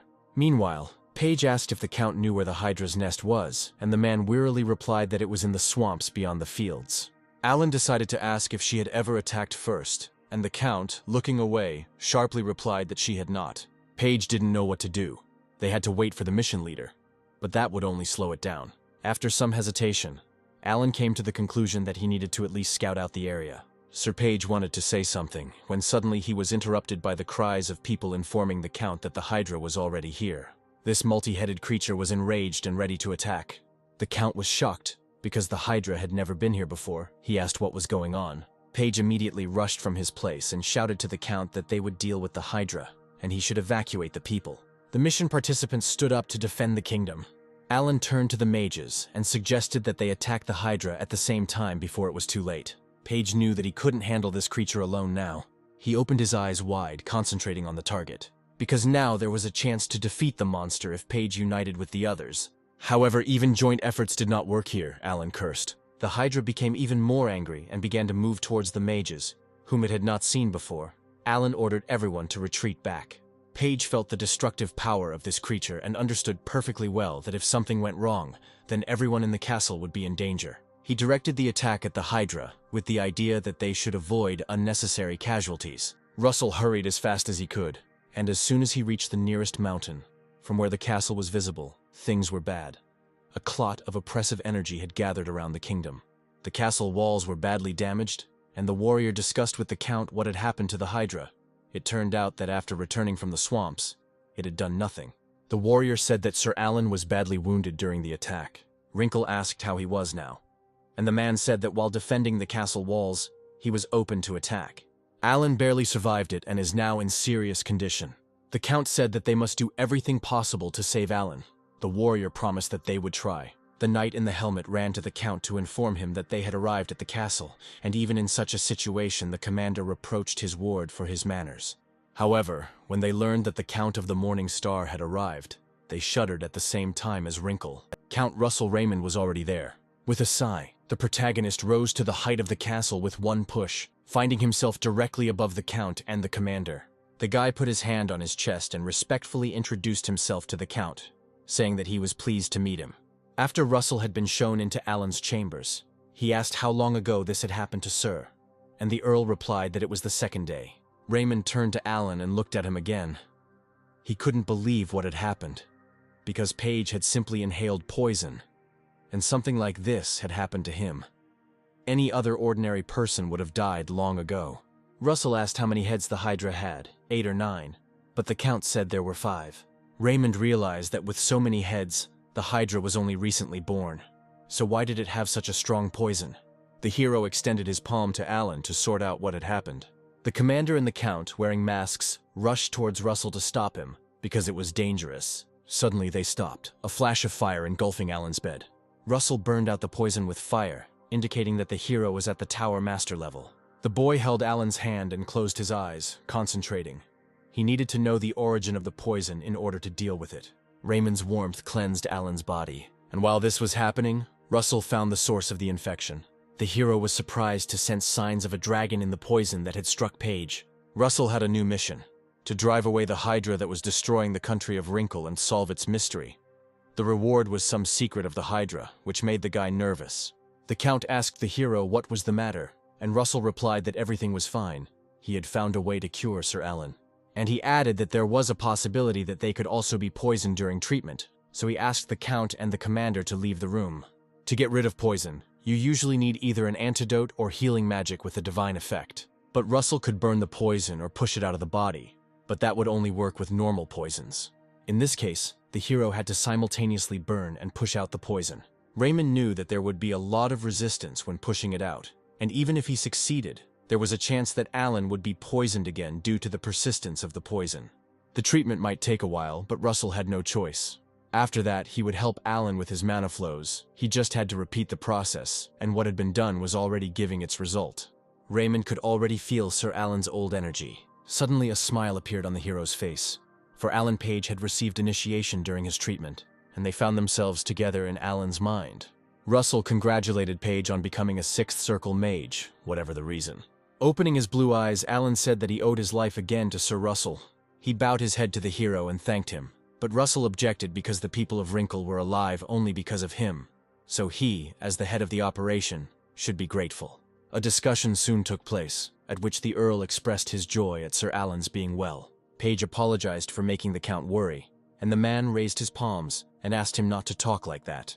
Russell suddenly said that he had a question about the upcoming business. He needed to know the exact number and capabilities of the knights participating in the operation, as well as information about the monsters in the swamp area.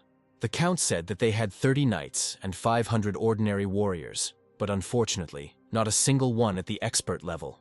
Russell didn't think the Count was hiding the capabilities of his warriors in such a difficult situation, but since there were no other options, then it was worth relying on the knights. The swamp itself occupied about 1,500 hectares. Information about the types of monsters was unknown to the kingdom, but the Count could definitely assure that the entire swamp was teeming with monsters after the appearance of the Hydra. Alan said that with such a density, there would be thousands of monsters, and the Count replied that their huge number was not the only problem, as the warriors' movements would be hindered by the swamp. Russell said he would solve the problem. He just needed the Count to have everything prepared and ready to leave with the knights in 3 days. When Wrinkle asked, pleasantly surprised, if this was true, The hero replied that he had a 100% method. Russell, smiling, put his hand on Alan's shoulder, and he looked questioningly at the hero. After their conversation, Count Wrinkle spoke to the warriors, asking if they remembered how last autumn half of their country was engulfed in golden light. He remembered well that time of fields, smiles, and peace. But this year they were not granted such happiness, and while the Hydra is here, no one will see it. The Count cried out, asking what they would do with the one who had taken their peace from them, and the warriors cried out that they would fight and win. Russell smiled, and the warriors' morale rose. Now it was his move. Russell Raymond introduced himself as the leader of the mission to eliminate Hydra, and now he will tell you how they will act. First, the knights will be divided into 2 groups, protecting the 3rd and 4th circle mages and providing support from the rear, preventing the monsters from escaping. Additionally, knights will work with 5th circle mages to break through monsters. One of the warriors raised his hand and asked if there was a way to get rid of the monsters at the front because it would be difficult for them to get through the swamp. But Russell replied that they didn't have to worry about that. The monsters from the swamps were just as aggressive as the Hydra. They were greeted by a bright flash of light, Russell Raymond's spell of a falling sun. The hero said that he would take care of this problem. Soon the marshy area was ablaze. The knights found it incredible that one mage could get rid of so many monsters so quickly. Such was the power of a 6th circle mage, a man capable of replacing an entire army. Russell turned to Sir Alan and said it was his turn, but Page warned that he could not freeze such a large area at once. Raymond replied that it was okay. Alan could use the spell multiple times, and Page chuckled, saying that he would indeed have to sweat. Alan stood up and spread his arms, covering the burning forests with ice magic. Russell watched his spell closely and remembered their duel in the arena, when Page also covered everything in ice. But this spell was improved. It was called Ice Age, which froze not only the surface of the earth, but also the monsters. The Count raised his sword and ordered his warriors to advance across the ice. Hundreds of warriors rode into the attack on horseback. Frozen monsters were much easier to deal with. One of the warriors told the others to do the same first. Suddenly his sword was seized by a huge mouth. The warrior was indignant, asking where this creature came from, and the monster shook its head, lifting the warrior up after his weapon. Russell chopped off the creature's head with one movement, and several fighters ran up to the knight, asking him to be patient for a little while they stopped the bleeding. One way or another, the number of monsters did not decrease, and the hero understood that if he used a mass attack now, his allies would also suffer. So he had no choice but to kill the Hydra first. In the air, the hero noticed movement in the water, namely a bubbling point in the swamp that creates circles. As Russell flew towards her, a Hydra burst out. The guy jumped back, cursing. He didn't expect the Hydra to be here. Several of her heads hissed. The warriors froze and could not move. But the Hydra was too far away, so they didn't know what to do. So the warriors turned to Sir Alan. Page cast a spell, but the nimble Hydra easily broke through the ice. With each new attack, the monster became more and more bloodthirsty. Then Alan used Freeze, and Russell, waiting for this moment, was going to attack right after him. Suddenly the hero heard the thoughts of the Hydra. She said that she would not forget the people who killed her mother. Now the reason why the Hydra went berserk became clear. However, the Hydra clearly took revenge on the wrong people. The guy watching the fight chuckled. Because Russell used the dragon suppression ability to get rid of the Hydra, this spectacle aroused his interest. The Hydra broke the freeze again and hissed. The main character's eyes lit up and he told this monster, "Enough!" The suppression ability did not work. Even if it wasn't strong enough, it should have at least slowed down the Hydra, but nothing of the sort was visible, as if something had stopped the ability. Then there was only one option left. Suppress the Hydra with the power of fiery spears. The monster wasn't going to give up so easily. It released poison along with the ability to stop movement. Flaming spears descended from the heavens to send the Hydra back to where it came from. Russell raised his head. A cloud of warm energy gathered above the hero. Then the guy thought about lightning. He raised his hand to the sky and allowed the cloud ring to reveal itself, but nothing came of it, although it could have turned into a good attack. The boy smiled, feeling the full volume of his own mana in his greatness. With that kind of mana, Russell could definitely use the Giant's Hammer, the strongest spell of the 5th circle, or even something stronger. Raymond swung and brought down the Karanos, which in Greek meant lightning, striking thunder. The fiery lightning surrounded the Hydra from all sides, and at full speed bit into its body. Alan found the attack incredible. It blinded him so much that he had to close his eyes. Page couldn't believe there was such a big gap between him and Russell, even though they were both on lap 6. The spell finally worked, and the Hydra stopped attacking, the monster choking on its own blood that had flowed into its throats. Suddenly a voice was heard saying that it would be a shame to end this battle like this. The power of the dragon's blood that he shared with the Hydra is not that weak. Russell froze, not understanding what was happening. The same voice commanded the Hydra, the servant, to rise, and after this command a bright purple pillar illuminated the monster. Raymond saw that it was dangerous, but he couldn't let this end, so he cast a 5 times enhanced spear spell at the Hydra. Without taking his eyes off his opponent, the guy waited for the moment to strike again. There was a powerful explosion, and despite the power given to the Hydra, the monster was badly injured, its body trembling. It was then that Russell decided that he would put an end to her. But it was not to be. A dome of black mana appeared around the Hydra. Russell thought it looked like heretic mana. No, it was even darker and looked familiar. The feeling that the Count had seen something similar somewhere grew. The clot of black mana became so concentrated that not even the slightest point of light could be seen through it. Alan Page and Russell Raymond froze, their eyes wide, as if preparing to face something deadly. Even the Knights of the Wrinkle Kingdom stopped. It was an improved version of the Hydra, much stronger, emitting a large amount of energy and poison. Russell began to count the heads on the monster's body. Now there were 6 of them. The hero stood in front of the swamp monster, feeling the impending danger with every fiber of his being. He again heard the thoughts of the Hydra, who called humans pathetic. They prevented her from avenging her mother. After these words, she suddenly attacked, wanting to absorb all the people, and Russell and Page quickly erected a protective barrier. Raymond asked Sir Alan to evacuate their forces from here.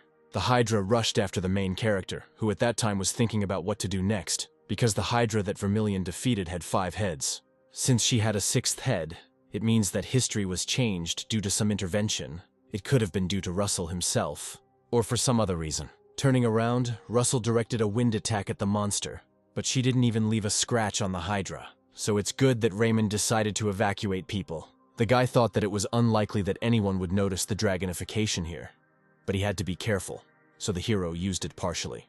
At that moment, the Hydra opened its mouth, releasing tons of poison. The hero was able to repel the attack, and even cause damage by flying closer. This monster had incredible regeneration, so small attacks would only waste Raymond's energy. Therefore, he must use all his strength in one attack.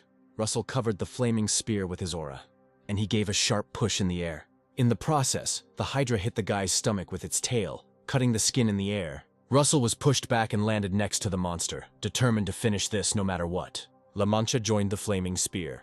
Only precise and correct movements, and La Mancha turned a fiery blade into the air. A killer of giants. The Hydra couldn't dodge it. The monster howled in pain as Russell's spell hit its body. The swamp creature's heads twitched, blood poured from its eyes, and the Hydra mentally cursed everyone. She said that she was the servant of that man, and when he descended, all of them, the lower beings, would come to an end. Russell paused, trying to make sense of what he had heard. Now he was sure that someone was behind the appearance of the Hydra. That same man with yellow eyes like a dragon's chuckled. He said out loud, sitting on the edge of the cliff, that it was no wonder that this power seemed familiar to him. She belonged to the Dragon Emperor. In honor of the victory over the swamp monster, a banquet was held in the kingdom. The festive hall was simply enormous. Alan admitted that he was grateful for the event, but that the Wrinkles were currently busy with reconstruction, which made him uneasy, while Russell said that the people here did not seem to be spendthrifts, so everything was fine. Looking around, the hero noticed glances directed at Sir Alan. Ladies with blush on their cheeks waved their fans and whispered, covering their secret smiles. Russell teased Page that he would have a tough time today, but Alan didn't understand what he was talking about, until the second when women ran up to him, surrounding him from all sides, expressing their admiration. Alan froze and looked at Russell with a pleading look for help, and he quietly walked away and waved his hand to his comrade. Raymond was pleased, for all young magicians have to go through this, and he was betrothed to Hecate, so he was in no danger.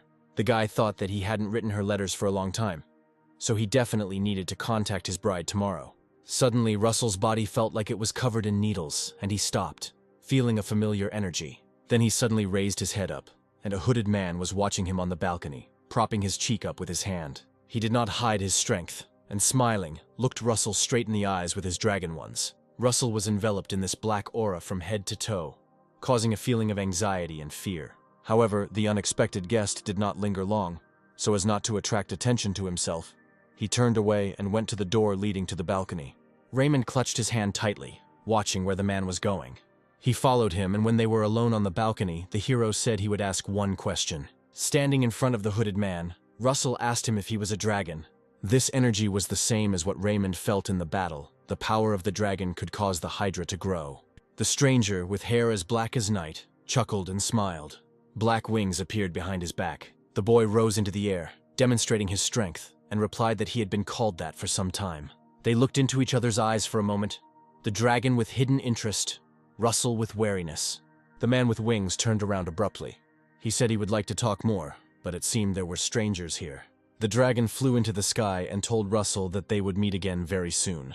He left Russell alone on the balcony, a few black feathers falling off like embers, swirling in the moonlight.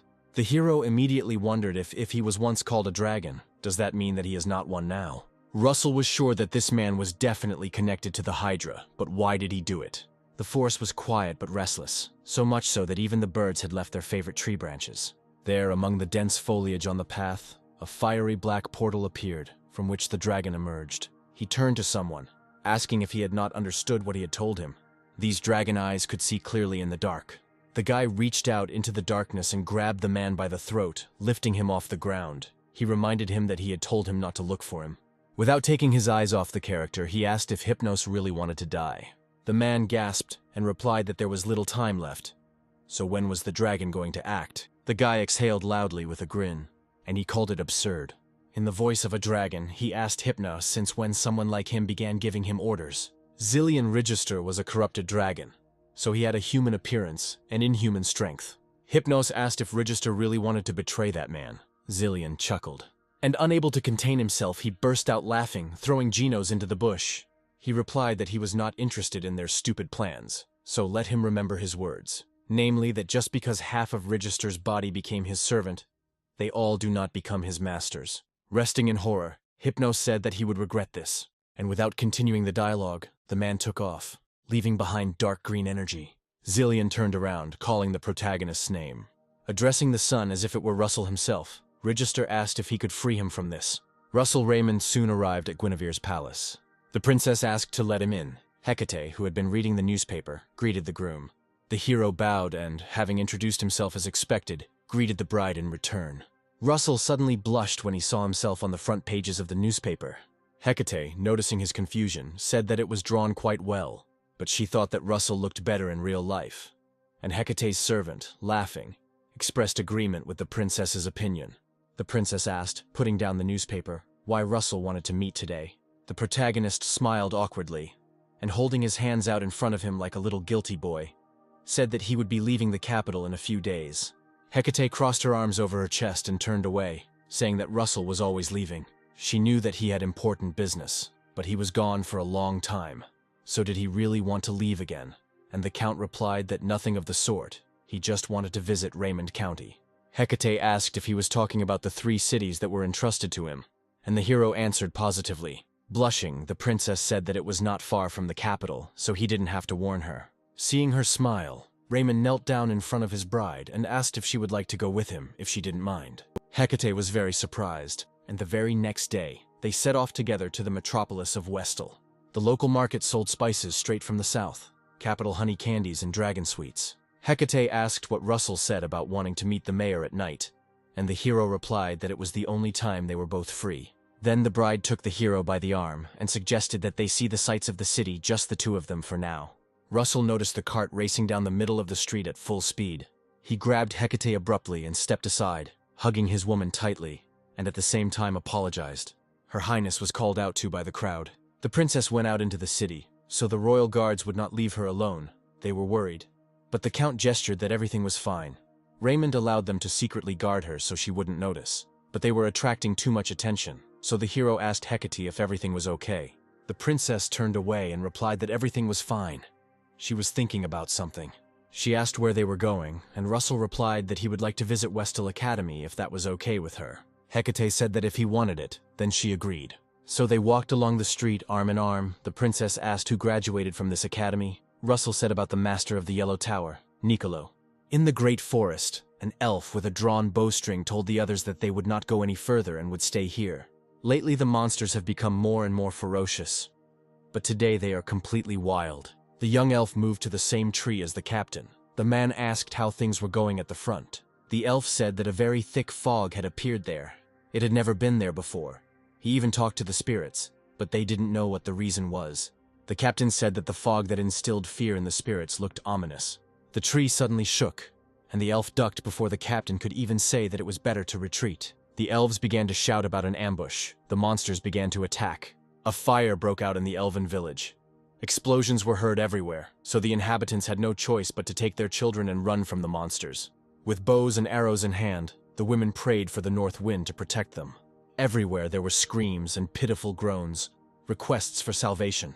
Hypnos laughed out loud, calling the spectacle magnificent. What happened in the village was his doing. He turned around, pleased that Tartarus would soon open. An army of monsters is just the beginning. The remaining stones will not be able to hold the seal, and very soon they will break out. Those who were once worshipped as gods of destruction are the Titans. Hypnos' lips stretched into a worried smile. He was jubilant, because very soon there would be nothing left of Endymion. The entire kingdom would be in flames. He loved it, and it was fun. It was the best feeling.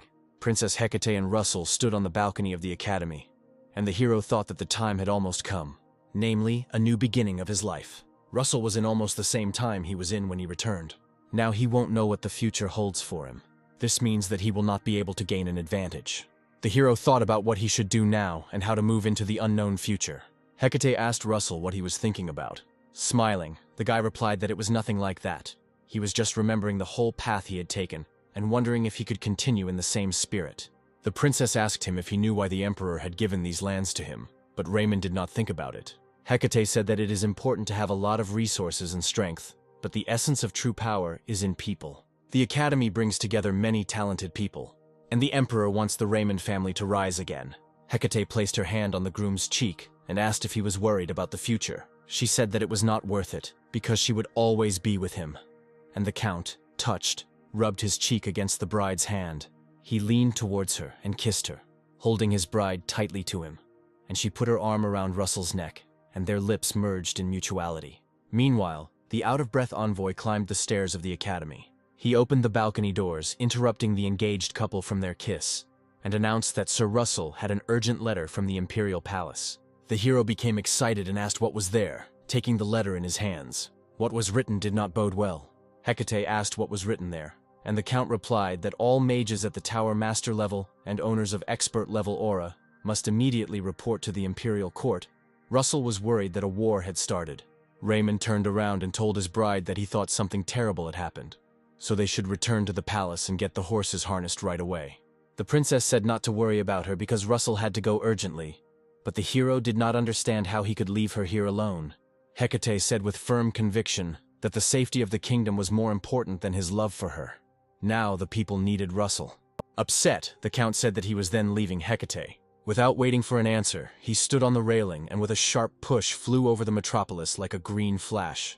Watching him go, Hecate said that if she thought about it, she spent less time with him than she did waiting and worrying about Russell. The princess sighed, because there was nothing to be done about it. Such was their duty, and such is the fate of the beloved hero. In the imperial palace, all the guests had already gathered in the hall.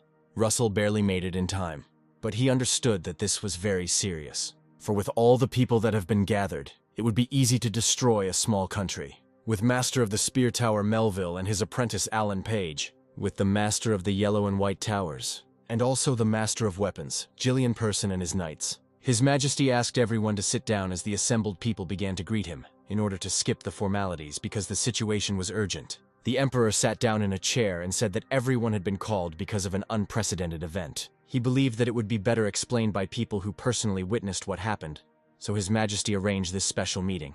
He ordered everyone to listen carefully, and Russell saw an elf and a dwarf come in.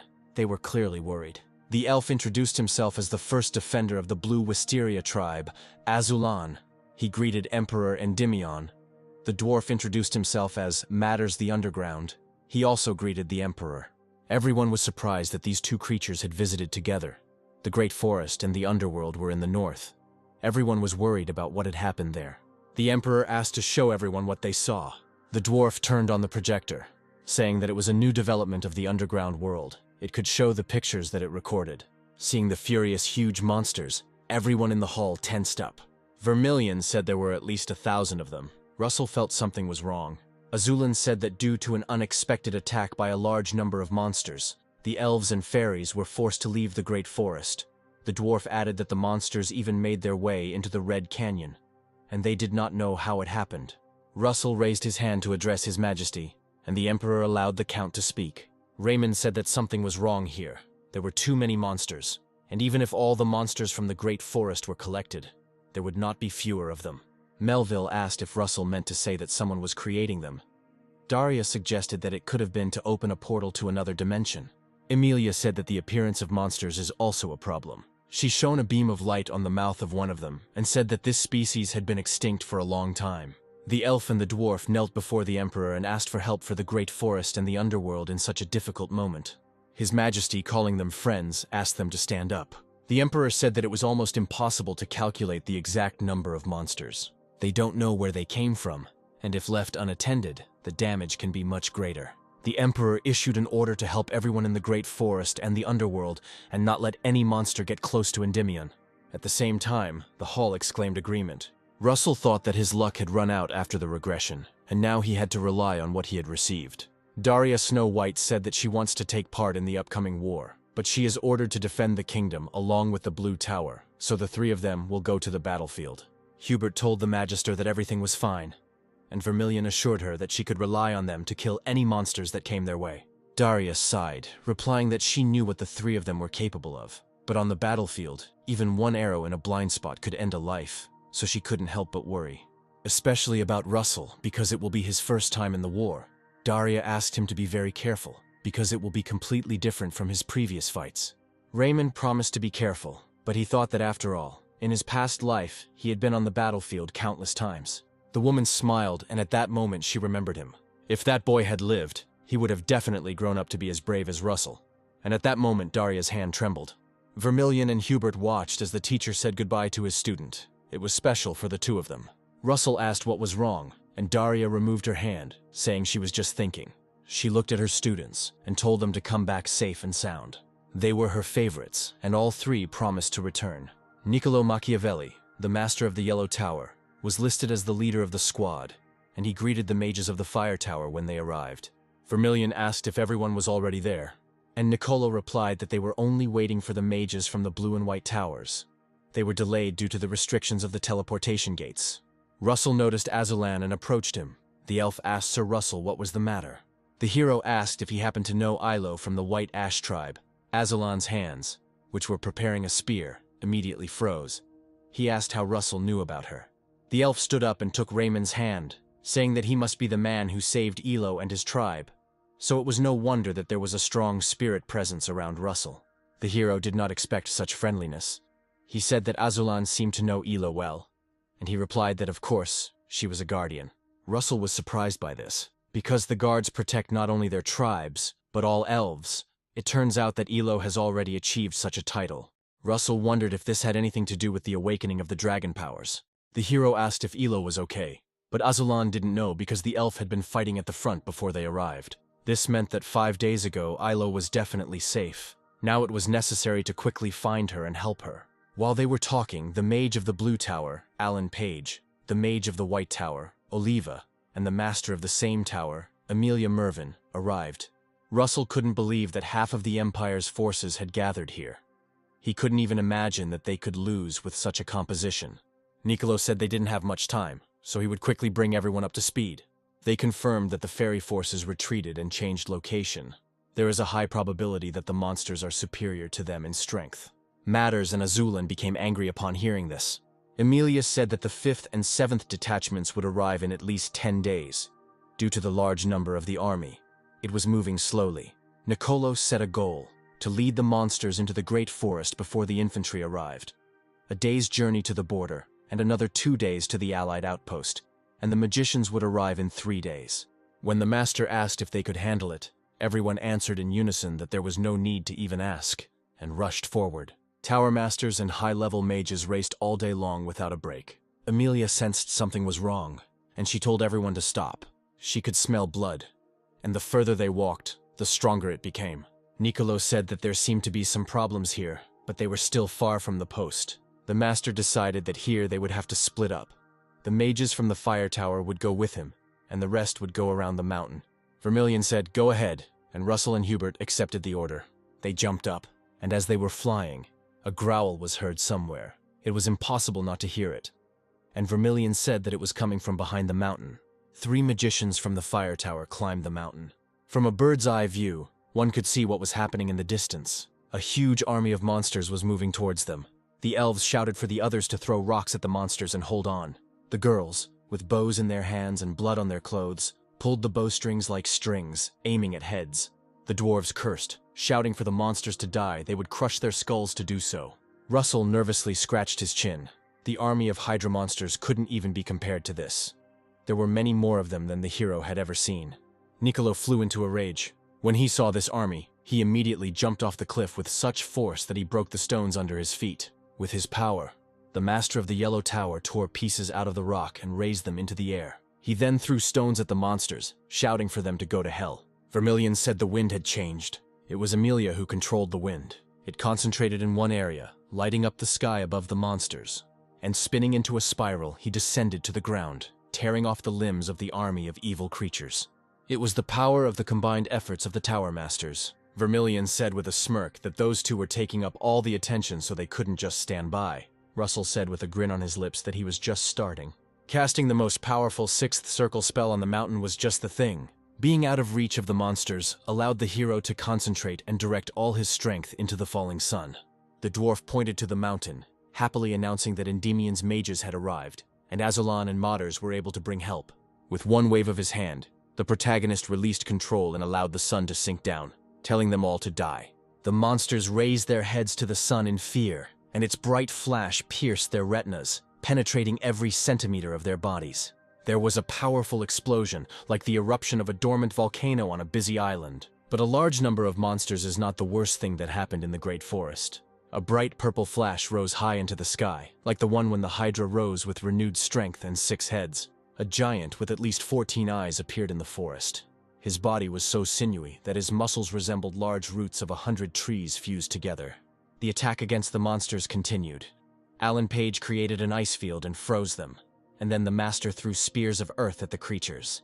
At this time, Alan managed to create a new spell. Amelia raised her hand up, allowing the electricity to wrap around her arms. A storm of lightning fell from the sky, then spears of earth flew, and the monsters died one after another without ceasing. But their numbers did not decrease. The master of the Yellow Tower stood in the magic circle, controlling the earth element. Vermilion said that he had never seen a major attack of magic on such a scale. There was no room to even step, and after the war, the maps would have to be redone.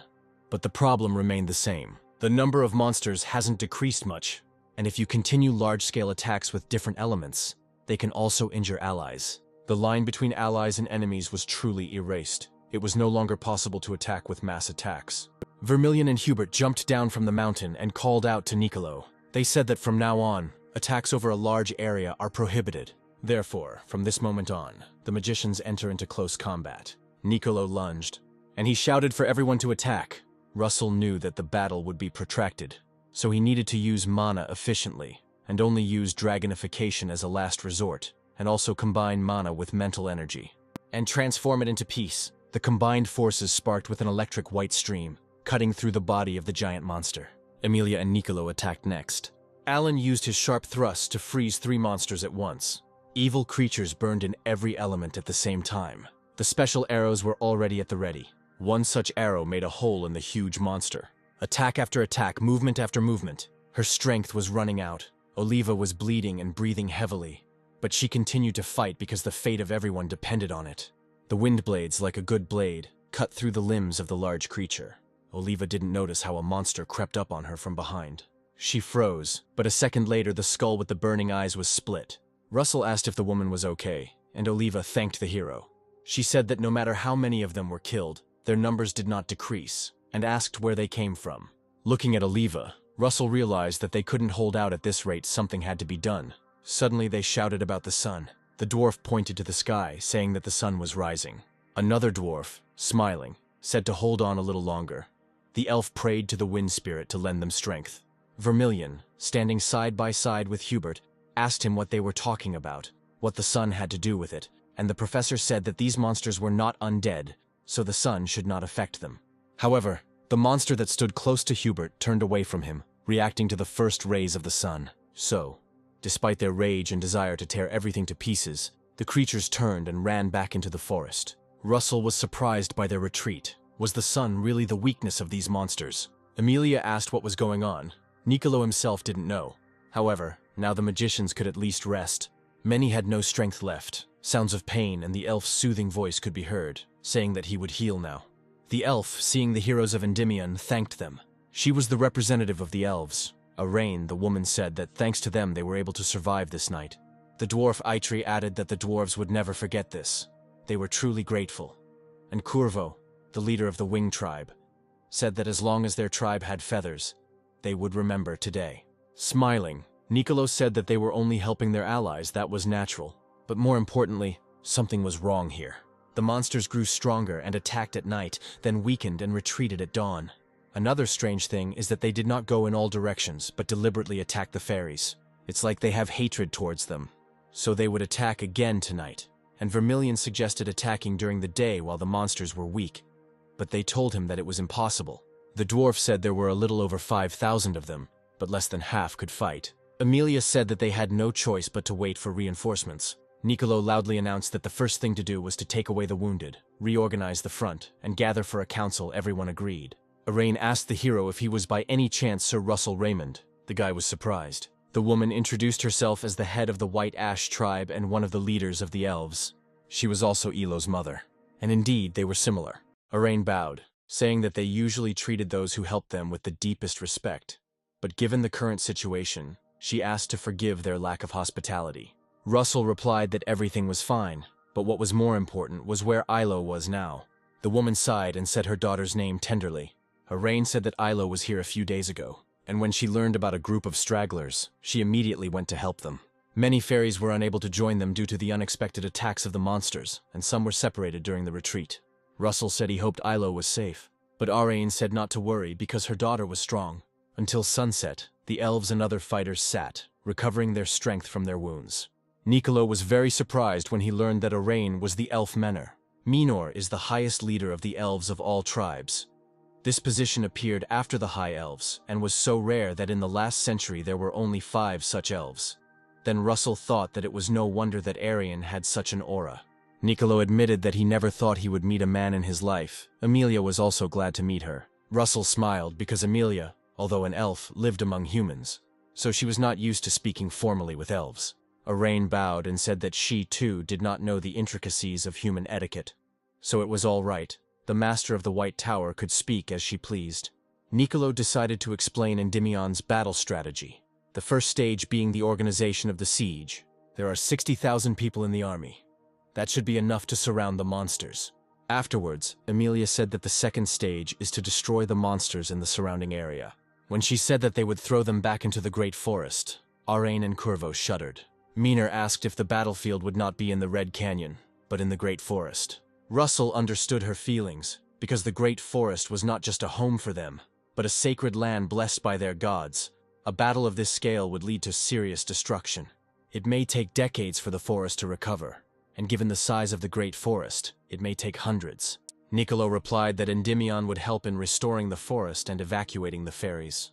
But this news did not please the elf and the head of the Wing tribe. However, Arain said that it was painful for them, but there was no other choice. Curvo added that they expected this outcome. Nicolo bowed along with Emilia and thanked her for her understanding. They would try to minimize the damage to the Great Forest. The knight called the captain and said that someone was flying towards them. Could it really be a monster? But the sun had not set yet. Curvo's eyes widened and he replied no. It was an ally, a soldier who had been sent on a rescue mission a few days ago. The bird fell, unable to hold on any longer, and the leader flew up to him, asking for a doctor. The warrior, coughing, reported that the silver-haired guard was in danger. Everyone immediately understood that they were talking about Ilo. Russell and Arain were scared. Nicolo told Raymond that he knew her personally, so he could join the rescue mission. The protagonist agreed. Vermilion stepped forward, saying that he would go too. Emilia said that the spells to find the White Tower would be useful, so Aliva goes with them. Arain turned to Azalan, saying that he was the only one she could ask for help, and the elf promised to return Ilo safe and sound. After a prayer that the spirits would protect them, the rescue mission set off. Olive raised her head higher when she felt the vibrations. She said that there was movement ahead. It seemed like flying monsters. She asked what they should do. Vermilion exchanged a glance with Russell. and told her to go ahead and they would deal with them. Black coal wings spread out in the sky. Russell looked up and saw them, 100 giant rocks. They usually live only in the west. Azulan was indignant, saying, "What are they doing here?" He told everyone to prepare for battle. Red lightning struck one rock with electricity.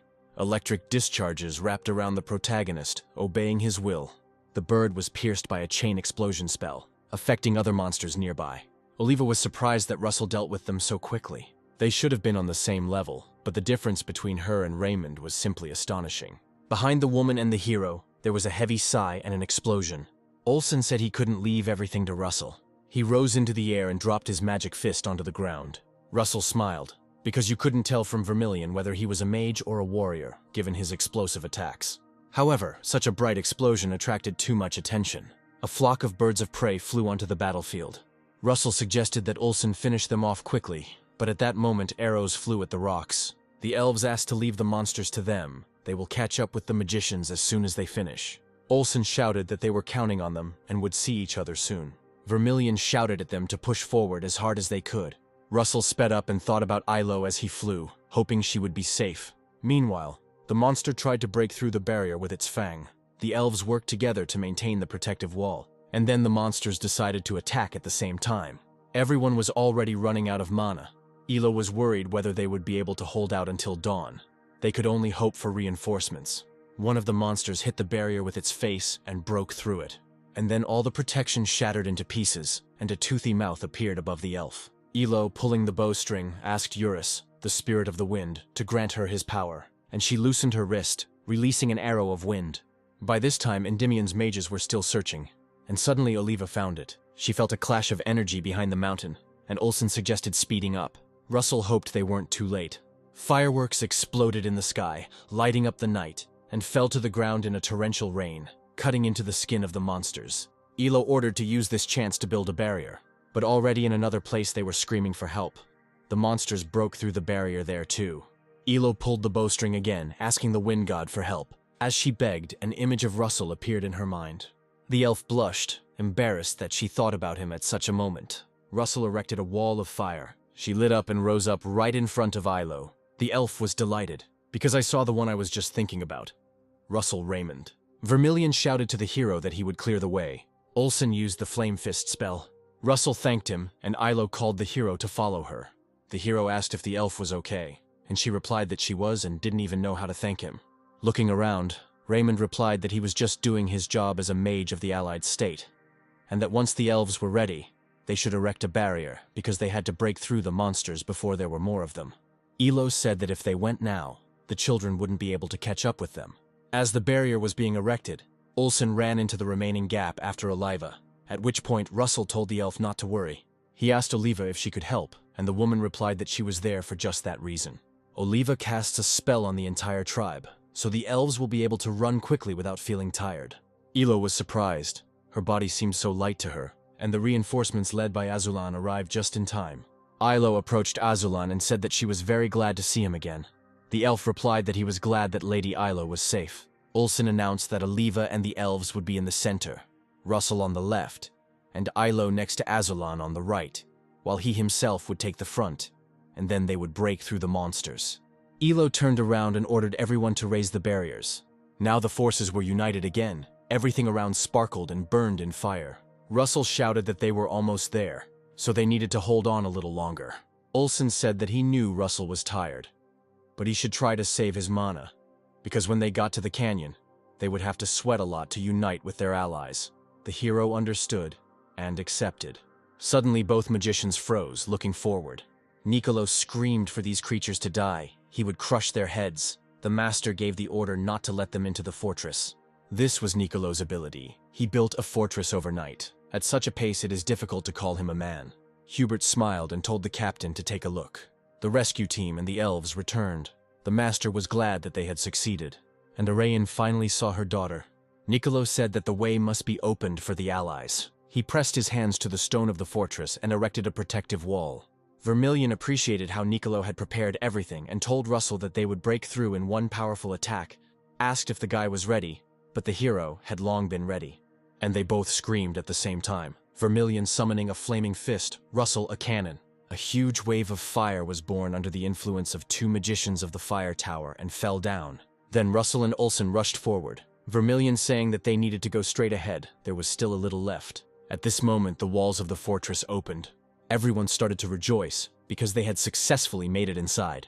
Olive could finally sit down after all her hard work, and the daughter met her mother without holding back her tears. Russell and Olsen fell straight to the ground, catching their breath. Raymond opened his eyes and smiled. It had been a very, very long night, and it ended with everyone being saved. A week has passed since that day, and the magicians still fought monsters every night, and after dawn they finished off the fleeing monsters. The situation is quite stable now. They were able to save many missing elves. There were about 9,000 of them here, and many of them were good warriors. They just had to wait for reinforcements when suddenly Russell froze, sensing movement. Niccolo called out to Russell, who rose up abruptly without explaining anything. The Yellow Tower Master followed him and asked if there were monsters there again. But instead of them, reinforcements arrived. The 5th and 7th detachments of Endymion. A meeting was soon held at which the captain thanked the squad leaders for coming. William Luigi, commander of the 5th Division, replied that they did not need to be thanked, because it was their duty for the sake of the country and the people. And Dwell Kruger, commander of the 7th Division, added that it was their duty as knights. Then the master of the Yellow Tower announced the beginning of the Strategic Council, said that in the upcoming mission, their troops would play a key role. And since Russell Raymond knew the landscape of the territory and the types of monsters best, he passed the floor to him. The hero greeted and introduced himself to the squad leaders. The commanders recognized this young man, who was the most famous magician. Even the air around him was unusual. Russell picked up a piece on the chessboard and told Commander William that the 5th Squad's job would be to defend. At the moment, the army of monsters appears only here, but no one knows when they decide to move further. Therefore, it is necessary to create a tight ring to protect the elves in the canyon. Not a single monster will be allowed through. And Commander Dwell Russell informed that the task of the 7th Squad would be an attack. While the 5th Squad blocks the monsters' escape routes, they must attack with all their might and drive the monsters back into the Great Forest. No one knows what dangers may await in the Great Forest, the source of these monsters, but it is a necessary measure to protect the country. And Dwell chuckled, saying that he likes to attack with all his might, so let them leave it to them. Everyone looked at the battlefield with the figures arranged on the table. Niccolo announced that in 3 days, with the help of elves and humans, they would begin a mission to reclaim the Great Forest. The 5th and 7th Squads are Endymion's best squads. They are some of the strongest on the entire continent, so they are unlikely to lose despite the number of monsters. However, Russell was still not at ease. He had a very bad feeling about this, and the guy didn't understand why. Lady Ilo was surprised when she looked up and saw Sir Russell. It all happened so quickly that she didn't even notice how the Count had changed. She wondered when his shoulders had become so broad. Besides, he had grown taller and changed a lot since their first meeting. Ilo blushed at the thought. Aurane noticed who her daughter was looking at. She kept wondering what Ilo was doing, but apparently the time had already come. Then the loving mother came up to her daughter from behind and hugged her. She asked Ilo if she would continue to just watch instead of coming up and talking. Ilo replied excitedly that she couldn't because Russell had something completely different in mind. Besides, she thought about Sir Russell being engaged to the Princess of Endymion. Ilo couldn't believe that she had feelings for him. In such a situation, it was wrong. Aurane placed her hands on her daughter's face and told her that she knew what she was thinking, but that she shouldn't worry about it, because he and Russell are connected by a strong thread of fate. Ilo blushed and asked her mother if she could really see fate. They say that the ancient high elves could, and Aurane told her daughter that if she became a menor, she could too. The woman asked her daughter to remember her words, namely that the time would soon come to make a decision. Russell's fate is as cold as a snowstorm, and if Ilo wants to love him, she must go through this fate with him. The sky was descending from its zenith, and hard times were approaching. Niccolo sighed heavily, closing his eyelids because it was starting again. He said that as they had planned, the 5th Squad would take care of the defense while they advanced into the Great Forest. As soon as the sun disappeared, not a second later the monsters appeared. Hubert, Olsen, and Russell have already activated their spells. Niccolo shouted and everyone ran to attack. The elves shot arrows of wind. The dwarves jumped high with hammers in their hands, shouting for these creatures to taste their steel. Alan Page squinted and swung his ice spear, and he hit the target right on target, freezing the monsters. Wind blades chopped off their heads. Oliva told Olsen and Hubert to leave them to her and help the defensive line. The monsters were drawn to the fire that Russell controlled. They would look up at his radiance every time until Raymond used his Inferno attack. Azulan threw his arrows while Curvo hovered in the air, dropping heavy rocks on the creatures. And only 15 days later, the army found itself at the entrance to the Great Forest. The knights rejoiced, shouting that they had succeeded. Niccolo also said that they finally pushed back the monsters. Olsen, worried, asked Russell if he felt it too, and the hero replied that he did. Monsters came from here, so everyone expected to see hordes of them here, but there were no monsters, or even any living creatures, and the whole forest was surrounded by black smoke. Elo told her mother that she did not hear spirits. The woman herself did not understand what it was. Niccolo suggested waiting for the Pen tribe sent for reconnaissance. They left yesterday, so they should return soon. The dwarf said that they also took with them a projector that they invented in the underworld, so they will be able to see everything clearly. Curvo suddenly raised his hand up, saying that the reconnaissance had returned. The recording was the same, no trace of monsters. Then Russell asked if there was a recording of the Great Forest in its entirety. Niccolo was surprised and asked what it was for. The hero pointed out that the further they walked, the thicker the black smoke became. The warrior from the Feather tribe was just about to say this. He told them to look at the recording from a bird's-eye view, and at that moment the mage's expressions changed. The footage showed a huge dome in the sky. Aurine wondered out loud how the Great Forest could have turned into this. Russell said that he thought that was what started it all. Maybe that's why he had a bad feeling. This was the source of the army of monsters, and inside this source something awaited that seemed capable of destroying all of Endymion. And it awakened. Niccolo, looking at the dome through the projector, asked if Aurine knew anything about it. The woman replied that it might be somehow connected with the legend of the appearance of the Great Forest. It said that creation took place around the time the Age of the Gods was ending. The Great Forest began to grow due to the blessing of Gaia, the Mother of Life. Niccolo asked if this meant that Gaia created the Great Forest to seal away the monsters. Russell suddenly stood up and said that something was bothering him. Namely, that when Gaia created the Great Forest, there were many gods who could easily deal with an army of monsters. Olsen began to understand where Russell was going with this, and the hero continued that there was a high probability that Gaia was not trying to lock up an army of monsters at all. Emilia intervened, saying that they should check it out. And, turning to the commander, she said that it was necessary to form a reconnaissance detachment immediately. Soon the detachment was ordered to inspect everything and return before sunset. The reconnaissance squad, among others, included Olsen and Hubert. Vermilion said that he did not believe that there was no sense of life in this forest, but the professor objected that it did not seem like the forest had lost its properties. Rather, it was some kind of phenomenon. Niccolo waved his hand, saying that they were already quite deep, so they could rest a little. Russell approached Ilo and asked if she was okay, and she replied that she was. The hero asked what Aurine was doing. The elf replied that she was currently meditating, or to be more precise, trying to talk to the spirits of the forest. Ilo looked up at Russell and said that he should know that there were other spirits besides the spirits of the 4 basic elements, and Russell listed the spirits of thunder, ice, light, and darkness. The elf closed her eyes and replied that the forest spirits were also one of them, but they were a little different. Ilo decided to show him. Hubert, amazed, said that he had only heard rumors about this, and Paige also did not believe that he would ever see the spirit of the forest with his own eyes. He, looking like some kind of fruit but the color of wood, appeared next to Ilo. Hubert was touched, and Russell looked in surprise at this doll made of earth and grass. The spirit asked Sir Russell what he thought. It was Ilo's voice. She shared her consciousness with the spirit, but the hero did not feel that the spirit itself was created. Ilo said that the forest spirits are much smaller than usual. They are created from several spirits. They do not have their own consciousness, so it takes time to use their power. The methods varied, but it reminded Russell of controlling golems. Ilo suddenly saw how the spirit began to fall apart. The elf covered her head with her hand, saying that the forest was in poor condition, so it was difficult for her to summon even a small spirit. Meanwhile, Aurine took a deep, calm breath, and her daughter asked her if anything had worked out. The woman admitted that she had tried many times, but all the spirits were very scared, and that it is definitely connected to the darkness in the center of the Great Forest. Then one question arose: what is in this darkness? When the reconnaissance set out again, Oliva created a tailwind. It helped to speed up. Russell noticed the black fog growing thicker and slowly invading his consciousness. Therefore, it is good that the 7th detachment did not go with them, because they would have fallen without having time to do anything. Olive suddenly slowed down, announcing that they had arrived. Now this dome did not look the same as in the projector. It became darker, thicker, and brighter. Near the dome, there were locks of the magic seal. Niccolo asked in surprise what they were doing here. The master turned to the squad and announced that they would begin their exploration immediately, and that they needed to hurry to return before sunset.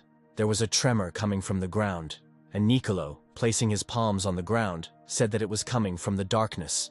The master tried to take a closer look at the dome, and at that moment, the giant's eyes opened wide. Nicolo shouted sharply for everyone to step back. At that moment, a hand burst out of the dome. This creature was larger than the dome itself. The dwarf froze, asking how this was possible. Oliva also did not understand how a mountain could appear out of nowhere. Russell, looking up, suddenly shouted that it was not a mountain. It is a living creature that moves. Nicolo stammered that these were the Hecatonchires. He had never expected to see the remains of the Titanomachy here, and Amelia asked if these weren't events from a forgotten era. The Hecatonchires wanted to take over the world at the time. Nicolo heard that the dragons borrowed power from a certain creature and defeated them. Now it became clear what Gaia wanted to seal here, and Arain, hugging her daughter, shouted that the great forest was a prison for this monster. She would never have thought that it was right below them. The commander, frozen, said that this monster devours everything in its path, so what will happen if it breaks out into their world? There was no need to wait for an answer to this question. Soon the purple energy rose high into the sky, spreading a magical wave throughout the forest. A strong wind blew up, the trees began to go crazy, and Oliva quickly put up a shield. It was only a roar from the Hecatonchire, and the ground had already cracked, forming a hole, and the mighty roots of the trees burst forth.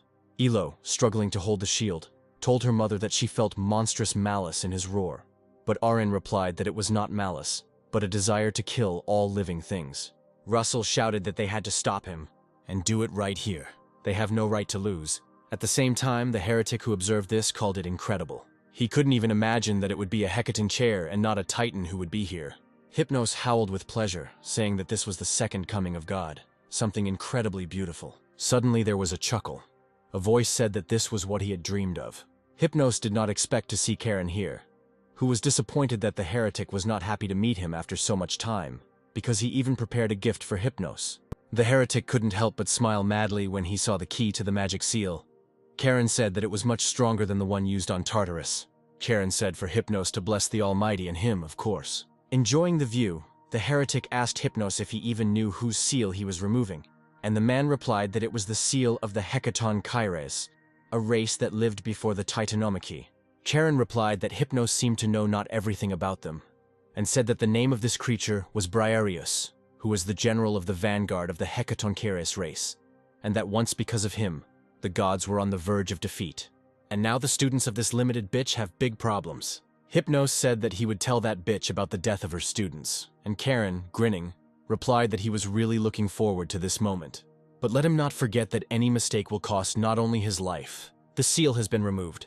Hecatonchire stepped into the forest, Nicolo shouting that they should not be afraid. He was weakened because he had been sealed for so long. No matter what happened, they had to stop him here. Amelia concentrated her power with both hands, telling the Hecatonchire to come to her. The Magister used the flow between heaven and earth and grabbed Briareus with her huge wind hand. Russell was approached and asked if he could hear.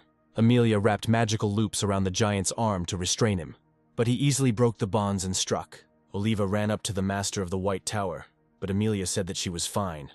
The Master knew that it was a mythical creature, but she thought that such an attack against it would at least work a little. Nicolo, meanwhile, apologized for keeping us waiting. In casting the spell, he asked the great land to become a sandy swamp and collapse. When the spell worked, he shouted for everyone to attack right now. The most powerful mages simultaneously directed dense magical beams, attacking the Hecatonchire. The monster sank into the ground up to its waist, and black energy began to emanate from its body. At this time, Arain and Elo, holding hands, were in deep meditation. And at the same time they asked the spirit of the forest to rise up. A mighty earth spirit, entwined with ivy, seized Briareus with his giant hand. The monster managed to rise and grab the spirit's fingers, resisting him. The dwarf was glad that they now had a chance, but Amelia said no. Hecatonchire placed his huge hand on the head of the forest spirit, and the Master of the White Tower, seeing this, said that this was not enough to defeat him. With one sharp movement, the giant tore off the forest spirit's head and tore off his arm. Squeezing the earthen parts of the body to the level of the sand, he told the pathetic trash not to stand in his way. And opening its mouth, the mythical creature let out a deafening roar. Not only was it stunning, but it also had an intoxicating effect, and the elf's head seemed about to explode. Olsen, covering his ears, was surprised that this bastard could talk, and the creature continued, calling the magicians bugs. and if they want him to eat them so much, then he will do it. Bowing his head over the mages who were tired from the attacks, he said that he would tear them into pieces and enjoy the taste. Nicolo grinned and asked the Hecatoncheir if he had accidentally forgotten anything. At this moment, Russell, who was standing behind the creature, was about to release a lightning attack. Before this, the master promised the hero that they would buy him time so that he could prepare and use the most powerful spell. The last thing Briars saw with his spider-like eyes before the powerful attack was a black-haired mage. Russell used his Cloud Ring weather control to send a thunderstorm down from the sky and into the giant's head. Nicolo rejoiced at the hero's strength. He was amazed at his strength. Although Russell was still young and had only recently reached the 6th circle of mana, Emilia smiled under the protective barrier and thought at that moment that it was no wonder that the master of the fire tower valued Raymond so much. Russell hovered in the air, waiting for the smoke to clear. This attack had taken a lot more mana than he expected, and because of the enormous power of the spell, it worked over a large area, and not everything hit the target. But the hero hit the Hecatoncheir right on the head, so he didn't think he was unharmed. But as soon as Russell raised his eyes, he froze. Russell delivered a really powerful blow. He even managed to wound Briareus. Electric lightning was still emanating from his body, but the giant was still standing on his feet. Hubert couldn't believe that the creature had survived, and Olsen agreed that its resilience was simply astounding. However, this attack was the only one that worked. And of course, Nicolo and the other mages distracted the monster, and the commander did not expect Sir Russell to finish it off at once. But the Hecatoncheir received too little damage. Leaning down, Briars asked, noticing the color of the protagonist's hair and the magic that holds the power of dragons, if he was somehow related to Hyun Sung. Russell didn't understand what the creature was asking him about, whether it could be about some kind of artifact. Hecatoncheir clenched his fist tightly. His hand seemed to heat up so much that steam was coming from the sinewy muscles. He said that it didn't matter, because of Russell he remembered things he wanted to forget. After these words, the monster sharply waved his hand and threw an attack at the hero, saying that it was time to die. Olsen jerked forward, shouting at Russell to move aside because it was dangerous. But the main character froze in place, as if numb. After this, the others seemed to go crazy. The mage's attacks became more aggressive. Russell looked at Sir Alan and did not understand what he was doing. Paige was shouting something to the hero, but he did not really hear anything. Suddenly a wave rose in his throat and blood gushed from his mouth. Russell felt like he had several severe internal wounds, and if he had taken the full blow, there would have been no wet spot left on him. Olsen asked if the hero was okay, and when the boy turned around, he saw the elder sitting by the cracked stone, into which he had pressed his back after the attack. Vermilion said that this monster was really very strong. He almost killed both of them with one blow. The dwarf ran to the mages and shouted if everything was okay, while Russell asked Eitri to help them, saying that Olsen was badly injured. Eitri examined the man and said that it looked bad. It seemed that Olsen had broken ribs, and Vermilion sighed, upset that for some time he would probably not be able to train physical strength. Nicolo asked Russell how he was, and the hero, looking worried, replied that he was fine. While trying to block the Hecatoncheir's strike, the master asked if Raymond could use that spell again, as if they hit that wound a second time, they would do good damage. Russell knew this, but he couldn't completely control the storm. He clenched his fist and asked if he could use another spell to help defeat this monster. Nicolo, holding back Briareus' attack, asked again. Russell said it would take some time, about 15 minutes. The master of the Yellow Tower shouted to the others that Sir Russell needed to buy time, so that they would not let the bastard remember him. The mages were determined. The protagonist flew away to a distance where the elder Wilson would be safe. Going any further was not an option for Russell. Russell hovered in the air and closed his eyes, activating partial dragonification. First he decided to replenish his depleted mana, and then finish it all off with one blow. He concentrated on the divine spear that pierces everything, the Brahmastra. When Hecatoncheir saw that familiar glow, he called the hero a bastard, who was still the descendant of Kim Hyun Suk and that lizard. The monster screamed at the top of its lungs and took a quick step forward, its muscles heating up. Hecatoncheir rushed forward, shouting that Russell would cut him to pieces. Emilia shouted, "Where is he going?" and wrapped her wind vines around his foot. When she succeeded, she shouted to the others to take action. Hubert attacked the giant with Prometheus flames, and Oliva with atmospheric waves. Nicolo repeated several times, shouting that Russell must be protected at any cost, and Briareus growled. Alan Page suddenly activated the ice stop. The elves put their hands on the ground and prayed to the spirits of the forest to give them their power.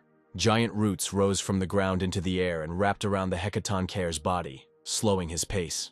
Everyone was already at their limit from maintaining high-level magic for so long, even though very little time had passed. The monster slowly exhaled steam from its mouth, calling the magicians damn bugs. He broke free from his bonds and shouted for them to go away, while he walked towards the main character. The monster concentrated all its strength into a fist and threw a dark, heavy clot at Russell. Raymond floated in the air with his eyes closed, finishing the spell. Niccolo and Paige all looked at the hero and screamed his name in fear. Elo was so scared that she screamed at the top of her lungs, tearing her voice, and tears appeared in her eyes. She remembered how Russell had always protected her up until this moment. The elf frantically recalled the moments they had spent together and thought about what would have happened if she had only had the strength to protect him. Ilo reached out her hand to Russell, but the distance between them was just out of reach, and she sincerely prayed for someone to give her this power. Suddenly, everything froze and turned solid gray. Elo was the only one who could move. Time stood still. Then, her appearance with dragon horns said that she already had this power, but Ilo had not yet accepted it. The elf, sitting on her knees, asked who was in front of her and what he was talking about now, and in response, her appearance said that she herself knew about the power inside her. To do this, you need to completely subjugate the dragon's will, and accept all the consequences that come with it. However, having accepted the life of a half-elf, half-dragon, Elo will not be able to return to his former life. Then the elf decided that if, with the help of fate, she could save her benefactor, then she would accept this power. Oblix said that he knew that Elo would make such a choice. Hubert shouted to his student. Russell seemed to have no intention of breaking the flow. At that moment, a strong blow was heard behind the protagonist's shoulders, followed by streams of wind. Hecatoncheir looked up at the new source of power. A huge dragon with silver scales appeared next to Russell. Niccolo stopped, not believing his eyes, and Amelia said that the last one was seen 700 years ago. She didn't think that she would ever see him in real life. Arain couldn't believe it. The monster waved his hand, calling the dragon a pathetic lizard. He shouted for the lizard not to interfere, but the dragon had other plans. He opened his silver mouth and let out a menacing roar. The silver being said that even after so much time, Briareus had not changed at all, and the dragon opened his breath.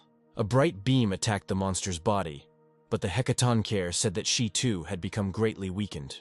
He was going to tear the dragon apart, and then eat the heart while it's still beating. At that moment, the dragon's body evaporated, and Ilo began to fall down like a comet. The elf said that at that point her strength was exhausted, but she didn't care. She said, smiling, that she had already fulfilled her role. Russell finally regained his mana and, clutching his spear, asked for the divine power that permeated even the fleeting moments to descend into his hands. Alan stammered about how intense the heat was coming from Russell, and Hubert continued his thought, saying that it was as if they were in some kind of desert, and not in the middle of a forest. Amelia, without taking her eyes off him, said that it was worth the wait, and Niccolo couldn't believe that Raymond only had 6 laps. If this power had not been concentrated in the spear, the entire forest would have disappeared in the blink of an eye. Hecatoncheir experienced real fear and was surprised by his own feelings. He growled, shouting that this was impossible because he was Briareus, the general of the Hecatonchires. Without hesitation, Russell swung his sword forward, throwing a fiery Brahmastra. She hit the target, but cut off a piece of the monster's body along with its small heads. Hecatoncheir laughed, exulting that he had managed to dodge. He didn't even have time to notice how the main character appeared right in front of his eyes. Raymond took out Arachne's knitting needles. A bright, wide beam appeared in front of Briareus, and in the middle of it, something sparkled blindingly. Russell combined La Mancha and Brahmastra in his attack. The monster screamed, choking on blood, that he had finally gotten out after thousands of years of imprisonment, and he was furious. This attack was far more successful than the others, and one of the most powerful that Russell had ever created, so much so that even the Hecatoncheir, a mythical creature, fell to the ground, leaving behind a flash of smoke. The attack's recoil was too strong, and Russell, coughing, decided that it would be better for him not to use such magic for now.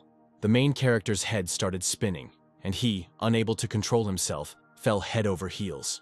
His last thought before the first rays of dawn was that he was able to protect everyone. The mission was accomplished. The great forest was liberated, but Russell was seriously injured and lay unconscious for some time. When he came to, he tried to get up. His whole body was aching with pain, so the hero clenched his teeth, and Ilo, seeing him come to, asked if he was okay. Russell asked the same question, and the girl answered positively. Only Olsen is still recovering, and the others have already come to their senses. This news was indeed good, and Raymond smiled sincerely. Elo asked if he could look at it, and she removed the hood from her head. Blushing, she confessed that on the day of the battle, she had embraced the power of the dragons, and learned that her and Russell's destinies were linked. Now the hero learned that she was the dragon who protected him. Elo asked if he knew what this fate was, and Raymond replied that he was not sure of the details, but he had a guess. The girl said that they shared the fate of the next generation of dragons who served the Emperor long ago. Turning to Ilo, the hero asked if she was ready for this, for the fact that now she would serve him, and he did not know how the dragon's power would affect Ilo. The girl smiled and assured that everything was fine, because she remained herself, and it was her choice. She slowly squeezed the fabric of her clothes. Ilo thought, looking at Russell, that this was the fate she wanted, and even though Raymond had a partner, she could still be with him. The girl awkwardly scratched the back of her head and asked how she should address the hero now. Should she call him the Dragon Emperor, or was that a bit too much? But Russell replied that she could address him however she wanted. The girl blushed, and looking down, questioningly called the character Sir, which made him choke. The Count smiled and asked her how about calling him simply Russell, and Ilo repeated his name 3 times in a half-whisper. She laughed, and at that moment it seemed to her that they had become even closer. Soon the main character was visited by Niccolo. He thanked Russell with all his heart, because if it were not for him, many people would have died. The hero heard that the master was still restoring his mana, and he wondered if Niccolo was already on his feet because he felt responsible as the leader of the squad. Smiling, Raymond said that if he were alone, he would not have a chance to win. And Niccolo also saved him during the fight with McCrae, so he can think that Russell was simply paying him back. The man bowed his head and sighed, thanking the Count for saying so. Afterwards, the leader asked if Russell had spoken to the others, and the guy said that they had all visited him. Niccolo suggested that it had been quite noisy here, and Russell should rest more. At night, the character sprawled out on the bed, sighing heavily from fatigue. However, he still stood up, deciding to continue. The third mask, which he received for defeating Briareus, helped him stay conscious, and it gave resistance to mind control magic. With this, Russell will have an easier time against dark magicians who use curses and illusions. The first mask helped to calculate attacks, the second focused on defense. The guy couldn't wear 3 at once, so he decided to combine them. The 3 masks were collected, and Russell created the Crown of Solomon, combining the effects of all the masks. The crown was restored, and a notification informed the hero that her ability would work again. Solomon was the king of the magicians who created a magical empire in the Age of Myths, and Russell couldn't believe that this was his relic. It was something incredible. However, the guy was amused by the fact that the crown was small. He asked out loud if this was a summoning artifact, and the crown spun around the guy several times. Russell burst out laughing with affection. Suddenly, Solomon's crown stopped and turned blue, and Raymond's head began to hurt. He had a strange feeling, as if he was being divided into 2 bodies. The boy then sat in the lotus position and went into meditation to explore this feeling. The place he moved to had a breathtaking view. Russell lowered his head, wondering if there was anything here that could help him with his calculations. Part of it existed in the crown, and helped to calculate magic circles. For a moment, Russell was afraid of the splitting of consciousness, and a feeling of fear tore him out of his meditation.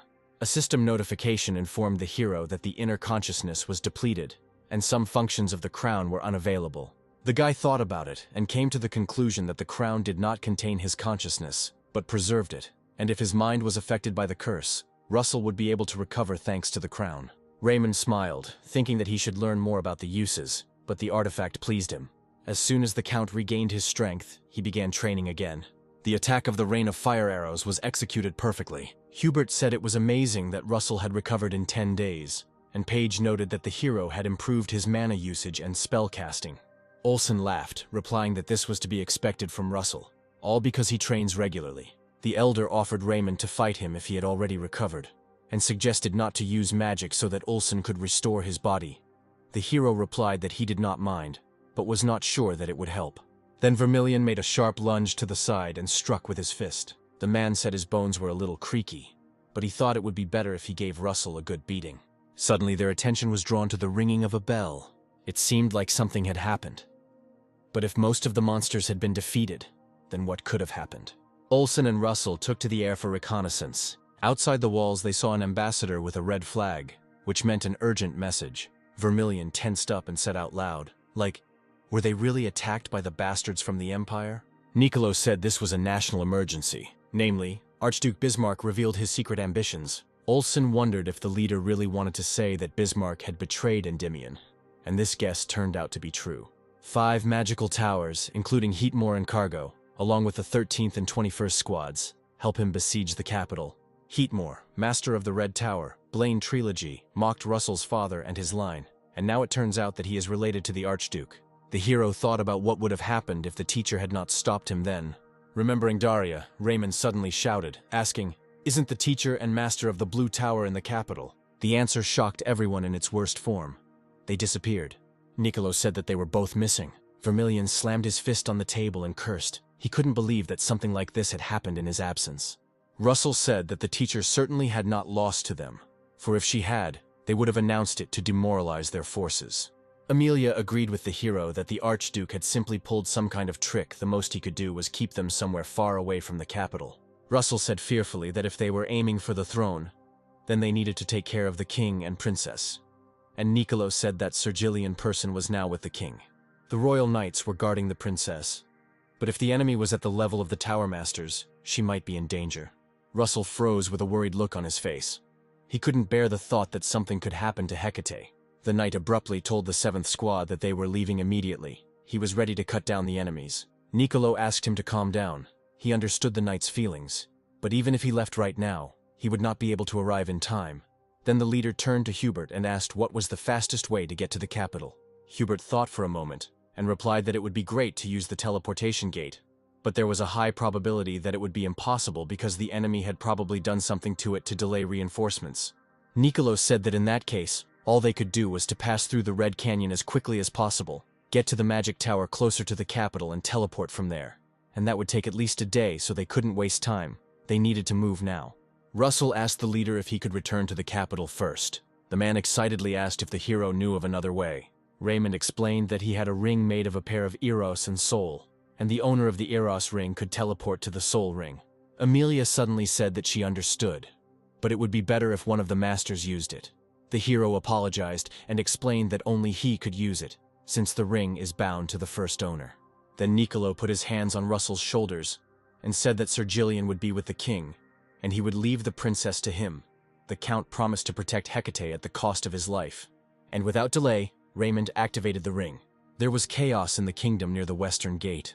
The knights were shouting that the rebels had to be killed, and no one should be allowed inside.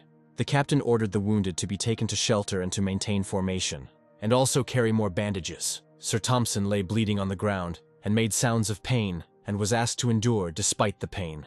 The knight was surprised to see that the person who was stopping his bleeding was Princess Hecate herself. Thompson stood up and asked how she knew his name. The girl asked again, saying that shouldn't she, since they were the best swords in the kingdom.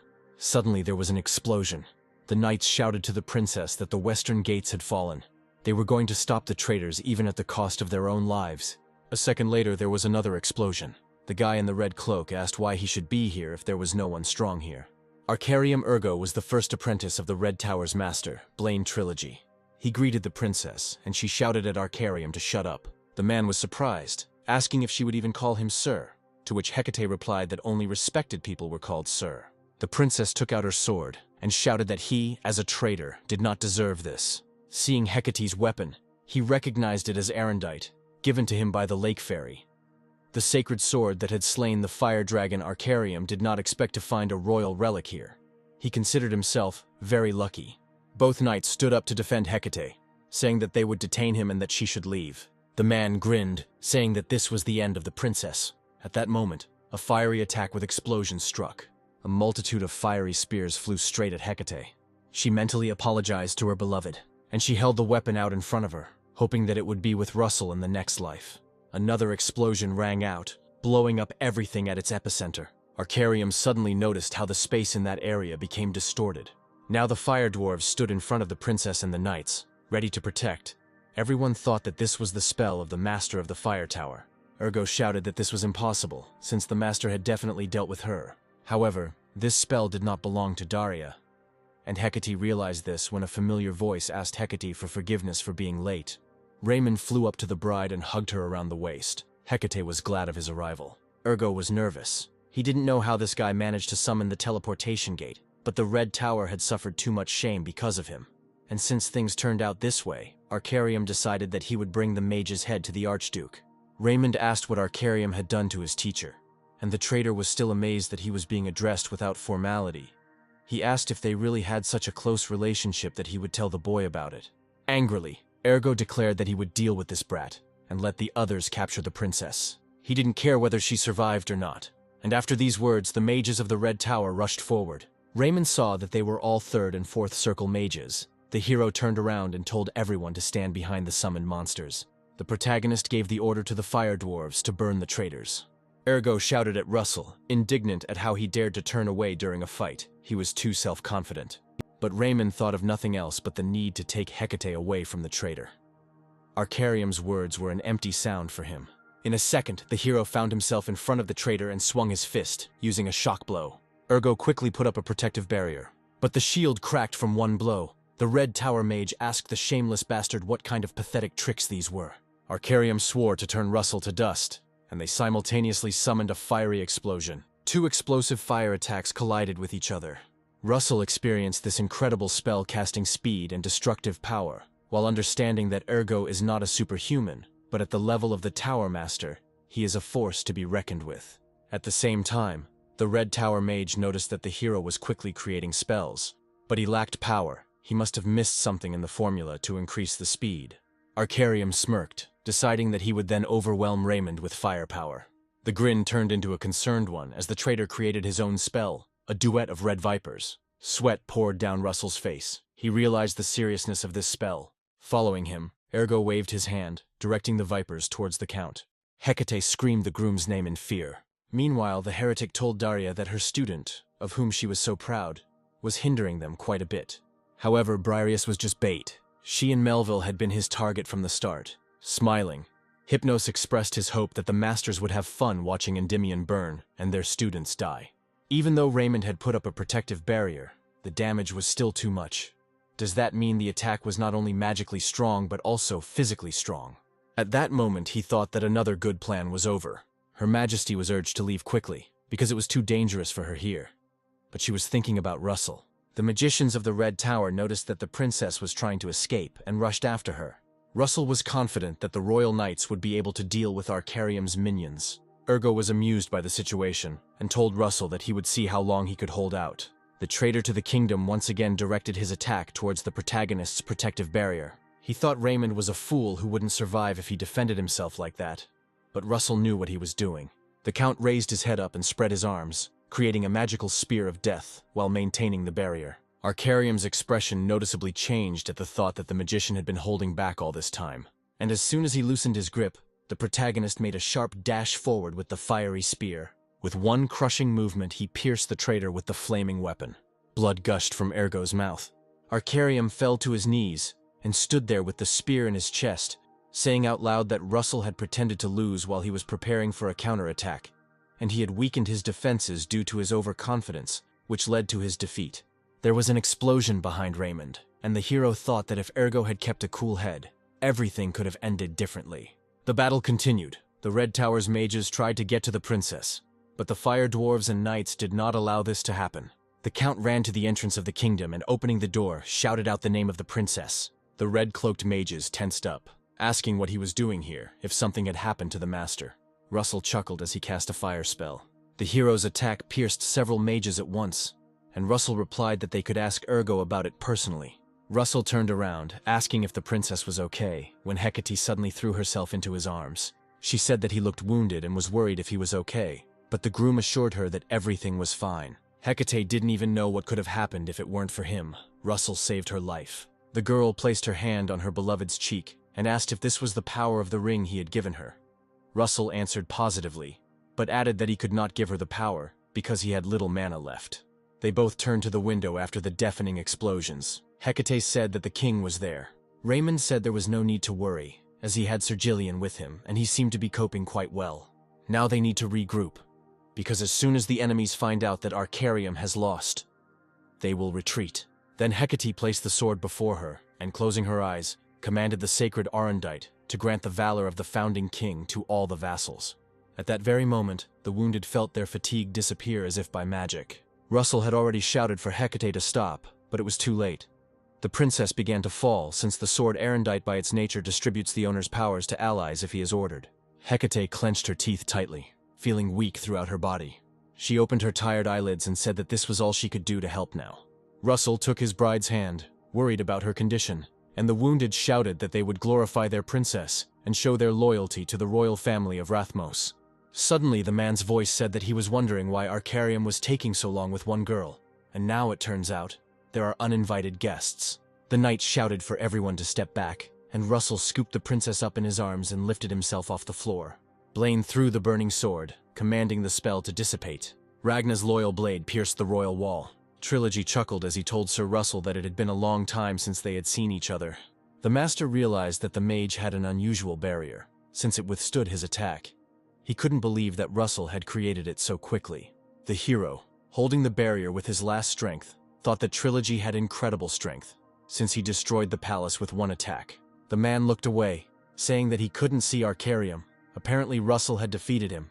He kept telling his student that he would one day pay with his life for his self-confidence. Princess Hecate rose from the floor and screamed at Blaine, asking why he was doing this. If he only wants her, then why involve innocent people in this? Blaine laughed and even clapped, telling Hecate that it was touching. She would definitely be a good ruler if she inherited the throne. However, after a second, Trilogy became serious. He asked if the princess had finished with her last words, because he still had to meet her father. Russell told Hecate to stand behind him because there was no way to reason with Blaine. The knights ran into the room, shouting in fear if the princess was okay. They said that they came running here as soon as they saw that the palace was destroyed. And they also said that the king was fine, so she didn't have to worry. Blaine said that there were even more strangers now, and it was starting to irritate him. The knights raised their swords into the air, passing them to others to cut down the traitors. One explosive attack even landed on Blaine, but did not affect him in any way. Trilogy asked Russell if he was going to confront him, and the hero replied that of course he would. The man chuckled, looking at Raymond. It even seemed to him that Daria was here, because Russell's teacher also looked at him at their last meeting. But now she was stuck in a land of darkness and emptiness, and Blaine said that Russell would never see her again. The hero became excited when he heard about the edge of darkness. He froze, and at that moment, Trilogy told Russell to show what he had to protect Daria's name. At that moment, Raymond mentally ordered the activation of Solomon's crown. An explosive attack along with a fiery sword pierced the hero. Ragna's blade was faster than the speed of sound. However, this did not stop Russell, and Blaine could not understand how a sixth circle brat could dodge this weapon. Raymond could break time into small pieces and track Trilogy's attacks. It would be pretty close, but he would be able to dodge. But Russell had allies behind him, which made the situation more difficult, because if he dodged, they would all suffer. Then the hero created a magical spear of death and multiplied it by 5. He decided to take Blaine's attack. The master was surprised that Russell was trying to protect his allies, because it was a direct road to the grave. Trilogy wanted to show Raymond what he could do. But at the moment of attack, Russell erected a giant wall of earth. Blaine's attacks literally wrapped around the erected defense, trying to break through it. Trilogy was once again amazed that Russell was comparable to him in the speed of creating spells. He was curious how long the magician would last. He cast spells with a purple aura, causing everything around him to burst into flames.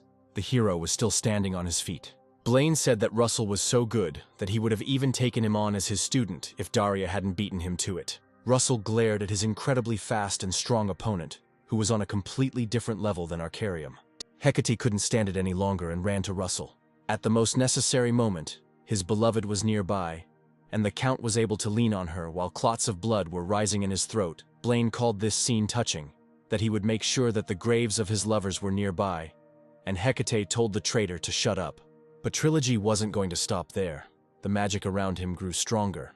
The wounded Thompson begged the princess to leave because they could not hold out much longer. Blaine was irritated that even the royal knights were interfering. Holding her beloved, Hecate asked if he was okay, and although the hero answered that everything was fine, his body was noticeably weaker. Russell had only one thing left to do: dragonification. Suddenly, a system notification created a new mission to get the princess's favorite necklace. The boy asked Hecate if he could see what she was wearing, and the princess took hold of the necklace. It was a keepsake from her mother. Raymond suddenly asked if she could give it to him. Hecate reached for the clasp, certain that Russell was asking for something for a reason. Having received the green necklace, the hero thanked the bride for her trust. The notification stated that if the hero filled the necklace with mana, it would reveal its true form. The dragon scales were restored. Russell was very surprised that it was not a horn, but in such a situation he was willing to do anything, even absorb them. Trilogy saw the green glow behind the stone, this incredible mana. A question even came out of his mouth about what was going on. Now Russell's appearance was different, thanks to the dragon scales. His physical strength increased, and the cooldown of his dragonification decreased. With these dragon arms, Raymond was confident that he could defeat Blaine, and he activated the dragonification at that moment. Trilogy admitted that he didn't think that the rumors about Russell being a dragon were true. Now the man understood why McCrae Hughes lost to him. Raymond turned to Hecate and asked her to go to the Knights. Blaine said that the dragon's mana is quite comparable to his. Now he was worried about another goal. If he got this power, then none of the Masters would be equal to him. The Masters' magical powers were superior to Russell's. So the hero concentrated on the power of overheating to quickly finish off the traitor. Following the overheating, the protagonist summoned a falling sun and a fiery spear of death, strengthened 12-fold. Having launched a massive attack on Trilogy, Russell added La Mancha and Titan Slayer to the mix, but he was sure that it was not enough. Blaine had disappeared somewhere, and while Raymond was looking for him, the Master made his move. He closed the distance between them and, jabbingly, asked Russell if this was really all he could do, that he was just showing off. The Count cast the overheating spell again. Due to the small distance between them, Blaine had to put up a barrier. Russell leapt forward and activated his fire cannon, striking the walls of the protective barrier. The shield was broken, but the spell had quite a strong recoil. At that moment, a spell flew in front of Russell, narrowly missing him. Trilogy's voice still carried through the pillars of smoke, the man admitting that Russell was certainly strong. He compared the hero's strength to a superhuman level, adding that the guy would definitely surpass him in 10, no, even 5 years. That's why Blaine will kill him here and now. Russell grabbed his spear and rushed forward, shouting for the Master to try if he could. He decided to attack until he found Trilogy's weak point. Their powers collided with each other in the air, so that the attacks created a kind of yin and yang ring. The character felt that there was very little left. He did not stop attacking, and giving into emotions, he screamed furiously. Raymond's spear still grazed the Master's arm, and Blaine howled in pain. It was at this moment that the Master opened up, and Russell, using the cloud ring and the weather shape, took Blaine in a vice, piercing him from all sides with a lightning sting. The hero felt that the dragonification would soon end, and Solomon's crown was already at its limit. Therefore, the next attack will be the last. Even though Trilogy was burnt and already falling down, the Count threw a magical spear of death after him. The man looked at Russell as he fell and called him a pathetic brat, realizing the danger. At that moment, he found the strength in himself, and created a spell with demonic flame. Black wings grew behind his back. The spear of death flew straight into the clod of heavy energy, and as soon as it hit the target, the sky was lit up by a lightning discharge. Russell didn't see what happened. He was lying on the rock, unable to gather his strength. His vision was fading. His head was bleeding from hitting the rock. Even at that moment, the character thought that he had to protect the people dear to him, and if it cost him his life, he would protect them. The thought of this helped Raymond to rise. And not only that, a magic circle appeared right in front of him. Trilogy was screaming he couldn't believe this guy had gone up a lap in the fight. Russell smiled, because this was already the 7th round. But the enlightenment was abruptly interrupted. Raymond was struck by a powerful stream of lightning. The heretic who flew up to the battlefield said that it was too early for Russell to enter the 7th circle, and he told the Master of the Red Tower that he looked terrible. It seemed like he had a hard time. Blaine angrily told the heretic to shut up before he could rip out his long tongue. He asked reproachfully what was taking him so long. Hypnos, removing his hood, replied that something had happened after Blaine had left. The Master of the Fire Tower had broken the seal, but Blaine should not worry, because he had resealed it securely. Russell, kneeling, shouted furiously, asking if he, Hypnos, was behind all this. The hero asked what he had done to the teacher. The heretic said that he had already spoken with Russell Raymond, but they were meeting in person for the first time. With a cheeky grin, Hypnos declared that he would kill the father and son of the Raymond family, and the character's eyes flashed. Russell had just found out who killed his father, and Hypnos chuckled and said that it was hard to say. Most likely he died at his hands. But he himself was not to blame for his death. After these words, he turned to Blaine and asked if he agreed with him. Russell yelled at Trilogy. It turns out he was behind his father's death. The hero asked why he did it. Seeing the mage choking on his own blood, Blaine smiled, deciding to answer this question one last time. And he said that Russell's father had to die because he learned of the connection between the Archduke's plans and the heretic cult. Raymond cursed, barely holding his body up on his hands, and Hypnos said that he also had a gift for the hero. This is the magic of the 7th circle, which contains all the diseases of the world, a pandemic. Hypnos promised that Russell would not die an easy death, even if he wanted to. However, his plans did not include the appearance of Daria, who, having completely exposed her aura, hung in the air with the words that she would no longer lose people close to her because of him. The Fire Tower Master commanded her dwarven army to rise and flourish. Russell was so relieved that the teacher was okay that a tear glistened in his open eye. Daria gasped, telling Russell that he had been waiting for her for so long. Blaine immediately asked Hypnos what it was, and the heretic, stumbling, replied that he had sealed Daria in Tartarus, and an ordinary person could not get out of there. The woman's eyes flashed, and she said that she couldn't believe that they considered them ordinary people. This was their mistake. On the other side of the palace, a blue stream opened up, bent by the wind. The master of the Blue Tower also got out. Russell looked up at the teacher, and the woman said that he should rest. This would all be over soon. The hero saw Daria in such a rage for the first time, she muttered through her teeth that she would make the damned traitors pay for reminding her of what happened that day. A sweet boy told his mother that he would become a magician like her when he grew up. Daria was happy, said that he would of course become a magician. For her, this child was the most beautiful son in the world. He was talented and studied magic himself, and he trained all day long to show what he had learned. He also really loved sweets. One night, Daria had to urgently answer a letter from the royal palace, and it changed her life completely. The letter was a trap from the heretics to lure her out. Snow White immediately went home, but it was too late. The burnt child, dying in her arms, called her mother. But Daria still smiled, even though tears were flowing like a stream. She said that everything was fine, that her son just needed to sleep and everything would pass. And now next to her were the people who saved her, when she lost the meaning of her life. But now she was filled with such anger, mixed with resentment, that she had no intention of letting the heretics leave here alive. Daria summoned the Fire King of the Giants. It was the magic of the Eighth Circle that allowed her to create the fires of Muspelheim, the dream of a fire flower. Hypnos and Blaine had no choice but to erect a protective barrier and hold it together. Daria liked their reaction, and after the spell she created, she used a rotten apple.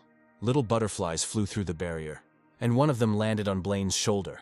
As soon as she touched the master's clothes, his body burst into flames. The flap of the wing of this beautiful insect left burns on Trilogy's body and tore off the skin, and Hypnos, seeing this right next to him, cursed, creating a new barrier. He no longer had a choice. Also, how to team up with the Archduke to kill the king first. But as soon as he tried to escape, a fiery vine grabbed his leg. Russell held the fire tightly, saying that Hypnos wasn't going anywhere. The heretic turned around and cursed the hero, because the damn brat still dared to interfere with him. He wanted to free himself from the bonds.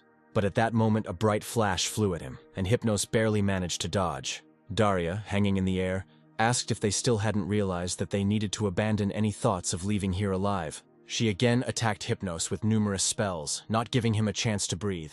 The heretic's body was pierced by 4 daggers. He could not get rid of this fire, which was to be expected from the Eighth Circle. Hypnos had to use all his strength to destroy this fire completely. But as soon as he tried, Daria squeezed the heretic's body with fiery fetters, and Hypnos screamed in pain. Daria came down to him with the words that this was the end, but if he told everything, she would grant him a painless death. The heretic laughed. He raised his head to the woman and replied, "Let her not think that this is the end. The true darkness is only beginning to manifest." Hypnos began to melt alive. He continued to laugh madly, exclaiming that this continent would be covered in blood and darkness. In a black puddle, Daria saw her reflection. It was not she who killed Hypnos, but his own suicide spell. The woman considered this heretic simply terrible. Meanwhile, Blaine, leaning against the walls of the palace and leaving a trail of blood along them, tried to leave, admitting that it was a complete failure. He thought that he shouldn't have trusted the damn heretic cult, but now he had to hide and recuperate. Suddenly he froze, seeing a magician in his path. Those burning eyes and oppressive aura made him think that it was Alex Raymond in front of him. But that was impossible, because Blaine saw his death with his own eyes. It was only when Russell came running at him with a sword that Trilogy recognized Alex as his son. The protagonist plunged the gun with all his might into the body of the man who killed his father. And Blaine admitted that Alex Raymond had ultimately won. While Russell was dealing with Trilogy, 2 tornadoes, one fiery and one blue, were flashing furiously behind him. The enemies could not break through, they fled, still hoping for reinforcements. Melville laughed, asking the traitors how they liked his water, saying that they scattered like ants. Suddenly someone shouted that the fire tower had come to the rescue. Some even prayed for salvation. Jillian occupied the wall, but the traitors tried not to lose heart because they had numerical superiority. The Archduke cursed as he saw how the mages had managed to fight back just before the walls fell. Bismarck nervously asked when the two monsters were released and where Blaine and Hypnos were. In response, they threw at him the heads of his allies, whom he had tried so hard to find. Daria asked if this was what he was looking for when she threw their heads at his feet. In that state they were barely recognizable, but the master wanted to show them to him personally. Behind Snow White stood Hecate with Russell and the Royal Knights. Bismarck released his purple aura and drew his sword, saying that he had been preparing for this for decades. He rushed forward, asking if they really thought that people like them could stop him. Daria told Russell that Bismarck still didn't understand anything, so he could take revenge on him. Waiting until the Archduke was closer, the hero summoned the flames of destruction. Despite the black armor, which was the strongest, the Archduke screamed as he felt the heat touch his body. One spell from Russell reduced Bismarck to dust. The horror was over, and His Majesty wanted to discuss the restoration of the palace. Before taking care of the palace, the king wanted to restore the houses of ordinary residents. He asked if the Master of the Yellow Tower could take this on himself, and Niccolo answered yes. His Majesty also asked if the words of the cult leader, Hypnos, were true, and although she did not want to admit it, Daria personally heard it.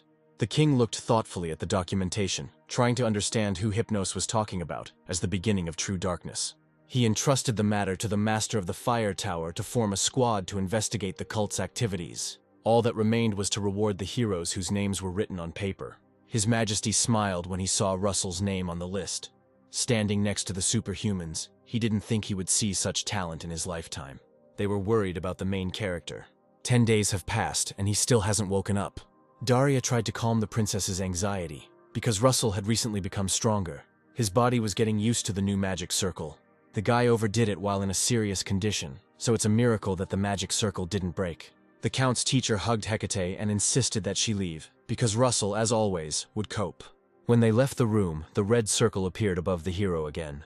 He woke up feeling a familiar energy, and as soon as he realized that it was Pepper's energy, he immediately opened his eyes. The fire spirit Pepper has fully assimilated the power of the fire dragon, and Russell's contract with the spirit has been restored. Before returning in time, the hero could not even imagine that he would reach the 7th circle. But not only did he get this circle, but he also used its power against his father's killer. But Raymond was not going to stop there. There were still remnants of the cult in the Empire, so Russell wanted to become stronger. He hoped that this place would be enough. Previously, Pepper's size could be changed. It would be a shame for Russell if he lost this ability. Gathering his courage, the boy summoned the gate to the spirit world. Russell called Pepper, and when he came out, he was not that little spirit that you could pick up, but a full-fledged dragon. Russell opened his arms for a hug. The dragon bowed his head to his master and growled affably, and the boy hugged the tip of his nose, saying that so much time had passed, and Pepper had become simply a handsome man. The dragon's body became transparent like a spirit's. Not only did it change in size, but now it looked completely different. Russell felt that Pepper had the power of the 7th circle. Now they were on the same level. Perhaps that is why the dragon woke up only when the guy moved to the next circle. Raymond asked the dragon if he could shrink like before. The dragon growled and lit up, so the hero had to cover his eyes from the bright light. Pepper became small again, he joyfully exclaimed, demonstrating his abilities. Russell clapped for him. He suggested that the spirit have a little fun. Pepper agreed, and very soon, Raymond found himself riding him. It was surprising that even at high speed, the dragon had excellent maneuverability. In addition, the spirit began to fly much better. Russell imagined how nice it would be if Pepper could fly at that speed in spirit form. Suddenly, the dragon's head caught fire and the boy got scared. Fiery wings appeared behind the hero's back, and Russell laughed because Pepper, it turns out, could now read his thoughts. The Count told the spirit that they would now follow the call of their hearts. It was a little slower than Perchik's own flight, but at that speed Raymond would definitely not lose to anyone in the air. For half the night the two frolicked, flying over the night Endymion. 3 days later, Ulsan, Daria, Hubert, and Hecate congratulated Russell. Now the main character has become a duke. This title was only given to those who deserved to be part of the royal family. And in the entire history of Endymion, no one from the Rathmos family had ever received this title. Even the first head of the Raymonds, a mage of the 8th circle, and a vassal of the founder Endymion were only marquises. Hecate pulled the groom by the cheek, saying that he seemed to not believe what had happened, although she too was surprised by the king's decision. Daria shared that everyone was surprised. The whole hall fell silent after his words. Hubert added that no one was against it. Everyone knows that Russell deserves it. Ulsan supported him. Laughing, Daria asked if she should now address him as Duke Russell, and the hero held his palms out, answering no. He still couldn't believe it, but he asked to be addressed without formalities, because he is still Russell Raymond, their student and junior comrade. Daria smiled and said that if that's what he wanted, then fine. Olsen playfully slapped Raymond on the back, saying that was why he loved him, and Russell coughed from the sharp blow. At night, the hero was left alone with Pepper and his thoughts. He decided it was time to check the mission rewards. As a reward, he received a map of the dragon's location. Russell was going to look for it himself, but it would be much easier this way. However, the dragon's location was the Empire. This made the situation much more difficult. The Empire of Britain is the only empire on the continent and Endymion's long-standing enemy. The Emperor's health was getting worse and worse, and now the princes were fighting for the throne. And getting to Britain isn't that easy. Russell fell onto the bed, moaning, "Why there? This time it would really be difficult." The guy patted Pepper on the cheek and told him not to worry, because the main thing is that it's possible. Russell smiled, thinking that it would be dangerous and time-consuming, but it would definitely work. Meanwhile, the ship was almost there. Muya smiled and said that the man would wait for her. A ship with trappers was heading to Endymion. Soon Amelia and Russell greeted His Majesty. He gathered them here because he wants to help the elves and beastmen settle in new places. So much time has passed that the hero forgot about them because of the uprising that had arisen. The king declared that the master of the White Tower would aid the elves, and that Duke Russell Raymond would aid the beastmen, and they bowed in response to His Majesty's command. However, the character was worried about Mui's aggressiveness, whether she would challenge him to a duel. He had some strange premonition. The Beast King surveyed the course. She decided that as soon as she met Russell, she would immediately challenge him to a duel. Even the others on board noticed that she was in a good mood. Buffalo said that Muya had gone outside the island for the first time. She was probably anticipating strong opponents on the continent, and most importantly, it was that person. The rabbit reported that Endymion was right ahead. The ships were already visible on the horizon. Many people gathered to see the beastmen. Russell pulled away from the sea, feeling the familiar mana. It was Sir Alan. He came to provide support by order of the king. Page announced his readiness to carry out the orders of his lordship. Russell thanked him, and asked to address him without such formalities. Then Alan asked if he should call the hero Duke Russell, and the guy had no choice but to agree. When the ships docked, the knights asked everyone to remain in place and maintain their positions. The beastmen obediently remained on board. Russell didn't see Muya and began to wonder where she was, but the king of the beastmen did not keep her waiting long. Jumping off the ship, she rushed towards the man. Alan felt the fighting spirit at the level of the Tower Masters. He guessed that it was the king of the beastmen, Muya. Russell said that she hadn't changed at all, and Muya noticed that the hero had become stronger since their last meeting. His scent was on another level entirely, so she offered to test how much stronger it had become if Russell didn't mind. But Raymond asked to feel sorry for him, because he was still being treated. Muya was upset, but there was no other way out. Russell suddenly asked if she could calm down her ardor. Everyone in the port was scared. When the king of the beastmen learned that they would be sharing the forest with the elves, she did not like the news, because no one had spoken about this before. Russell said that the Avet Forest is the largest in all of Endymion, with enough room for 2 races. However, this is not what Muya meant for her. Elves were terribly boring. She hated peace-loving people. Then Russell said that if they got along with the elves, he would bring her a worthy opponent. Mui's eyes immediately lit up, and she agreed. But on one condition, namely, if it is not Alan Page, then the opponent must be at least on his level, otherwise it will be completely boring. Muya walked up to Page and sniffed him, saying that he seemed pretty strong when they first met, but he didn't have any male scent at all, and Alan became embarrassed. Russell thought that if the first king of the beastmen, Fenrir, really was half-dragon, perhaps Muya could smell the dragon scent on him. She herself was of wolf stock and had silver hair, just like Fenrir. If Muya was his descendant, she might also have dragon blood in her. The Beast King kindly asked Russell why he was looking at her like that, and the guy politely asked him to step aside. In the forest, Avid Amelia congratulated Russell on his new circle, calling him his lordship. Only later did she remember his request with these appeals. Russell thanked the master of the White Tower. Seeing Amelia, Muya leaned over her and said that this human woman was quite strong. Aurane saw her new neighbors and expressed her joy at meeting them. Lady Ilo was next to her, and she bowed to Russell. Muya couldn't get enough of the fact that the pointy-eared ones were also quite strong. Russell asked her not to call the elves that. Suddenly, she pointed at Ilo and told the hero that she had the same smell as him. The elf blushed. Suddenly, Mui's eyes sparkled. She realized that Russell was needed by Ilo. She asked if she really thought that she would give him up. The elf stared back, saying that he was not a thing. Russell said that their races would live in the same forest and each would have its own territory. Of course, conflicts would be inevitable, because they had lived in different places before. They had different traditions. That is why the huge chestnut tree will be considered the center of the forest. Everything to the north will belong to the elves, and everything to the south, to the beastmen. Arain said that they were grateful for the land provided. Muya agreed. Raymond also said that a representative of each race must take part in a welcoming ceremony with the king in 10 days. Already in the capital of Endymion, in the carriage, Elo asked Sir Russell if there were any other duties besides meeting with the king. The hero chuckled, and after a pause replied that Muya would receive the title as the ruler of the beastmen. But she didn't really care about that. She just wanted to have a duel with someone. Russell went on to say that there would be a ball at the palace, which would be a good opportunity to show the rest of the world how stable the kingdom was. Muya was happy that she would be able to eat whatever she wanted there, but suddenly she noticed something incredible. The Beast King stood up, announcing that a pair of powerful creatures were approaching. She won't be able to defeat one of them, but she won't lose either, and she definitely won't be able to stand up to the other one. Russell said that everything was fine. He knew them.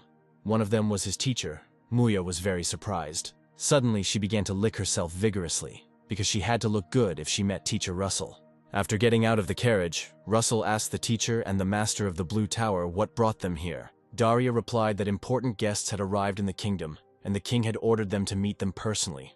Melville greeted the guests and introduced himself as the master of the Blue Tower, and Daria introduced herself after him. Arain bowed to them, glad that they met the master of the Fire Tower again. The elf still remembered how Daria helped them. On the day when pirates took her daughter and her servants captive, Menyor of the Ash tribe asked for forgiveness for thanking the master of the Fire Tower so late, and Daria asked not to thank her, because she did what she had to. The Fire Tower master turned to Russell and asked who it was, referring to Muya behind him, and the Beast King introduced herself in a fearful manner. Beastmen choose their ruler based on strength, so it's no surprise that Mu is unaccustomed to seeing someone stronger. Daria noticed Elo's gaze, and then Russell asking if Muya was okay. The woman chuckled at the thought that Russell was acting so innocent. It seemed that some people would not like the ball very much. Hecate looked back at the cold wind. She had a strange feeling. When the hero saw the palace, he did not hide his surprise. He couldn't believe that while he was gone, they had already managed to restore the palace. Daria said that Nicolo and his students worked without closing their eyes. Then the master suggested going inside, because the king was already waiting for everyone. Upon arrival, Duke Russell Raymond knelt before His Majesty. The hero said that he had arrived after completing his assigned mission, and the king asked him to rise, saying that he would not forget Russell's contribution to the common cause. Arain and Ilo paid their respects to the ruler of Endymion. Menyor said that the elves of the Great Forest would never forget the kindness of His Majesty and the territories he had provided. She thanked him on behalf of all the elves, and the king smiled, expressing the hope that they would live in harmony with their neighbors until the Great Forest was restored. Muya haltingly introduced herself, expressing greetings to the king of Endymion, but soon corrected herself, expressing respect. Russell asked His Majesty for forgiveness, but the king was understanding because the Beastmen had a different culture. His Majesty asked the Beast King what he thought about holding the title-giving ceremony during the ball. Muya was at a loss. Raymond whispered for her to say that she would follow His Majesty's wishes, and Muya did so. She then thanked the king for his warm welcome, also in Raymond's words. She drooped, and Russell decided that Muya would have to learn some etiquette. 3 days passed. Muya, kneeling on one knee, said that from now on she was a representative of the nobility of the kingdom of Endymion and swears to fulfill all her obligations. The people found the Beastman's speech surprising, although there were rumors that they were all barbarians. The king of Endymion, Alphonsus Rathmos, granted Muya the family name of Lycos and the title of countess. Alphon told her to remember forever the oath she had given today, and Maya thanked His Majesty for his kindness. The ceremony was carried out as it should be, and now the king of the Beastmen was also dedicated with the royal sword. After that, the dancing began. Muya sighed heavily, sharing her worries. She said that she did everything right, but still did not understand why everything was complicated, and Russell said that she did a great job. Ilo told Sir Russell that they were at a ball after all, so if he didn't mind, they could dance. However, she did not have time to finish her sentence. As Hecate appeared at the ball in a luxurious dress, as befits a princess, she apologized for not introducing herself earlier. Ilo looked at the princess with admiration, and Muya sensed that Hecate smelled the same as the king. Hecate asked the girls if they could talk in a more secluded place, because she wanted to tell them something. Russell rose from the table, saying that he would go too, but his bride stopped him. She smiled tensely, saying that this conversation was for women's ears only, and Raymond had no choice but to stay. Daria enjoyed the spectacle from afar, amazed at how 3 races were fighting for one man.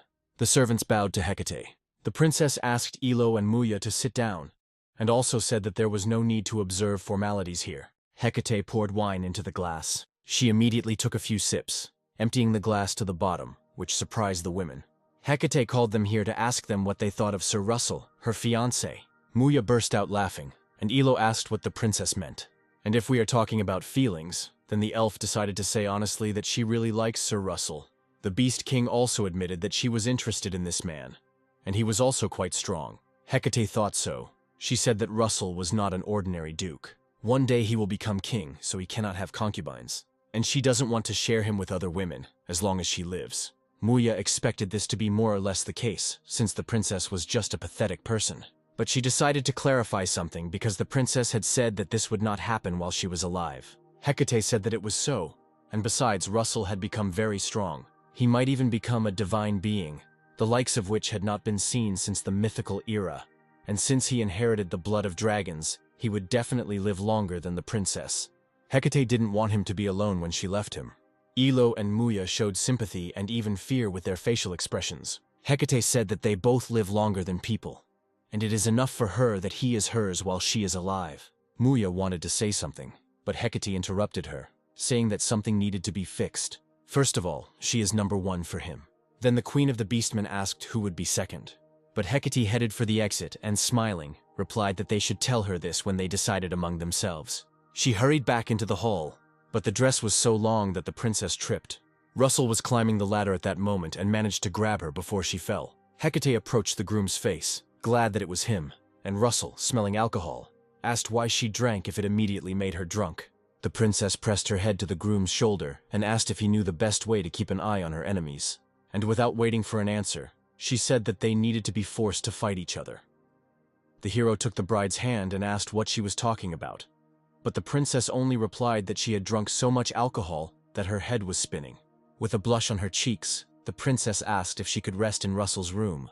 The hero hugged his bride from behind and replied that of course she could. 3 months later, in the fire tower, Daria sat with Russell and said that everything had just calmed down, and the student was going somewhere again. She looked up at Raymond and asked if he had warned the princess, and the hero replied that he had received permission. Bringing the glass to his lips, the woman said that if he continued like this, one day the princess would be very unhappy and might even limit the places Russell could go. In addition, Raymond also goes to a third country, Akine, a country of trade. She asked if Russell knew what this place was, but the hero knew that this country was so small that it could be called a city-state. Gambling, hired killers, money laundering, and even slave owners were widespread there. It was a dark country on a continent where everything was allowed, and Daria was worried because the darkness in the souls of people living in such places was much more terrible than usual. Russell promised that he would be careful and remember her words. Soon the hero went to Akine on a ship, and a fog arose in the sea. This was lucky, as it would allow Russell to enter the country unnoticed, but there was a problem. The man on board had been watching him since he set sail, hiding his presence and his thirst for battle. But he is certainly strong, and if he thought Russell couldn't fight at sea, he was deeply mistaken. Waiting for the right moment, Raymond abruptly tore the mantle off the man hiding, asking on the go who he was and why he was pursuing him. Imagine his surprise when that very person turned out to be Muya, awkwardly scratching the back of her head. Russell asked why she followed him, and the Beast King replied that he promised her a duel for visiting the capital. She heard that he would leave the kingdom for a long time, so she followed him. The hero tried to persuade her to come back because the place he was going to would be dangerous. But Muya had heard all about Akine and decided that she just needed to beat everyone up. Russell sighed heavily and admitted that Akine was actually just along the way, not the endpoint. When Muya asked what the endpoint was, the hero said Endymion's sworn enemy, namely the British Empire.